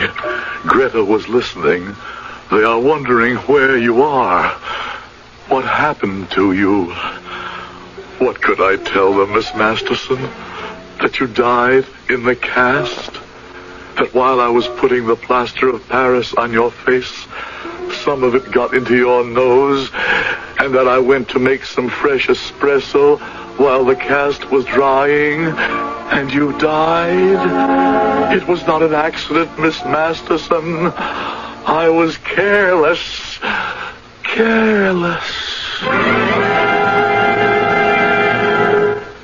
That's all we know, Sheriff. What I told you on the phone. Unless Miss Manoff... No, I can't think of anything else, Sheriff. By the way, Doctor. Yes? I checked drugstore and liquor store on my way here. They both confirmed Pietro's story. Well, I never doubted it, Sheriff. That's routine. Well, guess we might as well put out an all-points bulletin of her description. Well, I should tell my home office. If she is missing, they'll want to alert her parents in Columbus. I'd better be getting back to the bus. I'll see you to the elevator. I'll be right back, Sheriff. Well, we look forward to another visit with an art group soon. We plan to, Dr. Kellerman. Oh, you have a magnificent sculpture garden. Thank you. Goodbye. Thanks again. Goodbye. Well, she's gone. What's on your mind, Doctor? What you sweating about? Her clothes. Her bags. Why she left them at the hotel. Yeah. That's not good, Doctor. She doesn't show up at the hotel by 3 o'clock. I'll go over her room with the manager. Maybe a note, a clue, letters. You know why I'm so upset about this, Sheriff. You do know. I understand. She must be found. Now, it's taken years to live down the mystery of Sarah Barrett and Menotti. You know that we can't afford to have that revived. Particularly now that the Chamber of Commerce wants the garden reopened to the general public as a tourist attraction. Yeah, well, we'll do the best we can. I got to go now. I'll phone you after I see the hotel manager.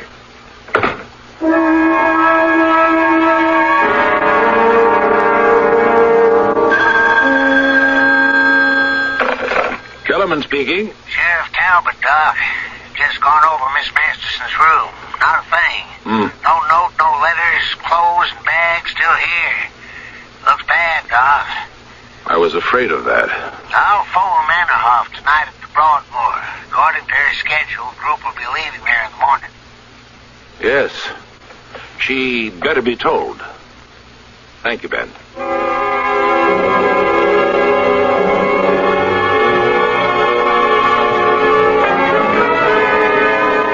Thought you'd like to see this, Doc. It's a newspaper clipping I got in the mail this morning from the police chief in Columbus, Ohio. Thank you. Mr. and Mrs. Homer Masterson of Rosewood Heights reported today to Police Chief John Murray that their daughter, Helen, has been missing for the past 2 weeks. Miss Masterson is reported to have disappeared during a chartered bus tour about exhibits in the West. Well, these things have to come out sooner or later, I guess. At least there's no mention of Barrettsville. Keep your fingers crossed. Well, thanks for bringing it over, Ben. Keep in touch. Bye.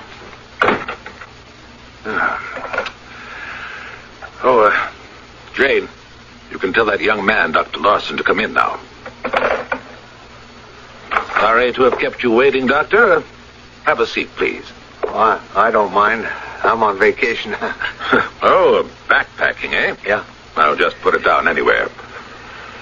I've got your card here. Here it is. Dr. Arnold Larson, Assistant Curator of Cincinnati Museum of Fine Arts. Well, how is Dr. Murdoch? We were classmates at Wisconsin, you know. Oh, he's fine. He sends regards. Well, then, what can I do for you? When I told Dr. Murdoch I'd be spending my vacation backpacking through the Colorado Trailway, he suggested I drop by to see you. Good. And, of course, the Menotti Garden. Well, naturally. Now, when would you like to visit the garden? Well, any time it's convenient. This morning? That'd be fine. I'll have one of the men drive you out.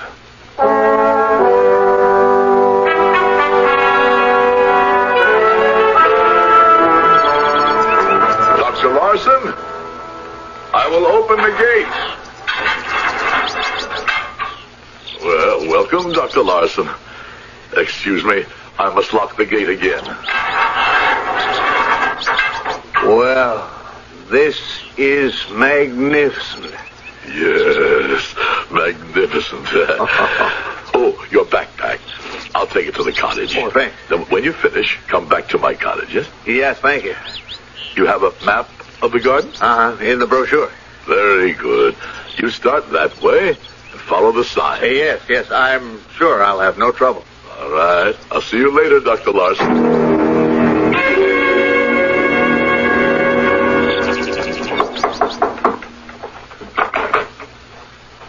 Dr. Larson, you've got a long time. Come in, please. I thought maybe you would be back for lunch. Well, there is so much to see. The time passed so quickly. You had no lunch then. You will have some antipasto and a glass of wine. Oh, that sounds great. Good. That was delicious. I didn't realize how hungry I really was. Macchiati? Oh, yeah, half a glass. Oh, that photograph on the wall of the statue of a man, is that a Menotti, too? It fools you, too. Fools me? Well, what do you mean? It's me. What do you mean, you? It's a sculptured statue. Oh, you mean you did it? No, come. I will show you in my workshop. Come. Hey, that's quite a studio. Here now, behind the screen, hanging on the wall. What is it? Here. Hold it. Feel it. Well, it looks like something made out of a skin suit. That's right. A rubber skin suit like divers use. The outside covered with granite powder, sprayed on with lacquer. Incredible. See, I put on the skin suit. It covers my whole body, also my head and face. Then I spray, set up the camera for time exposure. The photograph, you see, it's me. It's a joke, Dr. Larson, a joke. I have fun. I make what art critics call a living statue. I like to experiment. I must say that photograph sure fooled me. Well, I guess I'd better be going now. Please, you have a few minutes, just a few minutes. I'd like to show you a more serious experiment. Oh? Here, behind this stone wall. Behind the stone wall? This big stone opens like a door. Now wait. I will put on the light. You see? A statue of a woman. It's beautiful. Touch it. Go ahead. Touch. Well, it feels like granite. Looks like granite. Is it sculptured granite? No. Plaster cast, sprayed many times with granite powder spray. Good? Well, I don't know what to say. I am impressed. I'd like to come back sometime to learn just how you do it, if I may. But I'd better be on my way, and thanks so much for everything. I would like to ask a favor, Dr. Larson. Favor? Well, what is it? Don't you feel well? You look sick. What? Your eyes look... One favor, please. What? Would you permit me to make a plaster cast of you? I mean, the lady is so lonesome. Me? A cast of me? What a crazy idea. Hey, let go of me. I will not hurt you, please. Let go of me. Get your hands off me. No, do not leave. Let me go. Damn you. Let go of me. Oh, stay. You're hurting me. My neck. I do not mean to push you down. Please, I'll help you up. Do not die, Dr. Larson. No.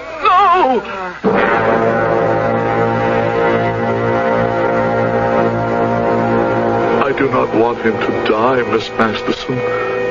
You believe me, yes? I only want to make a cast so you are not lonesome, Miss Masterson.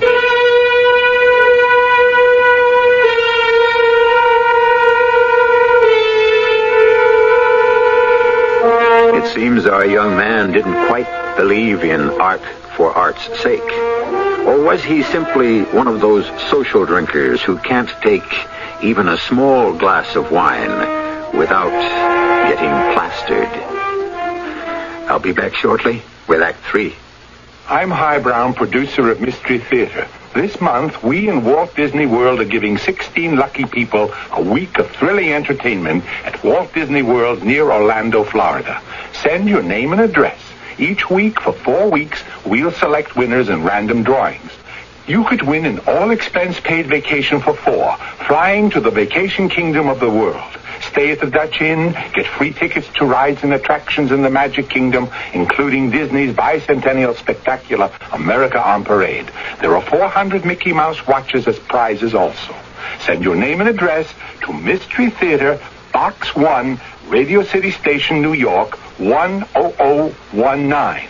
Employees of CBS and Walt Disney not eligible. Contest void where prohibited. That's Mystery Theater, Box 1, Radio City Station, New York. Entries received by September 3 are eligible for at least one drawing. Winners will be notified by mail.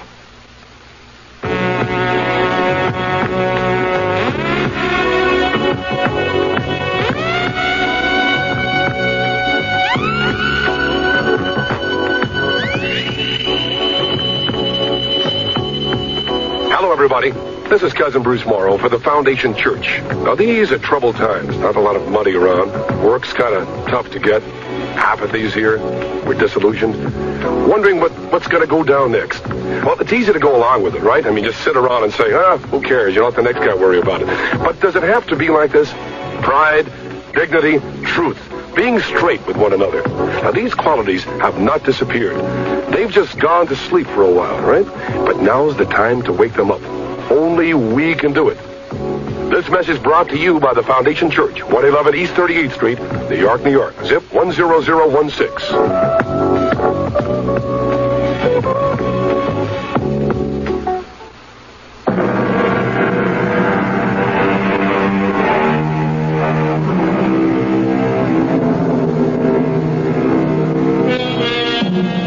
We can say one thing for Pietro. At least his heart is in the right place. He realizes that man, and some women, cannot live happily alone. So he has created a companion piece for Miss Masterson. As for distraught Dr. Kellerman, a thing of beauty may be a joy forever, but certainly not in his present state of mind. He is understandably terribly upset, and has just hurried to Sheriff Talbot's office.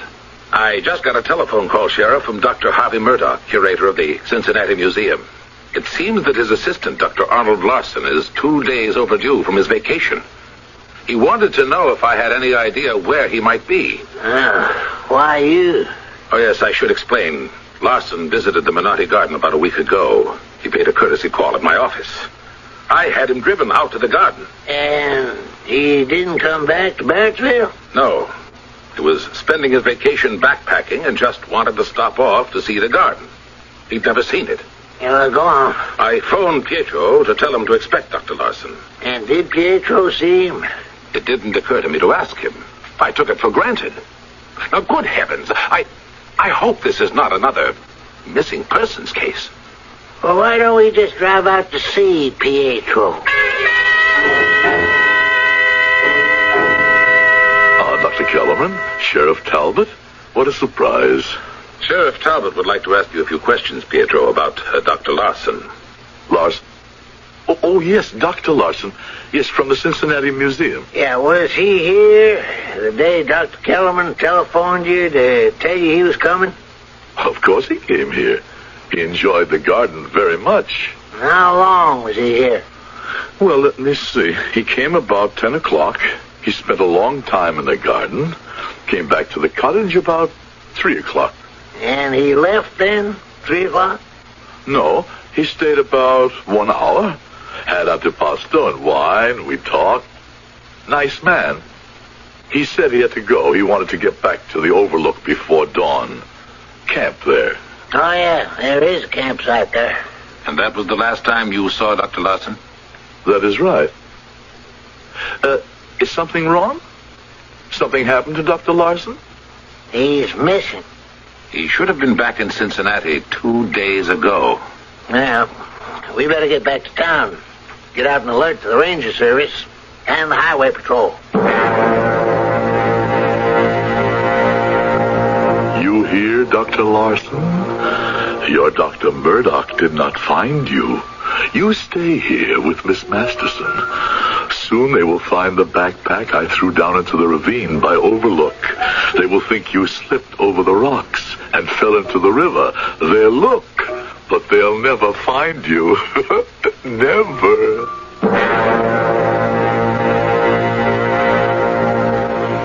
Good morning, Dr. Kellerman. I'm Shelley Curtis of Arts and Leisure magazine. So good to see you. Please do have a seat. Thank you. I understand you want to do a color photo layout of the garden and the exhibits. Yes, for publication in about 6 weeks. Good. A week before the garden is reopened to the general public. Oh, splendid. Now, do you have enough background material? Oh, heavens, yes. Your PR department has flooded me with material. I've got some ideas I'd like to try. I hope they work. When do you plan to start shooting? Well, I'd like to do it in 2 sessions. First this morning to study the subjects, get the feel of the place, and do overall shooting, probably until about 4 o'clock. Right. Then I'd like another session towards dusk. Sunset with changing colors, golds, reds, and blues as darkness approaches. And finally, under the full moon, those nude granite figures of the fountain glistening wet in the moonlight. It certainly sounds wonderful. I'll call the caretaker. I'll drop by tomorrow before I leave. Oh. Hello? This is Sheriff Talbot. I was just about to call you. I thought you'd want to know. Ranger found Larson's backpack at the foot of a rock slide. And Larson? No trace yet. They're searching downriver. I just phoned Dr. Murdoch. All right. Thanks, Ben. Well, it's too bad, but it could have been worse. At least it wasn't found inside the Menotti garden. You said you were about to call me, Doc? Yes, Ben. You still have a highway patrolman on duty near the garden, don't you? Yeah, that's right. Mike calls here. Why? There'll be a magazine photographer working there. Name's Shelley Curtis. She might be doing some shooting around dusk and moonlight. You might alert Halsey. She might be shooting with flash. Oh, yeah, I sure will. Thank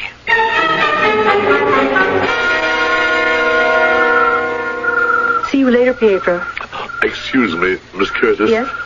Before you start, do you mind if I ask a question? Oh, not at all.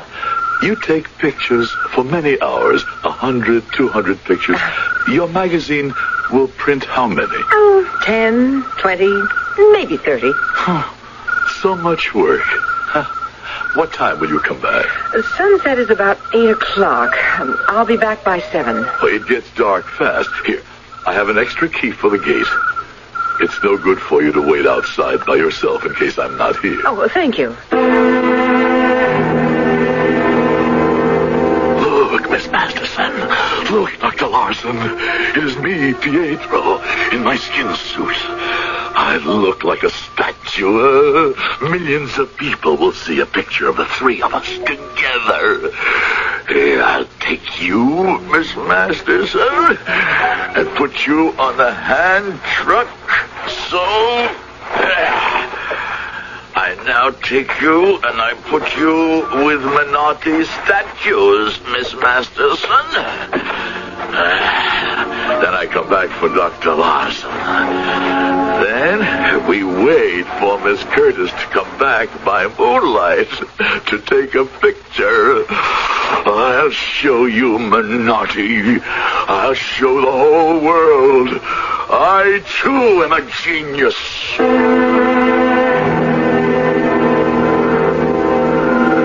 Do not move, Miss Masterson. Do not move, Dr. Larson. She is coming. Do not move. She is not stopping. Miss Curtis. Who called me? Oh, excuse me, touch me. Don't touch me. Oh, Pietro! Pietro!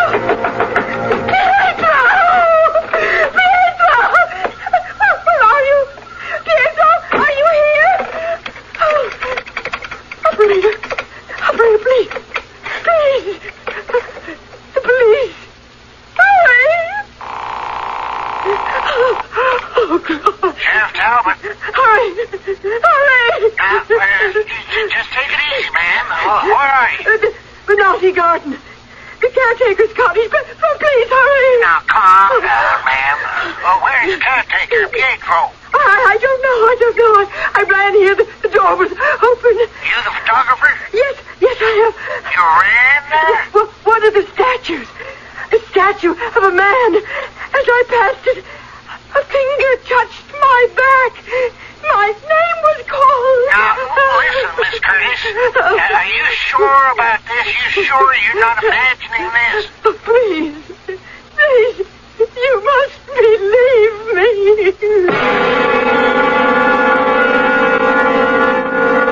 I'm sorry, Miss Masterson, Dr. Larson. She did not take pictures of us. Excuse me, please. I leave you for a little while to go see Menotti. I think Miss Curtis has gone to take a picture of Menotti. I must be in the picture with him. Excuse me, please. This is Halsey, Sheriff. I'm with Miss Curtis at the cottage. You all right? Pretty shook up. What you think, Halsey? She insists she's not imagining it. We're walking up to where she says it happened. Have a look around. All right, keep me posted. Okay. Right there. But he's gone. There were 3 figures.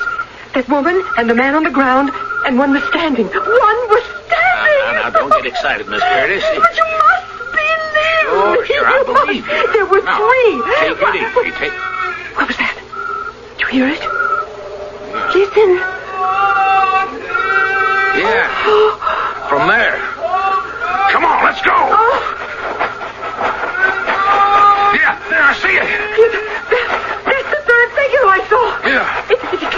that monument. The self-sculpture of Menotti at work. Come on down! Come on down or I'll shoot! No. Don't shoot. He's coming down. Stay right there now. Don't run. I'll shoot. Don't run.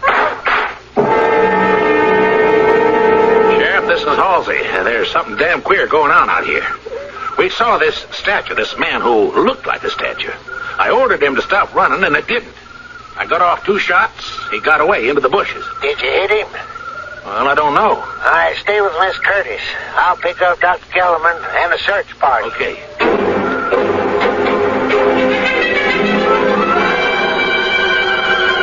There's something very odd here. Those 2 figures on the ground, the woman and the man, I know every statue in the garden. I've never seen these before. Your flashlight, Sheriff, please. Now, these are not Menotti statues. Sheriff, would you mind tapping them with the butt of your pistol? That's not solid granite. Hey, it's cracking. Wait a minute, I'll try my knife. That's plaster of Paris. Lord, it's a body. Sheriff Talbot. Well, what is it, Miss Curtis? At the fountain. The water in the lower basin. It looks pink. Blood? I don't know. Let's go.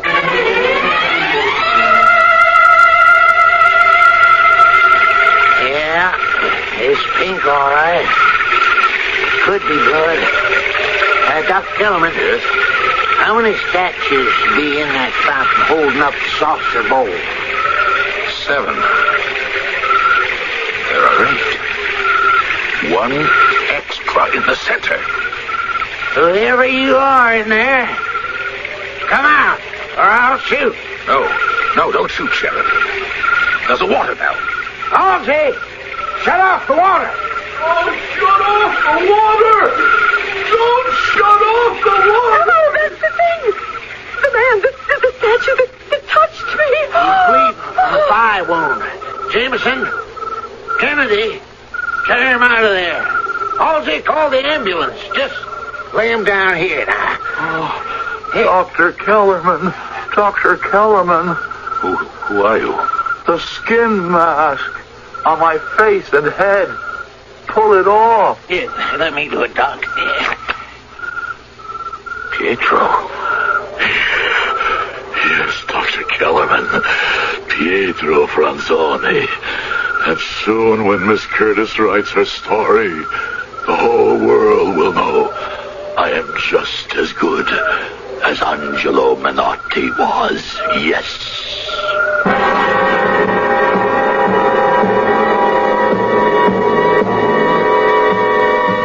Poor Pietro. At least he was spared the Chinese water torture. He's in the state mental hospital. And poor Miss Curtis, she's going crazy too because she can't remember what she did with her camera and the film she shot. I'll be back shortly.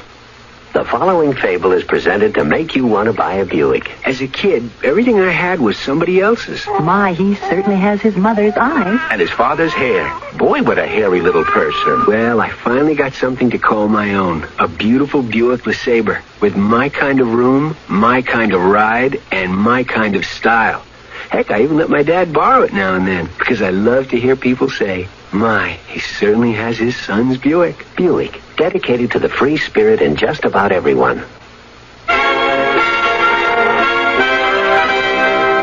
In God we trust. America speaks.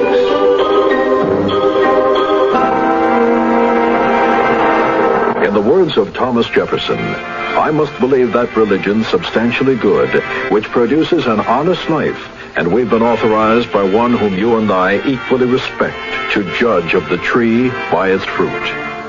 Presented by the Catholic Communications Foundation.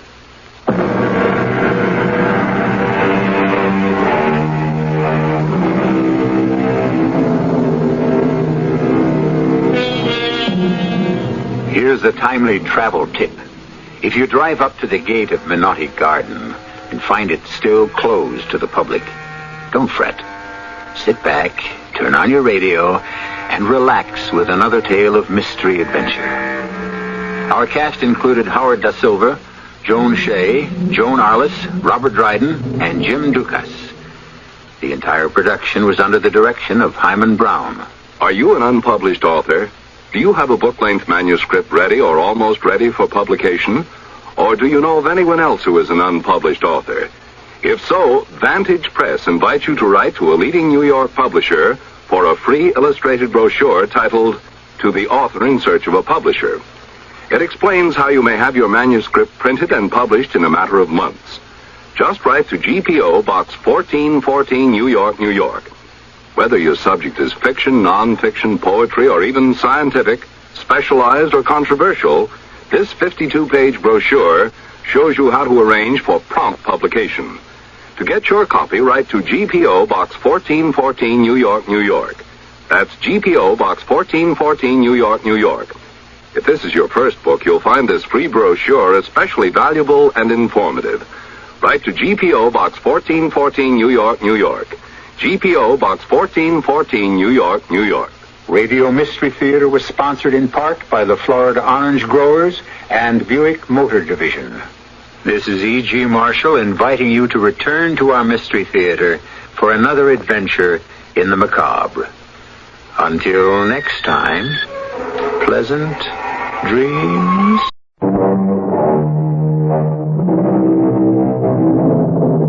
Come in. Welcome. I'm E.G. Marshall.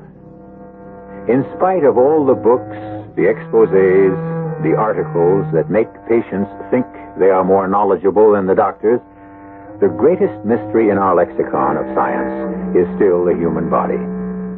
Murder, visitors from strange planets, the suspense of spectral visitors from the grave, none can compete with the simple but electrifying drama of the operating room.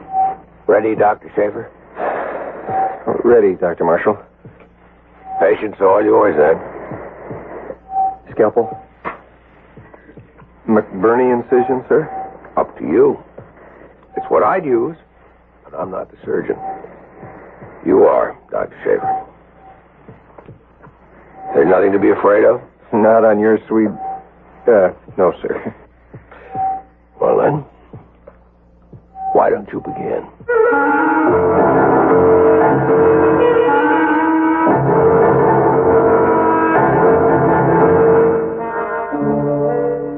Our mystery drama, A Case of Negligence, was written especially for the Mystery Theater by Ian Martin and stars Mason Adams and Marion Seldes. It is sponsored in part by Sign-Off, the sinus medicines, and Anheuser-Busch Incorporated, brewers of Budweiser. I'll be back shortly with Act One.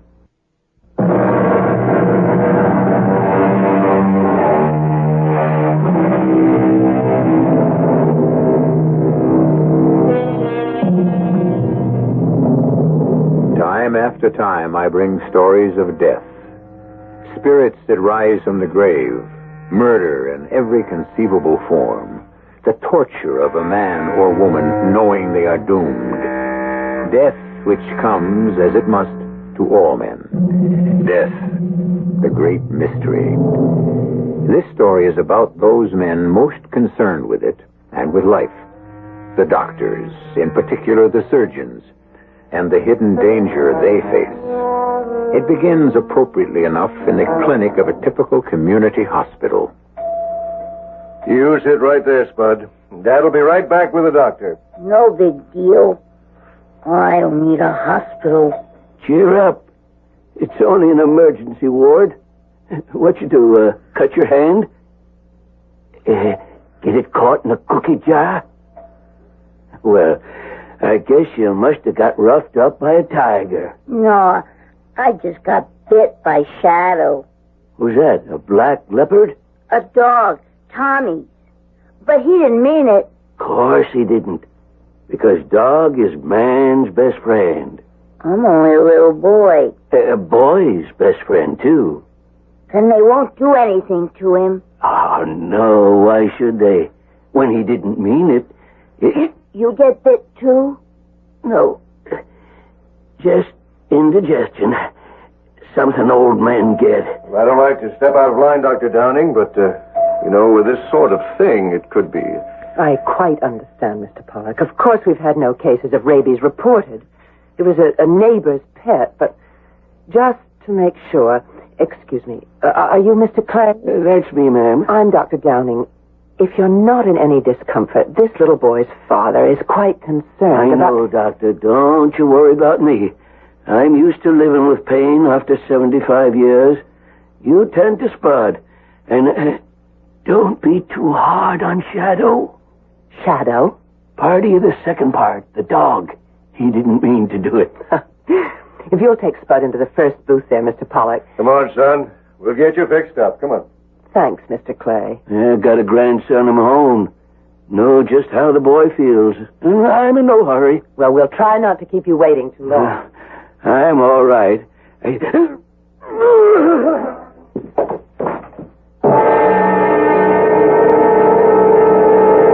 happened, Tom? I don't know, Fran.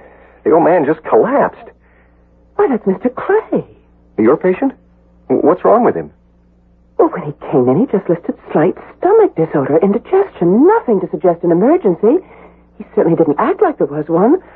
I had this kid with a dog bite in the next booth. Well, you stay with the kid. I'll take you over here. Maybe he just got a little dizzy. They keep this place too hot anyway. No, not that hot. And he looks too rugged for anything that simple. Well, don't worry about it. I'll check him out. Well, thanks for the helping hand, Tom. Mr. Clay? Yes? I'm Dr. Schaefer. Feel up to a few questions? Sure. I'm all right. Not quite. You just passed out. Well, almost. Oh, I had a bunch of cherry stones for dinner last night. Dug 'em myself. Must have caught a bad one. Woke up with a real bellyache. Well, let's pin that down. Expose the abdomen, nurse. What kind of ache? First off, I thought it was gas. Kind of sharp. Then real dull. Hey, that don't feel so good. I'm not surprised. Draw some blood, nurse. I want a WBX stat. You feel it here? Here? How about here? That's mighty tender. Mm-hmm. Well, let's get a little history on you. Okay, nurse, get me that blood count. Green light.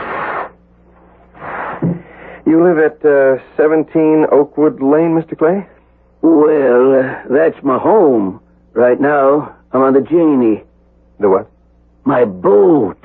Named after my wife. God rest her soul. A sloop rig built to myself. Well, how about that? You live on it alone? Yep. No family? Oh, yeah. Got a son, Dan, and his wife, Doris, and my grandson. They live in the house. Well, who sent you here?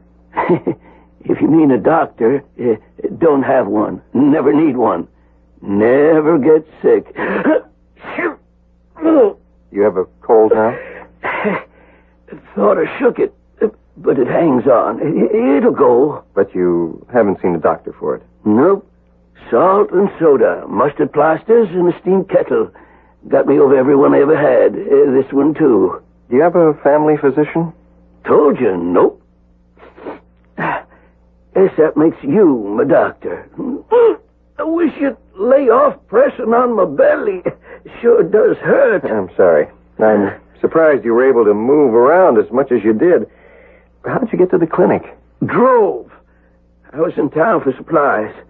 Then, driving back to the boat, right near the hospital, I got a real Jim Dandy.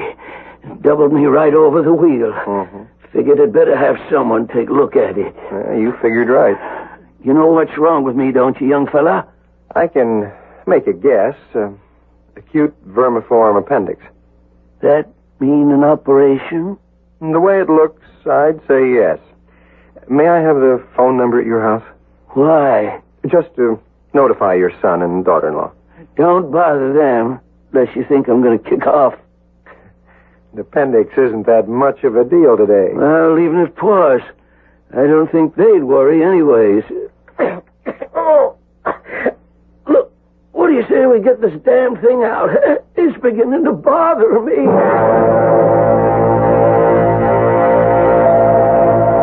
It's just superficial, Mr. Pollock. Keep the bandage clean and dry, and come back next Friday. But supposing that dog had rabies? The dog will be checked out by the Board of Health. Right. If there's the slightest chance he has rabies, Spud will need shots, but there's no need to worry about that yet. Okay. We'll see you Friday. Well, isn't Dr. Giannano in attendance? A colectomy. And he won't be out for at least 3 hours. You better notify Dr. Marshall and have him schedule someone. I know that appendix has got to come out. What?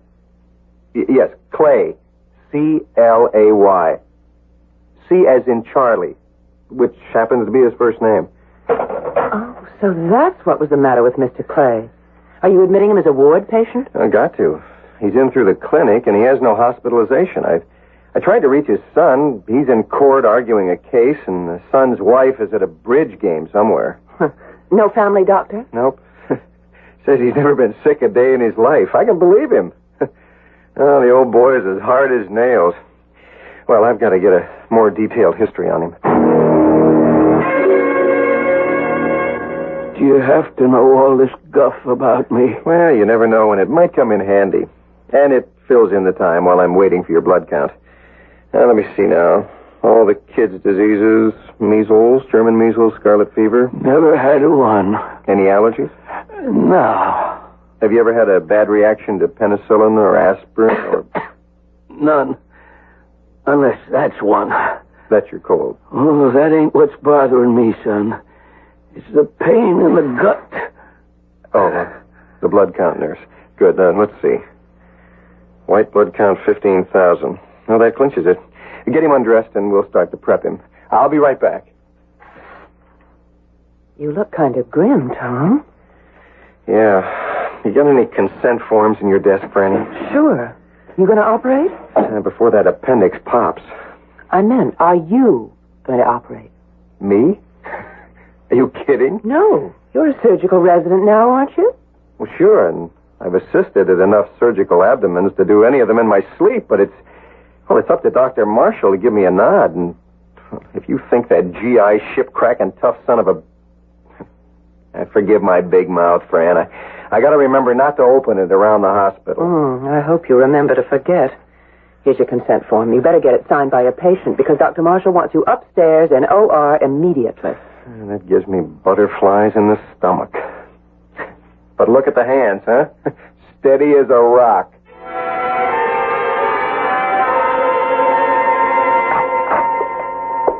Well, Dr. Schaefer, took your own sweet time about getting here. Well, as fast as I could, sir. I had to get a consent form from the patient. Did you get a history?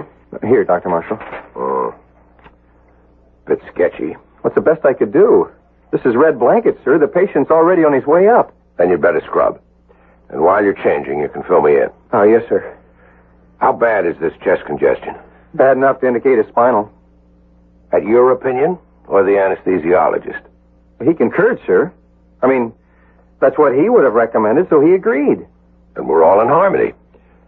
Except for the patient. He agree? He's in a lot of pain, sir. I had to sedate him. He was a bit foggy by the time we got to deciding on anesthesia. I'd rather he knew. What about the relatives? Can't be reached. The switchboard will contact Dr. Downing if they call in. Well, it won't hurt to check with her before we scrub. Some people still have funny notions about spinals, no matter how safe they are. I'd like to have it part of the record. Dr. Downing? It's Dr. Marshall on this appendectomy out of your clinic. Any word yet from his son or daughter-in-law? Not a peep. Well, Dr. Schaefer and I are on our way up to the ready room now. If they turn up or call before we're out of scrub, let me know. You all set, Doctor? All set. Then let's go.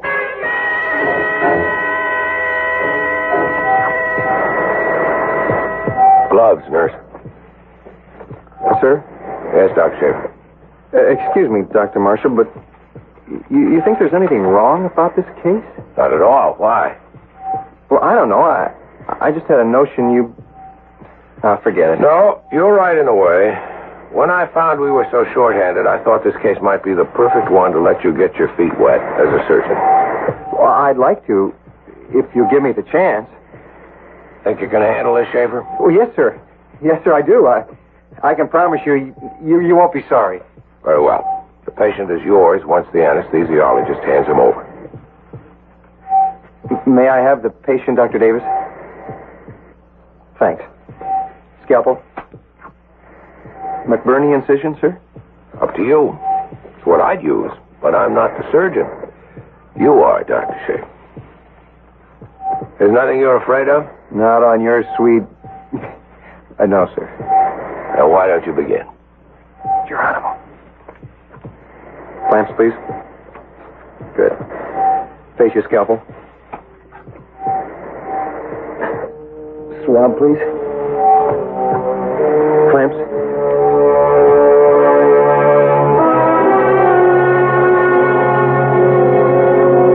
How'd it go, Brian? No problem. Finally got in touch with Mr. Clay's daughter-in-law. She and her husband are on their way into the hospital, breathing fire. About what? Well, they felt they should have been consulted about the operation before it happened. Simple appendix. Why in the... Dr. Marshall. Yes, Dr. Shea. What? Respiratory failure. Why didn't you tell me sooner? No, I'll be right up. Mr. Clay? Yes. What? I don't know. Secondary result of the operation, perhaps. Oh, poor Tom. His first. It could be his last. I just have a miserable hunch your brother and I are in for a rough time. I hope we can keep you out of it.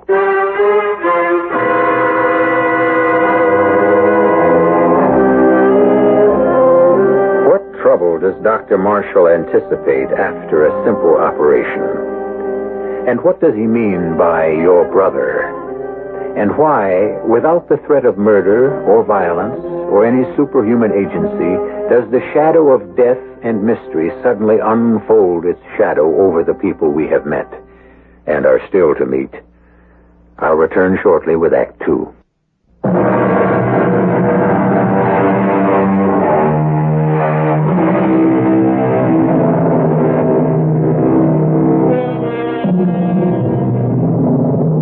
It is late in the day before the two missing relatives of Charles Clay arrive at the hospital.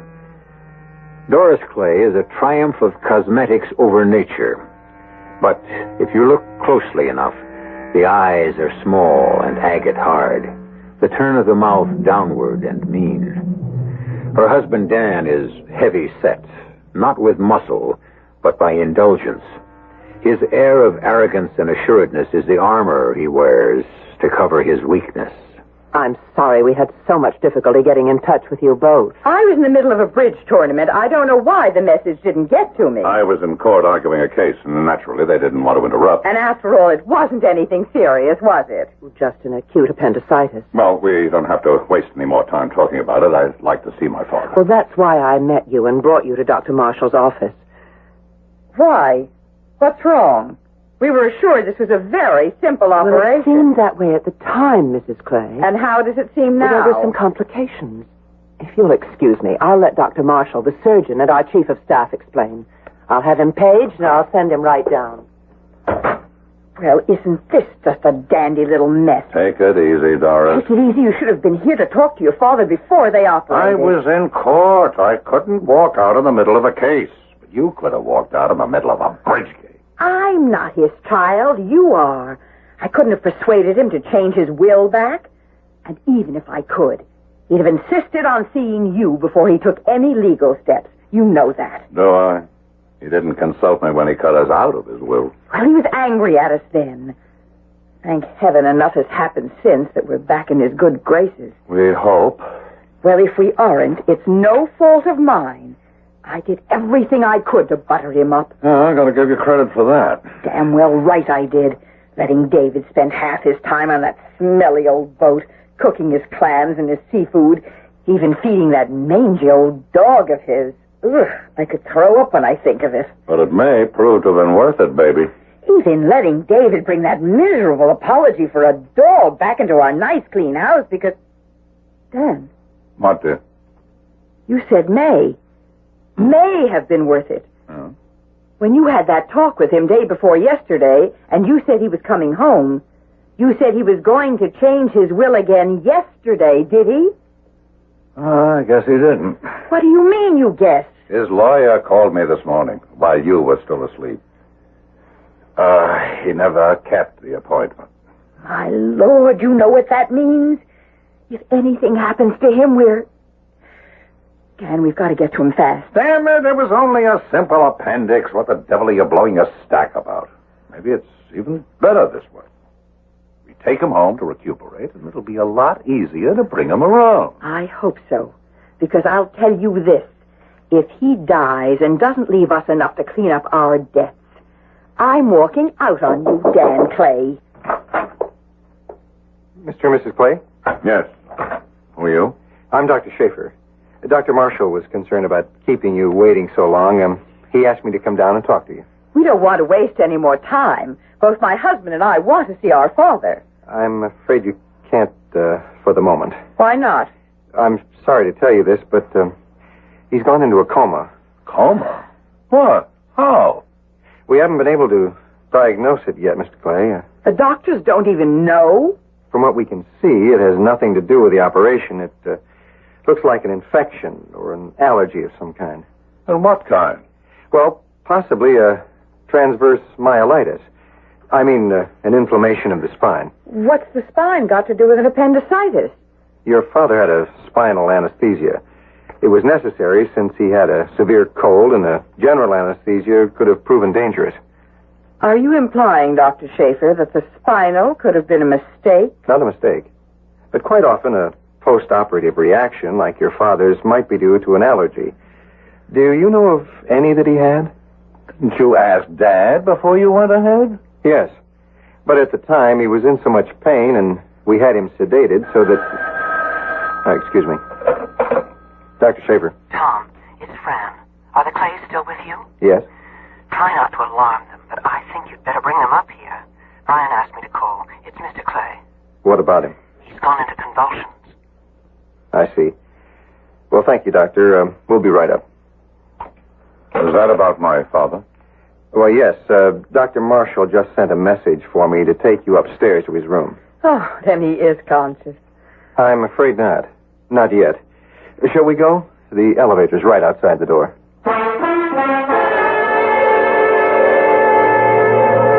You were asking about allergies, Dr. Schaefer.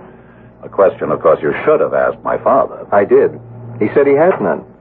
That he'd never been sick a day in his life. Just a big front he kept up. He was always getting colds, and he had trouble with his teeth. But you couldn't get him near a dentist. You remember why, Doris? 4 years ago when he had the tooth pulled? I'm not likely to forget. Oh, he had a terrible reaction to the Novocaine. We thought that... Do you use Novocaine with spinal? No, but we do use a related drug. And you didn't ask my father if he was susceptible to it? Mr. Clay, your father denied having any allergies. But you didn't check further. We tried to reach both of you, but we couldn't, as you know. And it was an emergency. Seems to me it still is. Because it's looking more and more that somebody did make a mistake. Damn serious one. Which door is my father's? Number 814. The one where my sister... Dr. Downing is standing. Your sister? But your name is Schaefer. She uses her married name. Dr. Marshall is in with your father now, if you wouldn't mind waiting just a moment. I don't know about Dan, but I'm getting tired of this runaround. Now, I don't intend to be kept waiting any longer. It's urgent that I... Excuse me. Here's Dr. Marshall now. This is Mr. and So you do exist. Well, I demand that I be allowed to talk with my father immediately. I am afraid that's no longer possible, Mr. Clay. What do you mean? Very sorry to have to tell you, Mrs. Clay. You, Mr. Clay, but your father's just passed away. Oh, good That's Lord, impossible. no. A fine old man, in perfect health with everything to live for. Us, his grandson. No man is in perfect health after an operation. And besides... But we were led to believe it was a very simple operation. It was, Mrs. Clay. A classic appendectomy done in less than half an hour. No complications, no rupture. The appendix was in no way obstructed. The surgeon was able to see it clearly, detach it, and remove it without any... Just a minute. The surgeon, you said? Yeah. I thought you were the surgeon, Dr. Marshall. I was the surgeon in charge, but the procedure was actually handled by a resident. Just what is a resident, Dr. Marshall? A qualified physician who is training in surgery. What you're saying, Doctor, is that you allowed my father to be operated on by a novice? I'm saying nothing of the sort. I want his name. I want to know who he is. Hi. did the operation, Mr. Clay. You? I think you must be mad, Dr. Marshall. Why, this boy scarcely looks any older than my 15-year-old son. Dr. Marshall, I want the answer to only one question.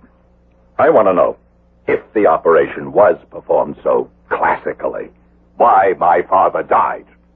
I wish I could answer that. We haven't been able to determine the causes yet. Or you're not willing to admit them. We have nothing to hide, Mr. Clay. Have you? Just exactly what is it you're after? Causes, Doctor. Would you like me to list a few? Since you're not a physician, it seems purposeless. Your opinion wouldn't have much validity. I'm an attorney, Doctor, and my opinion has considerable validity in a court of law. Doris, get the elevator. Yes, Dan. We're leaving now, Dr. Marshall. Mr. Clay, before you do, there are certain arrangements. You can trust me to handle those. You'll be notified. I had wanted you to sign one document. What? For all our sakes, I think a post-mortem examination is indicated. Oh, for my dead body, if you want to add that to my father's. The elevator's here. I hope it's more efficient than the staff at this hospital. I'm sorry, Dr. Marshall. For what, Doctor? Well, if you want me to really be honest, mostly because a swell old guy I like died for no reason I can think of. I just hope it wasn't my fault. Well, how could it be? Just the anesthetic. We'll talk this all out later. Dr. Schaefer, grab a staff elevator and get down and make sure the Clays are off our turf for the moment. And then meet me in my office. Check, sir. On my way. Brian, it wasn't his fault, was it? No, I don't think so. If there is any blame, and it rests on a lot of shoulders, it has to do with us all being human beings. What does that mean? A nice but stubborn old man who wouldn't admit age or infirmity. A doctor approaching middle age who lost his wife and fell in love with another man's. And a rapacious pair of people who don't deserve the title of human being, who had little love for a nice old guy until suddenly he died mysteriously. Why? I don't know about them. Only about us. I'm married to a husband who should have been a retired racehorse. He's a natural stud. He won't divorce me or allow a divorce, and I won't force it because we do have a daughter who adores her father. And I'd rather break my heart than hers.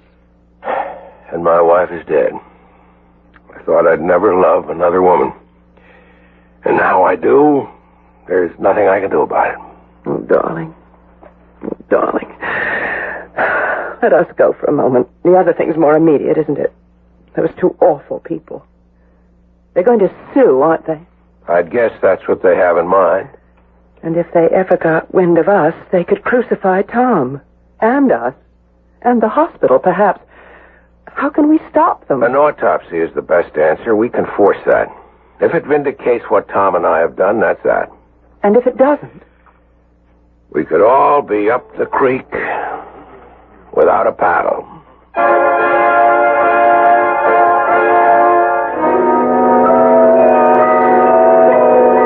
The Doctor's Dilemma. There is no more demanding or exacting and exhausting preparation for any profession. But there is still a small percentile of accident no human being can possibly foresee or devise against. Man proposes, but God still disposes. I'll return shortly with Act 3.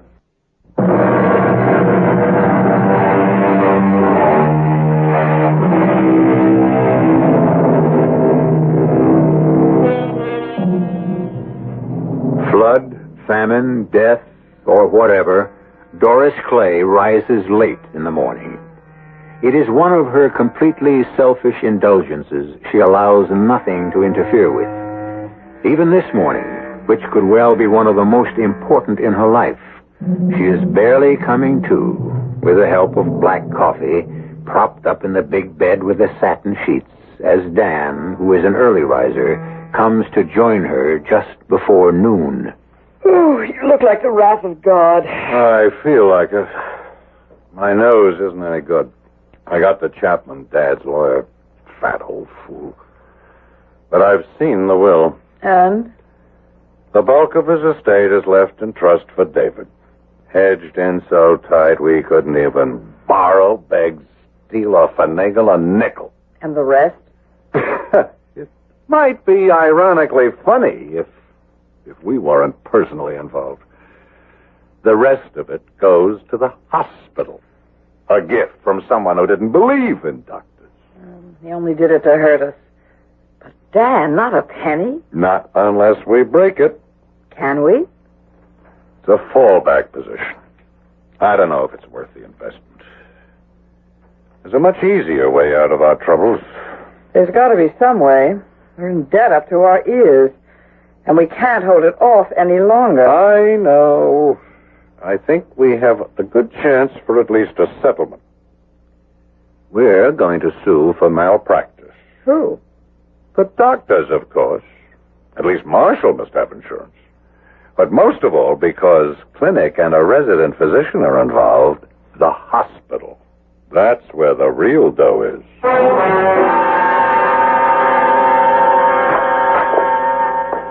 Come in, Dr. Marshall. You know Mr. Clay. Yes, Mr. Wyatt. Mr. Clay is here at my instigation to see if we can't smooth out our differences amicably. I see no reason why we can't. I'm certainly reluctant to damage the reputation of this hospital for just one tragic mistake. If we can keep things quiet. What are you getting at? Well, until he sold out a little over a year ago, my father was Pioneer Furniture. One of the wealthiest and most influential men in the state. If the papers should pick up any hint that his death was, headlines, sell newspapers. Pick up what? There's no story for them here. Oh, isn't there? Even you doctors admit my father's death is an enigma. Doesn't have to be. If you want to render more than lip service... What does that mean? Give us permission to perform an autopsy. Haven't you mutilated him enough? You say you don't want to hurt any reputations. But you don't want to protect them either. I want my father to rest in peace. Mr. Clay, we're both lawyers. Why fight an autopsy? You know, under the circumstances, any court would grant an order to perform one. My object in coming here today was to keep this out of court. Meaning you want a settlement. Well, the wrong has been done. You can't prove that without an autopsy. It is the truth you want, isn't it? Of course. All right. Give me the paper and I'll sign it. How soon will we get results? By tomorrow morning. Ah, very well. Then we'll know exactly where we all stand.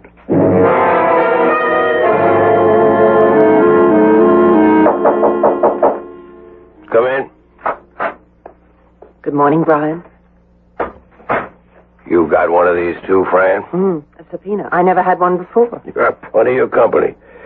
You, me, Tom, Dr. Davis, and the hospital. The moment the results of the postmortem were in. But it was negative. I mean, cause of death unknown. It didn't prove any of us responsible. Unfortunately, it didn't prove that any or all of us weren't. There's one easy way out of this. What? I resign as chief of staff, take the blame, and make the best settlement with Clay that I can out of court. But why would you do a thing like that? None of us is guilty of anything. He has no case. Darling, the danger here is you and me. But we haven't done anything wrong. No, I'm rather sorry to say, no sin of commission. But a hospital is like a school or a small village, and the grapevine trembles in the slightest wind. If Dan Clay got any notion that you, a married woman, have any concern for me, and that I, because Tom is your brother, made any special consideration to allow him to operate... But you've done just the opposite. You've almost held him back because of that conscience of yours. I know that, my darling. You know it. But does the rest of the world? Long before all of this happened, I've been trying to face the fact that I should go away and leave you to... To Alec. In and out of any other bed he can find. Oh, no. You don't walk out because of me. Maybe it's time to get it all out in the open anyway. I can't protect my daughter much longer. She's getting old enough to know about her father. And we can take it as long as we know we're right. We are, aren't we, darling? As God is my judge, I believe so. Then what killed that poor old man? Nothing we did. I'm sure of it. The question is, how can I prove it? Dr. Marshall. Yes, Mr. Wyatt. I know. Yes, of course. I can't promise that we can't. I know, sir. Much better. I have Dr. Downing with me now. I'll round up the others and join you in your office. What was that? Mr. Wyatt wants us, Tom, and Dr. Davis up in his office. He's gotten Clay to agree to a pre-court hearing. It's worth a try to keep this thing from getting out of hand. Just a quick explanation of what an examination before trial consists of. This is Mr. Cooper, who's a court stenographer. He will take a complete transcript of everything said here, just as in a court of law. Though there is no judge present here, everyone will receive the full transcript, and you'll be bound by oath to whatever statements they make. All right, Mr. Clay. Thank you, Mr. Wyatt. Dr. Downing, you admitted my father to the clinic? I signed it in, yes. Did you bring a copy of the roster for that evening as requested? I did. Was there a patient named Spud Pollock on that roster? Yes. But according to this, he was fourth in order after Charles Clay, and yet he was taken ahead of him. Well, the child had been bitten by a dog. It was an emergency. And an acute appendix is not? not? At the time, I wasn't aware that... How could you be, since you hadn't asked? I submit that it was gross negligence for you. Negligence has not been established. Let it also be noted that Charles Clay did have an acute appendix and subsequently died the very next day. Now, as I understand it, Dr. Schaefer, you were the one who diagnosed acute appendix? I did. And you recommended an immediate operation? Correct. For which some form of general anesthetic is used? Not in this case. The patient appeared to have an upper respiratory infection, so Dr. Davis, the anesthesiologist, and I agreed that a spinal was the safest to use. Did my father sign a consent for the operation? Yes. And he was told about the spinal? At the time he signed the consent, it had not been decided on. So he was never told? Well, he was in great pain and under sedation by the time it was agreed on. Were you aware that Mr. Clay was allergic to Novocaine? I asked him if he had any allergies. He said no. Just general allergies or what, Doctor? There wasn't time to go into it in detail. There was risk of the appendix rupturing. If an appendix ruptures, is it usually fatal? Not by any means. But in this case, it didn't. Still, the patient died. Why? Do you know? You know we don't.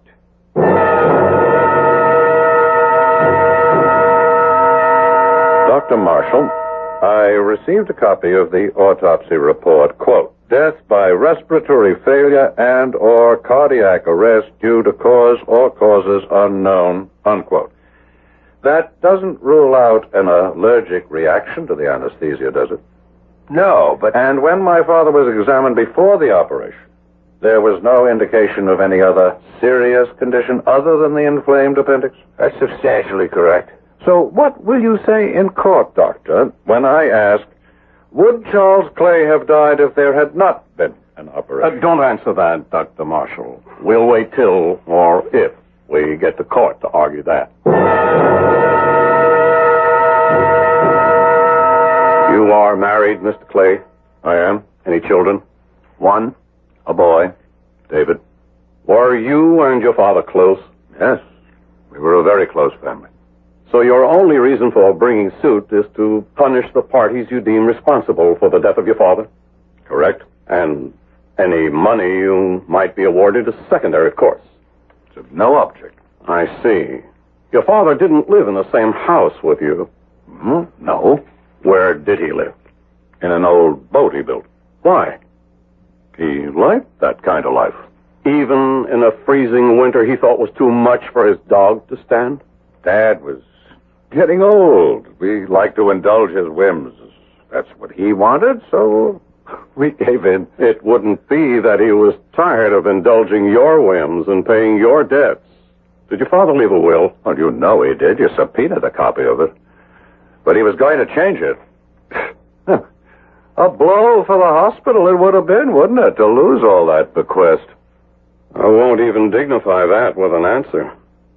I want to read only one part.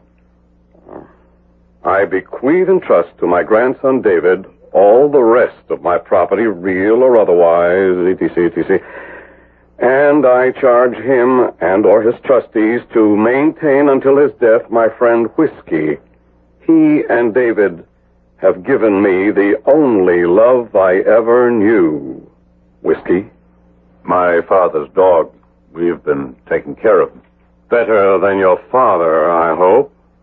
Whiskey was old and sick. He had to be put away. A deliberate act, Counselor. Not like my father, who was lost through negligence.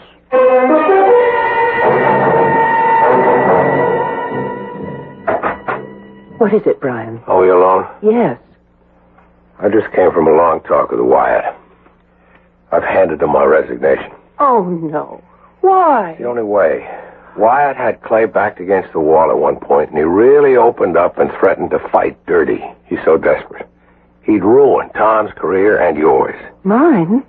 His wife, a prize harpy, and also something of a swinger, apparently knows your husband. In return for all the phony dirt he could hand her about us, she promised to make sure they discredit you enough in an open trial so he could get custody of your child. Well, I'm not going to let you sacrifice yourself for me and Tom. It isn't only that. The old man did go into convulsive seizure before he died. Now, with that on the books, and considering the vicious, rabid prosecution Dan Clay would put on in court, the press coverage... Rabid? What is it? That kid with the dog bite. Charles Clay's old dog. Francis, maybe I just found the answer. We've got to have another postmortem.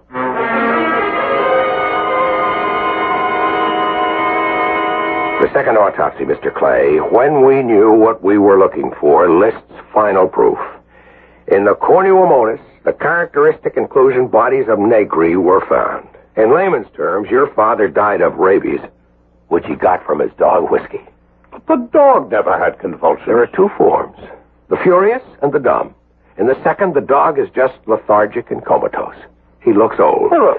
My father never was bitten. The saliva of the dog, when someone fondled him, if there was any break in the skin whatsoever, would have been enough to infect him.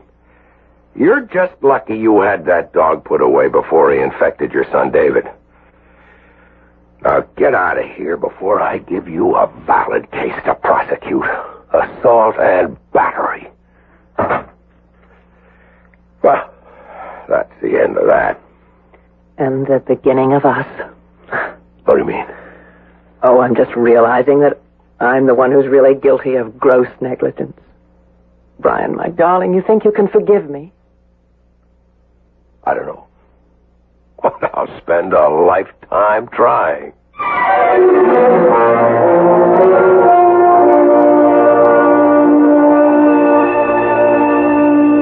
No gothic tale of horror, certainly. No murders, no horrendous, tortured spirits rising from the grave, but a mystery story, and a story of jeopardy more important than most. For a doctor's good name must, like Caesar's wife, always be above reproach. I'll be back shortly.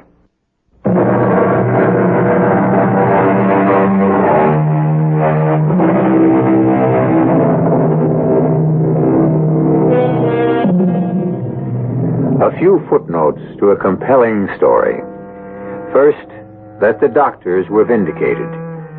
Second, to applaud the depth of a surgeon's knowledge that enabled him to make such a rare diagnosis, once he had the facts. Last, a word about old Charles Clay. Though today, rabies, if caught in time, can be cured, once the symptoms develop, death is inevitable. So, somewhere, Charles can perhaps take heart, knowing his death achieved one thing. It brought a happy life to two people who might have let it slip through their fingers. So, at the end, this was a love story. Our cast included Mason Adams, Marion Seldes, Bob Caliban, Alan Hewitt, Hetty Galen, and Gil Mack. The entire production was under the direction of Hyman Brown. The CBS Radio Mystery Theater presents...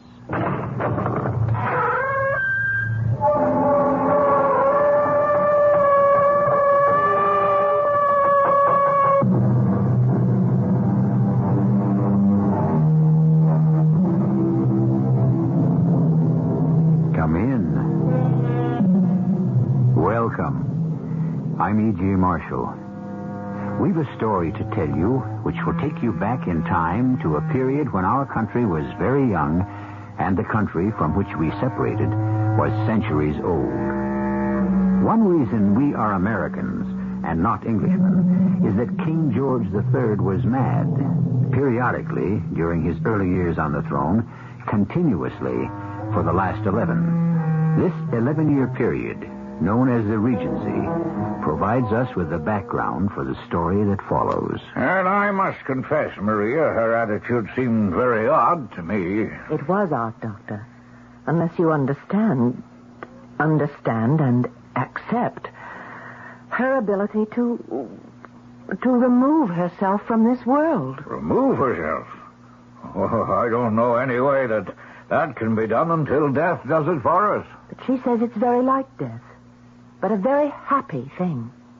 It would be pleasant, wouldn't it, to think of death as a happy thing? At least for the one who dies. But I fancy it is, Doctor. It's those who must live on who suffer. Wouldn't you say?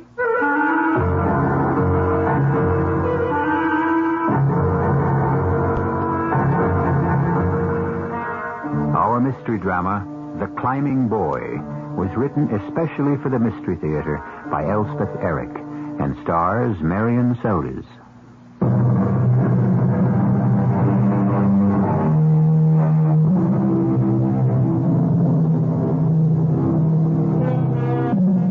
The regent, who was not to become George IV till the death of his mad father in 1820, was not a wicked man, nor even a malicious one. It was simply that he lived exclusively for his own pleasure, and in so doing, set the lifestyle for most Englishmen, at least for those who could afford it. One who could not afford it tells us why. Had it not been for the deep and abiding affection I bore Lady Emily, I should never have accepted her invitation to spend a fortnight at Feathers.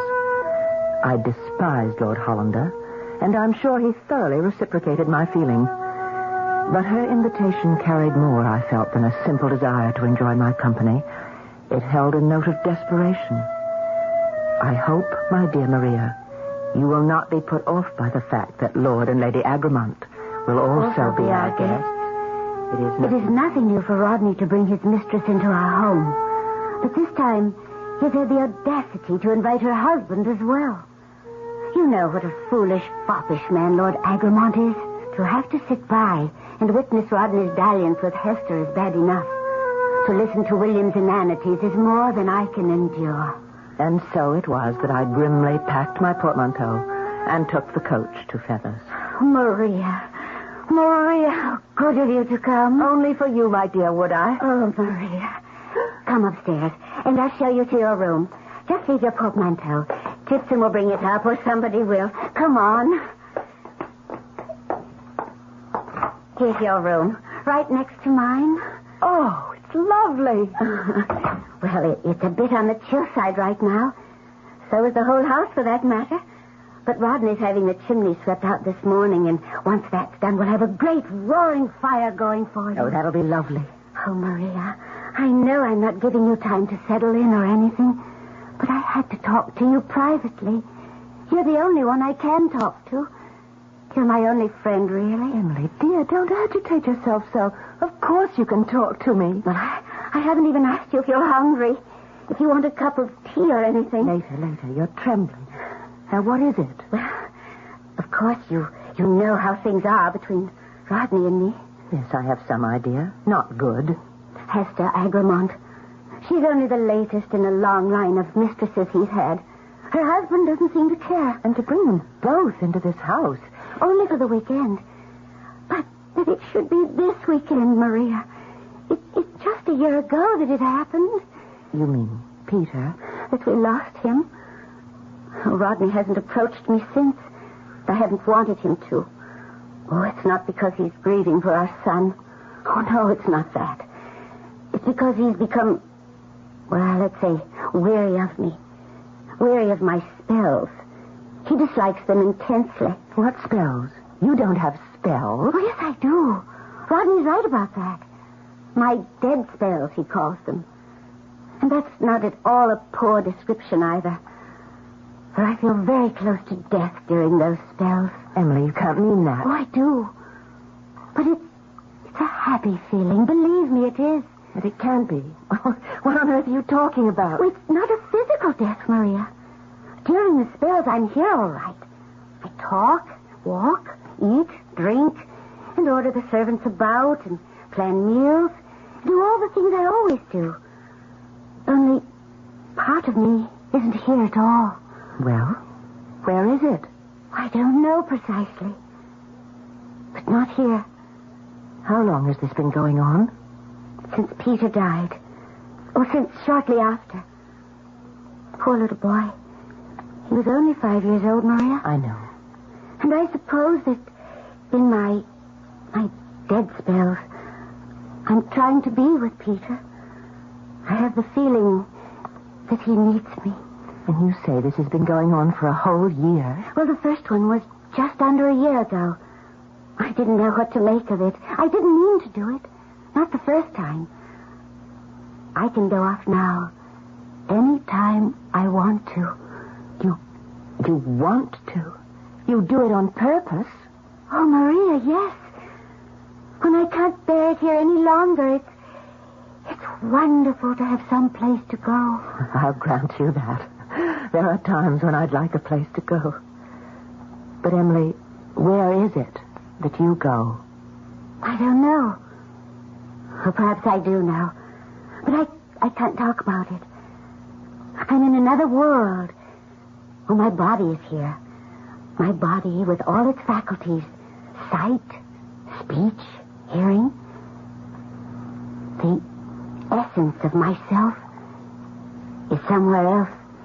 You make it sound like some sort of mystical experience. Perhaps it is. Emily, tell me something. When you go someplace else and yet your body stays here. Yes? Well, can you be seen?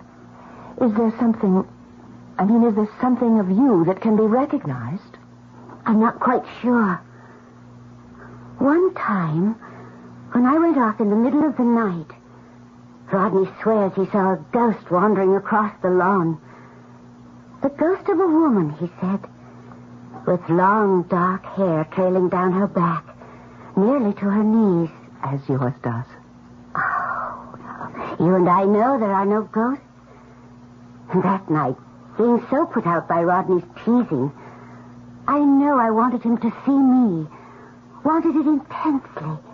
That he should see and understand I could leave him any time I wanted to. In the spirit, if not in the flesh. Oh, Emily, I do hope you know what you're about. I'm able to live, Maria. Otherwise... Otherwise what? Who knows? Emily. Emily? Yes? Who is it? William, my dear. Is it all right? Oh, of course. Come in, William. Tipson said I might find you here. You remember Maria True, William? Oh, yes. How are you, Maria? Very well, and you? Thought I'd hack about the countryside for an hour before luncheon. I thought you might come with me, Emily. Hate to ride alone. I'm afraid not. There's so much to be done here. Oh. Maria? I don't ride. Oh, it's a pity. Well, why don't you ask Rodney to accompany you? I'm sure he'd love to. Oh, he would, but he's otherwise engaged. Oh? Oh, not what you think, my dear. No, his time's being taken up by some local fellow named Harding, I believe.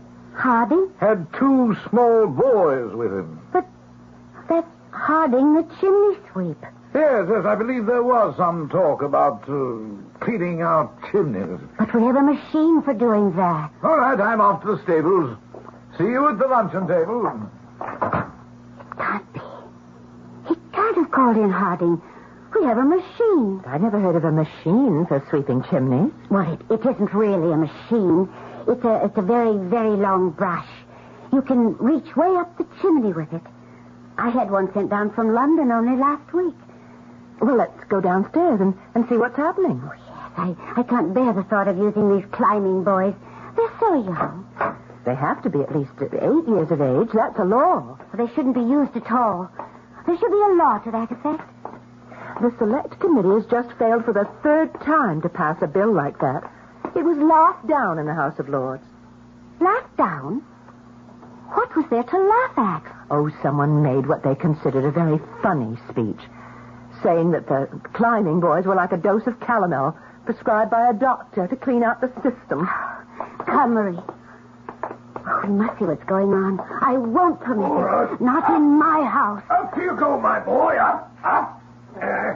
He's inert, this Merode. Rodney, whatever are you doing? Why aren't you using the long brush? Why is this boy... Don't fuss, Emily. Rodney, don't you fuss. swore to me. Tipson flatly refused to use the brush, so what was I to do? Well, you could have used it yourself. Myself?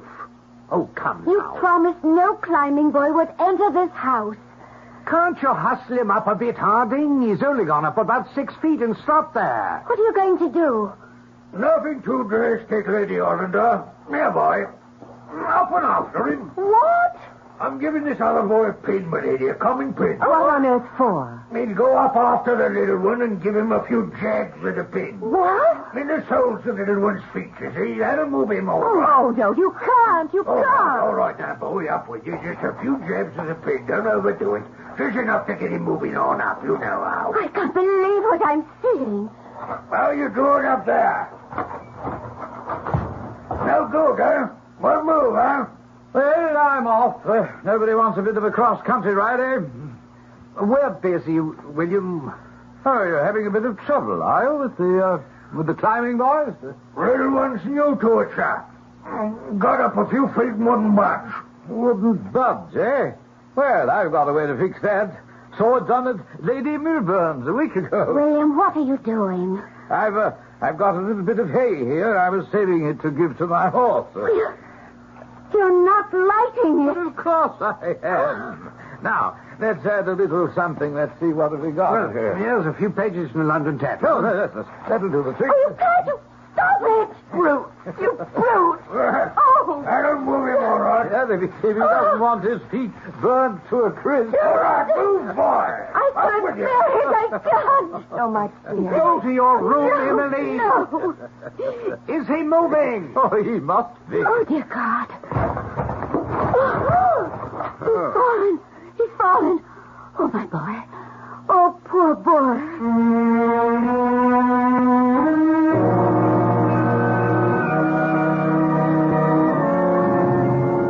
Man's inhumanity to man.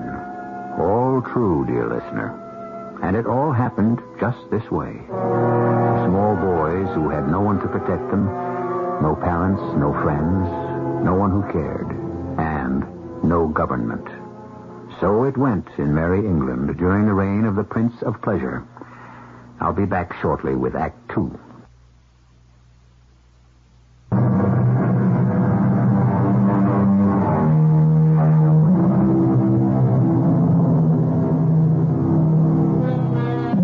The last we heard from our climbing boy was not a spoken word.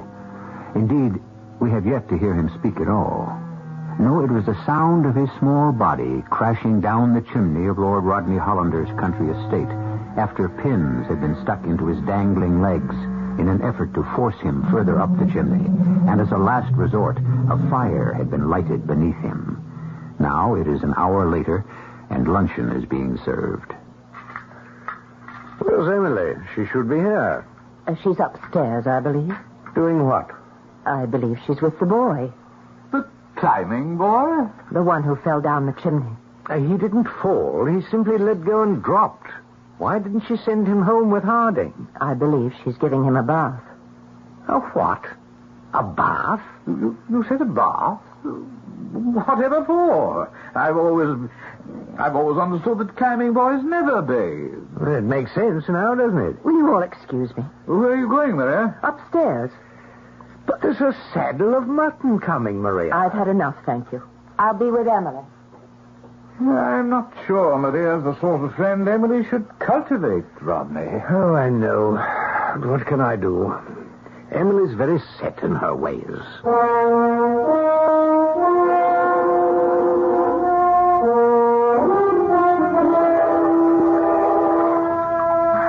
Dear boy, I'm going to have to let you soak in the warm water. The dirt has ground into your skin. I'm afraid to scrub any harder. Just sit here. May I? Thank you. What's your name? Oh, you don't know? Is that what you're trying to tell me? It is. Well, why don't we give you a name? Would you like that? How would you like to be called? Well, how about Peter? Do you like that for a name? Oh, you do? Then we shall call you Peter. Peter shall be your name. Very apt. Oh, Maria, I was just talking to the boy here. He's not very talkative himself, but I expect that's because he's shy. Are you shy, Peter? I don't think he knows the word. Oh, there's so much he doesn't know. Peter, if that's to be your name, for the time being at least. How old are you? Yes, darling. How old? Do you know? 8. You're 8 years old. Yes, 8. Maria, I don't believe it. 8. Look at that tiny body. He's not 8 years old. He looks more to be like 5 or even 4. His occupation does not encourage growth. However, you're not really 8 years old, are you, Peter? Yes, 8. 8. He's just been told to say that. Threatened, probably. He's about the age my boy would be. Had he lived? Well, let's get on with this bath, shall we? It's going to take a month of soaking before you'll get rid of this dirt.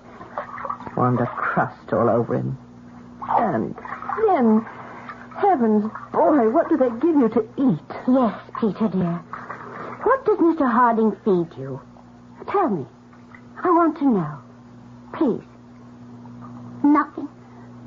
Nothing? Is that possible? Oh, Maria, fetch him some milk and whatever else you think that... Yes, maybe some of the luncheon soup. Oh, yes, do hurry. Oh, Peter, you shall have some nice, rich, fresh milk, right from our own sweet cows. You'll like that, won't you? Won't you? I don't believe you know what milk is. Is that possible?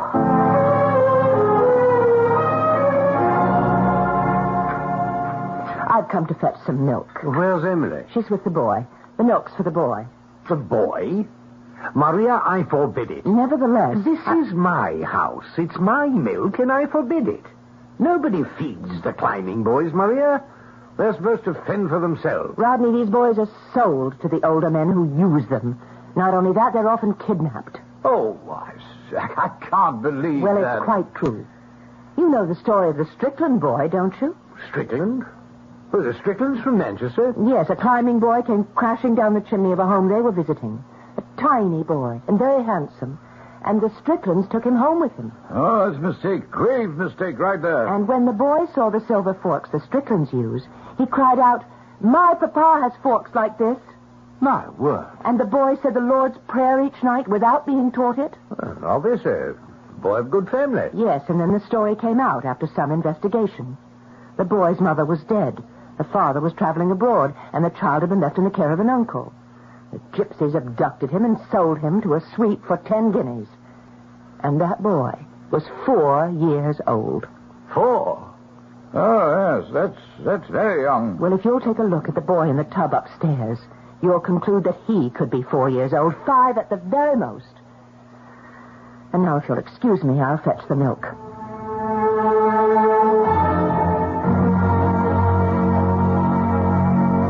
I put him in my bed, Maria. Poor little boy. He looks so frail, doesn't he? He couldn't take the milk.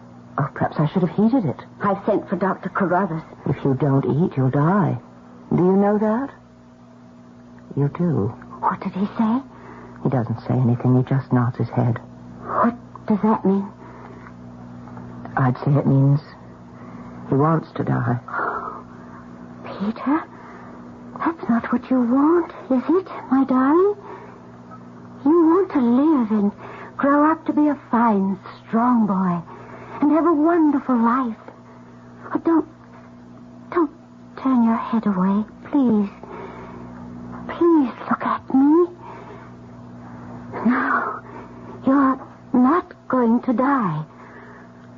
I'm not going to let you die.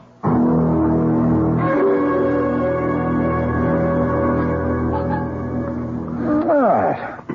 Too bad Lady Emily had to miss that superb dinner. Well, there was no need for her to miss it.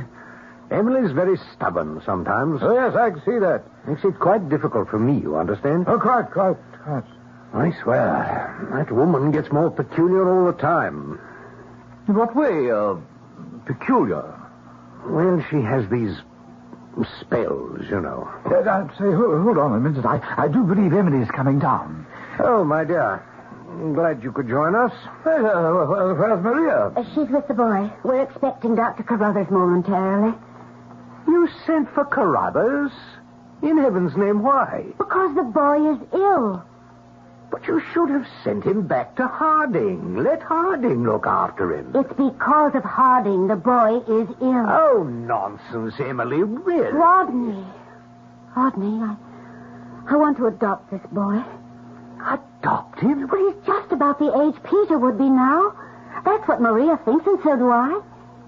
He needs care and love and all sorts of things I can give him and that he's not going to get from anyone else if he goes on with the life he's been leading. Dear Emily, I know your tender heart, but why should you give him anything? He's not your responsibility. I know that. I want to make him my responsibility. I want to adopt him, Rodney. Oh, no, it's out of the question. Why is it out of the question? Well, it simply is. I have no desire for a son not my own. I have. We know nothing at all about this boy. We could ask Harding. We could ask him from whom he bought him. Or stole him. No. You might find out something interesting, Rodney. Now, Maria, kindly keep out of this. I just wanted to remind you of the Stricklands. They adopted that boy. They educated him. Yes, you see, Rodney, we could do the same. I don't know. That must be the doctor. I saw his trap pull up. Oh, let him in, Maria, and take him upstairs, will you? Of course I shall. Oh, Rodney, please do this one thing for me. Please.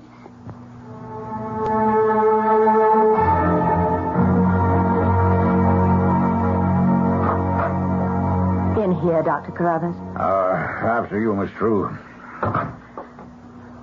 Now, this is the patient? Yes. This is not Lady Emily's boy. Oh, no.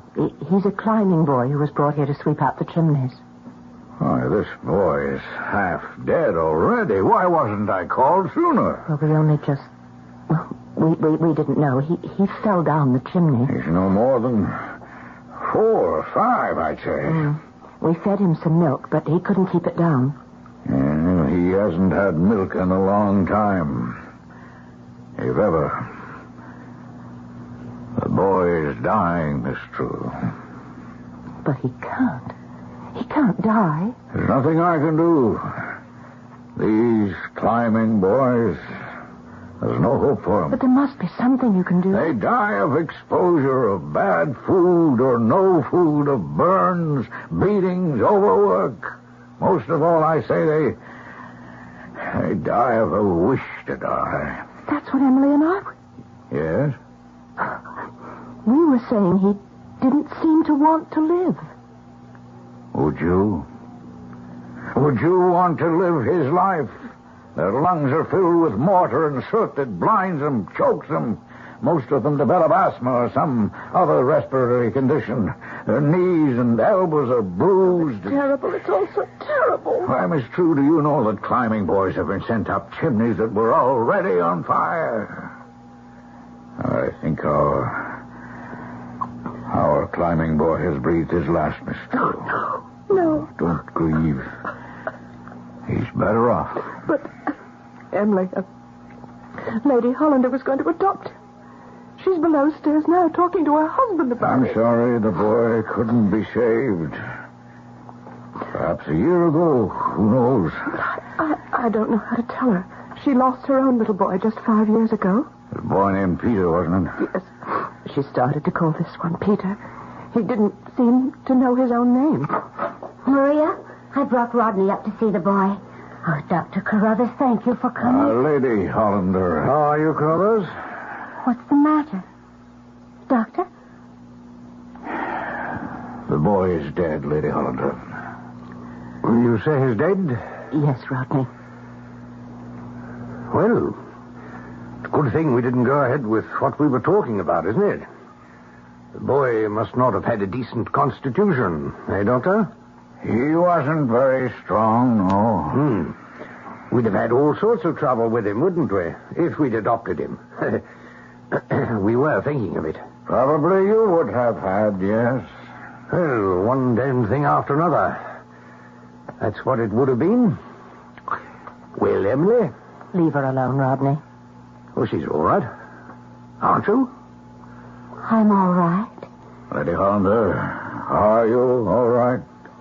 Dr. Carruthers, I'm so sorry we got you over here to no purpose. Won't you stay for supper? I think it's roast beef tonight. Please stay, Doctor. You could spend the night as well, if you like. Please, Doctor, I'd so like to talk to you. Oh, you're very kind. Then it's all settled. Come, Doctor. I'll show you to your room. I'll get Tipson to make it up for you. Well, that's most kind of you, Lady Hollander. She's gone off again. One of her dead spells. Blast. Why should I have to put up with this? Come to the window, Rodney. I want to show you something. Huh? What is it? Look down there, among the yew trees. Well, I don't see anything. You don't? It's the outline of a woman. She's holding a small boy by the hand. And now she's leaning over, and he's whispering something in her ear, and she's nodding her head. Pity you can't see it. It's very clear to me.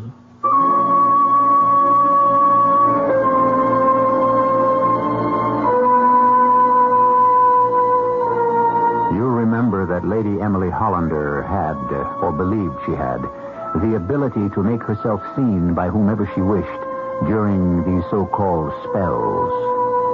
Why, then, is her outline so distinct this time to Maria, while Lord Hollander sees nothing? We shall try to bring you the most cogent answer of which we are capable when we come back with Act 3.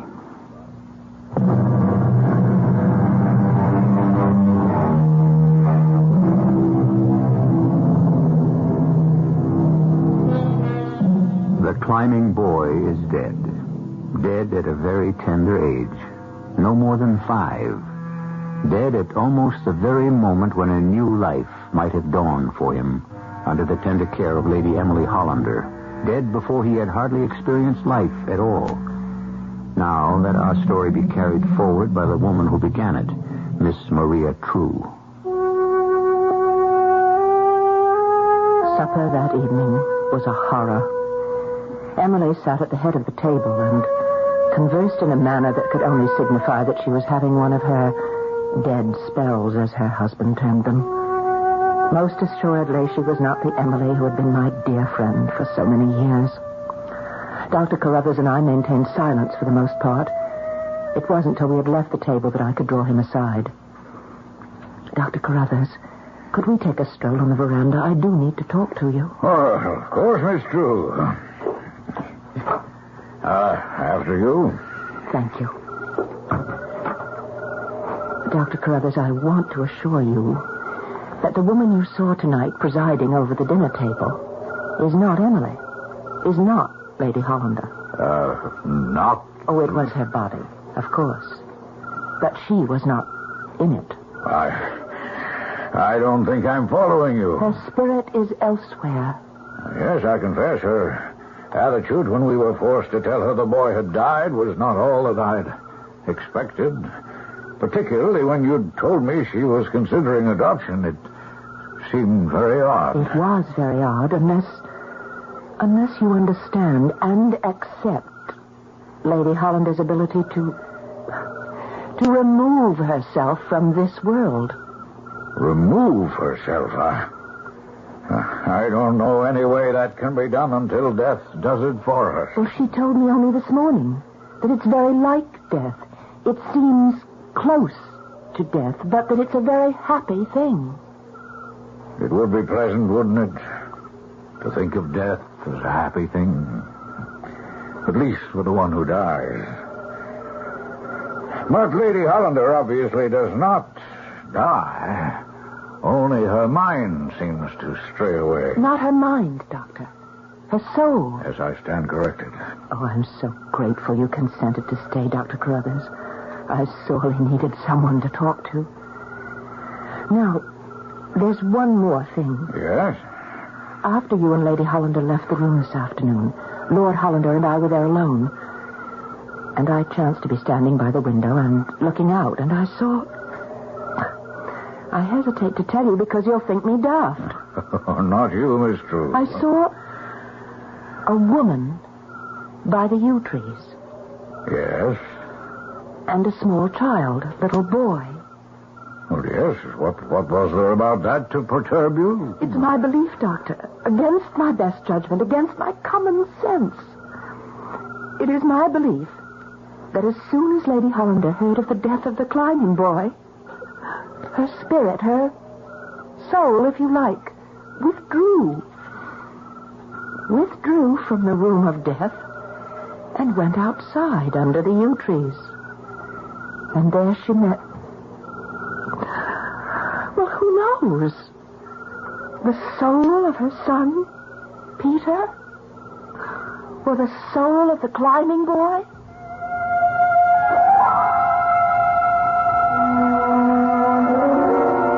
So, one way or another,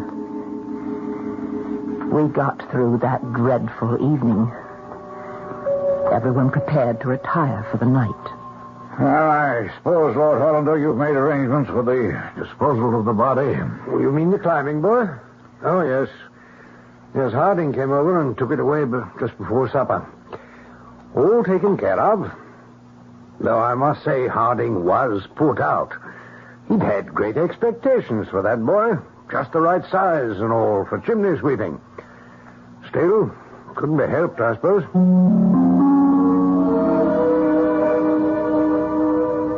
I could not fall asleep. The awful events of the day crowded in on me.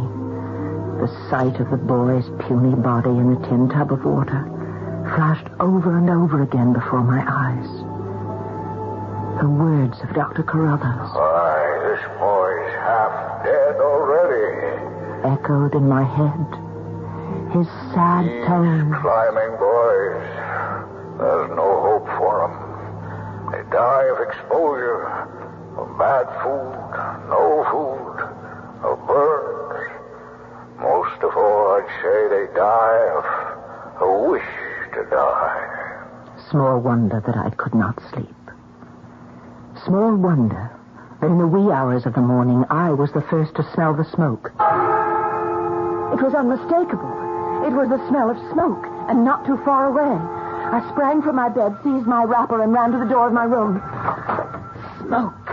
Thick, acrid smoke was pouring in great gray clouds from one of the rooms. From the room of my host, Lord Rodney Hollander. I opened my mouth to speak, and all at once I saw, through the whirling smoke, a figure, a woman, leaving Lord Hollander's bedroom, and with a great effort and concentration, she was... couldn't be so. She was dragging a limp and prostrate body with her. It was Emily. At last I found my voice and screamed, "Help! Help! There's a fire! Help, everyone! Help!" There was a general opening of doors along the corridor. Sound of voices. Distance!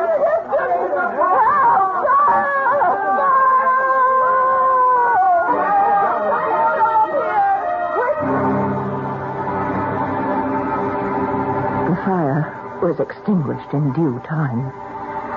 The servants, headed by Tipson, accomplished it for the most part. Dr. Carruthers and I both admired their fearlessness. Well, there wasn't much but smoke in the room. The actual fire was confined to the chimney. Then Rodney died of the smoke. Yes, suffocation. There was nothing to be done for him. One odd thing, though, deuced odd. What was that, Doctor? His feet were singed. The bottoms of his feet had been burned. What do you make of that? I mean, since the fire never really reached out into the room. Well, I'm sure I can't explain it, Doctor, if you can't. What about Lady Agramont? What about her? She'll be all right. She was found in the hall, wasn't she? It was just outside her own room. I suppose she was the first to smell the smoke and came out to investigate. But then why didn't she cry out? Well, didn't she? I didn't hear her. Well, somebody cried out. That's what roused me. Yes, that's true. Someone did. I had one more chance to speak with Emily. She was still in one of her so-called dead spells. Yet there were moments when she seemed the same Emily I'd always known. Can't you stay for a bit, Maria? Oh, I must go up to London, Emily. Tend to a few matters. Matters of importance, my dear. Otherwise I wouldn't leave you. But the good Dr. Carruthers will stay on for a day or two, and by the time he leaves, I'll be back. Good. Hester and Willie have already left. I know. I'm glad. Why did you do it, Emily? Do what? I was the first to discover the smoke, you know. That is, the first after you. That's how I happened to see you dragging Hester's body out of Rodney's room. Oh? You saw that? Why did you do it?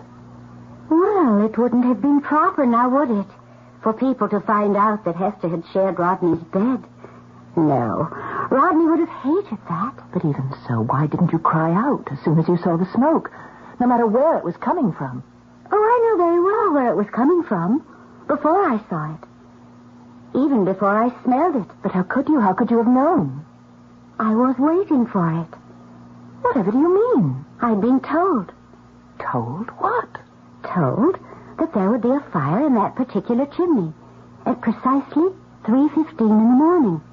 Well, who could have told you? Why, the climbing boy, Maria. He told me.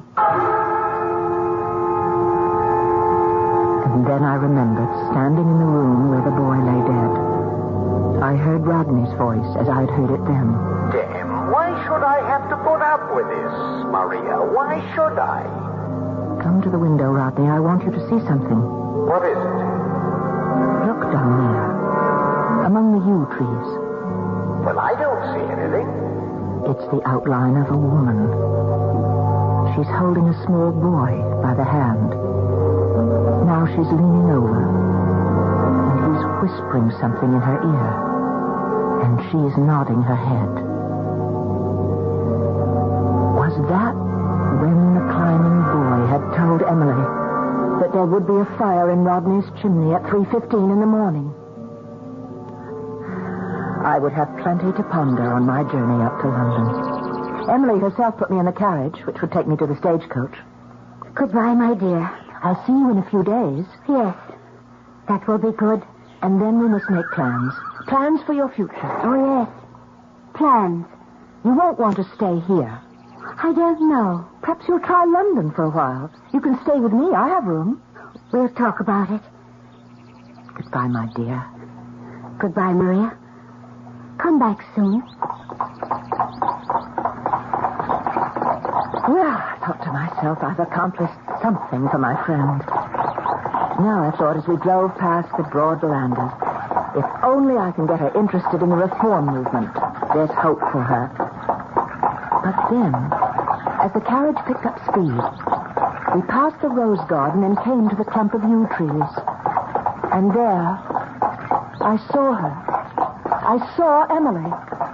Well, rather, I saw the outline of Emily. I called to the coachman to stop. Yes. One could say the figure was made of vapor or steam. And yet its dimensions and form were very clear. And down its back hung long dark hair, almost to its knees. I stared and stared until the horses grew impatient. But I saw something else. I saw a tiny figure of a boy. And then the figure of another boy. There were two of them, and both were running fast, fast.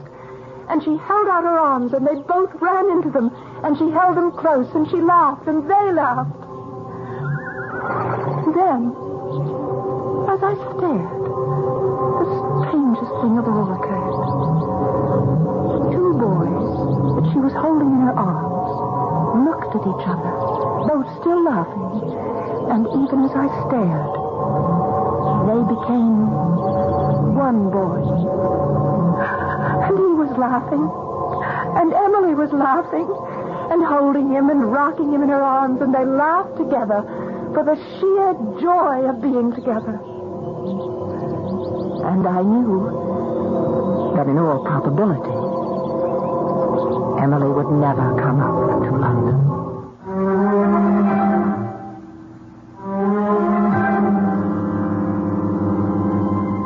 A sad story, was it not? A boy dead, a man, too. A woman not quite right, well, not quite right mentally. A very sad story, really. Yet ending in laughter.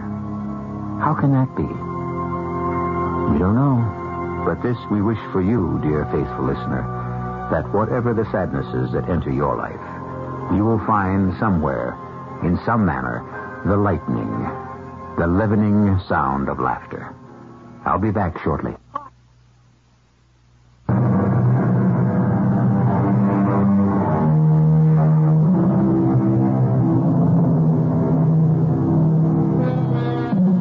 Our story of the climbing boy took place, as we have neglected to tell you, in the year of our Lord, 1819, in another country than ours, at a time when men laughed in Parliament at the fact that little boys were sent up chimneys.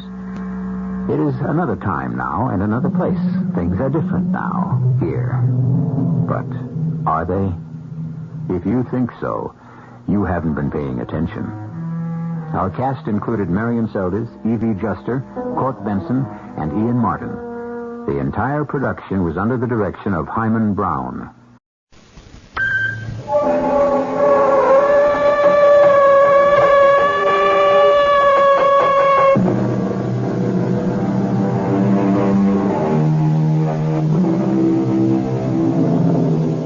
Come in. Welcome. I'm E.G. Marshall. The thought has been phrased many ways.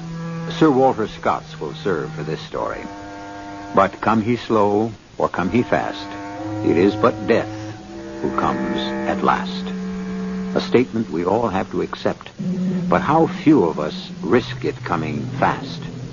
Which brings us to this story of a headstrong girl named Valerie Reynolds, who for her own mysterious reasons refused to heed all warning of danger from the man she should have listened to before all others. Jeff, will you mind your own business? I'm going back to the inn, and Herr von Dorn is driving me there. Get out of that car, Val. I'm warning you. Warning me? Of what? Okay.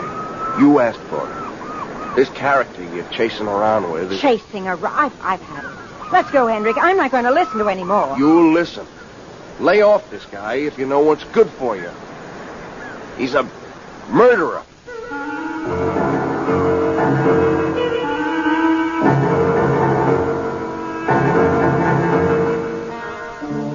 Our mystery drama, The Mills of the Gods, was written especially for the Mystery Theater by Ian Martin and stars Joan Copeland and Tony Roberts.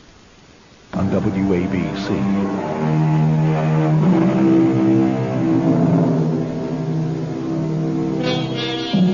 Paris in the summer is just as gay and just as lovely as the spring.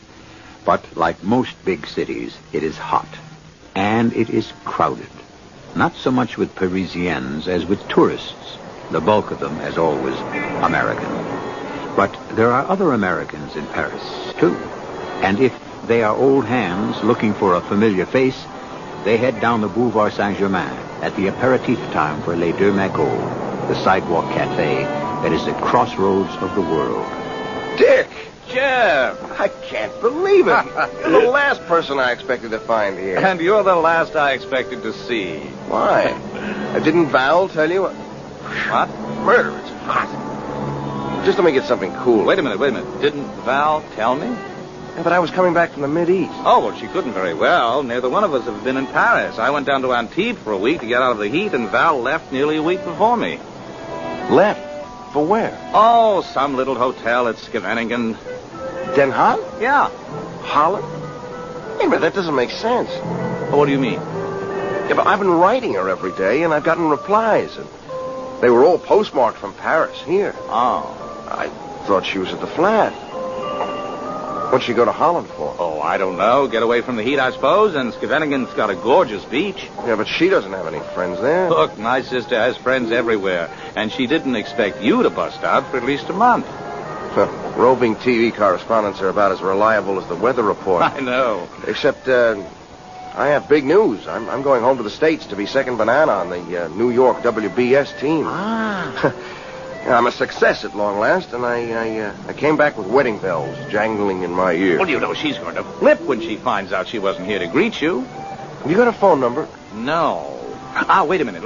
If we get back to the apartment, I can give you her address, and you can write her. I'm going to do a hell of a lot more than that, brother-in-law-to-be. I'm going to go join her at Scheveningen, just as fast as I get that address from you. There's something out of whack about this whole thing.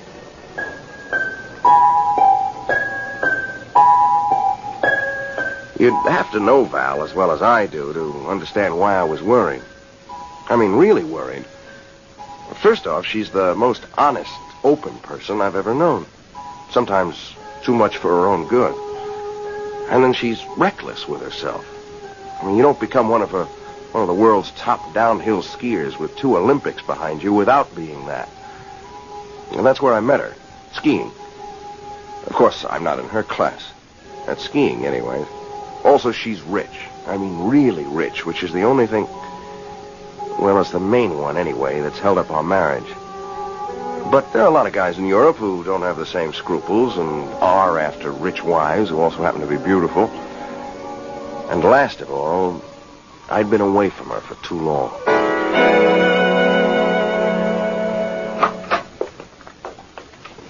Well, at least the concierge cleared up the mystery about the letters. He didn't clear it up at all. He only made it worse. Why would Val have been sending him letters in an envelope addressed to him to mail to me as though they came from Paris? I don't know. You got me. Doesn't make any sense. Look, just give me that address so I can find out. Right. It's right here on my desk somewhere. This desk. Yes, here it is. Hotel Madurose. Now, why couldn't I remember that? Any idea where this hotel is? Oh, no. Beach stretches for miles. Most of it's lined with them. Why don't we try calling her? It must have a phone. No. Jeff, look, nothing's gone sour between you two, has it? Not as far as I know. But there's something about the picture I don't quite like. One thing about your sister, she kind of stands out in a crowd. She won't be hard to find. The hotel turned out to be small and far to the south. But it led me to where I'm standing now, on a sand dune just outside Zandvoort. It's a high, clean summer day with bright sun and glorious blue skies. But for me, everything's outlined in burning red, and the sand stings against my eyes. For at this moment, now, I'm watching the woman I love, Valerie Reynolds. The afternoon sun silhouettes all the long, clean lines of figure, tall and slim next to the big, powerful, bearded man beside her. And then, as I watch in what seems agonizing slow motion, they turn towards each other, and I see Valerie. My Val. Take his hand. Valerie, Yes, Henry. you are so incredibly lovely, desirable. I adore you, and you are... But you know that. Hardly. If I were perfection, I wouldn't be a real flesh and blood woman. And if I weren't a woman, how could I be in love? With me. Oh, please. Let me go, Henry. Why, have I said something wrong? Done something? Scarcely. At least not yet. Then why? Why do you resist? How stupid of me. Of course, I have been in too great a hurry, rushing things. It is a matter of time, no? No is right. It is more a matter of tide, since we're not dressed to swim. How? The next wave, or at least the following one, and we'll really get our feet wet. Now, if we don't move, the tide's coming in fast. Shall we go? You are right. And it is the next. Run, Valerie, run. I'll race you to the dunes. And if I catch you? As we old Yankees say, first catch your fish and then... Oh! Are you all right? Did you turn your ankle? No, I'm fine. I just stepped in a hole. Would you help me up? No, I have a better idea. Look, we are beyond the tide line. I'll join you. Sit beside you. The sand is warm. The sky is so blue. Maybe I will just lie here a moment. How beautiful you are. Between the wind and the sand, I'll bet. Like some Greek nymph washed shoreward by the restless sea. Love words. Challenging. Enticing. Like your music. You make more music for me than I ever can from the piano. My words are all of love. We were speaking of love, remember? Yes. And my question still remains unanswered. I love. Do you? I love the sea, the dunes, and the feel of the sand warm against my back, and the wind washing the sun gently across my face. What do you think has brought me here every day, away from the beach crowds at Svenningen, the noise, the laughter, the parties? You still haven't answered me. Men. And the eternal question. No. Don't say anything, Henry. Let me. I came here that first day because I love the dunes and the sand and the sea and the silence. And then, walking along the sea's edge, the wind brought me to your music. A real siren song drifting on an offshore breeze from your old windmill. And I crept into the shadow of the dunes to listen, transfixed, unseen. A little drunk on the music you can coax from that piano. No, not unseen. I saw you come day after day. My feet and my heart kept leading me back. I wanted to call to you, to come to you. But each time when I left the piano, by the time I reached the ground floor and onto the beach, you had vanished. Almost like a dream. Until today. When I left, you were waiting. And we said hello and walked towards the water, and suddenly we were hand in hand. Yes, I am in love. With me? Well, for the moment, in love with love. Isn't that enough? We could start to find out. Kiss me. No. Why not? This is a little public, isn't it? There's no one to see or care but us. I'm afraid you're wrong. Way down there up on the dunes, the two figures. Where? Oh, yes. Yes, you are right. But why should they care anything about us? Oh, I'm sure they don't. But what we have, I care about. It is for us alone. No, don't get up. Don't leave. Today I must. You and I, we will make a private meeting. Just for the two of us. Where we will be alone. Walk me to my car. Far away from the dunes, I've watched Val and this man. I don't need to hear any words to know it's a love scene. It's there in every gesture and every move. I'm sick to my stomach with disbelief. I never dreamed that I would really have lost Val to another man. And for the first time in my life now, I have the unbearable feeling of being absolutely alone. The lady is a friend of yours? There's a voice out of nowhere, and I turn. It belongs to a small man in an ill-fitting, old-fashioned English walking suit, a pair of binoculars in his eyes. He lowers them and comes towards me. He's limping slightly on his right leg as he repeats. Mille pardon if I intrude, but the lady is a friend of yours? Yes. Under the circumstances, maybe I should say was. L'amour, monsieur. Man's escape from reality. The great illusion. What? The trap. Love. It is a veritable trap. Monsieur will observe that I am a bachelor. So? The only safe condition. Monsieur, do me a favor. But of course. Would you mind taking yourself and the philosophy course in blow? Blow? Scram. Make yourself scarce. Allez-vous-en. Oh, yes, of course. But first, monsieur, just one more thing. Your young lady, she needs help. No, not from me. Not this time. Not ever again.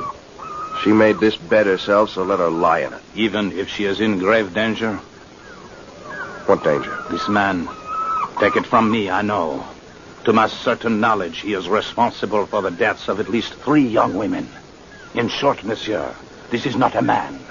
He is a murderer.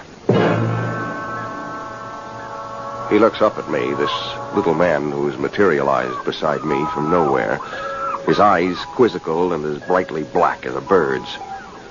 I have no idea who he is, but something about him, somehow, makes me know that he's telling me the truth. And suddenly, I find myself running across the dunes, running to intercept them and ready to do battle with this stranger who has stolen my love from me.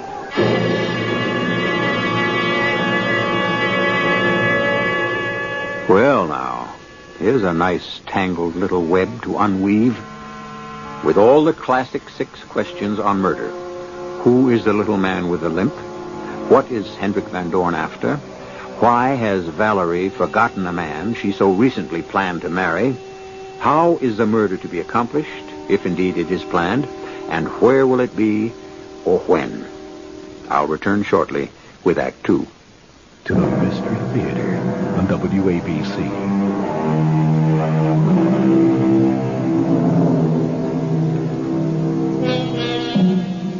As Valerie and the big bearded man walk slowly from the beach up on and over the dunes, they are slanting away from the running Jeff, unaware of his approach. Then, as they clamber up to the road on top of the dike, Hendrik is obviously urging her back to his windmill. But Valerie turns resolutely towards her small sports car, parked precariously on the inner edge of the dike. But I want to show you the inside of my my sanctuary. Come to my studio inside the windmill. I will play for you. Oh, I'm dying to see your studio and the inside of the mill, but today I have a luncheon appointment at my hotel, and I must get back. Then allow me to drive you there. Oh, no, I wouldn't think of it. It must be 2 or 3 miles. It is a lovely day, and I enjoy a good walk back or exercise. Am I that important to you? Oh, in fact, I shall insist. Unless you can assure me that I don't have a rival. Oh, I can assure you, Hendrik, you have no rivals. There's no one I'm more interested in than you. Then, when can we be alone together? Shall we make it Sunday, 2 days from... Val! Val! Here comes a young man in a hurry. He seems to know you. Val, darling, wait. Well, why don't you wait for him? He seems to know you very well. I thought you said... Well, for heaven's sakes, Jeff Garrett. Where on earth did you pop up from? What are you doing here? A few minutes ago, that's what I was asking myself. Well, this is a surprise. How are you? You're looking well? Frankly, I wish I hadn't been. Hadn't been what? Looking well at the two of you. Oh, I'm sorry. I don't believe you two have met. Hendrik, this is Mr. Jeff Garrett, roving TV correspondent for World Broadcasting back in the States. A very brilliant young man. Jeff, this is an equally brilliant pianist, Hendrik van Doorn. Pleasure to meet you. I'm glad you think so. Well, the pleasure isn't returned. Jeff! Move over, Val. I'm driving you back to the hotel. Just a moment. I believe you are mistaken. I think Miss Reynolds prefers to have me drive her there. Not on your life, Bud. Jeff, what's the matter with you? Have you lost your mind? It seems to be about the one thing I haven't lost. Don't talk silly. Then you stop acting that way. I think you're the one who's acting out of turn. In what way? As if you owned me.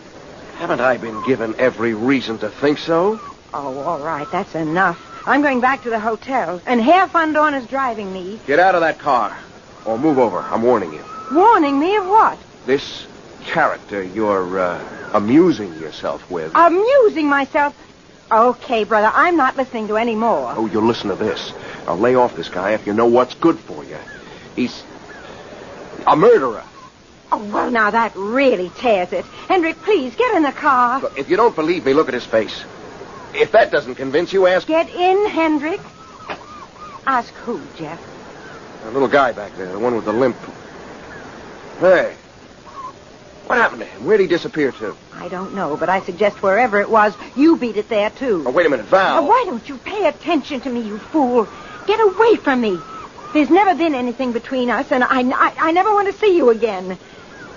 That's really the way you want it? How else? That's just the way I want it. You've almost spoiled everything for me. Please, let's go, Hendrik. Your wish is my command.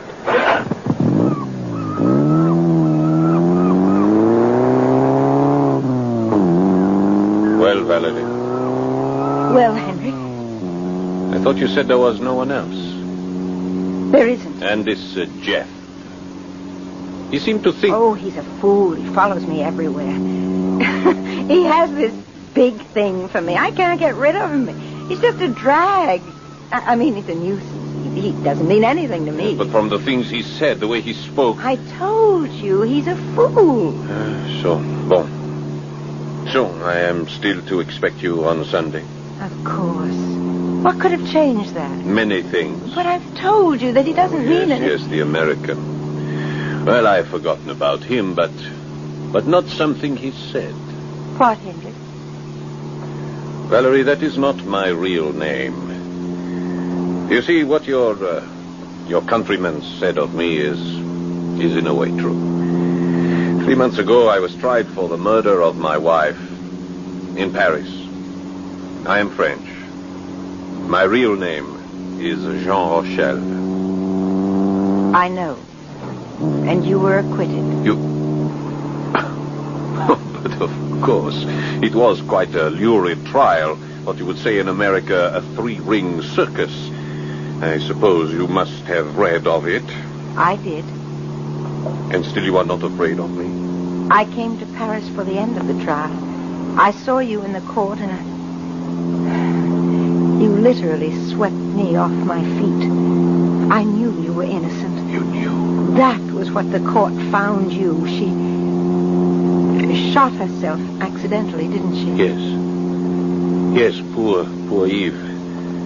For a long while I felt it was my fault that I should have left her loaded gun while I was away for a few days. It was stupid of me.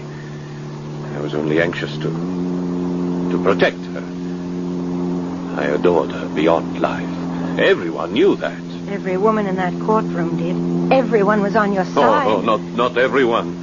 One is tried, placed in the dock, and the stigma still clings. That's why I fled here, to Holland, to my lonely windmill retreat, where we had been so happy together. I thought this beard would help too.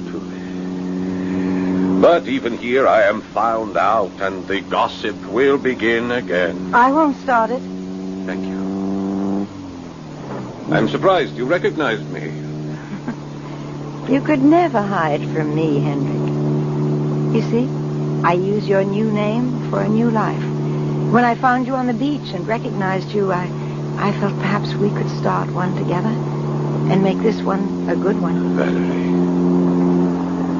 Valerie.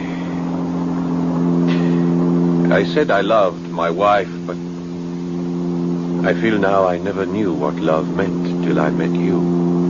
We'll find out. But here's the hotel, Hendrik. I hate to think of that long walk back for you. A dream. I will be walking on air.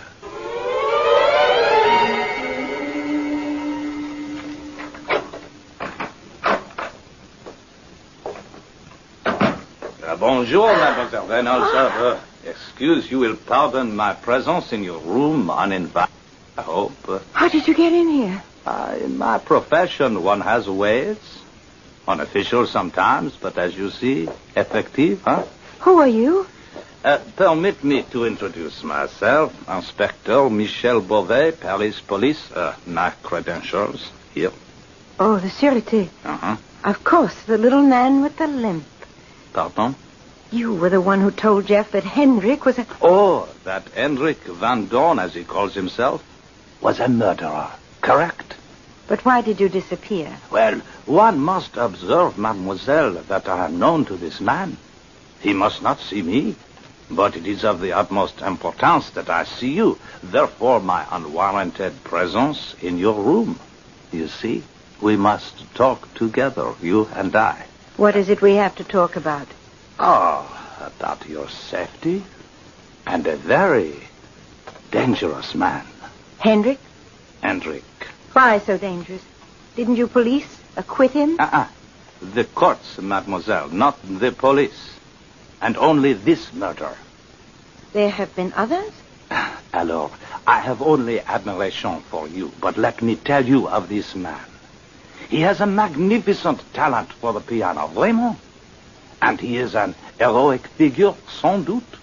For years, he has used these gifts to trap, shall we say, at the least, trusting women.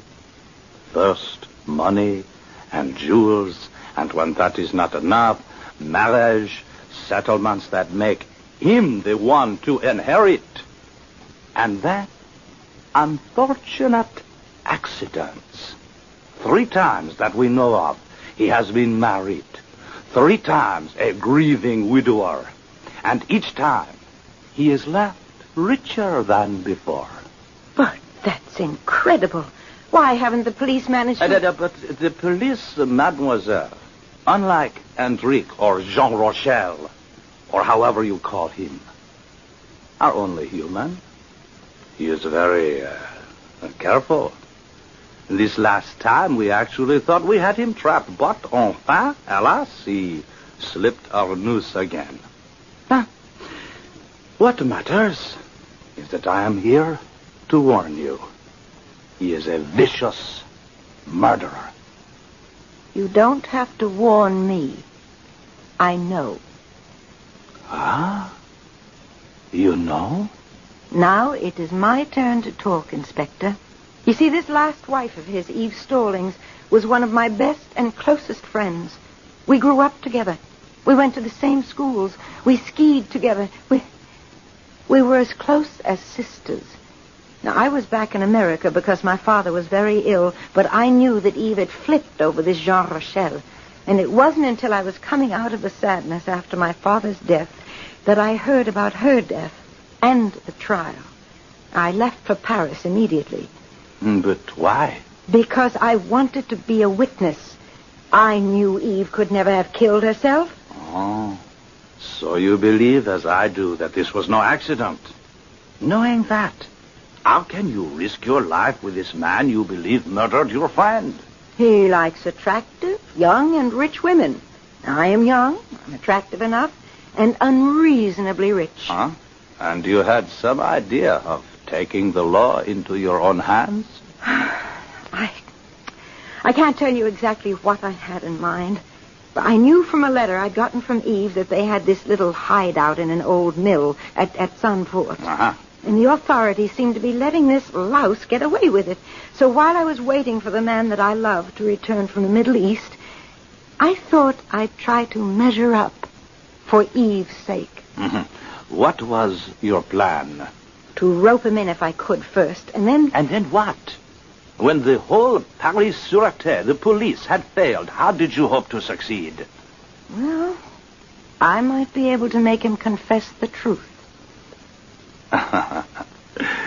Could we not work together, you and I? That brings me to a question of my own. What are you doing here? Like you, I am unsatisfied by the turn that justice has taken. Besides, it is my vacation. I am a bachelor. I have no ties. But no jurisdiction here in Holland. No, none. My hopes are as flimsy as yours. Until now we have met. Now I think together we could trap him if you would risk it.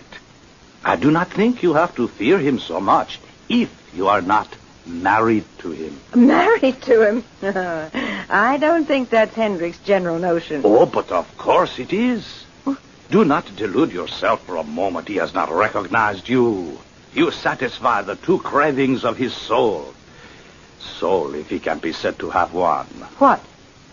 You are very beautiful and very rich. Parbleu, you are the perfect piece of cheese to catch a... mademoiselle will, comme on dit, forgive the figure of speech, huh? If I looked strange, it wasn't because of that. It was Jet. The headstrong young man I met earlier. Huh? I've hurt him so terribly. How can I find him to explain? Don't worry. You must allow me to do that. No. I want to do it myself. Now, trust my instinct in this, please. For once, it would be better for a policeman to do it than a woman, even one so desirable as you. Now, let us make our plans together, how we must trap this rat.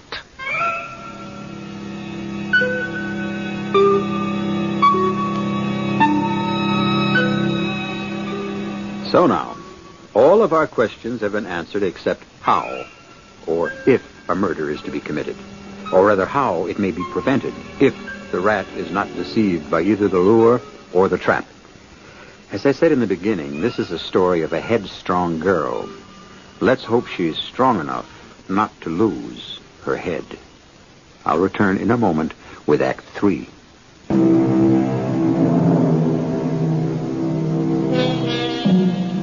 It's Sunday at the old windmill on the beach. A day of peace and quiet and tranquility. The breeze off the water under cloudless skies is less than 5 knots. Outside, the vanes stand fixed, unmoving. Inside, although the owner is not presently there is considerable activity in the top or attic floor. Okay, Inspector. Look, here are your microphone wires. Lead them over here to the receiver. I don't know why I ever agreed to this with you and Val. No wonder she was afraid to let me know what she was up to. It's crazy. Why, Monsieur Chef? It is perfect. Here we are on the 3rd floor of the windmill. Exactly below us is Hendrik's living quarters, which, as soon as I attach, these last wires are totally bugged. And if there is any danger, we are 1 flight of stairs away. Oh, it's my girl who might be in danger. It's not yours. Oh, but she is armed, and so are we. Today, he is not interested in money, or jewels, or annuities, the factors of his own peculiar profession. Today, he's only for the woman herself, for love. Yeah, well, that gives my morale a real lift. Is this electronic apparatus really going to work? You should know. You are on the TV. I'm on camera, not off. I'm no engineer. Be of good heart. Why don't you descend for a moment and make a test so I can be sure? Yeah, you're too right. This has got to be it. All right, now say something, not too loud. I'm standing in the middle of the room, near the piano. Walk around the walls. Keep talking.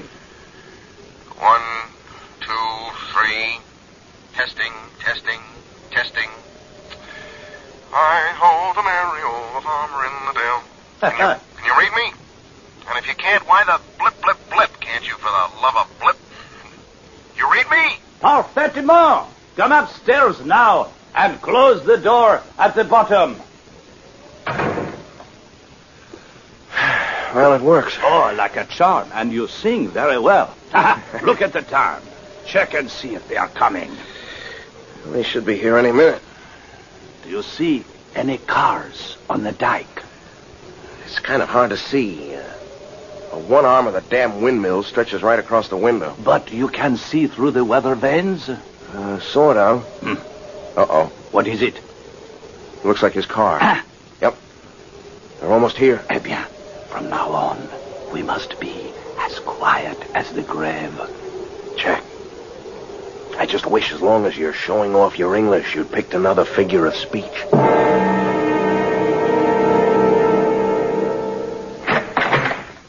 Enter my castle, Valerie. Ooh, it is like a castle. Medieval. The Dark Tower. Well, what's this, the dungeon? Nothing so terrible. This is where they put the flour in the bags. And that great wooden chute that comes down from the ceiling? The millstones ground the grain and fed it down that chute as flour to be bagged. Oh, it's a strange, musty smell. Oh, upstairs we will be away from it. Come. There are hundreds of old flour bags dried out and rotting away. I keep meaning to have them moved. They are a real fire hazard. Oh, these stairs. They're never ending. I must apologize for my strange quarters. I think it's exciting. It's romantic. Excuse me. This is my studio and my living quarters. You will find it more comfortable, I think. Oh, it's so wonderful. And how unique. So those are the millstones. Ooh, this one from floor to ceiling. It must weigh tons. How does it work? Well, there used to be a grain elevator that brought the rough grain up here and through a chute so it passed between the big turning stone and the other beneath it on the floor. I cleared everything out but the stones. Oh, do the stones still turn? I'm afraid not anymore. The sails are long ago rotted out from the vanes. You know the big arms that caught the wind? Mm. And the machinery is old and rusty. Oh, it's fascinating. I'm glad you find it so. You don't? That was yesterday.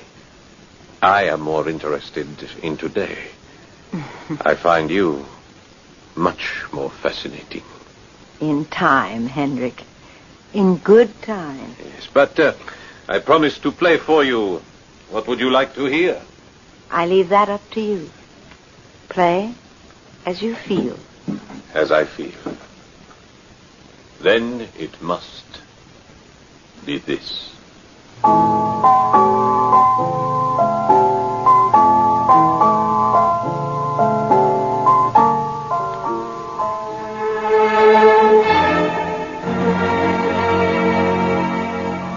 What's going on down there, Inspector? For the love of...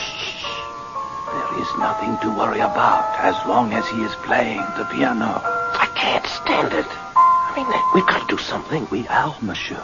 We are waiting. How long? Who knows? The trap is bedded. We are waiting for the rat to make himself ready to bite.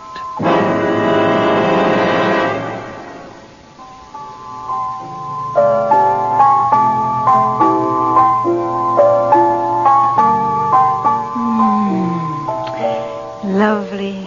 Yes, lovely, enchanting, unbelievable. What music. Not the music. You, Valerie. I adore you, beyond reason. And I have to know... To know what? What I asked you on the beach 2 days ago. Do you love me? Well, that's so hard to answer. Why? Well, I don't know if I could ever be satisfied with second best. What do you mean, second best? Your wife. I read the transcript of the trial. I was there, and you yourself told me. You said you loved her completely. How can you How can any man who has loved like that ever love completely again? Is that all that stands between us? Isn't it enough? We are alone. Supposing I were to tell you the truth. That I hated her. That I couldn't stand her. But you said that While I was on trial, I could scarcely admit it. But it's true. I loathed her. I was trapped. She was like a stone around my neck. You almost sound as if... As if I had actually murdered her. I didn't say that. But that's what you meant. If I had a wife. And she stood between you and me. And there was no other way out but murder. I would do it for you. You would kill her? Shoot her? Anything. Anything to possess you. No, Henrik, please. You're too demanding. Please, wait. Wait, what for? You and I, we have something beyond this world. An excitement beyond bearing. Well, when I see you like this, I almost believe you would dare anything. Anything. You did kill her. You killed your wife, Eve, didn't you? All right. If that is what you have to know, yes. Yes, I killed her. That is what you needed to know, wasn't it? It's what I had to know. Had to?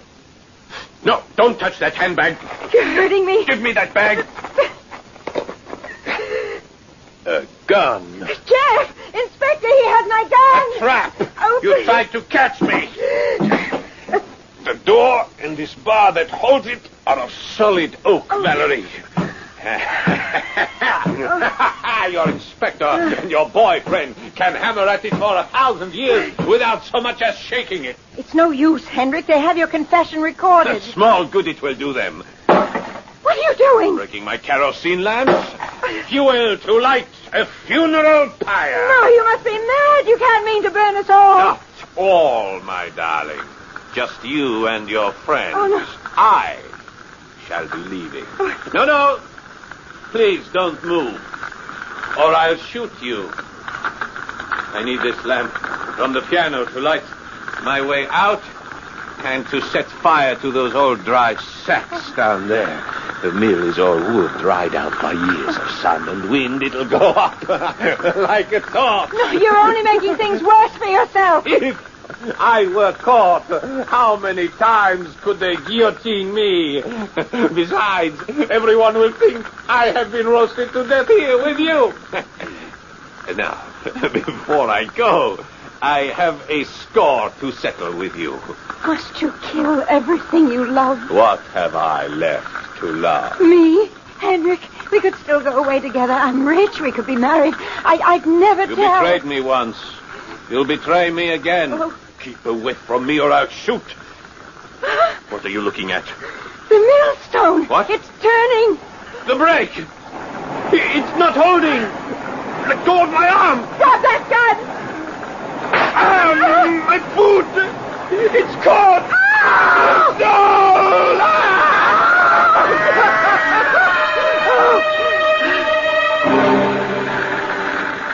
Can't we do anything for him? Take it easy, darling. You couldn't get within 50 yards of that blaze. When the roof went, it became one enormous chimney. Don't waste any tears on him, Val. No, I'm not. He deserved to die, but not the way. I just don't understand. How did the stones start rolling? What started them? I did. When we couldn't get out that door, we had to get to you somehow. There was a window from the attic. I managed to jump from it to one of the weather vanes. When my weight hit that arm, it stopped. Saw to that. Enfin, the mills of the gods grind slowly, but they grind exceeding fine.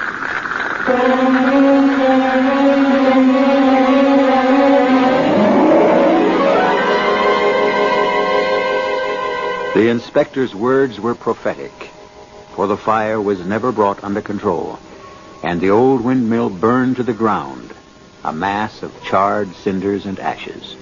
Only the gigantic wheels remained, undamaged, fallen together to the ground, and embedded there, upright, standing like two great tombstones. But of the corpse they marked,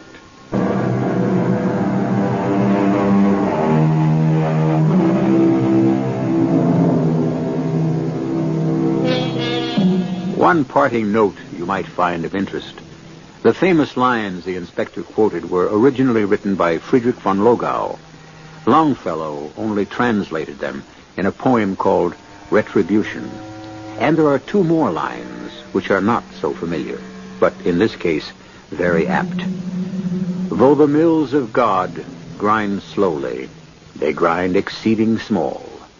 Though with patience he stands waiting, with exactness grinds he all. Our cast included Joan Copeland, Tony Roberts, Paul Hecht, and William Redfield. The entire production was under the direction of Hyman Brown. The CBS Radio Mystery Theater presents...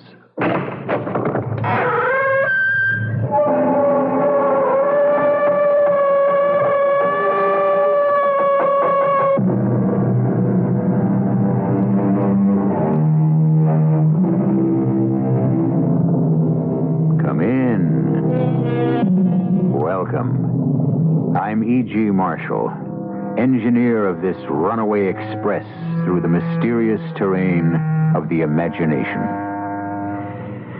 Our fancies are only memories which are divorced from the discipline of space and time, according to the poet.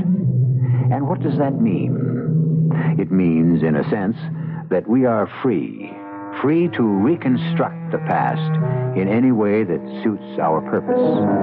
And so many of us do it. But you can't kill me. I wish you could give me a suitable alternative. It's murder. No. It will be an accident.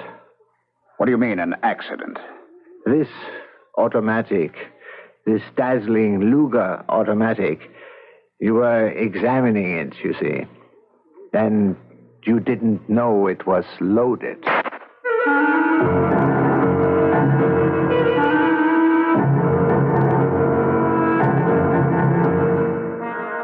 Our mystery drama, The Memory Killers, was written especially for the Mystery Theater by Sam Dan and stars Ralph Bell. It is sponsored in part by Buick Motor Division and Anheuser-Busch Incorporated, Brewers of Budweiser. I'll be back shortly with Act One.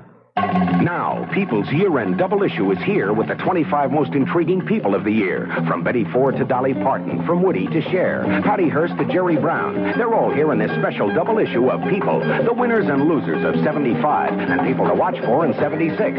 Jagger and Streisand, Katharine Hepburn and Audrey, too, Doris Day and Rudolph Nureyev, plus a squad of Olympic hopefuls and a line of first ladies in waiting. It's the biggest, most exciting issue of People ever. Pick up a copy today.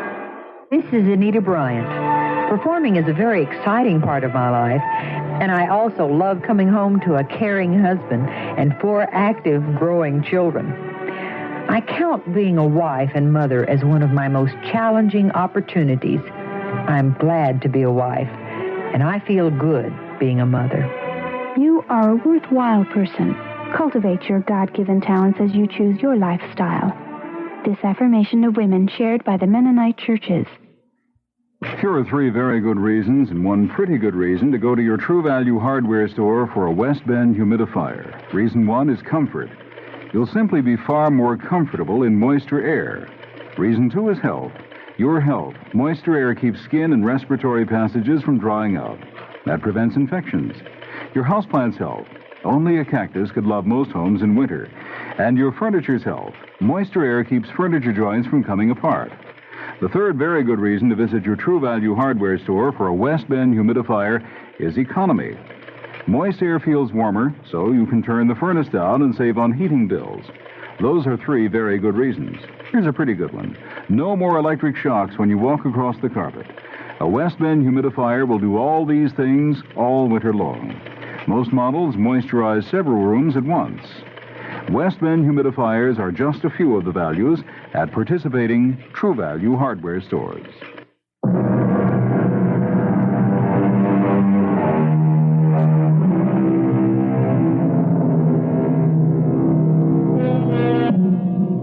Henry Clay Cortland is what they mean when they say distinguished looking.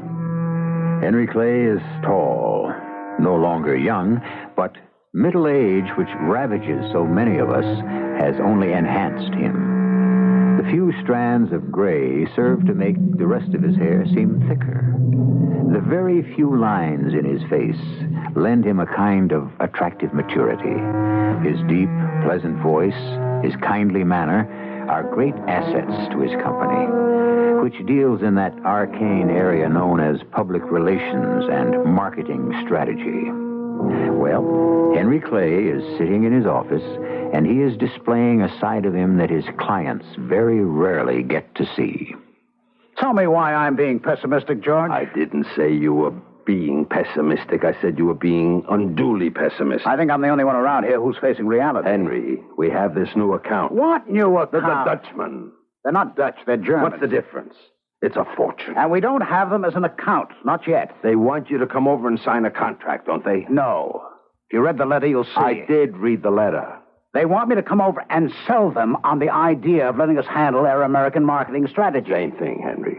Once you get there, once you get a clear shot at the client, it's in the bag. We're going to have to make a major effort to land these people. Henry, when are you leaving for Munich? Oh, I have to remind you, George, these are not the best of times. It's worth $1 million clear the very first year. And from there, the sky's the limit. Well... You gotta go for it.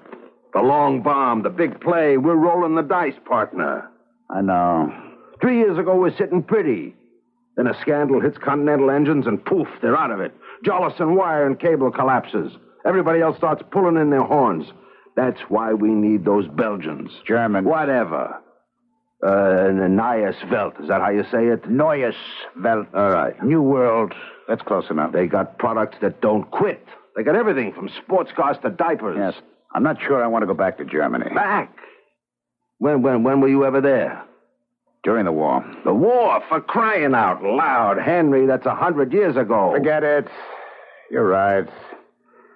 I have to bring this off. They're a logical client for us. We're a logical agency for them. We know it, they know it. We need each other. So? So I'm going. I'll leave tonight. That's my man. I really didn't understand my reluctance. Neues Welt was made to order for us. And actually, they had sought us out. And we needed them. And so, why wasn't I jumping up and down with joy at the opportunity? Well, the truth is, I'm not by nature a man who jumps up and down with joy.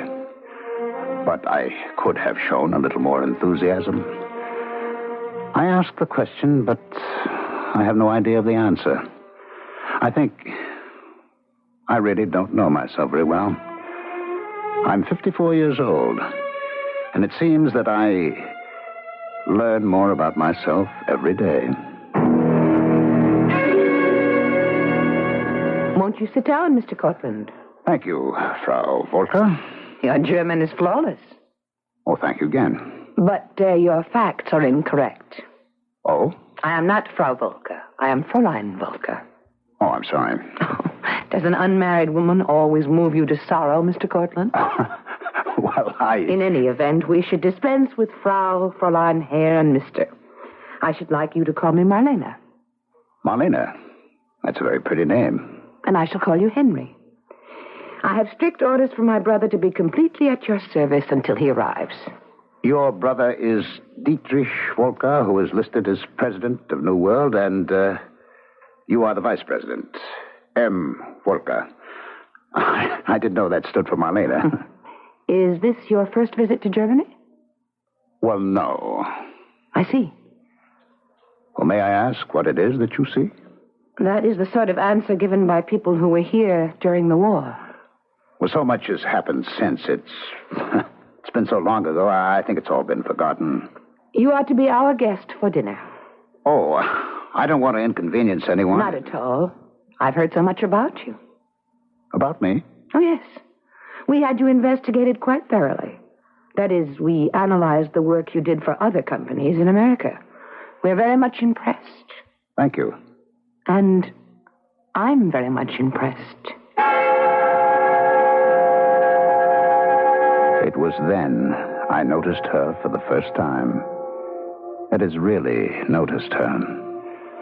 I had been aware of the fact that she was about 40, very attractive, charming. But now there seemed to be something personal in it. Something directed at me. Something womanly. When I walked in there, I'd been somewhat surprised to discover that the executive I was to report to was a lady. And now I sat there and faced the fact that I could very well have fallen in love with her. What basic strategy do you think will be effective in marketing automobiles in your country? Her questions were the questions I was fully prepared to answer, and so I could answer them without thinking. In a real sense, we think America is joining the rest of the world when it comes to size and economy of operation. Is it possible that you can walk into a room, confront a woman, and fall in love at sight? But there is still a mystique about the American-made automobile. Of course, it's possible. Didn't it happen so many years ago with Carolyn? It's been 10 years since I lost Carolyn. I'm lonely. I have been from the very moment I lost her. Oh, goodness, it's lunchtime. I hope you have no plans. Yes, I have plans. I have plans to take you into my arms. We have a dining room for all our executives. This will be a splendid opportunity for you to meet everyone. I've already met the most important person in the world. They say it can happen this way, suddenly, without warning. I'm in love. And with a girl I don't even know.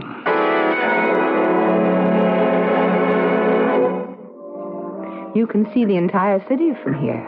Of course, it's been considerably rebuilt. Yes. That's right. You said you had been here during the war. Were you in Munich? Well, I was over Munich. Oh, you were a flyer. I was. Flight crew. I remember. I was just a child. We would hear the sirens, and there would be the desperate surge to the shelters. It was... Well, we were over London and Rotterdam and other places, so why complain? Why should we talk about wars? It's another world today. A better one. Yes. I complimented you on your German, and everyone here is amazed that you speak it so well. Where did you learn? In college. Ah, but you have an ease. A kind of flow that can't be picked up through formal study. You acquire it through conversation. Were you a prisoner? How did you know? You were a flyer, so I could assume you were shot down. Well, not all flyers were shot down. I could be wrong. But I also recognize that your German is, well, it's dated. Dated?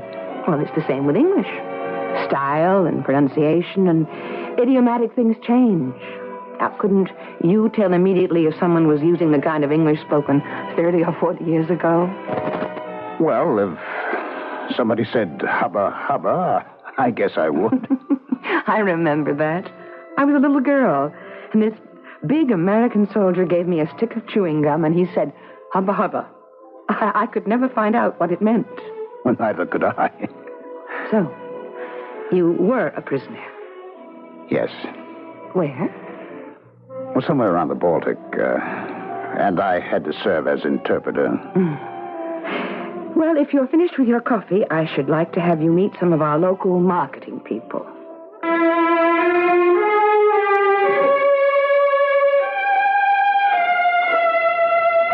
She had won me over completely, just the way Carolyn did.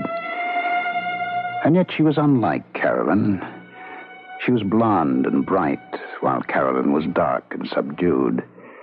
But in each, there was a sweetness and a perception and a way of making me feel comfortable. And once again, I was answering the questions automatically from the top of my head, while my mind was completely absorbed with her. What is considered a viable cost per thousand in American print media? And now, the problem. How do I go about this? I think Yuan here has a rather interesting reaction. His idea is to expand our appeal in every age group. Can I be accused of making a play for her to ensure landing the account? Is it true that emphasis on quality alone is not enough? I know what I have to do. I have to get her alone, away from all these people, and just tell her I love her. Because until I do, I'll never know a moment's peace.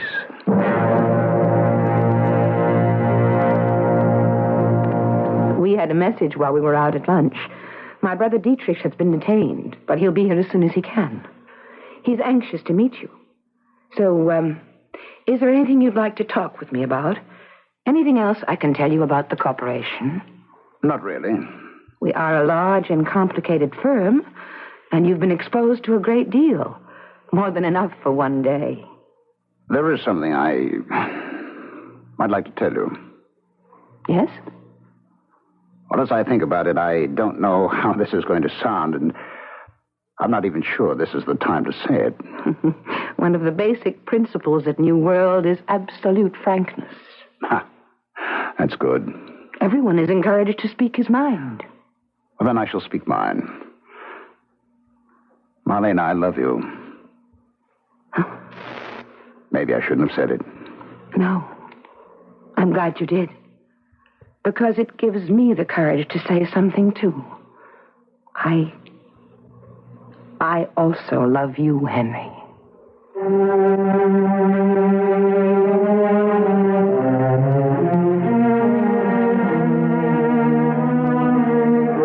And that's how it can happen. One day, without any warning whatsoever, in a strange country, a woman he doesn't even know. I love you is generally what people say at the end of a story. But in ours, why does this declaration of love occur at the beginning? Well, you know what they say about the course of true love. I shall return with Act 2 in just a few moments. Isn't it nice to know you're free? To see the things you want to see. To touch the heights you dare to reach. To know you're all that you can be. You seem to be in a hurry, sir.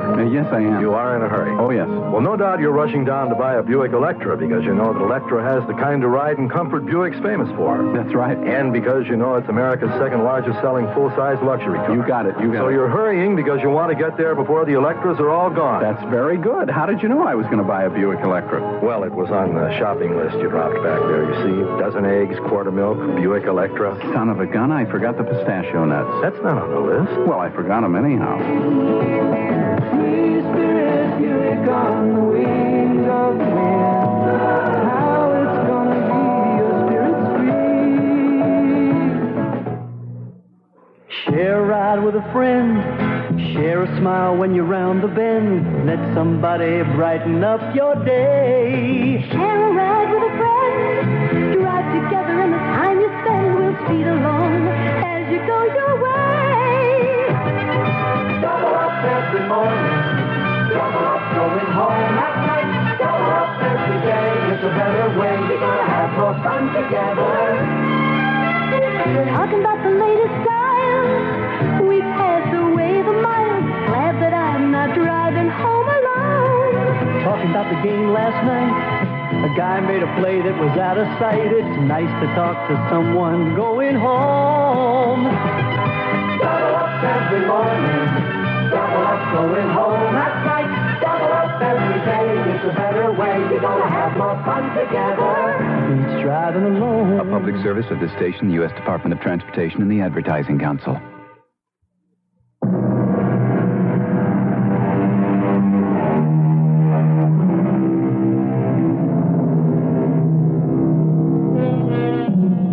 Can we say that the person we fall in love with is the one we happen to meet at a time when we happen to be most vulnerable?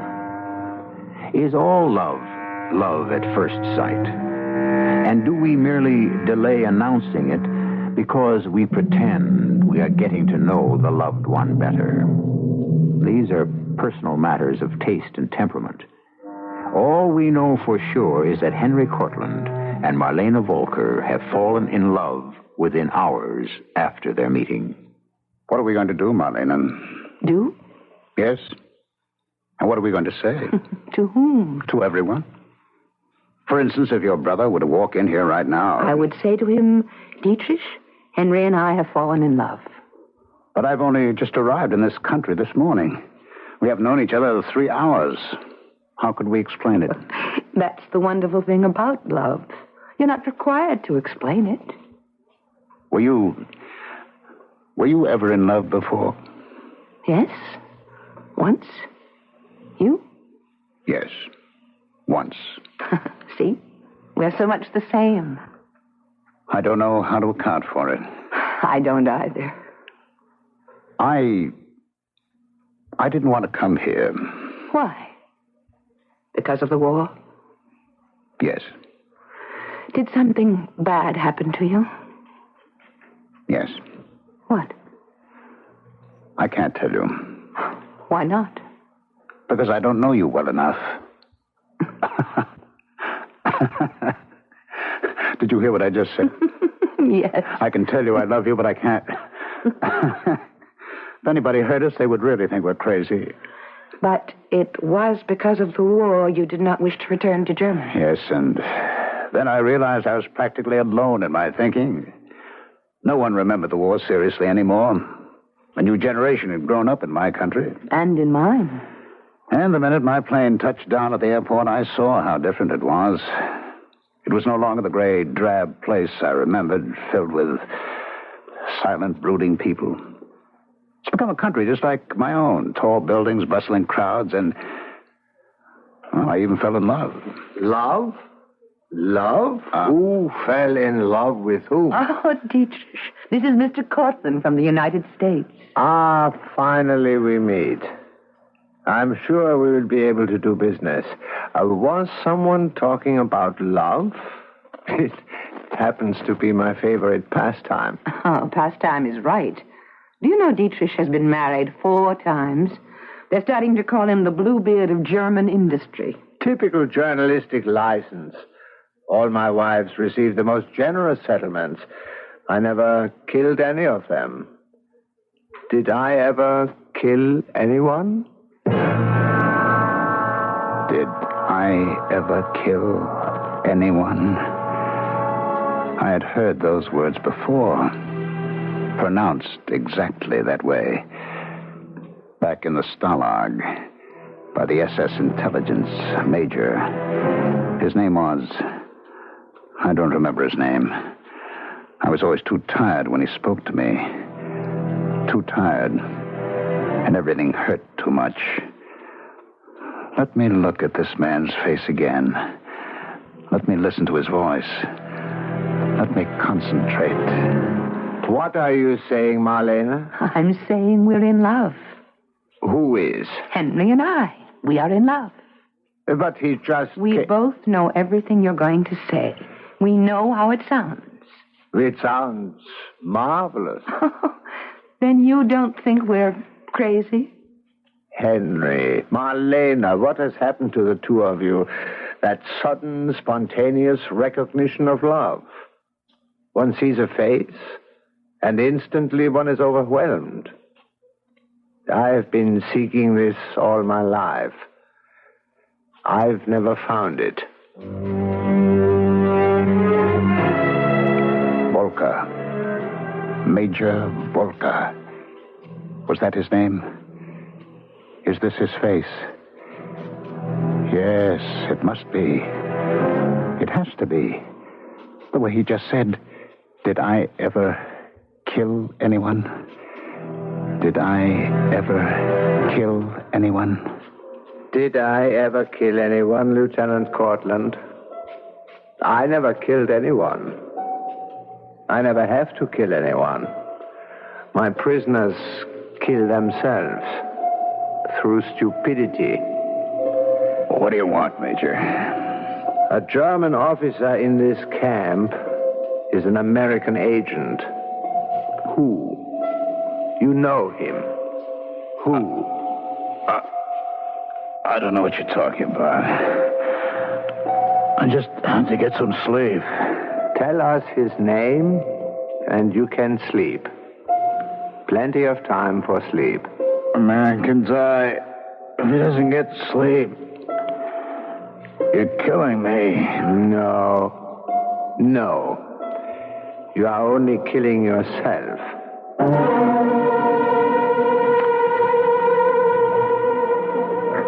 Hasn't this been a wonderful dinner?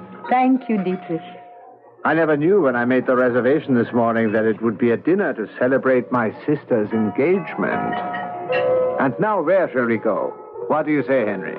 Darling? Oh. Unless you're tired, Henry, and you'd like to get some sleep. Well, sleep. There's plenty of time for sleep. Plenty of time for sleep. That was the way he said it. He had to be that major. He had to be. Those scars just above his right eye. Oh, he's the one. How could I ever forget? Plenty of time for sleep. Well, there is such a thing as jet lag. Oh, that is an old wives' tale. And since when do those old wives fly in jets? A man needs his rest. Listen to the way she talks now that you are hooked. Pay attention to this, Henry. It's still not too late to break the engagement. Whose side are you on, Dietrich? You fell in love with her because she appears to be glamorous, beautiful, mysterious. And once she has got you, she shows her essential nature. She becomes a housefrau. If you think an American housewife is something, wait till you experience a German Hausfrau. And who should know better than you? Maybe you are right. Besides, I must be getting older. Time was when I could party all night and still be at the office bright and early. We must all be at the office bright and early. And hear Henry tell us how to sell New World in America.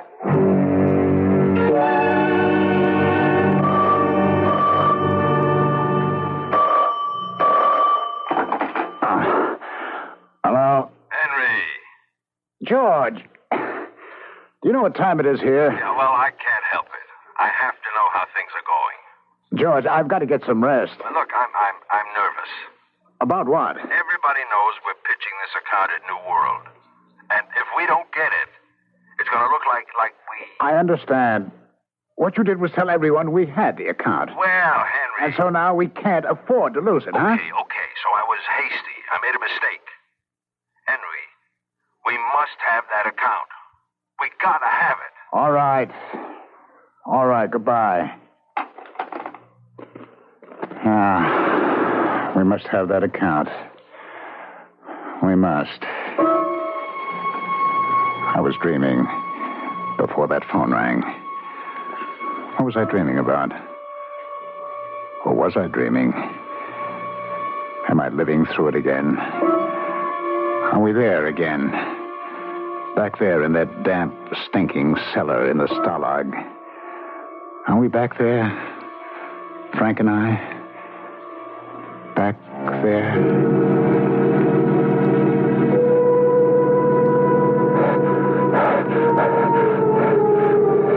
Henry, give me some water. I can't, Frank. I can't. They don't let us have anything unless we... Forget it. Doesn't matter anyhow. I'm as good as dead. Oh, no, Frank. Bad as dead. Let me put my jacket over you. No. You'll freeze to death. Try to sleep, Frank. Maybe rest will help you. I can't sleep, Henry.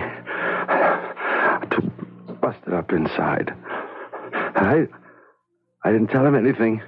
I took everything, but I didn't open my mouth. Frank, don't try to talk. That's about all I can do now. There was only something I could do for you, kid. There is. Liv, get that SS Major. What's his name? Volker, whatever. Get him. Get him for what he did, not just to me, but to everybody. Yes, Frank. Worst kind there is. Never gets his own hands dirty. Get him for me. I will. Swear to me, Henry. Swear you'll do it. I swear. Say it. Say, I swear I'll kill that SS Major. I swear I'll kill that SS Major. Yeah. Frank. Frank. And so you see, the entire campaign is coordinated. You stress the same basic theme in all the media. It's fantastic, Henry. All my life, I was afraid of brilliant men. And look at me. I just fell in love with one. Now, about some details. Dietrich is a genius at details. Oh, that's what life is all about, yeah?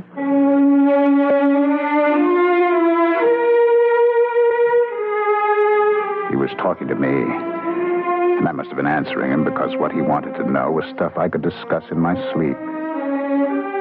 And someone else was talking to me, too. Someone else. A very dirty, bloodied man who was lying on a filthy floor in a prison camp. Kill him, Henry. Kill him?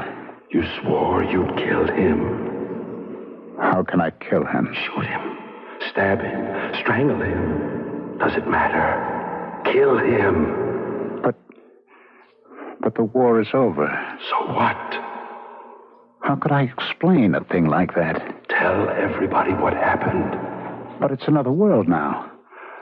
Nobody remembers. Nobody cares. You swore you'd kill him. I'm not even sure he's the one. He's the one. Kill him. No, I can't. You've got to. Kill him for me. You're asking me to throw away my life. I'm asking you to keep your promise. What promise?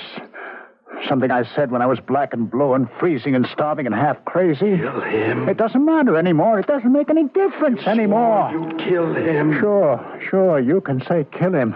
What have you got to lose? You're dead. He killed me.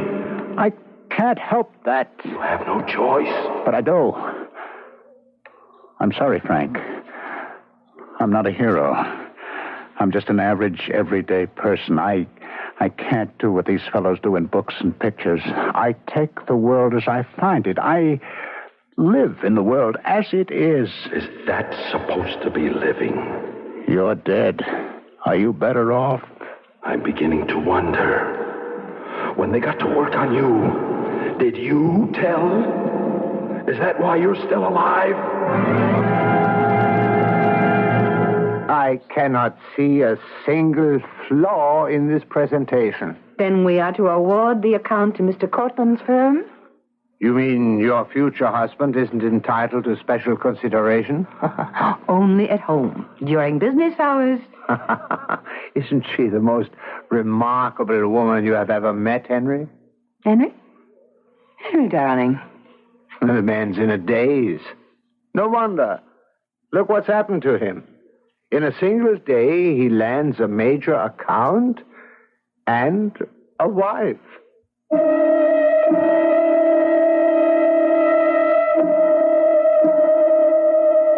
And what would you do? Confront Dietrich and have it out? Sure you would, sitting there in your comfortable chair. But Henry has a great deal to lose. But you say, we listen to these tales because we want heroes. Heroes who are not afraid, the way we are. Well, we still have a third act. We may come across a hero yet.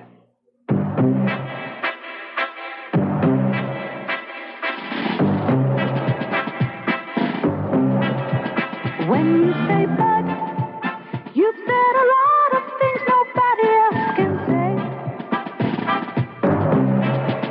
When you say bud, you've gone as far as you can go to get the very best. When you say bud, you've said the word that means you like to do it all. When you say bud, you say you care enough to only want the king of fears. There is no other one. There's only something left. Because the king of fears is leading all the rest. When you say Budweiser, you've said it all. Anheuser-Busch, St. Louis. Say, did you know there's a way to get into Northwest Federal Savings before it's open? Well, the early bird knows. When you have savings business to take care of, the early bird walk-up service is ready to help you. 6 days a week, the early bird is at the Irving Park and Des Plaines Savings Centers from 8 to 9 o'clock in the morning. Come by before work, make deposits, make withdrawals, pick up traveler's checks on your way out of town, or cash your paycheck at your convenience. Northwest Federal wants to make it as easy as possible for you to save. An early bird walk-up service is just one of the convenient ways they've done that over the past 50 years. So drop by, early or late, with 63 hours of service a week. Irving Park west of Cicero, in Des Plaines, Norridge, and now Arlington Heights at Algonquin and Gulf Roads. What time? Anytime. It's Northwest Federal Savings Time, 63 hours a week. It's Northwest Federal Savings Time, 63 hours a week.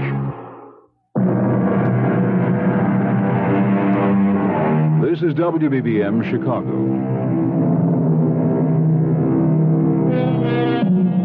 They say heroes are born, not made. And this seems to be true from Henry Clay Cortland's viewpoint. Oh, Henry looks like a hero.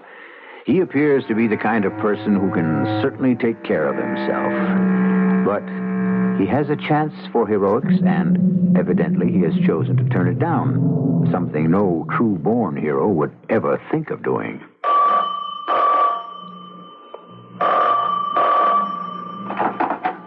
Hello? Darling, how are you this morning? Oh, wonderful. Do you still love me? Do I still love you? Well, how am I to know you're not a person of mercurial temperament? You may fall violently in love with one day and just as violently out of love on the next. Well, I might say the same about you. Well, I still love you today. As much as yesterday? No? No? I love you twice as much.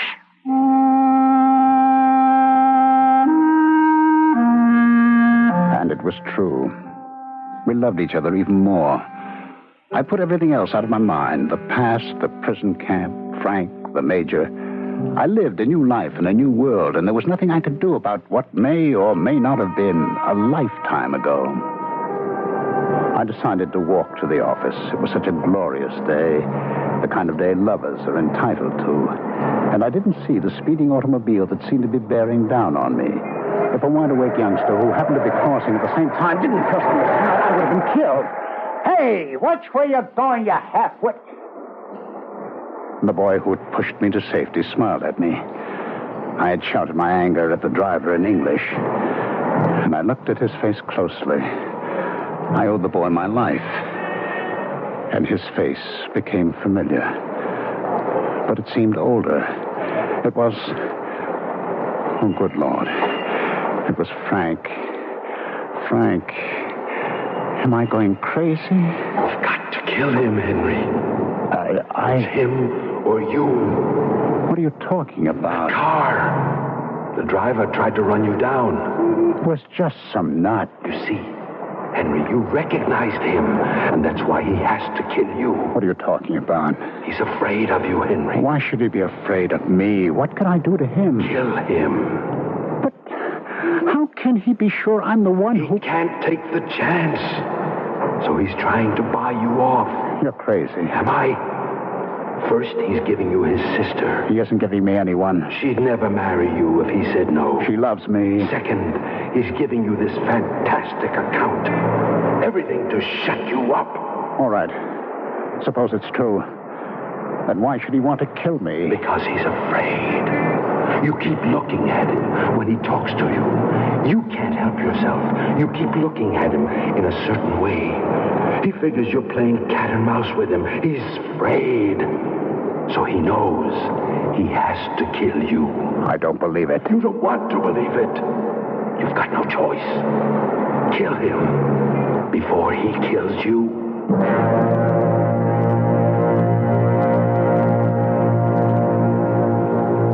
Oh, isn't it beautiful out here? Yes, darling. It reminds me of the mountains back home. Henry? Yes. Had you ever met my brother before? Dietrich? Mm-hmm. Why do you ask? Well, it could be my imagination. What could be your imagination? Whenever we've all been together, it seems to me that you've been staring at Dietrich. Oh, I wasn't aware that I was staring. But you really didn't ever meet Dietrich, did you? I don't know where I could have. Has he ever been to America? No. Well, I've only been here during the war. What was Dietrich doing during the war? He was in prison. Prison? Yes. He had been sentenced to death. Oh? Why? He was a member of the underground, the resistance. The what? Many people are not aware of it. But we had an anti-Nazi underground here, too. Well, you say he was sentenced to death. How did he get out?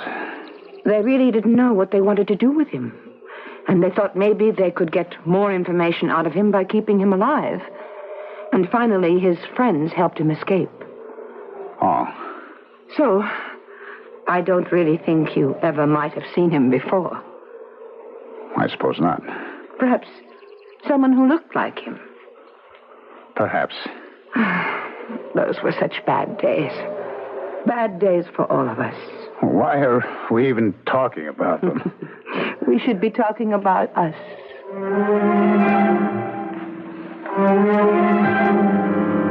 I have asked all of you to attend this meeting to become acquainted with Mr. Henry Clay Cortlandt of the United States. Mr. Cortlandt is not only joining our official family, but he will also be a member of my personal. No, it was not my imagination. He's looking at me. He's looking at my face as if he's trying to read something. Tell me something. But what? What? He's trying to make a deal with you, Henry. But don't trust him. Don't trust him. He wants you off guard so he can kill you. Let me alone. All these people are looking at me. Some other people are looking at you too, Henry. Guys from the camp. Guys from your bunk. Look at us, Henry. Shut up. A man's asking me a question. It's Joe Turner, Bobby Moretti, and Harry. Look at us. We're all here. And we're all dead. And we're all asking you one question. When are you going to kill him? How can I be sure? You don't want to be sure. You want the girl, the money. How can I kill him if I'm not sure? But we're sure. Each one of us. And you've got to kill him. You have to kill him, Henry. You know that, don't you? Yes. I know. When? When? Tonight. Tonight? You heard me. I said tonight. Marvelous. This is what we call action. We ask Henry Clay Cortlandt when we can have his overall plan of action, and he says tonight.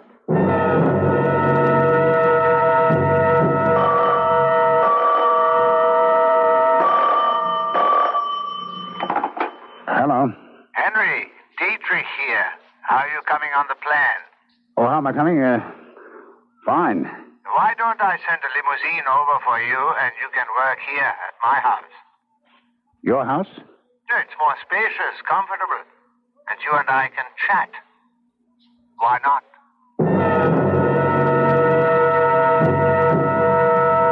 Your glass is empty, Henry. I've had enough, thanks. How do you want to do this? I just sketch out some notes and then have them headlined on charts. I didn't mean that. I meant the other thing. What other thing? You know, Lieutenant Cortlandt. So it's true. You were this Major Fulka. I'd forgotten. And you were Lieutenant Cortlandt. I had forgotten, too. Your sister said... Yes, I know. I had to tell her something. After all, she wanted to believe her brother was an underground hero. She was half right, my sister was, and that's because I told her a half-truth. I had been in the underground. Is that so? Oh, yes. And they caught me. And they worked on me.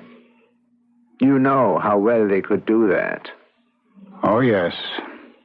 And so, after a while, I decided to join them. Well, that's all that matters. You became one of them. You were one of them. No human being can hold out against clever and controlled torture. I did. No, you did not. You talked. I never talked. You told us how to uncover the agent. How could I? I didn't know. But you told us who among your comrades could tell us. Frank Watkins. I never... Oh, yes. You didn't know, but at the end you screamed and shouted his name. Actually, it didn't matter because, you see, he was already dead and of no use to us. And now? And now, there's only this way out. I will have to kill you. Not if I can kill you first. But I have the opportunity, while you don't. My Luger automatic, an intricate and sophisticated weapon. In all the years I have owned this gun, it has never taken a life. Well, there is a first time for everything. You're going to kill me. Oh, yes. It's murder. How do you propose to get away with it? It will not be murder. What will it be? An accident. Two old soldiers get together over a glass of wine. We talk about weapons. You ask to see my Luger. You examine it. Unfortunately, there is a round in the chamber. Neat? Very neat. I'm sorry it has to be this way. But you would tolerate no other ending. I don't intend to sit here and let you kill me. I'm afraid there's nothing you can do. Oh, yes. Now, drop it. Come on, drop it. Drop it. You are a dead man. Drop it now. I can have you killed anywhere in this country. All I have to do is... Well, I guess you will have the last word after all. Was that a shot? Dietrich! Oh, what happened to Dietrich? Henry! Darling, he wanted to show me how the Luger automatic pistol works, and he didn't know there was a live round in it.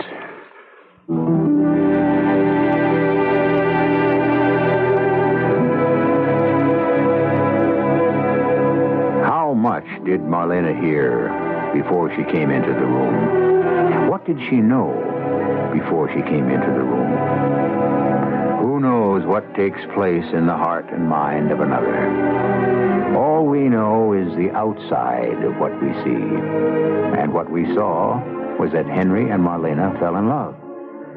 What I can tell you is that they got married. And as far as I know, they are still quite happy. And you'll be happy if you wait to hear what I tell you when I return shortly. The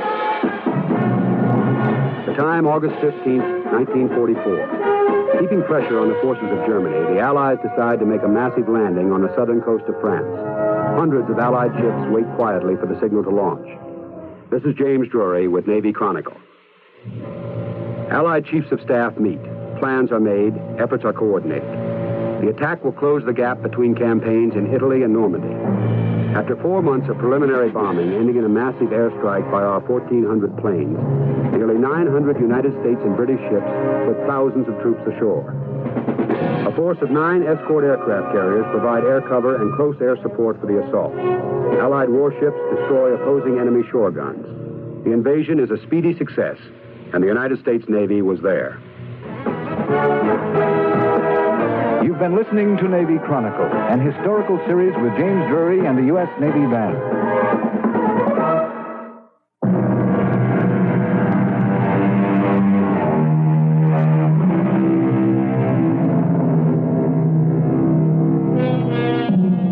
Who were Dietrich Volker and Henry Clay Cortlandt? They were two people out of millions whose lives and fates were formed by forces beyond their control. At one time, a man could choose to die for his beliefs, but no more. There are ways to make all of us see another light, a different light. But here, we have the same light 7 times each week, and you are invited to bask in the glow. Our cast included Ralph Bell, Patricia Wheel, Robert Dryden, and Nat Poland. The entire production was under the direction of Hyman Brown. And now, a preview of our next tale. Where do you feel ill? What, his stomach? But your head? Sit down on the rocker. You look ghastly. Laura, maybe if I had a brandy. I'll telephone Paul Schilder. No, please. He's operating at 7. I've just got a chill or something. You wipe your face with a wet cloth, and I'll be right up. I heard them. Every word.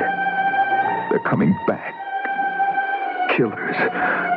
Oh, what shall I do? Is it too late to call the police and turn in the money? Maybe not. But give up $80,000 because I'm afraid of a pair of hoodlums?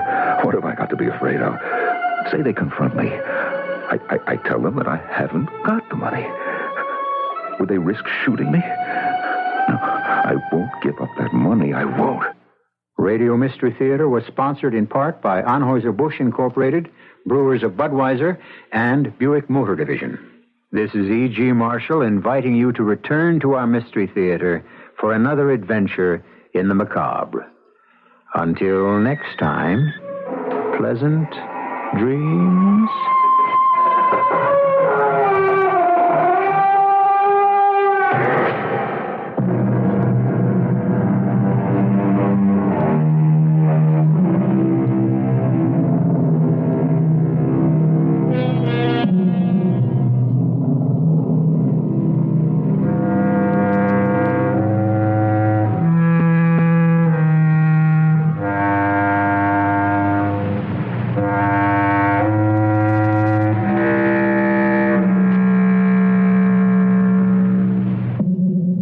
Well, folks, the clock is running out on another episode here at Randy's Old Time Radio Shows.